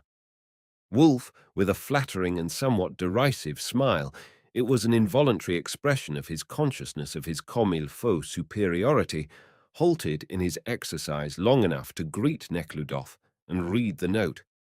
"Please take a seat, but you must excuse me. If you have no objection, I will walk," he said, putting his hands in the pockets of his jacket and treading lightly up and down the diagonal of the large cabinet, furnished in an austere style. "Very glad to make your acquaintance, and of course to please the Count Ivan Mikhailovich," emitting the fragrant blue smoke and carefully removing the cigar from his mouth so as not to lose the ashes. "I would like to ask you to hasten the hearing of the appeal, because if the prisoner is to go to Siberia, it would be desirable that she go as soon as possible," said Nekhludof. "Yes, yes, with the first steamer from Nizhny." "I know," said Wolf, with his condescending smile, who always knew everything in advance, whatever the subject mentioned to him. "What is the name of the prisoner?" "Maslova." Wolf walked to the table and looked into the papers. "That's right, Maslova. Very well. I will ask my associates. We will hear the case Wednesday." "May I wire my lawyer?" "So you have a lawyer? What for? But if you wish it, all right." "The grounds of appeal may be insufficient," said Nekhludof, "but I think it may be seen from the case that the sentence was the result of a misunderstanding." "Yes, yes, that may be so, but the Senate cannot enter into the merits of the case," said Vladimir Vasilievich sternly, glancing at the ashes of his cigar. "The Senate only looks after the proper interpretation and application of the law. This, I think, is an exceptional case." I know, I know. All cases are exceptional. We will do what the law requires. That is all." The ashes were still intact, but had already cracked and were in danger of collapse. "And do you often visit St. Petersburg?" asked Wolf, holding the cigar so that the ashes would not fall. The ashes were unstable, however, and Wolf carefully carried them to the ash holder, into which they were finally precipitated. "What an awful catastrophe Kamensky met with," said Wolf. "A fine young man and an only son, especially the condition of the mother." He went on repeating almost word for word the story of a duel of which all St. Petersburg was talking at the time. After a few more words about Countess Catherine Ivanovna and her passion for the new religious tendency, which Vladimir Vasilievich neither praised nor condemned, but which, for un homme très comme il faut, was evidently superfluous, he rang the bell. Nekhludof bowed himself out. "If it is convenient for you, come to dinner," said Wolf, extending his hand. "Say on Wednesday. I will then give you a definite answer." It was already late, and Nekhludof drove home, that is, to his aunt's. Chapter 69. Maslova's case was to be heard the following day, and Nekhludof went to the Senate. He met Fanirin at the entrance to the magnificent Senate building, where several carriages were already waiting. Walking up the grand, solemn staircase to the second floor, the lawyer, who was familiar with all the passages, turned into a room to the left, on the door of which was carved the year of the institution of the code. The lawyer removed his overcoat, remaining in his dress coat and black tie on a white bosom, and with cheerful self-confidence walked into the next room. There were about 15 spectators present, among whom were a young woman in a pince-nez and a grey-haired lady. A grey-haired old man of patriarchal mien, wearing a box coat and grey trousers, and attended by 2 men, attracted particular attention. He crossed the room and entered a wardrobe. An usher, a handsome man with red cheeks and in a pompous uniform, approached Fanarin with a piece of paper in his hand and asked him in what case he appeared. Being told that in Maslova's case, the usher made a note of something and went away. At that time, the door of the wardrobe opened, and the patriarchal-looking old man came forth, no longer in the coat, but in a brilliant uniform which made him resemble a bird. His uniform evidently embarrassed the old man, and he walked into the room opposite the entrance with quicker than his ordinary step. Fanarin pointed him out to Neckludof as Bey, a most honourable gentleman. The spectators, including Fanarin, went into the next room and seated themselves behind the grating on benches reserved for spectators. Only the St. Petersburg lawyer took a seat behind a desk on the other side of the grating. The session room of the Senate was smaller than the room of the circuit court, was furnished in simpler style. Only the table behind which the senators sat was of crimson plush instead of green cloth bordered with gold lace. There were 4 senators. The president, Nikitin, with a closely shaved, narrow face and steel-grey eyes. Wolf, with thin lips and small white hands, with which he was turning over the papers before him. Then Skovorodnikov, stout, massive and pockmarked, and a very learned jurist. And finally, Bey, the same patriarchal old man who was the last to arrive. Immediately behind the senators came the chief secretary and associate attorney general. He was a young man of medium height, shaved, lean, with a very dark face and black, sad eyes. Neckludof recognized him, notwithstanding his strange uniform and the fact that he had not seen him for about 6 years, as one of his best friends during his student life. "Is the associate's name Selenin?" he asked the lawyer. "Yes, why?" "I know him very well. He is an excellent man, and a good associate of the Attorney General, very sensible. It would have been well to see him," said Fanarin. "At all events, he will follow the dictates of his conscience," said Neckludof, remembering his close relations with and friendship for Selenin and the latter's charming qualities of purity, honesty, and good breeding, in the best sense of the word. The first case before the Senate was an appeal from the decision of the Circuit Court of Appeals affirming a judgment in favor of the publisher of a newspaper in a libel suit brought against him. Neckludof listened and tried to understand the arguments in the case, but as in the Circuit Court, the chief difficulty in understanding what was going on was found in the fact that the discussion centered not on what appeared naturally to be the main point, but on side issues. The libel consisted in an article accusing the president of a stock company of swindling. It seemed, then, that the main point to consider was whether or not the president was guilty of swindling the stockholders and what was to be done to stop his swindling. But this was never mentioned. The questions discussed were: had the publisher the legal right to print the article of its reporter? What crime has he committed by printing it, defamation or libel? And does defamation include libel or libel defamation? And a number of other things unintelligible to ordinary people, including various laws and decisions of some general department. The only thing Neckludof did understand was that though Wolf had sternly suggested but yesterday that the Senate could not consider the substance of a case, in the case at bar he argued with evident partiality in favor of reversing the judgment, and that Selenin, in spite of his characteristic reserve, argued in favor of affirming the judgment with unexpected fervor. The cause of Selenin's ardor lay in the fact that he knew the president of the stock company to be dishonest in money affairs, while he accidentally learned that Wolf, almost on the eve of the hearing of the case, had attended a sumptuous dinner at the president's house. And now, when Wolf, though with great caution, showed undoubted partiality, Selenin became excited and expressed his opinion with more nervousness than an ordinary case would justify. Wolf was evidently offended by the speech. He twitched nervously, changed color, made silent gestures of wonder, and with an haughty air of being offended, he departed with the other senators into the deliberation room. "What case are you interested in?" the usher again asked Fanarin as soon as the senators had left the room. "I have already told you that I am here in behalf of Maslova." "That is so. The case will be heard today. But—" "What is that?" asked the lawyer. You see, the case was to be argued without counsel, so that the senators would hardly consider it in open session. But I will announce. and he made a note on the piece of paper.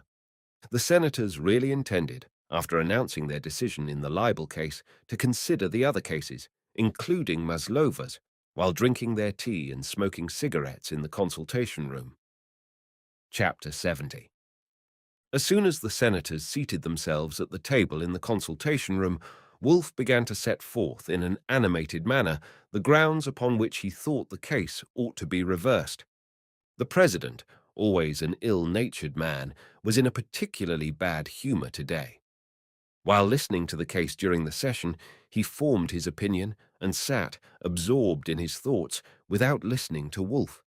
These thoughts consisted in a recollection of what note he had made the other day in his memoirs anent the appointment of Villeneuve to an important post which he desired for himself.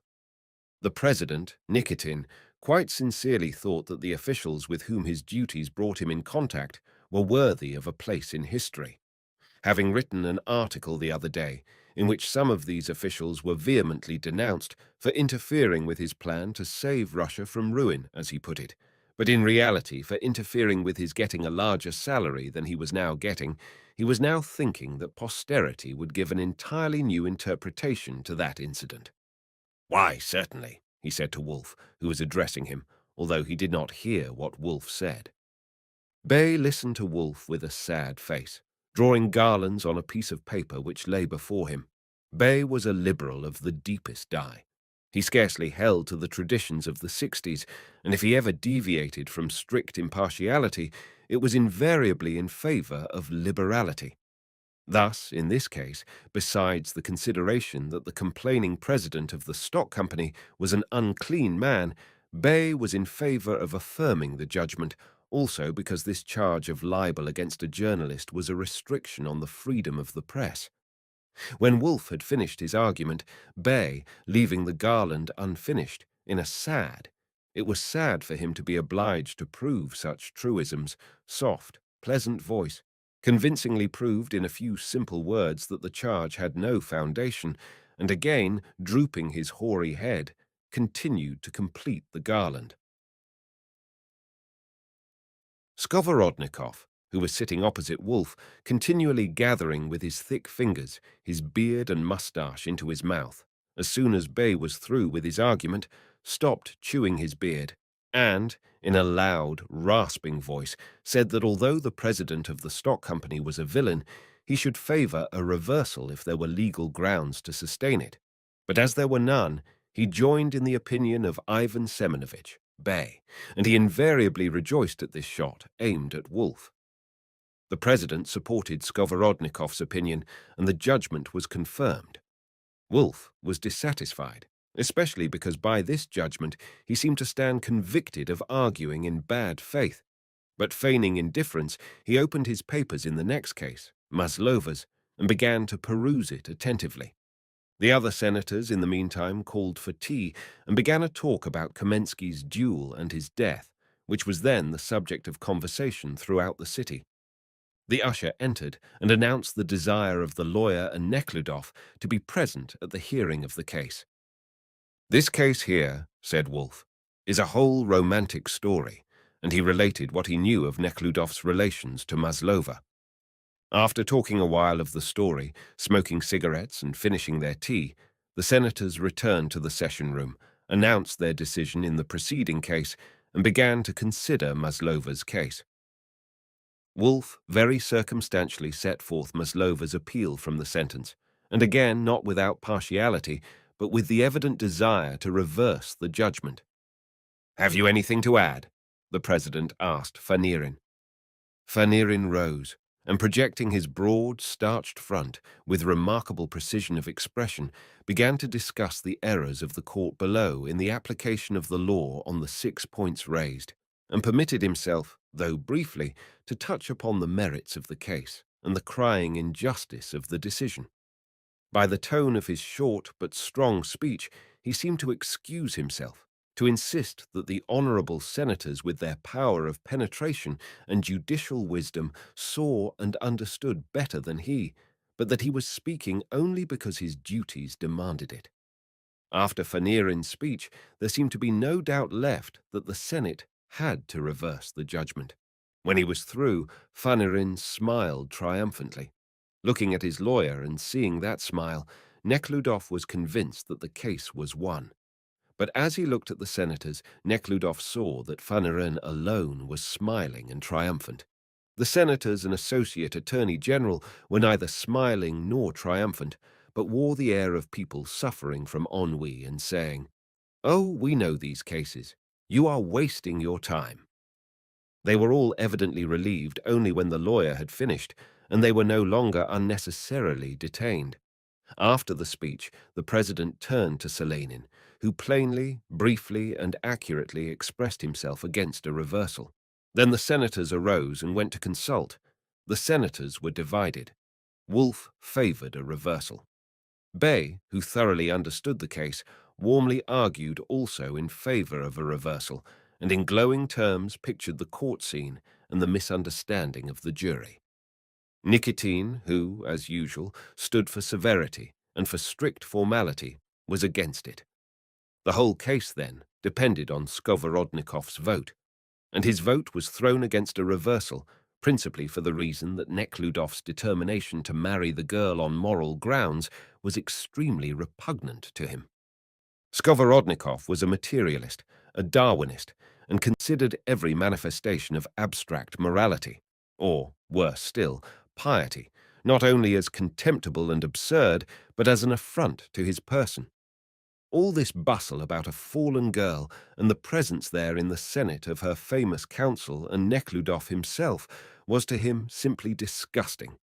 And stuffing his mouth with his beard and making grimaces, he, in a very natural manner, pretended to know nothing of the entire affair, except that the grounds of appeal were insufficient, and therefore agreed with the president to affirm the judgment.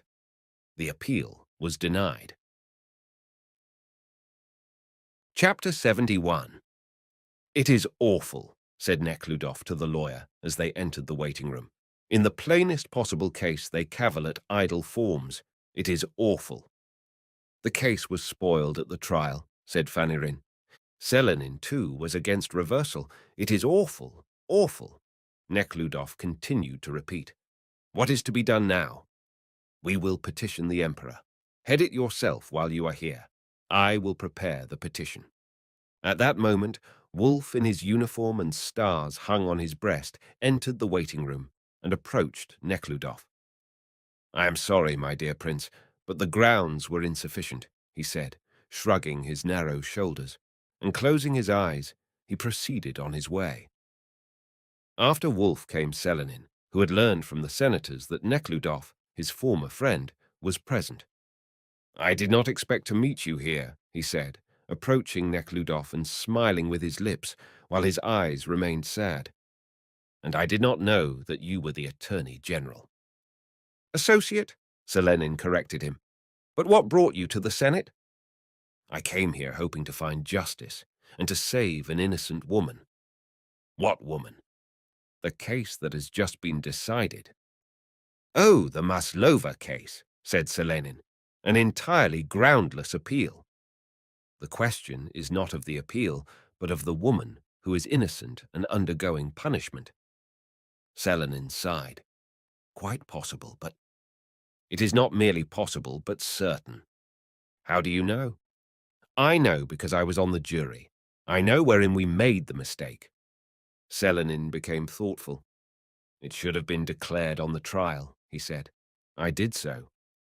It should have been made part of the record. If that had appeared in the appeal—" Selenin, who was always busy and did not mingle in society, had evidently not heard of Nekhludov's romance. Nekhludoff, however, decided not to speak to him of his relations to Maslova. "But it is evident even now that the verdict was preposterous," he said. "The Senate has no right to say so. If the Senate attempted to interfere with the verdicts of the courts upon its own view of the justness of the verdicts themselves, there would be greater risks of justice being miscarried than established," he said, recalling the preceding case. "Besides, the verdicts of juries would lose their significance. I only know one thing, and that is that the woman is entirely innocent, and the last hope of saving her from an undeserved punishment is gone." The highest judicial institution has affirmed what was absolutely unjust. It has not affirmed because it has not and could not consider the merits of the case, said Selenin, blinking his eyes. You have probably stopped at your aunt's, he added, evidently wishing to change the subject of conversation. I learned yesterday that you were in St. Petersburg. Countess Catherine Ivanovna had invited me and you to be present at the meeting of the English preacher, said Selenin, smiling only with his lips. Yes, I was present, but left with disgust, Neckludof said angrily, vexed at Selenin's leading away from the conversation. Why should you be disgusted? At all events, it is a manifestation of religious feeling, although one-sided and sectarian, said Selenin. It is such strange nonsense, said Neckludof. Well, no. The only strange thing here is that we know so little of the teachings of our church that we receive an exposition of its fundamental dogmas as a new revelation, said Selenin, as though hastening to tell his former friends his new views. Nekhludoff gazed at Selenin with wonder. Selenin did not lower his eyes, in which there was an expression not only of sadness, but of ill will. But we will discuss it later, said Selenin. I am coming. He turned to the usher, who approached him deferentially. We must meet again, he added, sighing, but you can never be found. You will always find me at home at 7. I live on Nadaginskaya, and he mentioned the number. It is a long time since we met, he added, again smiling with his lips. I will come if I have the time, said Nekhludoff, feeling that the man whom he had once loved was made strange and incomprehensible to him, if not hostile, by this short conversation. As student Nekhludoff knew Selenin as a dutiful son, a true friend, and for his years an educated, worldly man, with great tact, always elegant and handsome, and uncommonly truthful and honest withal. He studied diligently, without any difficulty, and without the slightest ostentation, receiving gold medals for his compositions. He had made it the aim of his young life, not merely by word, but in reality, to serve others, and thought he saw his chance of doing so in government service. Systematically looking over the various activities to which he might devote his energies, he decided that he could be most useful in the legislative department and entered it. But notwithstanding his most accurate and conscientious attention to his duties, he found nothing in them to satisfy his desire to be useful. His discontent, due to the pettiness and vanity of his immediate superiors, grew until an opportunity offered to enter the Senate. He was better off in the Senate, but the same feeling of dissatisfaction pursued him. He constantly felt that things were not what he expected them to be, and what they should be. During his service in the Senate, his relations obtained for him the post of gentleman of the Emperor's bedchamber, and he was obliged to drive around in gorgeous uniform to thank various people. In this post, he felt even more than before out of place. At the same time, on the one hand, he could not refuse the appointment, because he would not disappoint those who thought they were pleasing him by it, and on the other hand, the appointment flattered his vanity. It pleased him to see himself in a looking-glass, in a gold-embroidered uniform, and to receive the tokens of respect shown him by some people on his appointment. The same thing happened with respect to his marriage. A brilliant match was arranged for him, as it is regarded from the world's standpoint, and he married principally because to refuse would have been to offend and cause pain to the bride and those who had arranged the match. Hence the marriage to a young, pretty, distinguished girl flattered his vanity and gave him pleasure. But the marriage soon turned out to be not the thing, you know, more so even than court service. After her first child, his wife did not wish to have any more, and plunged into luxurious social life, in which he was obliged to participate nolens volens. Although this poisoned the life of her husband and brought her only exertion and fatigue, she nevertheless diligently pursued it. All his efforts to change her mode of life could not alter her confidence, supported by all her relatives and acquaintances, that it was quite proper. The child, a girl with long golden curls, was an entire stranger to her father, mainly because she was brought up not in accord with his desires. The result was the customary misunderstanding between the husband and wife, and even in a want of desire to understand each other, and a quiet, silent struggle, hidden from strangers and tempered by propriety, which made Selenin's life at home very burdensome. So that his family life turned out to be not the thing, in still greater degree than his service or the court appointment. These were the reasons why his eyes were always sad. And this was why, seeing Nekhludoff, whom he had known before all these lies had fastened themselves upon him, he thought of himself as he had been then, and more than ever felt the discord between his character and his surroundings, and he became painfully sad.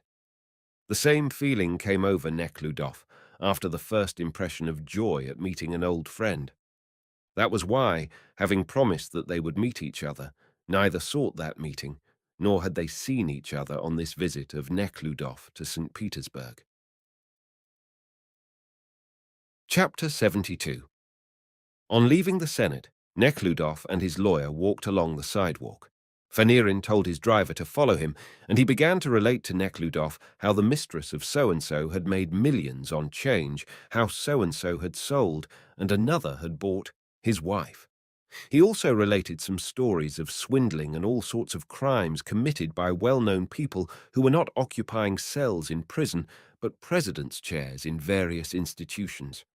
These stories, of which he seemed to possess an inexhaustible source, afforded the lawyer great pleasure, as showing most conclusively that the means employed by him as a lawyer to make money were perfectly innocent in comparison with those used by the more noted public men of St. Petersburg.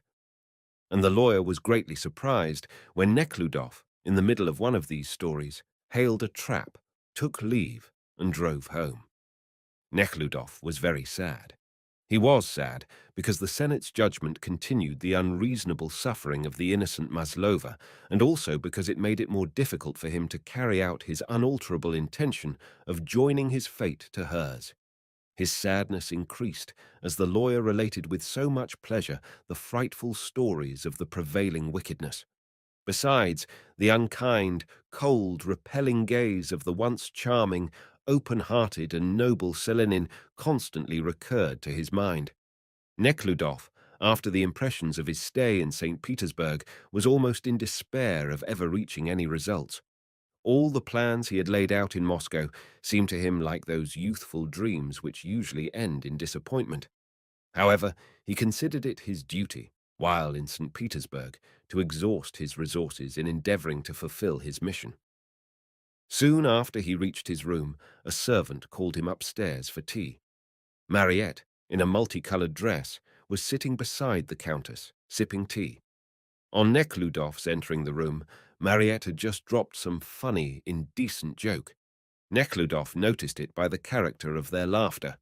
The good-natured, moustached Countess Catherine Ivanovna was shaking in all her stout body with laughter, while Mariette, with a particularly mischievous expression, and her energetic and cheerful face somewhat bent to one side, was silently looking at her companion. "You will be the death of me," said the Countess, in a fit of coughing.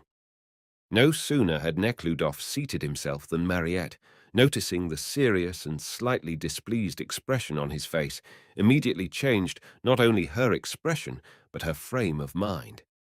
This was with the intention she had in mind since she first saw him, to get him to like her. She suddenly became grave, dissatisfied with her life, seeking something, striving after something. She not merely feigned, but actually induced in herself a state of mind similar to that in which Nekhludoff was, although she would not be able to say what it consisted of. In a sympathetic conversation about the injustice of the strong, the poverty of the people, the awful condition of the prisoners, she succeeded in rousing in him the least expected feeling of physical attraction, and under the din of conversation their eyes plainly queried, "Can you love me?" And they answered, "Yes, I can."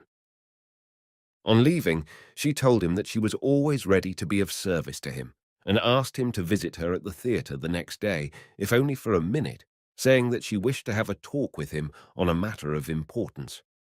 "When will I see you again?" she added, sighing, and carefully putting the gloves on her ring-bedecked hand. "Tell me that you will come." Nekhludoff promised to come. For a long time that night, Nekhludof could not fall asleep. When he recalled Maslova, the decision of the Senate, and his determination to follow her, when he recalled his relinquishment of his right to the land, there suddenly appeared before him, as if in answer to these questions, the face of Mariette, her sigh and glance when she said, "When will I see you again?"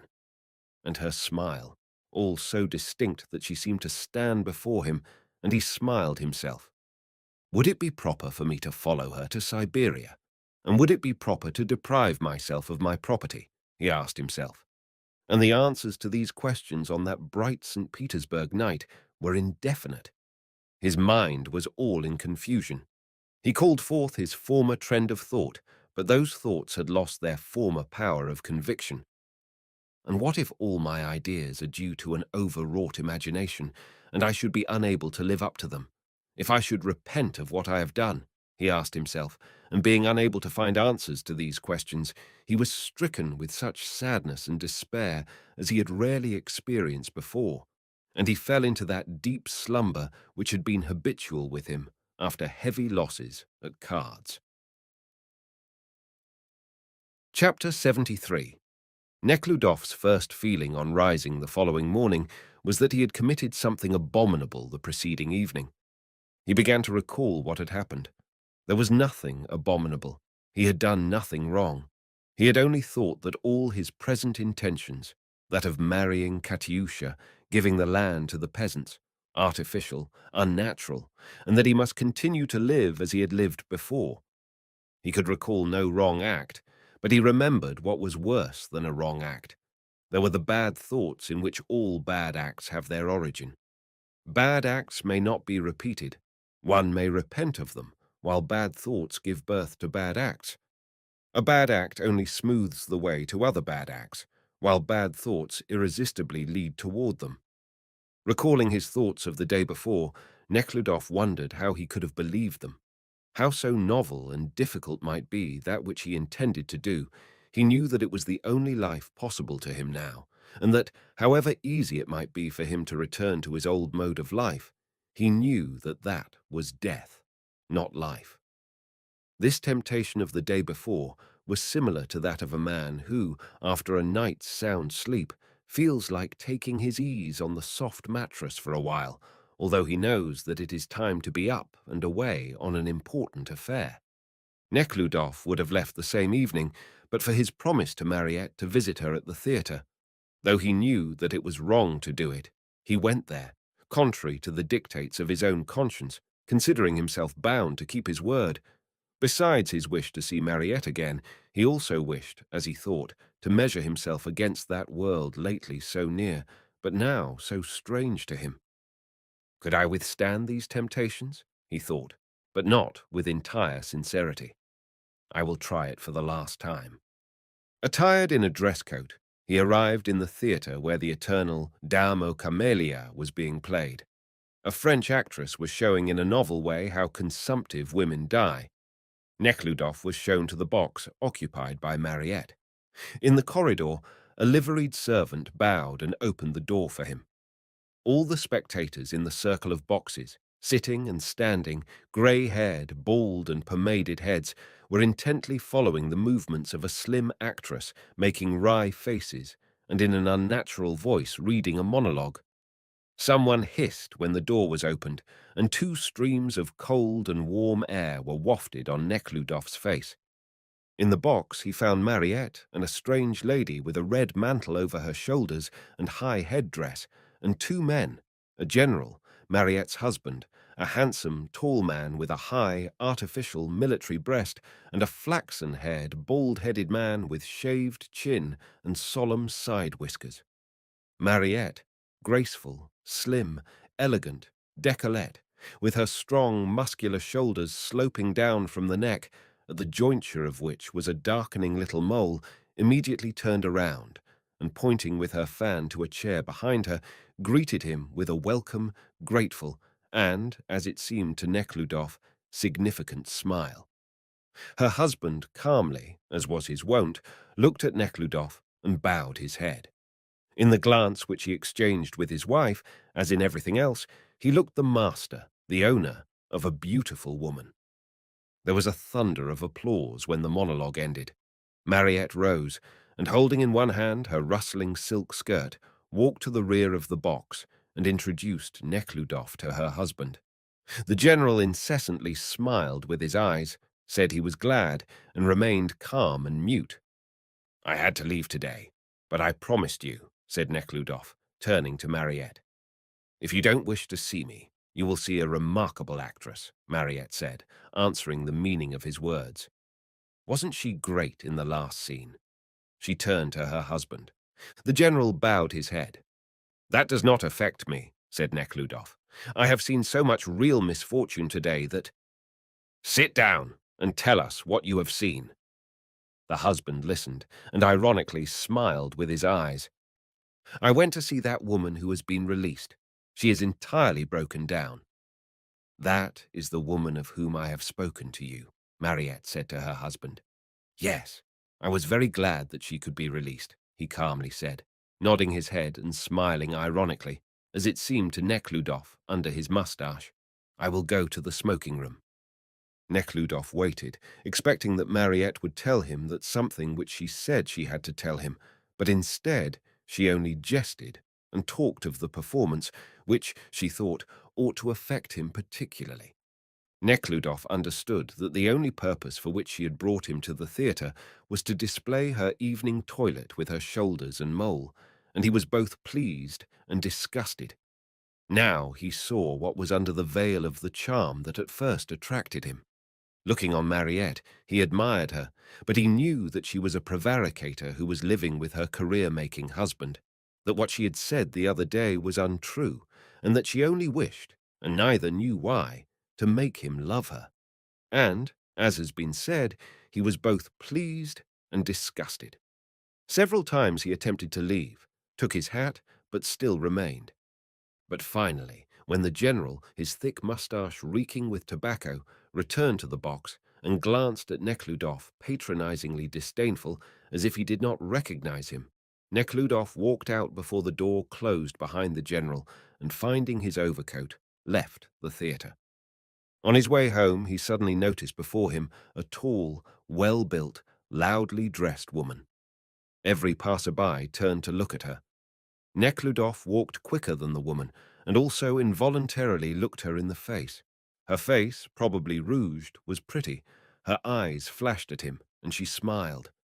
Neckludof involuntarily thought of Mariette, for he experienced the same feeling of attraction and disgust which took hold of him in the theatre.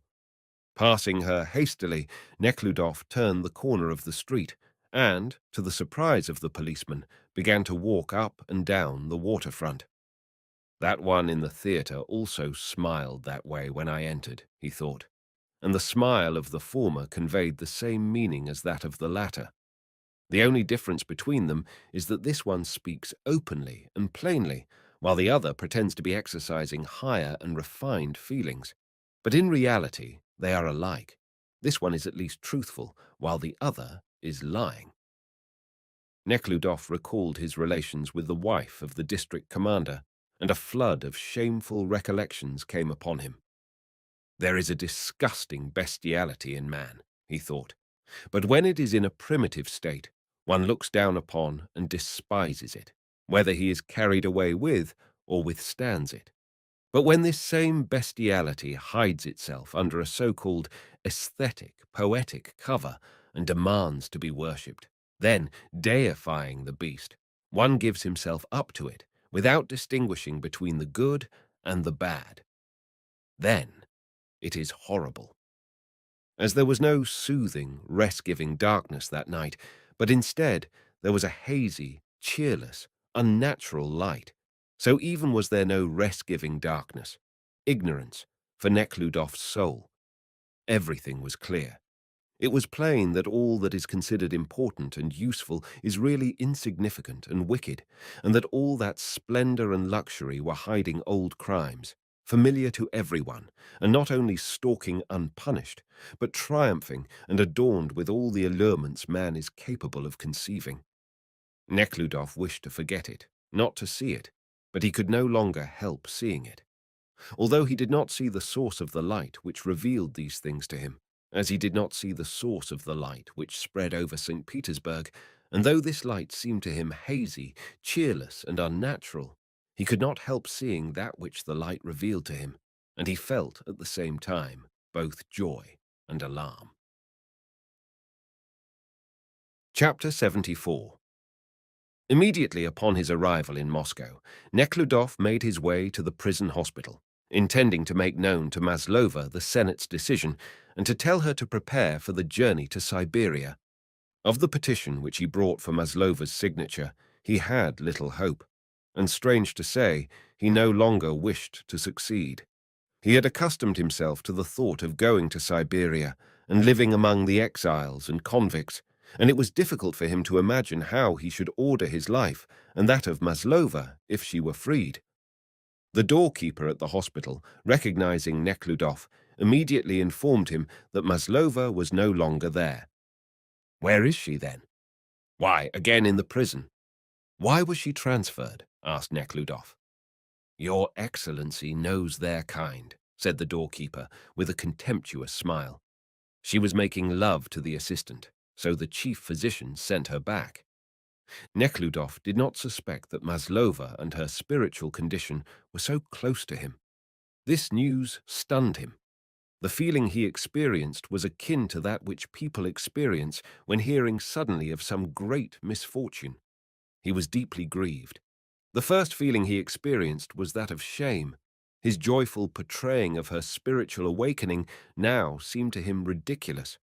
Her reluctance to accept his sacrifice, the reproaches and the tears were the mere cunning, he thought, of a dissolute woman who wished to make the most use of him. It seemed to him now that at his last visit he had seen in her the symptoms of incorrigibility which were now evident. All this flashed through his mind at the time he instinctively donned his hat and left the hospital. "But what's to be done now?" he asked himself. "Am I bound to her? Am I not released now by this, her act?" But no sooner did he form the question than he understood that in considering himself released and leaving her to her fate, he would be punishing not her, which he desired, but himself, and he was terrified. "No, that will not alter my decision. It will only strengthen it. Let her do whatever her soul prompts her to do.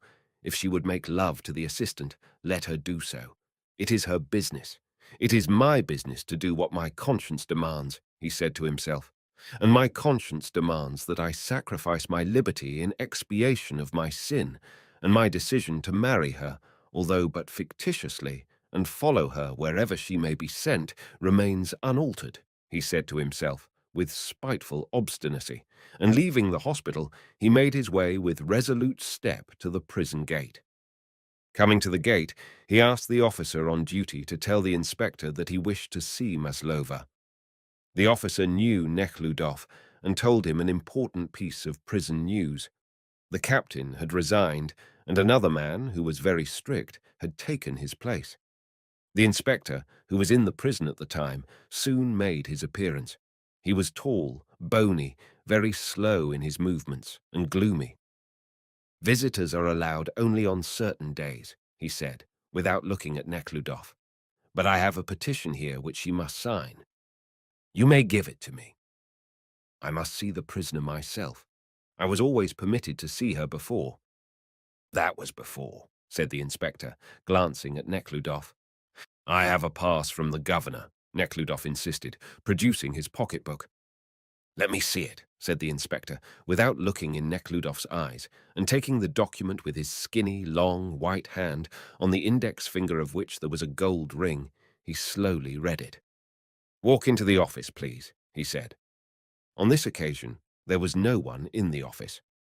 The inspector seated himself at the table, looking through the papers that lay on it, evidently intending to stay through the meeting. When Nekhludof asked him if Bogodukovskaya could be seen, he answered, "Visiting the politicals is not allowed," and again buried his head in the papers. When Maslova entered the room, the inspector raised his eyes, and without looking either at Maslova or Nekhludof, said, "You may go ahead," and continued to busy himself with his papers.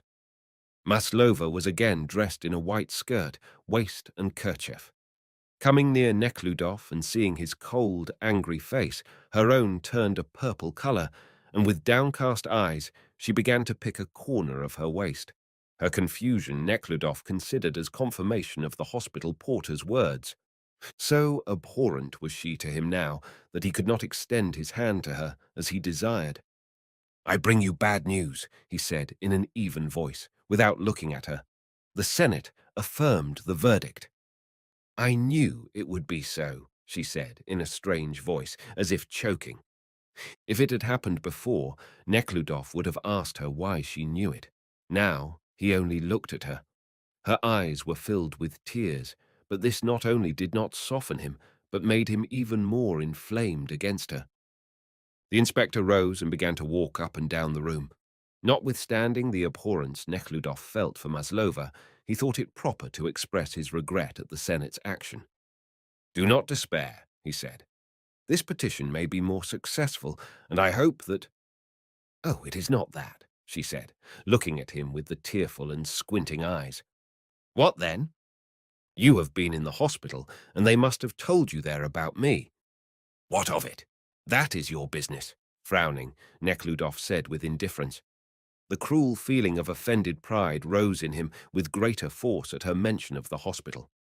"I, a man of the world, whom any girl of the upper class would be only too happy to marry, offered to become the husband of that woman, and she could not wait, but made love to the assistant surgeon," he thought, looking at her with hatred.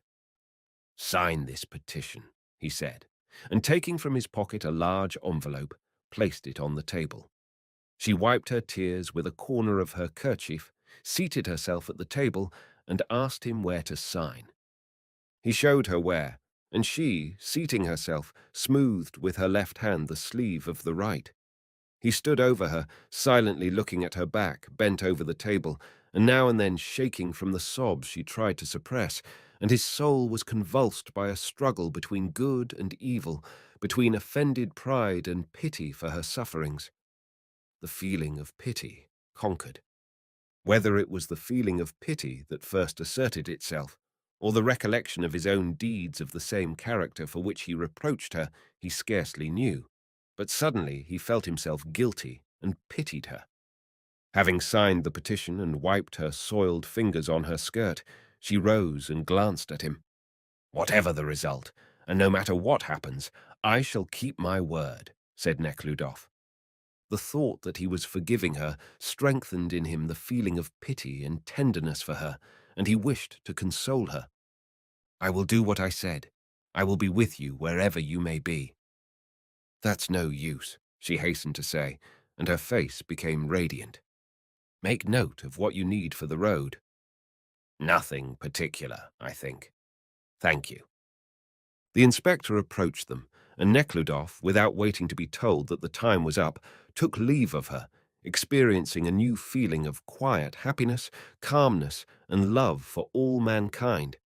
It was the consciousness that no act of Maslova could alter his love for her that raised his spirit and made him feel happy. Let her make love to the assistant. That was her business. He loved her not for himself, but for her and for God.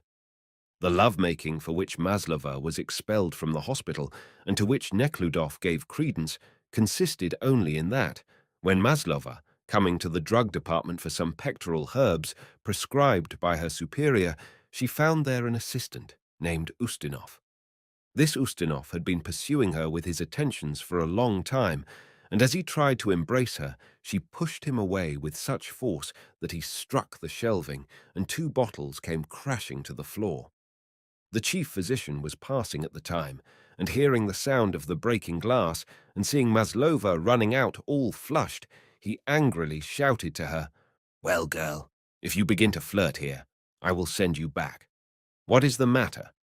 He turned to the assistant, sternly looking over his spectacles. The assistant, smiling, began to apologize.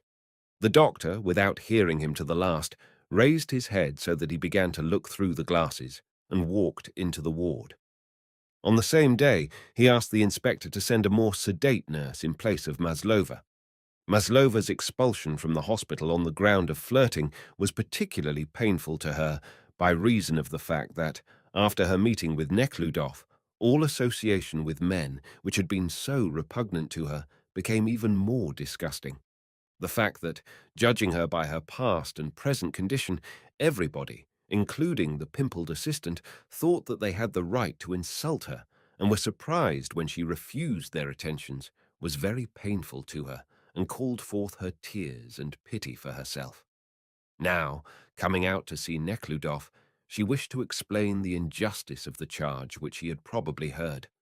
But as she attempted to do so, she felt that he would not believe her, that her explanation would only tend to corroborate the suspicion, and her tears welled up in her throat, and she became silent.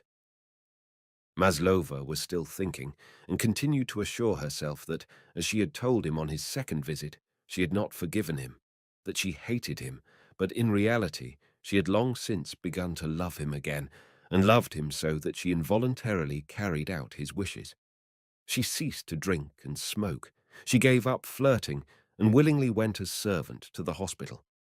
All this she did because she knew he wished it. Her repeated refusal to accept his sacrifice was partly due to the fact that she wished to repeat those proud words which she had once told him, and mainly because she knew that their marriage would make him unhappy. She was firmly resolved not to accept his sacrifice, and yet it was painful for her to think that he despised her, that he thought her to be the same as she had been, and did not see the change she was undergoing. The fact that he was at that moment thinking that she did something wrong in the hospital pained her more than the news that she was finally sentenced to hard labor. Chapter 75. Maslova might be sent away with the first party of exiles. Hence, Nekhludof was preparing for departure, but he had so many things to attend to that he felt that he could never get through with them, no matter how much time there might be left for preparations. It was different in former times. Then it was necessary to devise something to do, and the interest in all his affairs centered in Dmitri Ivanovitch Nekhludof. But though all interest in life centered in Dmitri Ivanovitch, he always suffered from ennui. Now, however, all his affairs related to people other than Dmitri Ivanovitch, and were all interesting and attractive, as well as inexhaustible. Besides, formerly the occupation with the affairs of Dmitri Ivanovitch always caused vexation and irritation, while these affairs of others, for the most part, put him in a happy mood. Nekhludof's affairs were now divided into three parts. He himself, in his habitual pedantism, thus divided them, and accordingly placed them in three different portfolios. The first was that of Maslova. This consisted in efforts to obtain a successful result in the pending petition and preparations for departure to Siberia. The second part related to the settlement of his estates. The Panov land was granted to the peasants on condition of their paying a rent to be used for common necessities. But, in order to complete that arrangement, it was necessary to sign an agreement and also make his will. The arrangement made for the Kuzminskoye estate was to remain in force. Only there remained to be determined what part of the rent he was to appropriate to himself and what was to be left for the benefit of the peasants. Without knowing what his necessary disbursements would be on his trip to Siberia, he could not make up his mind to deprive himself of his income, although he reduced it by 1/2. The third part related to aid to prisoners, who were now applying to him more and more frequently. At first, when written to for aid, he proceeded immediately to intercede for the applicants, endeavoring to relieve their condition. But in the end, their number became so great that he found it impossible to help everyone and was involuntarily brought to a fourth matter which had of late occupied him more than either of the others. His fourth concern consisted in solving the question, why, how, and whence came that remarkable institution called the criminal court, to which was due the existence of that prison, with the inmates of which he had become somewhat familiar, and all those places of confinement, beginning with the fortress dedicated to two saints, Peter and Paul, and ending with the island of Saghalin, where hundreds and thousands of victims of that wonderful criminal law were languishing. From personal contact with prisoners, and from information received from the lawyer, the prison chaplain, the inspector, and from the prison register, Nekhludoff came to the conclusion that the prisoners, so-called criminals, could be divided into 5 classes. The first class consisted of people entirely innocent, victims of judicial mistakes, such as that would be incendiary, Menshov, or Maslova, and others. There were comparatively few people of this class, according to the observations of the chaplain, about 7%, but their condition attracted particular attention. The second class consisted of people convicted for offences committed under exceptional circumstances, such as anger, jealousy, drunkenness, etc. Offences which, under similar circumstances, would almost invariably have been committed by all those who judged and punished them. This class made up, according to Nekhludov's observations, more than 1/2 of all the prisoners. To the third class belonged those who committed, according to their own ideas, the most indifferent or even good acts, but which were considered criminal by people, entire strangers to them, who were making the laws. To this class belonged all those who carried on a secret trade in wine, or were bringing in contraband goods, or were picking herbs or gathering wood in private or government forests. To this class also belonged the predatory mountaineers. The fourth class consisted of people who, according to Nekhludof, were reckoned among the criminals only because they were morally above the average level of society. Among these, the percentage of those who resisted interference with their affairs or were sentenced for resisting the authorities was very large. The fifth class, finally, was composed of people who were more sinned against by society than they sinned themselves. These were the helpless people, blunted by constant oppression and temptation, like that boy with the mats, and hundreds of others whom Nekhludof saw both in and out of prison, and the conditions of those whose lives systematically drove them to the necessity of committing those acts which are called crimes. To these people belonged, according to Nekhludof's observations, many thieves and murderers, with some of whom Nekhludof had come in contact. Among these Nekhludof found, on close acquaintance, those spoiled and depraved people whom the new school calls the criminal type, and the existence of which in society is given as the reason for the necessity of criminal law and punishment.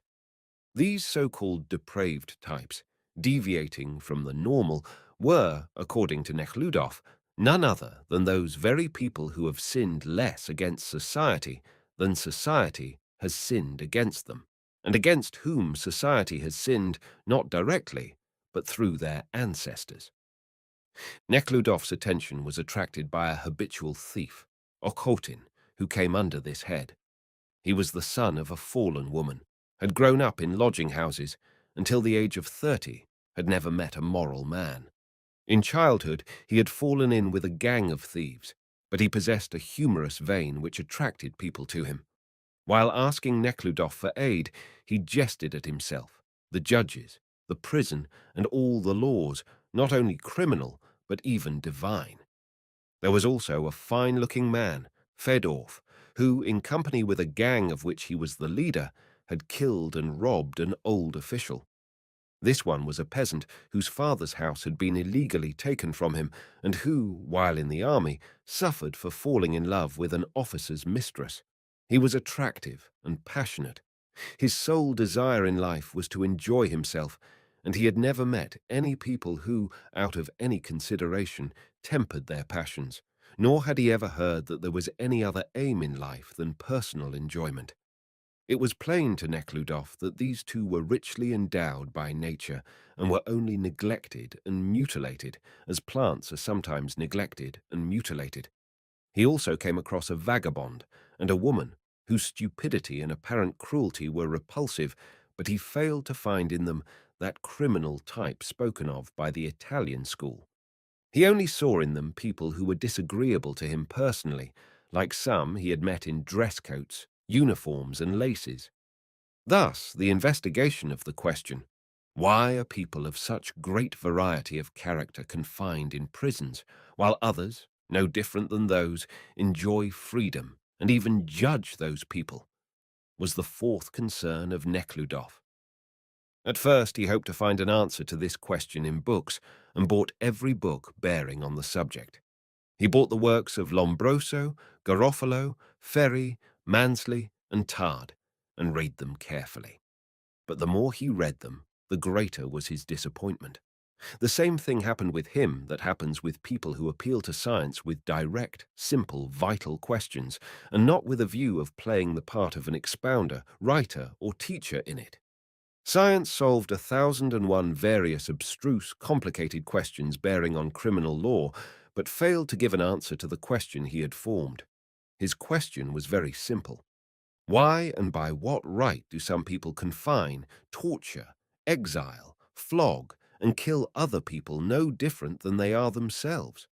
And in answer, they argued the questions: whether or not man is a free agent. Can a criminal be distinguished by the measurements of his cranium?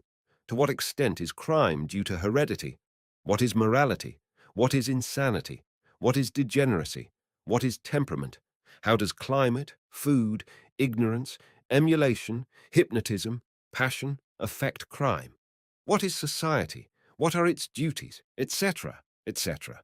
These arguments reminded Neckludof of an answer he had once received from a schoolboy. He asked the boy whether he had learned the declension of nouns. Yes, answered the boy. Well, then decline paw. What paw? A dog's paw? The boy answered, with a sly expression on his face. Similar answers in the form of questions Neckludof found in scientific books to his one basic question. He found there many wise, learned, and interesting things, but there was no answer to his principal question. By what right do some people punish others? Not only was there no answer, but all reasoning tended to explain and justify punishment, the necessity of which was considered an axiom. Neckludof read much, but only by fits and starts, and the want of an answer he ascribed to such superficial reading. He, therefore, refused to believe in the justice of the answer which constantly occurred to him.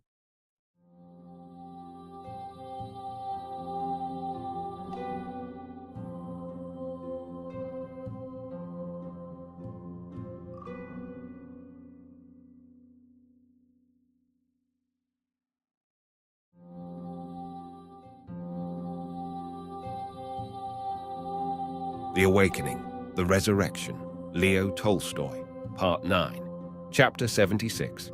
The deportation of the party of convicts to which Maslova belonged was set for the 5th of July, and Neckludof was prepared to follow her on that day.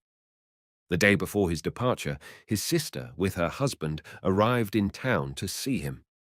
Nekludov's sister, Natalie Ivanovna Ragodzinsky, was 10 years his senior. He had grown up partly under her influence. She loved him when he was a boy, and before her marriage they treated each other as equals. She was 25, and he was 15. She had been in love then with his deceased friend, Nikolenka Irteniev. They both loved Nikolenka, and loved in him and in themselves the good that was in them, and which unifies all people. Since that time they had both become corrupted, he by the bad life he was leading, she by her marriage to a man whom she loved sensually, but who not only did not love all that which she and Dmitri at one time considered most holy and precious, but did not even understand it, and all those aspirations to moral perfection and to serving others to which she had once devoted herself, he ascribed to selfishness and a desire to show off before people. Ragohinsky was a man without reputation or fortune, but a clever fortune hunter who, by skillful maneuvering between liberalism and conservatism, availing himself of that dominating tendency which promised bitter results in life, but principally by something peculiar which attracted women to him, he succeeded in making a relatively brilliant judicial career. He was already past his youth when he met Nekhludoff abroad, made Natalie, who was also not very young, to fall in love with him, and married her almost against the wish of her mother, who said that it would be a mésalliance. Nekhludoff, although he concealed it from himself and struggled against the feeling, hated his brother-in-law. He disliked his vulgar feelings, his self-confident narrowness of mind, but principally because of his sister, who should so passionately, egotistically, and sensually love such a poor nature, and to please whom she should stifle all her noble sentiments. It was always painful to Neckludof to think of Natalie as the wife of that hairy, self-confident man with shining, bald head. He could not even suppress his aversion to his children, and whenever he heard that she was about to become a mother, he experienced a feeling of compassion for her being again infected with something bad by the man who was so unlike all of them. The Ragodzinskis arrived without their children and engaged the best suite in the best hotel. Natalie Ivanovna immediately went to the old home of her mother, and learning there that her brother had moved to furnished rooms, she went to his new home. The dirty servant, meeting her in the dark, ill-smelling corridor, which was lit up by a lamp during the day, announced that the prince was away. Desiring to leave a note, Natalie Ivanovna was shown into his apartments. She closely examined the two small rooms. She noticed in every corner the familiar cleanliness and order, and she was struck by the modesty of the appointments. On the writing table, she saw a familiar paper press with the bronze figure of a dog, neatly arranged portfolios, papers, volumes of the criminal code, and an English book of Henry George, and a French one by Tard, between the leaves of which was an ivory paper knife. She left a note asking him to call on her the same evening, and shaking her head in wonder at what she had seen, returned to her hotel. There were two questions relating to her brother that interested Natalie Ivanovna: his marriage to Katyusha, of which she had heard in her city, where it was a matter of common gossip, and the distribution by him of his land to the peasants, upon which some people looked as something political and dangerous. From one point of view, she rather liked the idea of his marrying Katyusha. She admired his resolution, seeing in it herself and him as they had been before her marriage. At the same time, she was horror-stricken at the thought that her brother was to marry such an awful woman. The latter feeling was the stronger, and she decided to dissuade him from marrying her, although she knew how hard that would be. The other affair, that of his parting with his land, she did not take so close to heart, but her husband was indignant at such folly, and demanded that she influence her brother to abandon the attempt.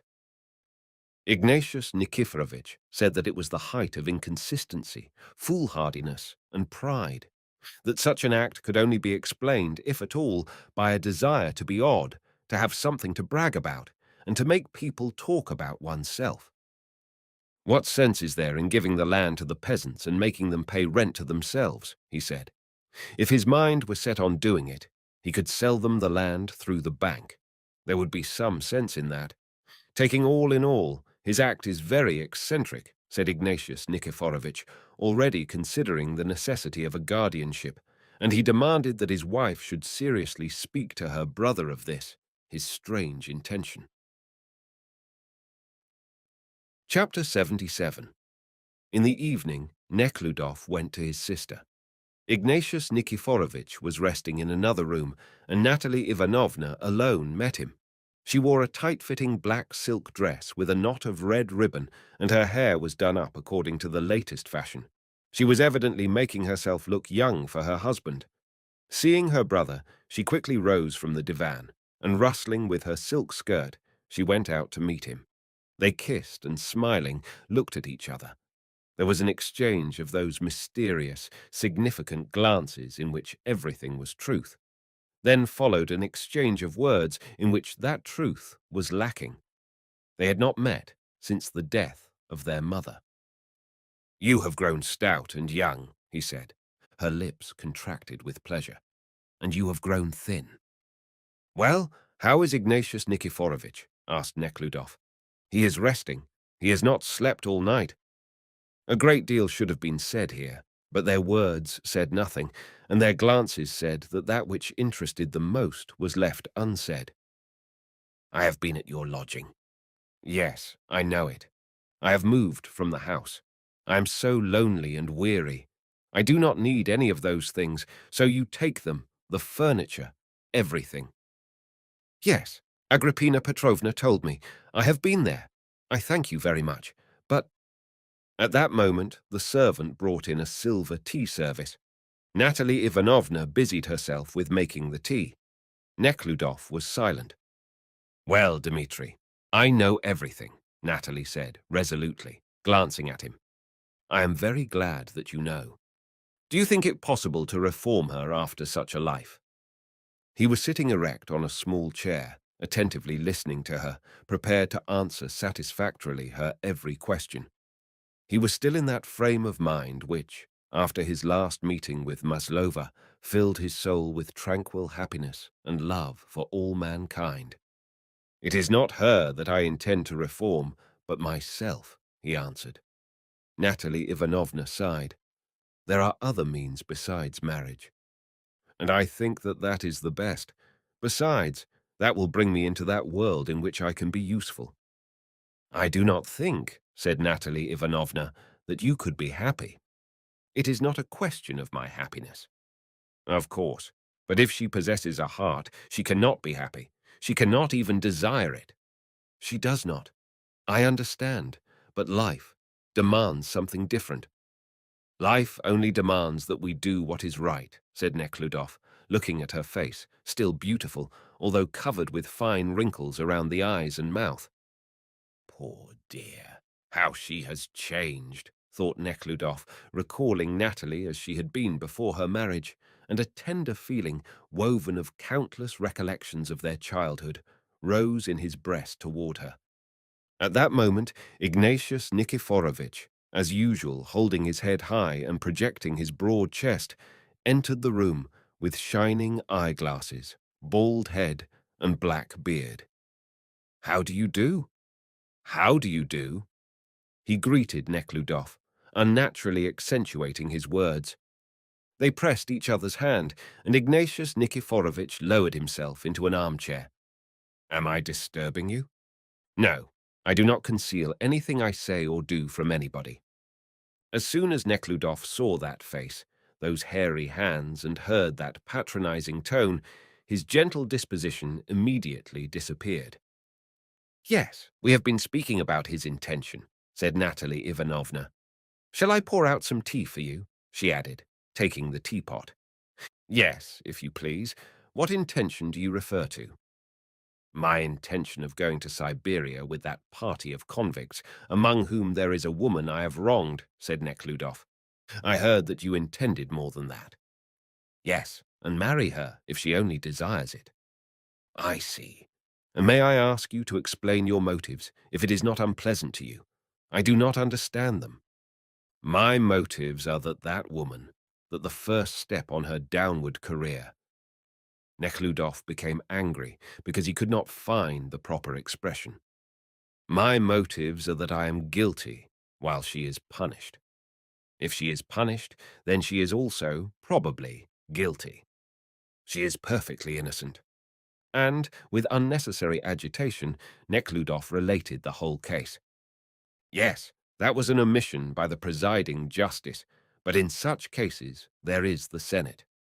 The Senate sustained the verdict. Ah, then there were no grounds of appeal, said Ignatius Nikiforovitch, evidently sharing the well-known opinion that truth is the product of court proceedings. The Senate cannot go into the merits of a case, but if there is really a judicial error, a petition should be made to the emperor. That was done, but there is no chance of success. Inquiries will be made at the ministry, which will refer them to the Senate, and the Senate will repeat its decision, and, as usual, the innocent will be punished.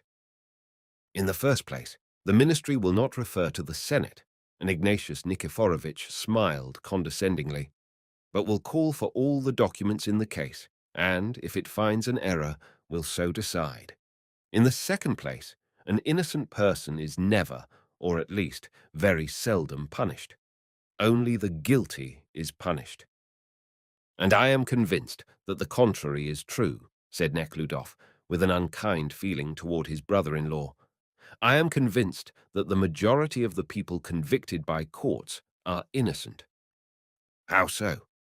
They are innocent in the ordinary sense of the word, as that woman was innocent of poisoning, as that peasant is innocent of the murder which he has not committed, as that mother and son are innocent of the arson which was committed by the owner himself, and for which they came near being convicted. Of course, there always have been and always will be judicial errors. Human institutions cannot be perfect. And then, a large part of the innocent, because they have been brought up amid certain conditions, do not consider the acts committed by them criminal. Pardon me, that is unfair. Every thief knows that stealing is wrong. That theft is immoral, Ignatius Nikiforovich said, with the calm, self-confident, and at the same time somewhat contemptuous smile which particularly provoked Neckludof. No, he does not know. He is told not to steal, but he sees and knows that the employers steal his labor, keep back his pay, and that the officials are constantly robbing him. That is anarchism, Ignatius calmly defined the meaning of his brother-in-law's words. I do not know what it is, but I am speaking of facts, Nekhludoff continued. He knows that the officials are robbing him. He knows that we, the landlords, own the land which ought to be common property. And when he gathers some twigs for his oven, we send him to jail and try to convince him that he is a thief. I do not understand, and if I do, I cannot agree with you. The land cannot be nobody's property. If you divide it, Ignatius Nikiforovich began, being fully convinced that Nekhludof was a socialist, and that the theory of socialism demands that all the land should be divided equally, that such division is foolish, and that he can easily refute it. If you should divide the land today, giving each inhabitant an equal share, tomorrow it will again find its way into the hands of the more industrious and able among them. Nobody even thinks of dividing the land into equal shares. There ought to be no property in land, and it ought not to be the subject of purchase and sale or renting. The right of property is a natural right. Without property right, there would be no interest in cultivating the land. Destroy property right, and we will return to the condition of the savage, authoritatively said Ignatius Nikiforovich. On the contrary, only then will land not lie idle as it is now. But Dmitri Ivanovich, it is perfect madness. Is it possible in our time to destroy property in land? I know it is your old hobby, but permit me to tell you plainly. Ignatius Nikiforovich turned pale and his voice trembled. The question was evidently of particular concern to him. I would advise you to consider that question well before attempting its practical solution. You are speaking of my personal affairs? Yes. I assume that we are all placed in a certain position, and must assume the duties that result from that position, must support those conditions of existence into which we were born, which we have inherited from our forefathers, and which we must hand over to our posterity. I consider it my duty. Excuse me, continued Ignatius Nikiforovich, who would not be interrupted. I am not speaking of myself and my children. The fortune of my children is secure, and I earn enough to live in easy circumstances, and therefore my protest against your, permit me to say, ill-considered actions is not based on personal interest, but on principle, and I would advise you to give it a little more thought, to read. You had better let me decide my own affairs. I think I know what to read and what not to read, said Nekhludof, turning pale, and feeling that he could not control himself, became silent, and began to drink his tea. Chapter 78. Well, how are the children? Nekhludof asked his sister, having calmed down. Thus the unpleasant conversation was changed. Natalie became calm and talked about her children.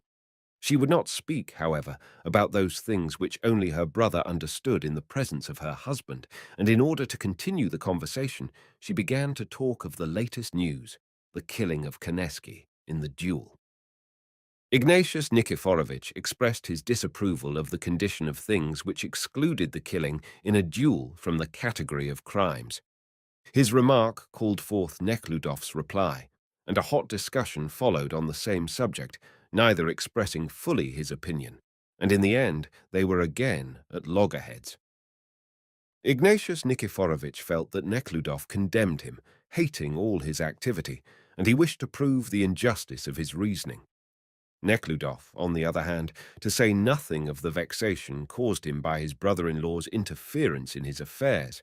In the depth of his soul, he felt that his brother-in-law, his sister, and their children, as heirs, had the right to do so, was indignant at the calm and confident manner of that narrow-minded man who continued to consider legal and just that which to Neckludof was undoubtedly foolish. This self-confidence irritated him. "What should the court do?"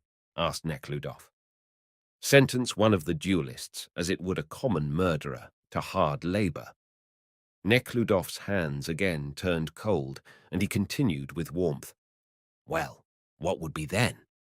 Justice would be done." "As if the aim of courts was to do justice," said Nekhludof. "What else?" "Their aim is to support class interests. Courts, according to my idea, are only instruments for the perpetuation of conditions profitable to our class."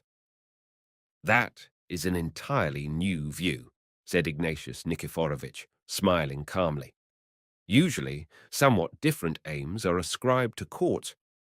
In theory, but not in practice, as I have learned.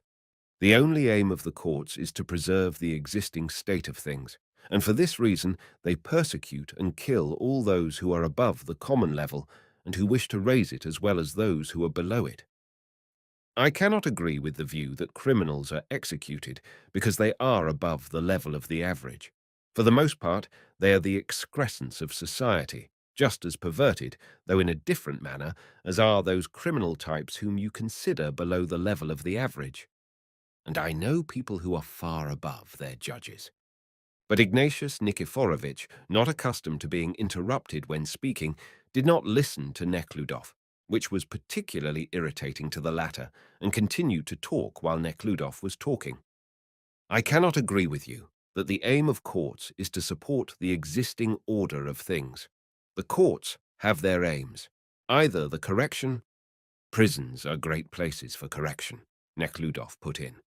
"Or the removal," persistently continued Ignatius Nikiforovitch, "of those depraved and savage people who threaten the existence of society. That is just where the trouble is. Courts can do neither the one nor the other. Society has no means of doing it." "How is that?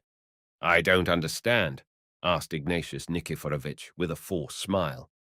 "I mean to say that there are only two sensible modes of punishment, those that have been used in olden times, corporal punishment and capital punishment. But with the advance of civilization, they have gone out of existence. That is both new and surprising to hear from you.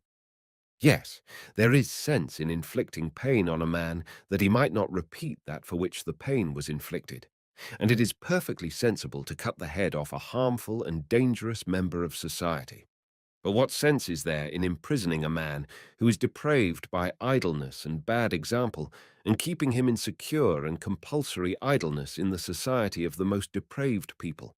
Or to transport him, for some reason, at an expense to the government of 500 rubles, from the district of Tula to the district of Irkutsk, or from Kursk? But people seem to fear these journeys at government expense, and were it not for these journeys, we would not be sitting here as we are sitting now. Prisons cannot secure our safety because people are not imprisoned for life, but are released. On the contrary, these institutions are the greatest breeders of vice and corruption, i.e., they increase the danger. You mean to say that the penitentiary system ought to be perfected? It cannot be perfected. Perfected prisons would cost more than is spent on popular education and would be a new burden on the populace. But the deficiencies of the penitentiary system do not invalidate the judicial system, Ignatius Nikiforovitch again continued, without listening to his brother-in-law. "These deficiencies cannot be corrected," said Nekhludof, raising his voice. "What then? Would you kill?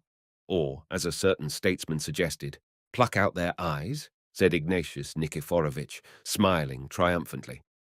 "Yes, that would be cruel, but expedient. What we are doing now is both cruel and inexpedient." "And I am taking part in it," said Ignatius Nikiforovitch, paling. "That is your business, but I do not understand it."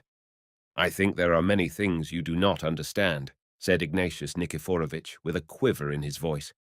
"I saw a public prosecutor in court trying his utmost to convict an unfortunate boy who could only arouse compassion in any unperverted man." If I thought so, I should give up my position, said Ignatius Nikiforovitch, rising.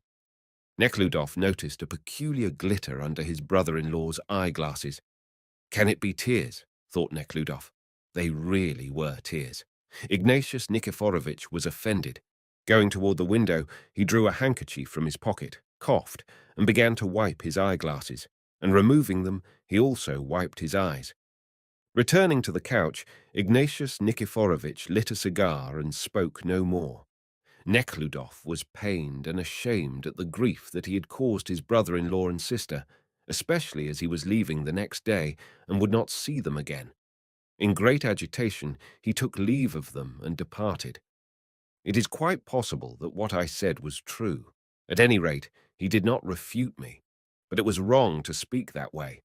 Little have I changed if I could insult him and grieve poor Natalie, he thought. Chapter 79. The party of convicts, which included Maslova, was to leave on the 3 o'clock train, and in order to see them coming out of the prison and follow them to the railroad station, Nekhludoff decided to get to the prison before 12. While packing his clothes and papers, Nekhludoff came across his diary and began to read the entry he had made before leaving for St. Petersburg. Katyusha does not desire my sacrifice, but is willing to sacrifice herself, it ran. She has conquered, and I have conquered. I am rejoicing at that inner change which she seems to me to be undergoing. I fear to believe it, but it appears to me that she is awakening. Immediately after this was the following entry. I have lived through a very painful and very joyous experience. I was told that she had misbehaved in the hospital. It was very painful to hear it. Did not think it would so affect me. Have spoken to her with contempt and hatred, but suddenly remembered how often I myself have been guilty.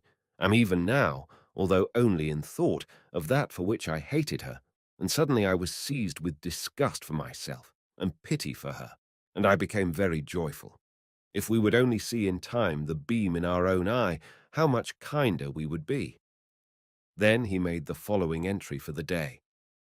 Have seen Katyusha, and because of my self-content, was unkind and angry, and departed with a feeling of oppression. But what can I do? A new life begins tomorrow. Farewell to the old life. My mind is filled with numberless impressions, but I cannot yet reduce them to order. On awakening the following morning, Nekhludoff's first feeling was one of sorrow for the unpleasant incident with his brother-in-law. I must go to see them, he thought, and smooth it over. But looking at the clock, he saw that there was no time left, and that he must hasten to the prison to see the departure of the convicts. Hastily packing up his things and sending them to the depot, Nekhludoff hired a trap and drove to the prison. The hot July days had set in. The stones of the street, the houses and the tins of the roofs, failing to cool off during the suffocating night, exhaled their warmth into the hot, still air. There was no breeze, and such as rose every now and then was laden with dust and the stench of oil paint. The few people that were on the streets sought shelter in the shade of the houses. Only sunburnt street pavers in bath shoes were sitting in the middle of the street, setting boulders into the hot sand. Gloomy policemen in unstarched blouses and carrying revolvers attached to yellow cords were lazily shuffling about, and tramcars with drawn blinds on the sides exposed to the sun and drawn by white-hooded horses were running up and down the street. When Nekhludoff arrived at the prison, the formal delivery and acceptance of the departing convicts, which began at 4 in the morning, were still going on. The party consisted of 623 men and 64 women. All had to be counted. The weak and sick had to be separated, and they were to be delivered to the convoy. The new inspector, 2 assistants, a physician, his assistant, the officer of the convoy, and a clerk were sitting in the shade around a table with papers and documents, calling and examining each convict and making entries in their books. One half of the table was already exposed to the sun.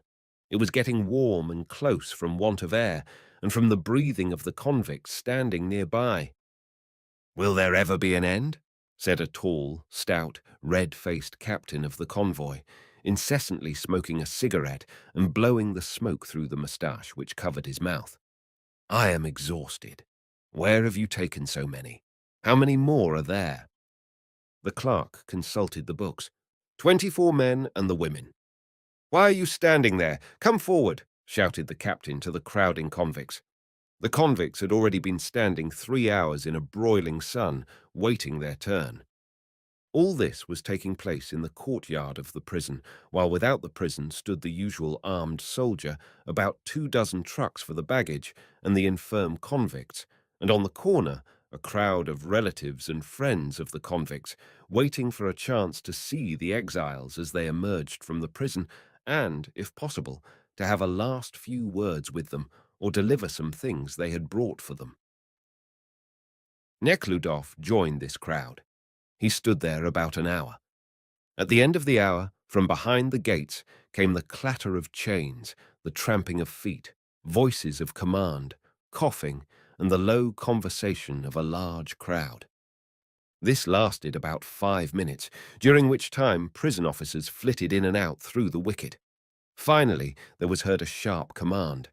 The gates were noisily flung open, the clatter of the chains became more distinct, and a detachment of guardsmen in white blouses and shouldering guns marched forth and arranged themselves, evidently as a customary manoeuvre, in a large semicircle before the gates. Again a command was heard, and the hard labour convicts, in pairs, began to pour out. With pancake-shaped caps on their shaved heads and sacks on their shoulders, they dragged their fettered legs, holding up the sacks with one hand and waving the other.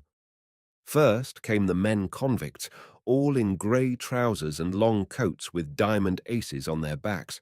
All of them, young, old, slim, stout, pale and red-faced, dark-haired, moustached, bearded and beardless. Russians, Tartars, Jews, came, clanging their chains and briskly waving their hands as though going on a long journey. But after making about 10 steps, they stopped and humbly arranged themselves in rows of 4. Immediately behind these came another contingent, also with shaved heads and similarly dressed, without leg fetters, but handcuffed to each other. These were exiles. They walked as briskly as the others, stopped and formed in rows of 4. Then came the women in the same order, in grey coats and kerchiefs, those sentenced to hard labour coming first, then the exiles, and finally those voluntarily following their husbands in their native costumes. Some of the women carried infants under the skirts of their coats. Children, boys and girls, followed them on foot, hanging on to the skirts of their mothers. The men stood silently, coughing now and then, or exchanging remarks, while the women carried on incessant conversation. Neckludof thought that he saw Maslova as she was coming out, but she was soon lost in the large crowd, and he only saw a lot of grey creatures almost deprived of all womanly features, with their children and sacks, grouping themselves behind the men. Although the convicts had been counted within the walls of the prison, the guard began to count them over again. This counting took a long time, because the convicts, moving from one place to another, confused the count of the officers. The officers cursed and pushed the humbly but angrily compliant convicts and counted them again. When the counting was finally over, the officer of the guard gave some command, and suddenly all became confusion in the crowd.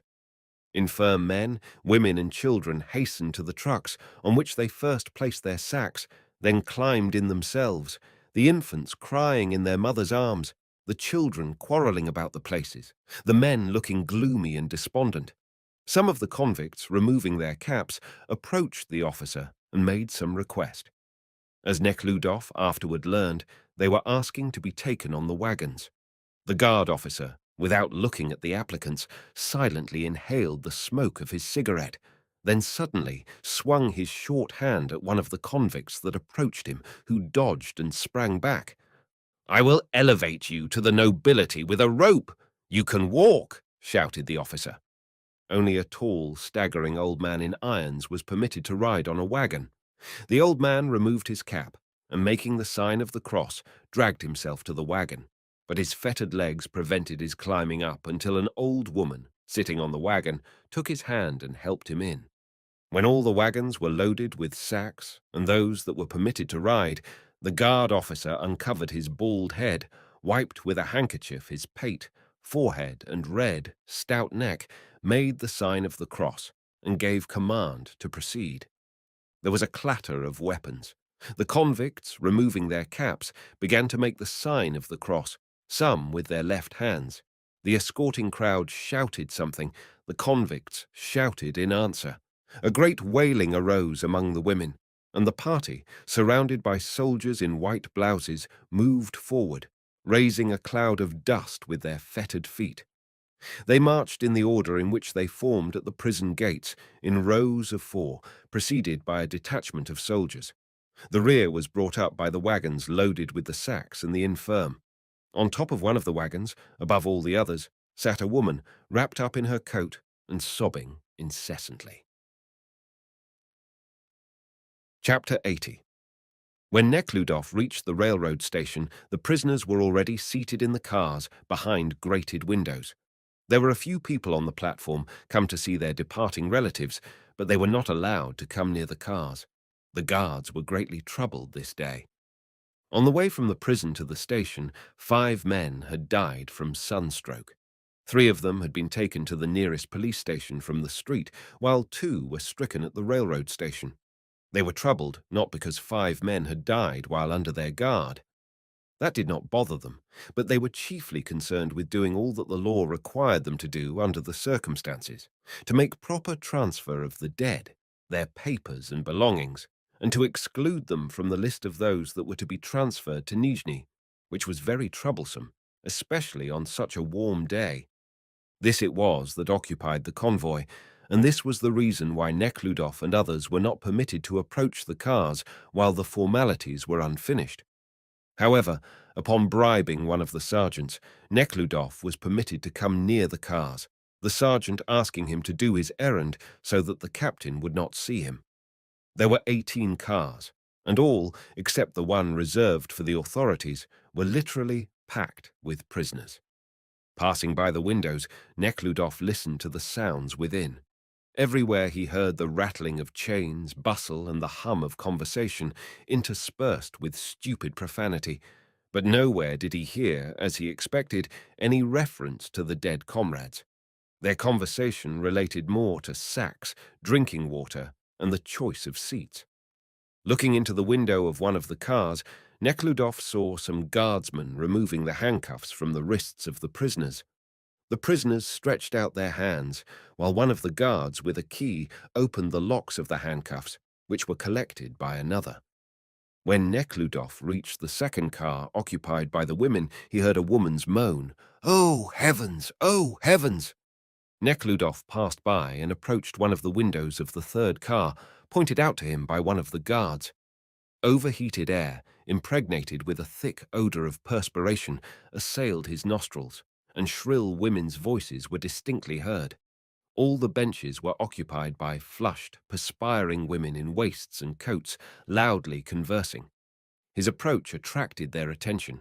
Those sitting nearest to the grated window became silent. Maslova, in a waist and without headgear, was sitting near the opposite window.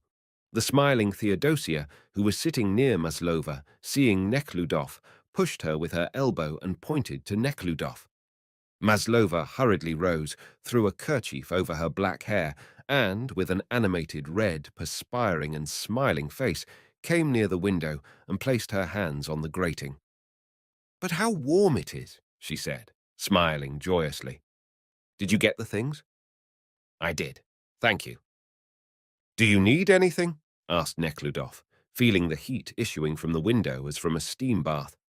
"I do not need anything. Thank you." "If we could only get some water," said Theodosia. "Yes, some water," repeated Maslova. "I will ask one of the guards," said Nekhludoff. "We will not meet now until we reach Nizhny." "Why, are you going there?" she said, as if she did not know it, but joyously glancing at Nekhludoff. "I am going on the next train." Maslova was silent for a few moments, then sighed deeply. "Is it true, master, that 12 people have died from the heat?" said a churlish old woman in a hoarse voice. It was Korableva. "I don't know that 12 have died.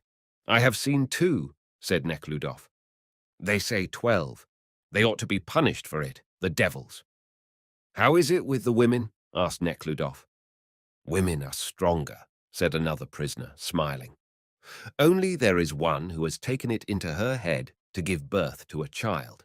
Listen to her wailing," she said, pointing to the adjacent car from which the moaning proceeded. "You asked if anything was needed," said Maslova, endeavoring to restrain a happy smile. "Could not that woman be taken off the train? She suffers so. Won't you tell the authorities?" "Yes, I will."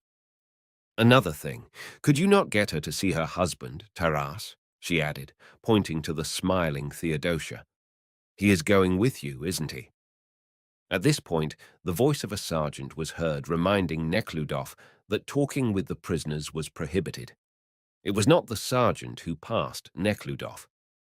Nekhludoff walked off to find the captain, intending to see him about the sick woman and Taras, but for a long time could not find him, the guards being too busy to answer his inquiries. Some were leading away one of the convicts, others were hurrying away to buy their provisions. Still others were attending a lady who was travelling with the captain of the convoy. Nekhludoff found the captain after the second bell. The captain, wiping his thick moustache with his short hand and raising his shoulders, was reprimanding one of the sergeants. "What is it you want?" he asked Nekhludoff. "There is a woman giving birth to a child, so I thought it would be well—" "Well, let her. When the child is born, we will see to it," said the captain, passing to his car. The conductor came with a whistle in his hand. The third bell sounded, and a loud wailing rose among the female prisoners and their friends and relatives on the platform. Nekhludoff was standing beside Taras and watched the cars passing before him, with the grated windows and the shaved heads seen through them. As the one in which Maslova was passed, he saw her standing with others at the window, looking at him and smiling piteously. Chapter 81. The passenger train, which was to carry away Nekhludoff, was to start in 2 hours. Nekhludoff at first thought of utilizing these 2 hours in visiting his sister, but after the impressions of the morning, he felt so excited and exhausted that he seated himself on a sofa in the saloon for first-class passengers. But he unexpectedly felt so drowsy that he turned on his side, placed his palm under his cheek, and immediately fell asleep. He was awakened by a servant in dress coat, holding a napkin in his hand. Mister, are you not Prince Nekhludoff? A lady is looking for you." Nekhludoff quickly raised himself, rubbing his eyes, and the incidents of the morning passed before his mind's eye. The procession of the convicts, the men who had died from the heat, the grated windows of the cars, and the women huddled behind them, one of whom was laboring in childbirth without aid, and another piteously smiling to him from behind the iron grating. But in reality, he saw a table covered with bottles, vases, chandeliers, and fruit stands. Nimble servants bustling around the table, and in the depth of the saloon, before the lunch counter, loaded with vines and fruits, the backs of passengers leisurely eating their luncheon. While Nekhludoff was raising himself and shaking off the slumber, he noticed that everybody in the saloon was curiously watching the entrance. He turned his eyes in the same direction and saw a procession of people who bore an armchair in which was seated a lady, her head covered with tulle. The first bearer was a lackey who seemed familiar to Nekhludoff. The one behind was also a familiar porter with white crown lace around his cap. Behind the armchair came an elegantly dressed maidservant with curly hair, carrying a round leather box and a sunshade. Further behind came the short-necked Prince Korchagin, his shoulders thrown back. Then Missy, Misha, their cousin, and a diplomat, Austin, unfamiliar to Nekhludoff, with his long neck and prominent Adam's apple and an ever-cheerful appearance. He walked impressively, but evidently jestingly talking to the smiling Missy. Behind them came the doctor, angrily smoking a cigarette. The Korchagins were moving from their estate to the prince's sister, whose estate was situated on the Nizhny road. The procession passed into the ladies' room. The old prince, however, seating himself at the table, immediately called over a waiter and began to order something. Missy with Austen also stopped in the dining room and were about to sit down when they saw an acquaintance in the doorway and went to meet her. It was Natalia Ivanovna. She was escorted by Agrippina Petrovna, and as she entered the dining room she looked around. At almost the same moment she noticed Missy and her brother. She first approached Missy, only nodding her head to Neckludof. But after kissing Missy, she immediately turned to him. "At last, I have found you," she said. After greeting his sister, Nekhludoff entered into conversation with Missy, who told him that their house had burned down, necessitating their removal to her aunt's.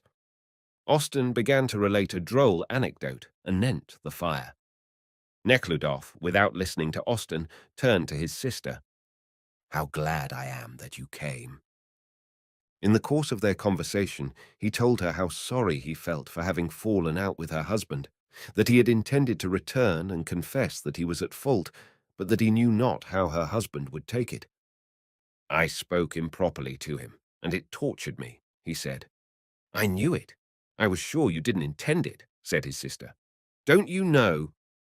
The tears welled up in her eyes, and she touched her brother's hand. It was spoken tenderly. He understood her and was affected. The meaning of her words was that, besides her love for her husband, her love for her brother was dear and important to her, and that any disagreement with him caused her suffering. "Thank you, thank you. Oh, what I have seen today," he said, suddenly recalling the two dead convicts. "Two convicts have been killed." "How killed?" "So, simply killed. They have been brought here in this heat, and two of them died from sunstroke." "Impossible! How? Today? Just now?" "Yes, just now. I have seen their corpses." "Why were they killed? Who killed them?" asked Natalia Ivanovna.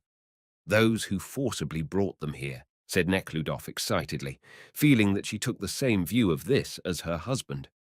"Oh, my God," said Agrippina Petrovna, coming nearer to them. "Yes, we have no conception of the life these unfortunates are leading, and it is necessary to know it," Nekhludoff added, looking at the old prince, who, sitting at the table with a napkin tucked under his chin and a large glass before him, at that moment glanced at Nekhludoff. "Nekhludoff," he shouted, "won't you take sauce to cool off? It is excellent stuff." Nekhludoff refused and turned away. "But what will you do?" continued Natalia Ivanovna. "I will do what I can. I do not know what, but I feel that I must do something, and I will do what I can." "Yes, yes, I understand that. And what about him?" she said, smiling and nodding in the direction of Korchagin. "Is it really all over?" "Yes, it is, and I think without regret on either side. I am very sorry. I like her, but I suppose it must be so. But why should you bind yourself? Why are you following her?" "Because it is proper that I should," Nekhludoff said dryly, as though desiring to change the subject. But he immediately felt ashamed of his coldness to his sister. "Why should I not tell her what I think?" he thought. "And let Agrippina Petrovna also know it," he said to himself, looking at the old servant. The presence of Agrippina Petrovna only encouraged him to repeat his decision to his sister. "You are speaking of my intention to marry Katyusha. You see, I have decided to do it, but she firmly and decidedly refused me," he said, and his voice trembled, as it always did when he spoke of it. "She does not desire my sacrifice, and in her position she sacrifices very much, and I could not accept her sacrifice, even if it were only momentary. That is why I am following her, and I will be near her, and will endeavor to relieve her condition as far as I am able." Natalia Ivanovna was silent. Agrippina Petrovna looked inquiringly at Natalia Ivanovna, shaking her head. At that moment the procession started again from the ladies' room. The same handsome Philip and the porter were bearing the princess. She stopped the bearers, beckoned Nekhludoff to her side, and in a piteously languid manner extended her white, ring-bedecked hand, with horror anticipating the hard pressure of his. Epouvantable, she said of the heat. It is unbearable. See climate me too. And having said a few words of the horrors of the Russian climate and invited Nekhludoff to visit them, she gave a sign to the bearers. Don't fail to come now, she added, turning her long face to Nekhludoff. Nekhludoff went out on the platform. The procession turned to the right, toward the first-class coaches. Nekhludoff, with a porter who carried his baggage, and Taras, with his bags, turned to the left. That is my comrade, Nekhludoff said to his sister, pointing to Taras, whose story he had told her before. What, are you taking the third class? Asked Natalia Ivanovna, when Nekhludoff stopped before a third-class car and the porter, with Taras, entered it. Yes, I will have it more convenient then. Taras is with me. Another thing, he added. I have not yet given the Kuzminskoye land to the peasants, so that, in case of my death, your children will inherit it. Dmitri, don't talk that way, said Natalia Ivanovna. And if I do give it away, then all I have to tell you is that the remainder will be theirs, for I shall hardly marry. And if I do, there will be no children, so that— Dmitri, please stop it, said Natalia Ivanovna. But Nekhludoff saw that she was glad to hear what he was saying. The time for parting had come. The conductors were closing the doors, inviting the passengers to take seats, others to leave the cars. Nekhludoff entered the heated and ill-smelling car and immediately appeared on its platform. Natalia Ivanovna was standing opposite and evidently wished to say something, but could not find words. She could not say écrivaise, because they had long been ridiculing the customary phrase of parting friends. The conversation about financial affairs and the inheritance at once destroyed the tender relations they had resumed. They now felt themselves estranged from each other, so that Natalia Ivanovna was glad when the train began to move, and she could say with a smile, "Well, Dmitri, goodbye." As soon as the train left, she began to think how to tell her husband of her conversation with her brother, and her face became grave and worried. And though Nekhludoff entertained the best sentiments toward his sister, and he concealed nothing from her, he now felt estranged from her, and was glad to be rid of her. He felt that the Natasha of old was no more, that there was only a slave of an unpleasant, dark, hairy man with whom he had nothing in common. He plainly saw this, because her face became illumined with peculiar animation only when he spoke of that which interested her husband, of the distribution of the land among the peasants and of the inheritance. This made him sad. Chapter 82. The heat in the large car of the third class, due to its exposure to the scorching sun rays and the large crowd within, was so suffocating that Nekhludoff remained on the platform. But there was no relief even there, and he drew in long breaths when the train rolled out beyond the houses, and the movement of the train created a draught. Yes, killed, he repeated to himself, and to his imagination appeared with unusual vividness the beautiful face of the second dead convict, with a smile on his lips, the forbidding expression of his forehead, and the small, strong ear under the shaved, bluish scalp. And the worst part of it is that he was killed, and no one knows who killed him. Yet he was killed. He was forwarded, like the others, at the order of Maslenikov. Maslenikov probably signed the usual order with his foolish flourish on a printed letterhead, and of course does not consider himself guilty. The prison physician who inspected the convicts has still less reason for considering himself guilty. He carefully fulfilled his duties, separated the weak ones, and could not possibly foresee either the terrible heat or that they would be taken away so late and in such a crowd. The inspector? But the inspector only carried out the order that on such a day so many men and women prisoners should be sent away. No more guilty was the officer of the convoy, whose duty consisted in receiving so many people at such a place and delivering them at another place. He led the party in the usual way, according to instructions, and could not possibly foresee that such strong men, like the two whom Nekhludoff had seen, would succumb and die. No one was guilty, and yet the men were killed by these very people who were innocent of their death. All this happened, thought Nekhludoff, because all those people, the governor, inspector, and the other officers, saw before them not human beings and their duties toward them, but the service and its requirements. Therein lies the difficulty. In his meditation, Nekhludoff did not notice how the weather had changed. The sun had hidden behind a low strip of cloud, and from the southern sky a light grey mass, from which a slanting rain was already pouring in the distance over the fields and forests, was coming on. Now and then a flash of lightning rent the clouds, and the rattle of the train mingled with the rattle of thunder.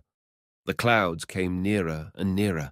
The slanting drops of rain, driven by the wind, pattered on the platform of the car and stained Nekhludoff's overcoat. He moved to the other side, and drawing in the fresh, humid air and the odor of the wheat coming from the parched ground, he looked on the passing gardens, forests, the rye fields just turning yellow, the emerald streaks of oats, and the furrows of the dark green flowering potato. Everything looked as if covered with varnish. The green and yellow colours became brighter, the black became blacker. "More, more," said Nekhludoff, rejoicing at the reviving fields and gardens under the abundant rain. The heavy rain did not last long. The clouds partly dissipated, and the last fine shower fell straight on the wet ground. The sun came forth again, the earth brightened, and a low but brilliant violet-tinged rainbow, broken at one end, appeared in the eastern horizon. What was I thinking of, Nekhludoff asked himself, when all these changes of nature came to an end and the train descended into a vale? Yes, I was thinking that all those people, the inspector, the guard, and all those servants, for the most part gentle, kind people, have become wicked. He recalled the indifference of Maslenikov when he told the latter of what was going on in the prison, of the severity of the inspector, the cruelty of the sergeant who refused the use of the wagons to the weak convicts and paid no attention to the suffering of the woman in childbirth. All those people were evidently proof against the feeling of sympathy. As is this paved ground against rain, he thought, looking at the incline paved with multicolored stone from which the water streamed off. Maybe it is necessary to lay the stones on the incline, but it is sad to see the soil deprived of vegetation when it could be made to grow grain, grass, shrubs, and trees like those seen on those heights. It is the same with people, thought Nekhludoff. The whole trouble lies in that people think that there are conditions excluding the necessity of love in their intercourse with man, but such conditions do not exist. Things may be treated without love. One may chop wood, make bricks, forge iron without love, but one can no more deal with people without love than one can handle bees without care. The nature of bees is such that if you handle them carelessly, you will harm them as well as yourself. It is the same with people, and it cannot be different because mutual love is the basic law of human life. True, man cannot compel himself to love as he can compel himself to work, but it does not follow from this that in his dealings with men he can leave love out of consideration, especially if he wants something from them. If you feel no love for people, then keep away from them, Nekhludoff said to himself. Occupy yourself with things, yourself, anything, only keep away from people. As it is harmful to eat except when one is hungry, so is it harmful to have intercourse with people when one does not love them. If one permits himself to deal with people without having any love for them, as I did yesterday with my brother-in-law, there is no limit to the cruelty and brutality one is liable to display toward others, as I have seen today, and there is no limit to one's own suffering, as I have learned from all the experiences of my own life.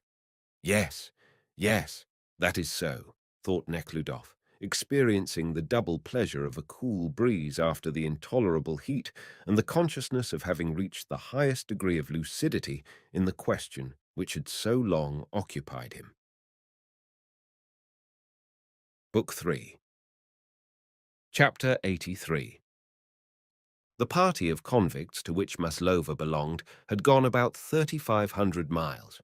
It was not until Perm was reached that Neckludof succeeded in obtaining Maslova's transfer to the contingent of politicals, as he was advised to do by Bogodukhovskaya, who was among them.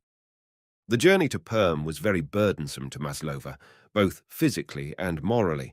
Physically because of the crowded condition of their quarters, the uncleanliness and disgusting insects, which gave her no rest. Morally because of the equally loathsome men who, though they changed at every stopping place, were like the insects, always insolent, intrusive, and gave her little rest. The cynicism prevailing among the convicts and their overseers was such that every woman, especially the young women, had to be on the alert. Maslova was particularly subject to these attacks because of her attractive looks and her well-known past. This condition of constant dread and struggle was very burdensome to her. The firm repulse with which she met the impertinent advances of the men was taken by them as an insult and exasperated them. Her condition in this respect was somewhat relieved by the presence of Theodosia and Taras, who, learning that his wife was subjected to these insults, had himself included among the prisoners and, riding as such from Nizhny, was able to protect her to some extent. Maslova's transfer to the division of the politicals bettered her situation in every respect. Besides the improvement in the quarters, food, and treatment, her condition was also made easier by the fact that the persecution of the men ceased, and she was no longer reminded of her past, which she was so anxious to forget now. The principal advantage of the transfer, however, lay in the acquaintance she made of some people who exerted a decisive influence over her. At stopping places, she was permitted to mingle with the politicals, but being a strong woman, she was compelled to walk with the other prisoners. She thus walked from Tomsk. There were two politicals who travelled on foot with her, Maria Pavlovna Shchetinina, the same pretty girl with the sheepish eyes who had attracted Nekhludof's attention when visiting Bogodukhovskaya, and one, Simonson, banished to Yakutsk, that same shaggy man with deep-set eyes whom Nekhludof had noticed on the same occasion. Maria Pavlovna walked because she yielded her place on the wagon to a pregnant woman. Simonson, because he would not profit by class advantages. These three started on foot with the other convicts in the early morning, the politicals following them later in wagons. It was at the last stopping place, near a large city, where the party was handed over to another convoy officer. It was a chill September morning. Snow and rain fell alternately between cold blasts of wind. All the prisoners, 400 men and 50 women, were already in the courtyard, some crowding around the chief officer of the convoy, who was paying out money to the overseers for the day's rations. Others were buying food of the hucksters who had been admitted into the courtyard. There were a din of prisoners' voices counting money and the shrill conversation of the hucksters. Katyusha and Maria Pavlovna, both in boots and short fur coats and girdled with kerchiefs, came into the courtyard from the house and walked toward the hucksters, who were sitting under the northern wall and calling out their wares: fresh meat pies, fish, boiled shred paste, buckwheat mush, meat, eggs, milk. One woman even offered roasted pig. Simonson, in rubber jacket and similar galoshes, bound with whipcord over woolen socks — he was a vegetarian and did not use the skin of animals — was also awaiting the departure of the party. He stood near the entrance of the house, writing down in a notebook a thought that occurred to him. If, he wrote, a bacterium were to observe and analyze the nail of a man, it would declare him an inorganic being. Similarly, from an observation of the Earth's surface, we declare it to be inorganic. That is wrong. Having bought eggs, buns, fish, and fresh wheat bread, Maslova packed them away in a bag, while Maria Pavlovna settled for the food, when among the prisoners there arose a commotion. Everyone became silent, and the prisoners began to form into ranks. An officer came forth and gave final orders. Everything proceeded as usual. The prisoners were counted over, the chains were examined, and men were handcuffed in pairs. Chapter 84. After 6 years of luxurious and pampered life in the city, and 2 months in prison among the politicals, her present life, notwithstanding the hard conditions, seemed to Katyusha very satisfactory. The journeys of 15 or 20 miles on foot between stopping places, the food and day's rest after 2 days' tramp, strengthened her physically, while her association with her new comrades opened up to her new phases of life, of which she had formerly no conception. She was charmed with all her new comrades, but above all with Maria Pavlovna, nay, she even came to love her with a respectful and exulting love. She was struck by the fact that a beautiful girl of a rich and noble family and speaking 3 languages should conduct herself like a common working woman, distribute everything sent her by her rich brother, dress herself not only simply but poorly, and pay no attention to her appearance. This entire absence of coquetry surprised and completely captivated Maslova. She saw that Maria Pavlovna knew, and that it even pleased her to know, that she was pretty, but that so far from rejoicing at the impression she was making on the men, she only feared it, and rather looked at love with disgust and dread. If her male comrades who knew her felt any attraction toward her, they never showed it. But strangers often attempted familiarities with her, and in such cases her great physical strength stood her in good stead. Once, she laughingly related, I was approached by a stranger on the street whom I could not get rid of. I then gave him such a shaking up that he ran away in fright. She also said that from childhood she had felt an aversion for the life of the gentry, but loved the common folks, and was often chidden for staying in the servants' quarters, the kitchen and the stable, instead of the parlour. But among the cooks and drivers I was always cheerful, while our ladies and gentlemen used to worry me. Afterward, when I began to understand, I saw that we were leading a wicked life. I had no mother, and I did not like my father. At 19, I left the house with a girlfriend and went to work in a factory, she said. From the factory, she went to the country, then returned to the city, where she was arrested and sentenced to hard labor. Maria Pavlovna never related it herself, but Katyusha learned from others that she was sentenced to hard labor because she assumed the guilt of another. Since Katyusha came to know her, she saw that Maria Pavlovna, everywhere and under all circumstances, never thought of herself, but was always occupied in helping someone else. One of her present comrades, jesting, said of her that she had given herself up to the sport of charity, and that was true. Like a sportsman looking for game, her entire activity consisted in finding occasion for serving others, and this sport became a habit with her, her life's aim. And she did it so naturally that all those that knew her ceased to appreciate it and demanded it as by right. When Maslova entered their ranks, Maria Pavlovna felt a disgust and loathing for her.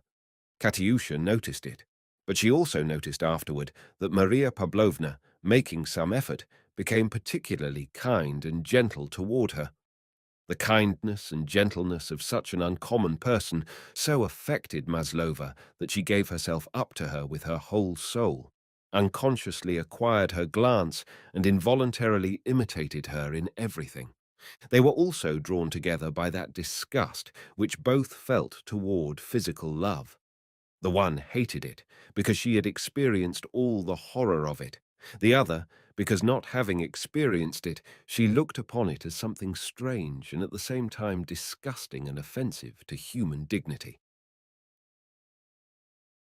Chapter 85. The influence exerted by Maria Pavlovna over Katyusha was due to the fact that Katyusha loved Maria Pavlovna. There was another influence, that of Simonson, and that was due to the fact that Simonson loved Katyusha. Simonson decided everything by the light of his reason, and having once decided upon a thing, he never swerved. While yet a student, he made up his mind that the wealth of his father, who was an officer of the commissary department, was dishonestly accumulated. He then declared to him that his wealth ought to be returned to the people. And when he was reprimanded, he left the house and refused to avail himself of his father's means. Having come to the conclusion that all evil can be traced to the people's ignorance, He joined the Democrats on leaving the university and obtaining the position of village teacher. He boldly preached before his pupils and the peasants that which he considered to be just, and denounced that which he considered unjust and false. He was arrested and prosecuted. During the trial, he decided that the court had no right to judge him, and said so. The judges disagreeing with him and proceeding with the trial, he concluded not to answer their questions and remained silent. He was sentenced to exile in the government of Archangel. There he formulated a religious creed defining all his actions. According to this religious teaching, nothing in the world is dead. There is life in everything. All those things which we consider dead, inorganic, are but parts of a huge organic body which we cannot embrace, and that, as a part of a huge organism, man's aim should be to conserve the life of that organism and the lives of all its parts. He therefore considered it a crime to destroy life, was against war, executions, the killing in any manner not only of human beings, but of animals. He also had his theory of marriage, according to which the breeding of people was man's lower function, his higher function consisting in conserving life already existing. He found confirmation of this idea in the existence of phagocytes in the blood. Bachelors, according to him, were the same phagocytes whose function was to help the weak, sickly parts of the organism. And true to his convictions, he had been performing this function since he became convinced of the truth of the theory, although, as a youth, he had led a different life. He called himself, as well as Maria Pavlovna, a phagocyte of the world. His love for Katyusha did not violate this theory, since it was purely platonic. He assumed that such love not only did not prevent his phagocyte activity, but aided it. And it was this man who, falling in love with Katyusha, had a decisive influence over her. With the instincts of a woman, Maslova soon discovered it, and the consciousness that she could arouse the feeling of love in such a remarkable man raised her in her own estimation. Neckludof offered to marry her out of magnanimity and the obligation for the past, but Simonson loved her as she was now, and loved her simply because he loved her. She felt, besides, that he considered her an unusual woman, distinguished from all other women and possessing high moral qualities. She did not know exactly what those qualities were, but at all events, not to deceive him, she endeavored with all her power to call forth her best qualities, and necessarily be as good as she could be. Chapter 86. Neckludof managed to see Maslova only twice between Nizhny and Perm, once in Nizhny while the prisoners were being placed on a net-covered lighter, and again in the office of the Perm prison. On both occasions he found her secretive and unkind. When he asked her about her prison conditions, or whether she wanted anything, she became confused and answered evasively, and, as it seemed to him, with that hostile feeling of reproach which she had manifested before. And this gloomy temper, due only to the persecutions to which she was being subjected by the men, tormented him. But at their very first meeting in Tomsk, she became again as she was before her departure. She no longer frowned or became confused when she saw him, but on the contrary, met him cheerfully and simply, thanking him for what he had done for her, especially for bringing her in contact with her present company. After 2 months of journey from prison to prison, this change also manifested itself in her appearance. She became thin, sunburnt, and apparently older. Wrinkles appeared on her temples and around her mouth. She no longer curled her hair on her forehead, but wore a kerchief on her head. And neither in her dress, coiffure, nor in her conduct were there any signs of her former coquetry. And this change called forth in Neckludof a particularly joyous feeling. The feeling he now experienced toward her was unlike any he had experienced before. It had nothing in common with his first poetic impulse, nor with that sentimental love which he felt afterward, nor even with that consciousness of a duty performed, coupled with self-admiration, which impelled him, after the trial, to resolve on marrying her. It was that same simple feeling of pity and contrition which he experienced at their first meeting in the prison, and afterward, with greater force, when he conquered his disgust and forgave her conduct with the physician's assistant in the hospital, the injustice he had done her had subsequently become plain. It was the same feeling with the difference that, while it was temporary then, now it was permanent. During this period, because of Maslova's transfer to the politicals, Nekhludoff became acquainted with many political prisoners. On closer acquaintance, he was convinced that they were not all villains, as many people imagined them to be, nor all heroes, as some of them considered the members of their party, but that they were ordinary people, among whom, as in other parties, some were good, some bad, the others indifferent. He became particularly attached to a consumptive young man who was on his way to a life term at hard labor. The story of the young man was a very short one. His father, a rich southern landlord, died while he was a child. He was the only son and was brought up by his mother. He was the best scholar in the university, making his specialty mathematics. He was offered a chair in the university and a course abroad. But he hesitated. There was a girl of whom he became enamored, so he contemplated marriage and political activity. He wished everything, but resolved on nothing. At that time, his college chums asked him for money for a common cause. He knew what that common cause was, and at the time took no interest in it whatever, but from a feeling of fellowship and egoism gave the money that it might not be thought that he was afraid. Those who took the money were arrested. A note was found from which it was learned that the money had been given by Kriltsov. He was arrested, taken to the police station, then to the prison. After his discharge, he travelled now south, now to St. Petersburg, then abroad, and again to Kiev and to Odessa. He was denounced by a man in whom he placed great faith. He was arrested, tried, kept in prison 2 years, and finally death sentence was imposed on him, but was afterward commuted to hard labour for life. He was stricken with consumption while in prison, and under the present circumstances had but a few months to live, and he knew it. Chapter 87. At last, Nekhludof succeeded in obtaining permission to visit Maslova in her cell among the politicals. While passing the dimly lighted courtyard from the officers' headquarters to No. 5, escorted by a messenger, he heard a stir and buzzing of voices coming from the one-story dwelling occupied by the prisoners. And when he came nearer and the door was opened, the buzzing increased and turned into a babel of shouting, cursing and laughing. A rattling of chains was heard, and a familiar noisome air was wafted from the doorway. The din of voices with the rattle of chains and the dreadful odour always produced in Nekhludof the tormenting feeling of some moral nausea, turning into physical nausea. These two impressions, mingling, strengthened each other. The apartment occupied by the political prisoners consisted of 2 small cells, the doors of which opened into the corridor, partitioned off from the rest. As Nekhludof got beyond the partition, he noticed Simonson feeding a billet of pine wood into the oven. Spying Nekhludof, he looked up without rising and extended his hand. "I am glad you came. I want to see you," he said, with a significant glance, looking Nekhludof straight in the eyes. "What is it?" asked Nekhludof. "I will tell you later. I am busy now." And Simonson again occupied himself with making the fire, which he did according to his special theory of the greatest conservation of heat energy.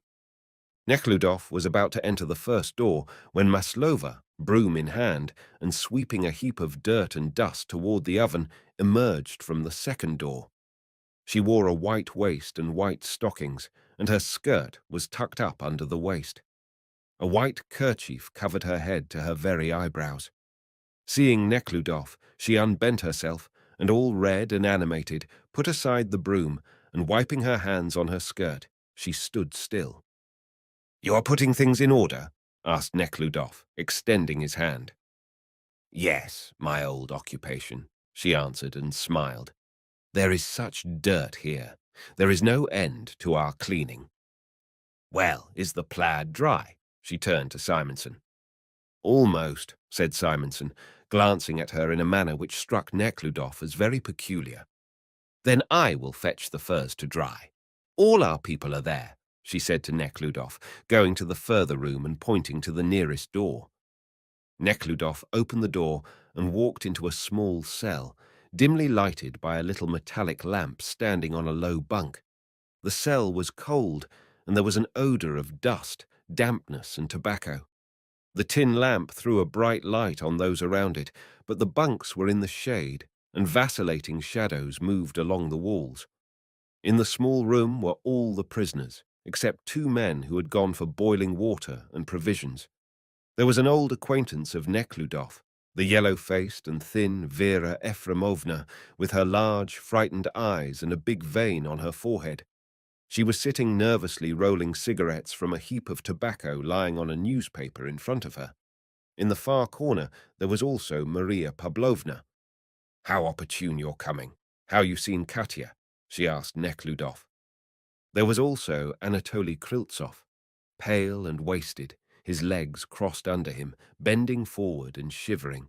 He sat in the far corner, his hands hidden in the sleeves of his fur jacket, and with feverish eyes looked at Nekhludoff. Nekhludoff was about to approach him, but to the right of the entrance, sorting something in a bag and talking to the pretty and smiling Grabetz, sat a man with curly red hair in a rubber jacket and with spectacles. His name was Novodvorov, and Nekhludoff hastened to greet him. Of all political prisoners, Nekhludoff liked him best. Novodvorov glanced over his spectacles at Nekhludoff, and frowning, he extended his thin hand. "Well, are you enjoying your journey?" he said, evidently in irony. "Yes, there are many interesting things," answered Nekhludoff, pretending not to see the irony and treating it as a civility. Then he went over to Kryltsov. In appearance, Nekhludoff seemed to be indifferent, but in reality he was far from being so to Novodvorov. These words of Novodvorov, and his evident desire to say something unpleasant, jarred upon his kindly sentiments, and he became gloomy and despondent. "Well, how is your health?" he said, pressing Kryltsov's cold and trembling hand. "Pretty fair, only I cannot get warm. I am all wet," said Kryltsov, hastily hiding his hand in the sleeve of his coat. "Those windows are broken." He pointed to the windows behind the iron gratings. "Why did you not come before?" Expecting to have a private conversation with Katyusha, Nekhludoff sat conversing with Kryltsov. Kryltsov listened attentively, fixedly gazing at Nekhludoff. "Yes," he said suddenly, "I have often thought that we were going into exile with those very people on account of whom we were banished. And yet we not only do not know them, but do not wish to know them.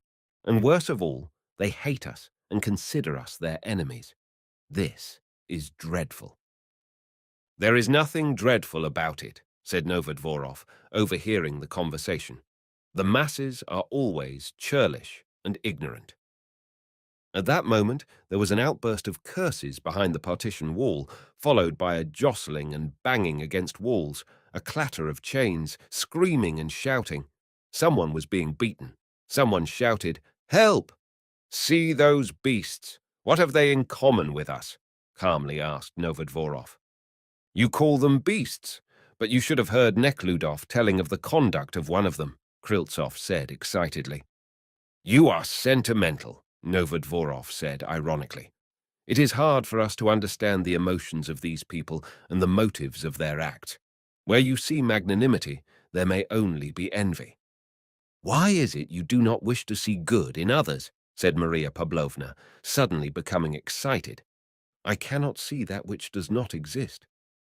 "How can you say it does not exist when a man risks a terrible death?" "I think," said Novodvorov, "that if we wish to serve our cause effectively, it is necessary that we stop dreaming and look at things as they are. We must do everything for the masses and expect nothing from them. The masses are the object of our activity, but they cannot be our collaborators while they are as inert as they are now. And it is, therefore, perfectly elusive to expect aid from them before they have gone through the process of development, that process of development for which we are preparing them." "What process of development?" said Kryltsov, becoming red in the face. "We say that we are against the use of force, but is this not force in its worst form?" "There is no force here," calmly said Novodvorov. "I only said that I know the path the people must follow and can point it out. But how do you know that yours is the right path? Is it not the same despotism which gave rise to the Inquisition and the executions of the Great Revolution? They too knew the only scientific path. The fact that people erred does not prove that I am erring. Besides, there is a great difference between the ravings of ideologists and the data of positive economic science." Novodvorov's voice filled the entire cell. He alone was speaking. All the others were silent. "Those eternal discussions," said Maria Pavlovna at a momentary lull. "And what do you think of it?" Nekhludoff asked Maria Pavlovna. "I think that Anatoly is right, that we have no right to force our ideas on the people." "That is a strange conception of our ideas," said Novodvorov, and he began to smoke angrily. "I cannot talk to them," Kriltsov said in a whisper, and became silent. "And it is much better not to talk," said Nekhludoff.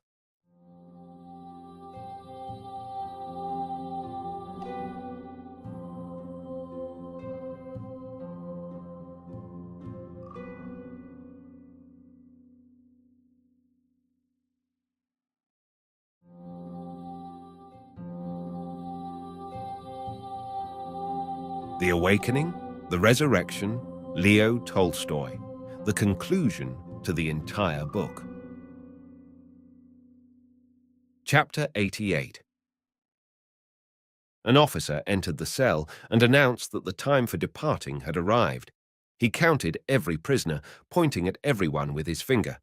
When he reached Nekhludof, he said familiarly, "It is too late to remain now, Prince. It is time to go." Nekhludof, knowing what that meant, approached him and thrust 3 rubles into his hand. "Nothing can be done with you. Stay here a while longer." Simonson, who was all the while silently sitting on his bunk, his hands clasped behind his head, firmly arose, and carefully making his way through those sitting around the bunk, went over to Nekhludof. "Can you hear me now?" asked Simonson. "Certainly," said Nekhludof, also rising to follow him. Maslova saw Nekhludof rising, and their eyes meeting. She turned red in the face, and doubtfully, as it seemed, shook her head. "My business with you is the following," began Simonson, when they reached the corridor. "Knowing your relations toward Catherine Mikhailovna," and he looked straight into Nekhludof's face, "I consider it my duty." But at the very door, 2 voices were shouting at the same time. "I tell you, heathen, they are not mine," shouted one voice. "Choke yourself, you devil," the other said hoarsely. At that moment, Maria Pavlovna entered the corridor. "You cannot talk here," she said. "Walk in here. Only Verochka is there." And she opened the door of a tiny cell, evidently intended for solitary confinement, and now at the disposal of the political prisoners. On one of the bunks lay Vera Efremovna, with her head covered. "She is ill and asleep. She cannot hear you, and I will go," said Maria Pavlovna. "On the contrary, stay here," said Simonson. "I keep nothing secret, especially from you." "Very well," said Maria Pavlovna, and childishly moving her whole body from side to side, and thus getting into a snug corner of the bunks, she prepared to listen, at the same time looking somewhere in the distance with her beautiful sheepish eyes. "Well, then, knowing your relations toward Catherine Mikhailovna, I consider it my duty to let you know my relations to her." "Well, go on," said Nekhludof, involuntarily admiring Simonson's simplicity and straightforwardness. "I wish to tell you that I would like to marry Catherine Mikhailovna." "Remarkable," exclaimed Maria Pavlovna, fixing her gaze on Simonson. "And I've decided to ask her to be my wife," continued Simonson. "What, then, can I do?" "It depends on her," said Nekhludof. "Yes, but she would not decide the matter without you." "Why?" "Because, while the question of your relations remains undecided, she cannot choose. On my part, the question is definitely decided. I only wish to do that which I considered it my duty to do, and also to relieve her condition, but in no case did I intend to influence her choice. Yes, but she does not wish your sacrifice. There is no sacrifice. And I also know that her decision is irrevocable. Why, then, talk to me, said Nekhludoff. It is necessary for her that you should also approve of it.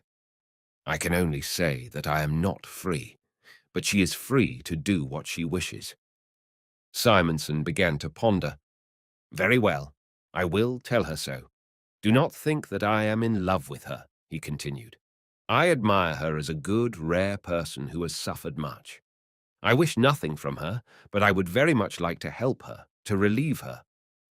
Simonson's trembling voice surprised Nekhludoff. To relieve her condition, continued Simonson. If she does not wish to accept your help, let her accept mine. If she consented, I would ask permission to join her in prison. 4 years is not an eternity. I would live near her and perhaps lighten her fate. His emotion again compelled him to stop. What can I say? Said Nekhludoff. I am glad that she has found such a protector. That is just what I wanted to know, continued Simonson. I wish to know whether you, loving her and seeking her good, could approve of her marrying me. Oh, yes, Nekhludoff answered decisively. It is all for her. All I wish is that that woman who had suffered so much should have some rest, said Simonson, with a childlike gentleness that no one would expect from a man of such gloomy aspect. Simonson rose, took Nekhludoff's hand, smiled bashfully, and embraced him. Well, I will so tell her, he said, and left the room. Chapter 89. What do you think of him? Said Maria Pavlovna. In love, and earnestly in love. I never thought that Vladimir Simonson could fall in love in such a very stupid, childish fashion. It is remarkable, and to tell the truth, sad, she concluded, sighing. But Katya? How do you think she will take it? Asked Nekhludoff. She? Maria Pavlovna stopped, evidently desiring to give a precise answer. She. You see, notwithstanding her past, she is naturally of a most moral character, and her feelings are so refined. She loves you, very much so, and is happy to be able to do you the negative good of not binding you to herself. Marriage with you would be a dreadful fall to her, worse than all her past. For this reason, she would never consent to it. At the same time, your presence perplexes her. Ought I then to disappear? Asked Nekhludoff. Maria Pavlovna smiled in her pleasant, childish way. Yes, partly. How can I partly disappear? I take it back, but I will tell you that she probably sees the absurdity of that exalted love of his. He has not spoken to her about it, is flattered by it, and fears it. You know that I am not competent in these matters, but I think that his love is that of the ordinary man, although it is masked. He says that it rouses his energy and that it is a platonic love, but it has nothing but nastiness for its basis. But what am I to do? Asked Nekhludoff. I think it is best that you have a talk with her. It is always better to make everything clear. Shall I call her? Said Maria Pavlovna. If you please, answered Nekhludoff, and Maria Pavlovna went out. Nekhludoff was seized with a strange feeling when, alone in the small cell, he listened to the quiet breathing of Vera Efremovna, interrupted by an occasional moan and the constant din coming from the cells of the convicts. That which Simonson had told him freed him from his self-imposed obligation, which, in a moment of weakness, seemed to him burdensome and dreadful. And yet it was not only unpleasant, but painful. The offer of Simonson destroyed the exclusiveness of his act, minimized in his own and other people's eyes the value of the sacrifice he was making. If such a good man as Simonson, who was under no obligation to her, wished to join his fate to hers, then his own sacrifice was no longer so important. Maybe there was also the ordinary feeling of jealousy. He was so used to her love that he could not think that she was capable of loving anyone else. Besides, his plans were now shattered, especially the plan of living near her while she served her sentence. If she married Simonson, his presence was no longer necessary, and that required a rearrangement of his projects. He could scarcely collect his thoughts when Katyusha entered the cell. With quick steps she approached him. Maria Pavlovna sent me, she said, stopping near him. Yes, I would like to talk with you. Take a seat. Vladimir Ivanovitch spoke to me. She seated herself, crossed her hands on her knees, and seemed calm. But as soon as Nekhludoff pronounced Simonson's name, her face turned a purple color. "What did he tell you?" she asked. "He told me that he wishes to marry you." Her face suddenly became wrinkled, evidencing suffering, but she remained silent, only looking at the floor. He asked my consent or advice. I told him that it all rests with you, that you must decide. "Oh, what is it all for?" she said, and looked at Nekhludoff with that squinting glance that always peculiarly affected him. For a few seconds they looked silently at each other. That glance was significant to both. "You must decide," repeated Nekhludoff. "Decide what?" she said. "It has all been decided long ago. It is you who must decide whether you will accept the offer of Vladimir Ivanovitch," she continued, frowning. "But if a pardon should come?" said Nekhludoff. "Oh, leave me alone. It is useless to talk any more," she answered, and rising, left the cell. Gaining the street, Nekhludoff stopped, and expanding his chest, drew in the frosty air. The following morning, a soldier brought him a note from Maria Pavlovna, in which she said that Kriltsov's condition was worse than they thought it to be. At one time we intended to remain here with him, but they would not allow it. So we are taking him with us, but we fear the worst. Try to so arrange in town that if he is left behind, some one of us shall remain with him. If it is necessary for that purpose that I should marry him, then of course I am ready to do it." Nekhludoff obtained horses and hastened to catch up with the party of prisoners. He stopped his team near the wagon, carrying Kriltsov on a bed of hay and pillows. Beside Kriltsov sat Maria Pavlovna. Kriltsov, in a fur coat and lambskin cap, seemed thinner and more pale than before. His beautiful eyes seemed particularly larger and sparkling. Weakly rolling from side to side from the jostling of the wagon, he steadily looked at Nekhludoff, and in answer to questions about his health, he only closed his eyes and angrily shook his head. It required all his energy to withstand the jostling of the wagon. Maria Pavlovna exchanged glances with Nekhludoff, expressing apprehension concerning Kriltsov's condition. "The officer seems to have some shame in him," she shouted, so as to be heard above the rattling of the wheels. "He removed the handcuffs from Buzovkin, who is now carrying his child. With him are Katya, Simonson, and in my place, Verochka." Kriltsov, pointing at Maria Pavlovna, said something which could not, however, be heard. Nekhludoff leaned over him in order to hear him. Then Kriltsov removed the handkerchief, which was tied around his mouth, and whispered, "Now I am better. If I could only keep from catching cold." Nekhludoff nodded affirmatively and glanced at Maria Pavlovna. "Have you received my note, and will you do it?" asked Maria Pavlovna. "Without fail," said Nekhludoff, and seeing the dissatisfied face of Kriltsov, went over to his own team, climbed into the wagon, and holding fast to the sides of it, drove along the line of grey-coated and fettered prisoners which stretched for almost a mile. Nekhludoff crossed the river to a town, and his driver took him to a hotel where, notwithstanding the poor appointments, he found a measure of comfort entirely wanting in the inns of his stopping places. He took a bath, dressed himself in city clothes, and drove to the governor of the district. He alighted at a large, handsome building, in front of which stood a sentry and a policeman. The general was ill and did not receive. Nekhludoff, nevertheless, asked the porter to take his card to the general, and the porter returned with a favorable answer. "You are asked to step in."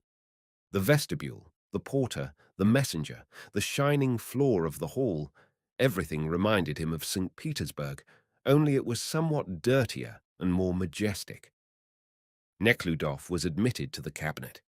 The general, bloated, with a potato nose and prominent bumps on his forehead, hairless pate and bags under his eyes, a man of sanguine temperament, was reclining in a silk morning gown, and with a cigarette in his hand was drinking tea from a silver saucer.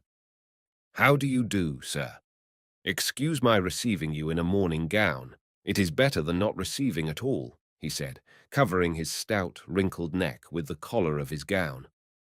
"I am not quite well, and do not go out. What brought you into these wilds?"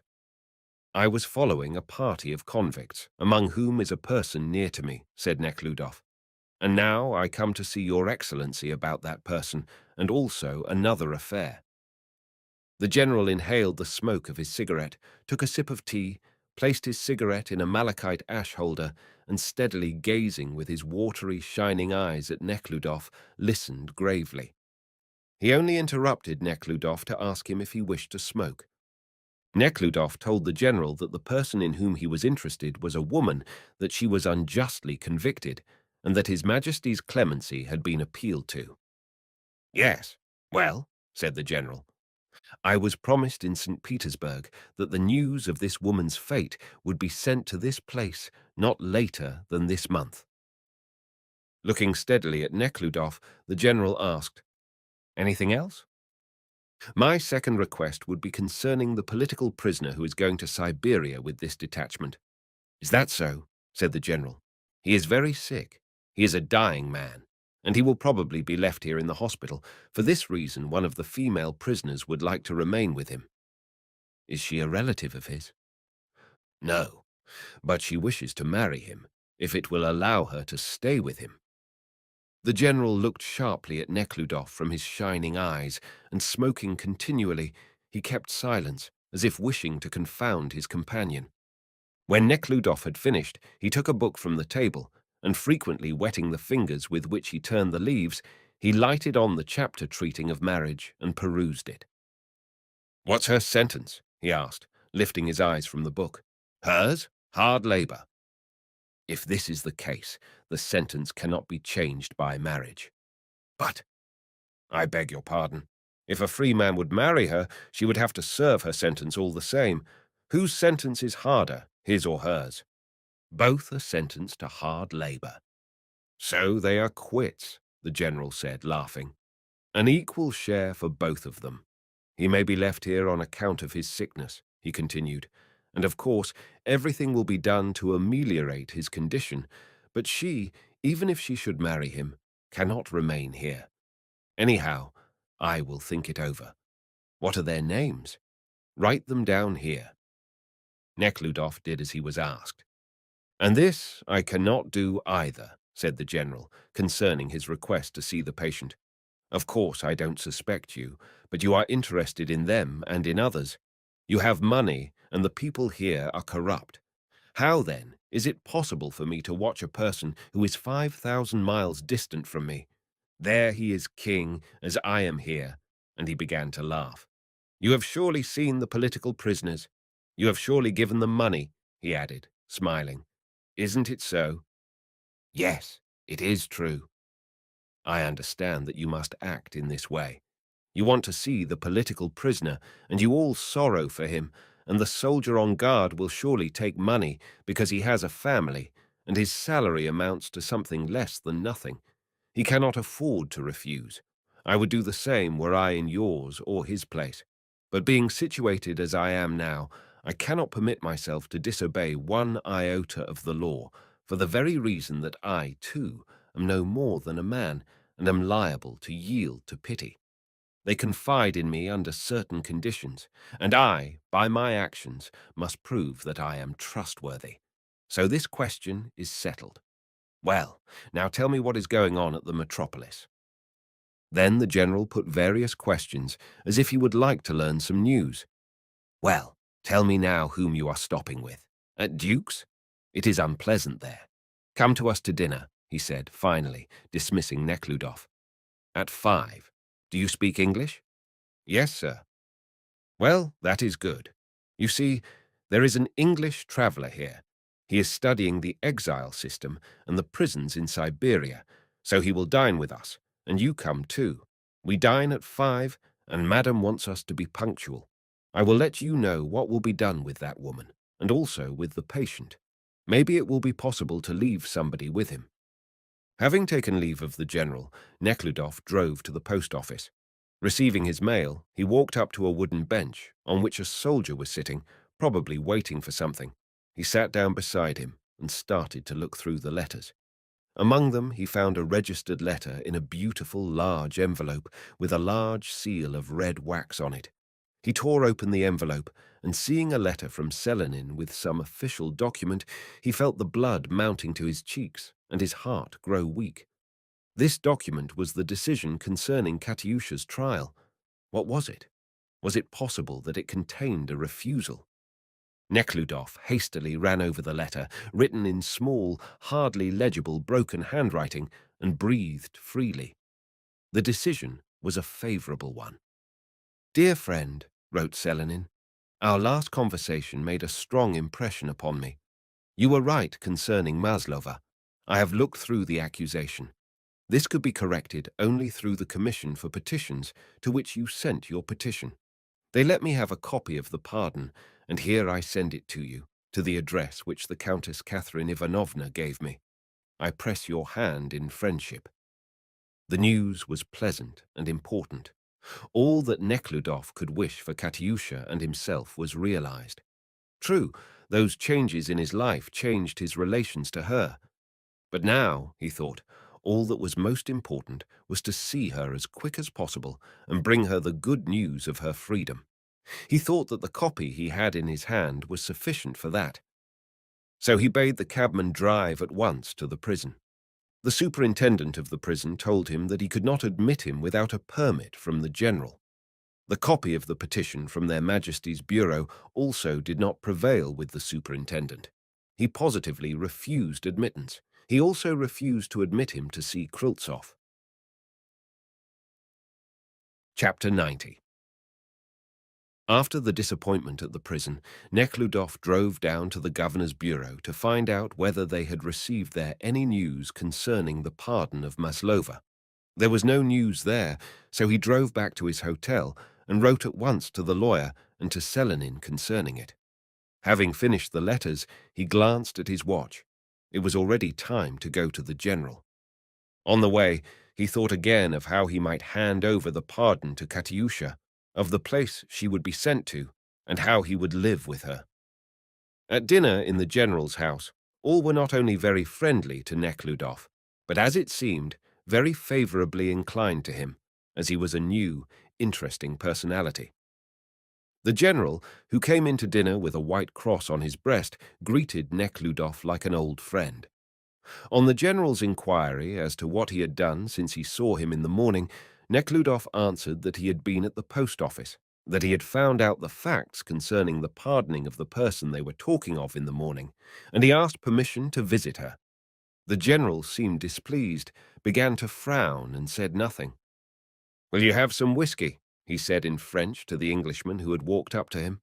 The Englishman took some and related that he had been to see the cathedral of the city and the factory, and expressed the desire to see the great jail in which criminals were confined on their way to Siberia. "This idea is excellent," exclaimed the general, turning to Nekhludoff. "You may go together. Give them a pass," he added, turning to his lieutenant. "What time do you wish to go?" Nekhludoff asked the Englishman. "I prefer to visit prisons in the evening," the Englishman replied. "All are then at home, and there are no preparations." After dinner, Nekhludoff followed her into the antechamber, where the Englishman was already waiting for him to visit the prison, as they had agreed. Having taken leave of the whole family, he walked out, followed by the Englishman. The sombre-looking prison, the soldier on guard, the lantern behind the gate, notwithstanding the pure white layer of snow which had covered everything, the sidewalk, the roof, and the walls made a gloomy impression. The proud-looking superintendent, walking out to the gate and glancing at Nekhludoff's pass in the light of the lantern, shrugged his broad shoulders, but obeyed the order and invited the visitors to follow him. He first led them to the yard, and then to a door on the right hand, and up the stairs leading to the office. Offering them seats, he asked them in what way he could serve them, and learning from Nekhludoff that he wished to see Maslova, he sent the jailer for her and prepared himself to answer the questions which the Englishman wished to ask him before going to the cell. Nekhludoff translated the Englishman's questions. While they were conversing, they heard approaching footsteps. The door opened and the jailer entered, followed by Katyusha in her prison garb, with a scarf tied around her head. Nekhludoff rose and made a few steps toward her. She said nothing, but her excited expression surprised him. Her face was lit up with a wonderful decision. He had never seen her look like that. Now the blood rushed to her face, and now she turned pale. Now her fingers twisted convulsively the edges of her jacket. Now she looked at him, and now she dropped her eyes. "You know what I called you for?" asked Nekhludoff. "Yes, he told me. But now I am decided. I will ask permission to go with Vladimir Ivanovitch." She said this quickly, as if she had made up her mind before what to say. "How with Vladimir Ivanovitch?" asked Nekhludoff. But she interrupted him. "But if he wants me to live with him?" Here she stopped in fear and added, "I mean to stay with him. I could expect nothing better, and perhaps I may be useful to him and others. What difference does it make to me?" One of the two things had happened. Either she had fallen in love with Simonson and did not wish his sacrifice, which weighed so heavily on him, or she was still in love with Nekhludoff and renounced him for his own good, burning all bridges behind her and throwing her fortunes in the same scale with those of Simonson. Nekhludoff understood it and felt ashamed. "If you are in love with him," he said. "I never knew such people, you know. It is impossible not to love them, and Vladimir is entirely unlike any person I have ever known." "Yes, certainly," said Nekhludoff. "He is an excellent man, and I think—" Here she interrupted him, as if she were afraid that he would speak too much, or she would not say everything. "You will forgive me for doing that which you did not wish. You too must love." She said the very thing that he had just said to himself. But now he was no longer thinking so, but felt altogether different. He felt not only shame, but pity. "Is it possible that all is at an end between us?" he said. "Yes, it looks like it," she answered, with a strange smile. "But nevertheless, I would like to be useful to you." "To us?" she said, glancing at Nekhludoff. "We don't need anything. I am very much obliged to you. If it were not for you—" She wished to say something, but her voice began to tremble. "I don't know which of us is under greater obligation to the other. God will settle our accounts," said Nekhludoff. "Yes, God will settle them," she whispered. "Are you ready?" asked the Englishman. "Directly," answered Nekhludoff, and then he inquired of her what she knew of Kryltzoff. She quieted down and calmly told him. Kryltzoff became very weak on the road and was taken to the hospital. Maria Pavlovna wanted to become a nurse, but there is no answer yet. "Well, may I go?" she asked, noticing the Englishman who was waiting for him. "I am not yet taking leave of you," said Nekhludoff, holding out his hand to her. "Pardon me," she said in a low tone. Their eyes met, and in that strange, stern look, and in that pitiful smile, with which she said not goodbye, but pardon me, Nekhludoff understood that of the two suppositions concerning her decision, the latter was the right one. She still loved him, and thought she would mar his life by a union with him, and would free him by living with Simonson. She pressed his hand, turned quickly, and left the room. Chapter 91. Passing through the hall and the ill-smelling corridors, the superintendent passed into the first building of the prison, in which those condemned to hard labor were confined. Entering the first room in that building, they found the prisoners stretched on their berths, which occupied the middle of the room. Hearing the visitors enter, they all jumped down, and clinking their chains, placed themselves beside their berths, while their half-shaven heads were distinctly set off against the gloom of the prison. Only two of the prisoners remained at their places. One of them was a young man whose face was evidently heated with fever. The other was an old man who never left off groaning.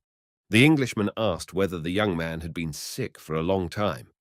The superintendent replied that he had been taken sick that very same morning, that the old man had had convulsions for a long time, and that they kept him in prison because there was no place for him in the hospital. The Englishman shook his head discontentedly. said that he would like to say a few words to the prisoners, and asked Neckludof to translate his remarks. It turned out that besides the aim of his journey, which was the description of the exile system, he had another one, the preaching of the gospel, of salvation through faith. "Tell them that Christ pitied and loved them," he said to Neckludof, "and that he died for them. He who will believe in him will be saved." While he was saying this, all the prisoners were standing erect with their hands by their sides. "Tell them," continued the Englishman, "that all I said will be found in this book. Are there any among them who can read?" It turned out that there were more than 20 who could. The Englishman took out a few leather-bound Bibles from his travelling bag, and soon a number of muscular hands, terminating in long black nails, were stretched out toward him, pushing each other aside in order to reach the testaments. He left 2 testaments in this room and went to the next one. There the same thing occurred. There prevailed the same dampness and ill smells. But in this room, between the windows, an image of the Virgin, before which a small lamp burned dimly, was hung up. To the left side of the door stood the large vat. Here the prisoners were stretched out on their berths, and in the same way they rose and placed themselves in a row. 3 of them remained in their places. 2 of these 3 lifted themselves and sat up, but the third one remained stretched out, and did not even look at the visitors. These latter ones were sick. The Englishman addressed them in the same manner, and left 2 testaments.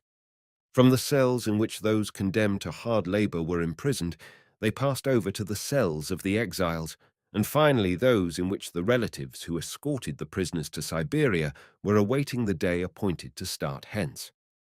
Everywhere the same cold, hungry, idling, sickly, degraded, brutalized human beings could be seen. The Englishman distributed his Bibles, and being tired out, he walked through the rooms saying, "All right," to whatever the superintendent told him concerning the prisons. They went out into the corridor. The Englishman, pointing to an open door, asked what that room was for. "This is the prison morgue." "Oh!" exclaimed the Englishman, and he expressed a desire to enter. This room was an ordinary room. A small lamp, fastened to the wall, lit up the 4 bodies which were stretched on berths, with their heads toward the wall and the feet protruding toward the door. The first body, in a plain shirt, was that of a tall young man, with a small, pointed beard and half-shaven head. The corpse was already chilled, and its blue hands were folded over the breast. Beside him, in a white dress and jacket, lay a barefooted old woman with thin hair and wrinkled, yellowish face. Beside this old woman lay a corpse, attired in blue. This color recalled something in Neckludof's memory. "And who is this third one?" he asked, mistrusting his own eyesight. "This one is a gentleman who was sent hither from the hospital," replied the superintendent. Neckludof walked up to the body and touched the icy cold feet of Kriltsov. Chapter 92. Neckludof, after parting with the Englishman, went straight to his hotel and walked about his room for a long time. The affair with Katyusha was at an end. There was something ugly in the very memory of it, but it was not that which grieved him. Some other affair of his was yet unsettled, an affair which tortured him and required his attention. In his imagination rose the gloomy scenes of the hundreds and thousands of human beings pent up in the pestiferous air. The laughter of the prisoners resounded in his ears. He saw again among the dead bodies the beautiful, angry, waxen face of the dead Kriltsov, and the question whether he was mad, or all those who commit those evils and think themselves wise were mad, bore in upon his mind with renewed power, and he found no answer to it. The principal difficulty consisted in finding an answer to the principal question, which was, what should be done with those who became brutalized in the struggle for life? When he became tired walking about the room, he sat down on the lounge, close by the lamp, and mechanically opened the Bible which the Englishman had presented him, and which he had thrown on the table while emptying his pockets. They say, he thought, that this Bible contains the solution to all questions. So, Opening it, he began to read at the place at which it opened itself. Mat. X. 8. After a while he inclined close to the lamp and became like one petrified. An exaltation, the like of which he had not experienced for a long time, took possession of his soul, as though, after long suffering and weariness, he found at last liberty and rest. He did not sleep the whole night. As is the case with many who read the Bible for the first time, he now, on reading it again, grasped the full meaning of words which he had known long ago, but which he had not understood before. Like a sponge that absorbs everything, so he absorbed everything that was important, necessary, and joyful. That is the principal thing, thought Neckludof. We all live in the silly belief that we ourselves are the lords of our world, that this world has been given us for our enjoyment. But this is evidently untrue. Somebody must have sent us here for some reason, and for this reason it is plain that we will suffer like those laborers suffer who do not fulfill the wishes of their master. The will of the Lord is expressed in the teachings of Christ. Let man obey him, and the kingdom of the Lord will come on earth, and man will derive the greatest possible good. Seek the truth and the kingdom of God, and the rest will come of itself. We seek that which is to come, and do not find it. And not only do we not build the kingdom of God, but we destroy it. So this will henceforth be the task of my life. And indeed, from that night, a new life began for Neckludof, not so much because he had risen into a new stage of existence, but because all that had happened to him till then assumed for him an altogether new meaning. The end.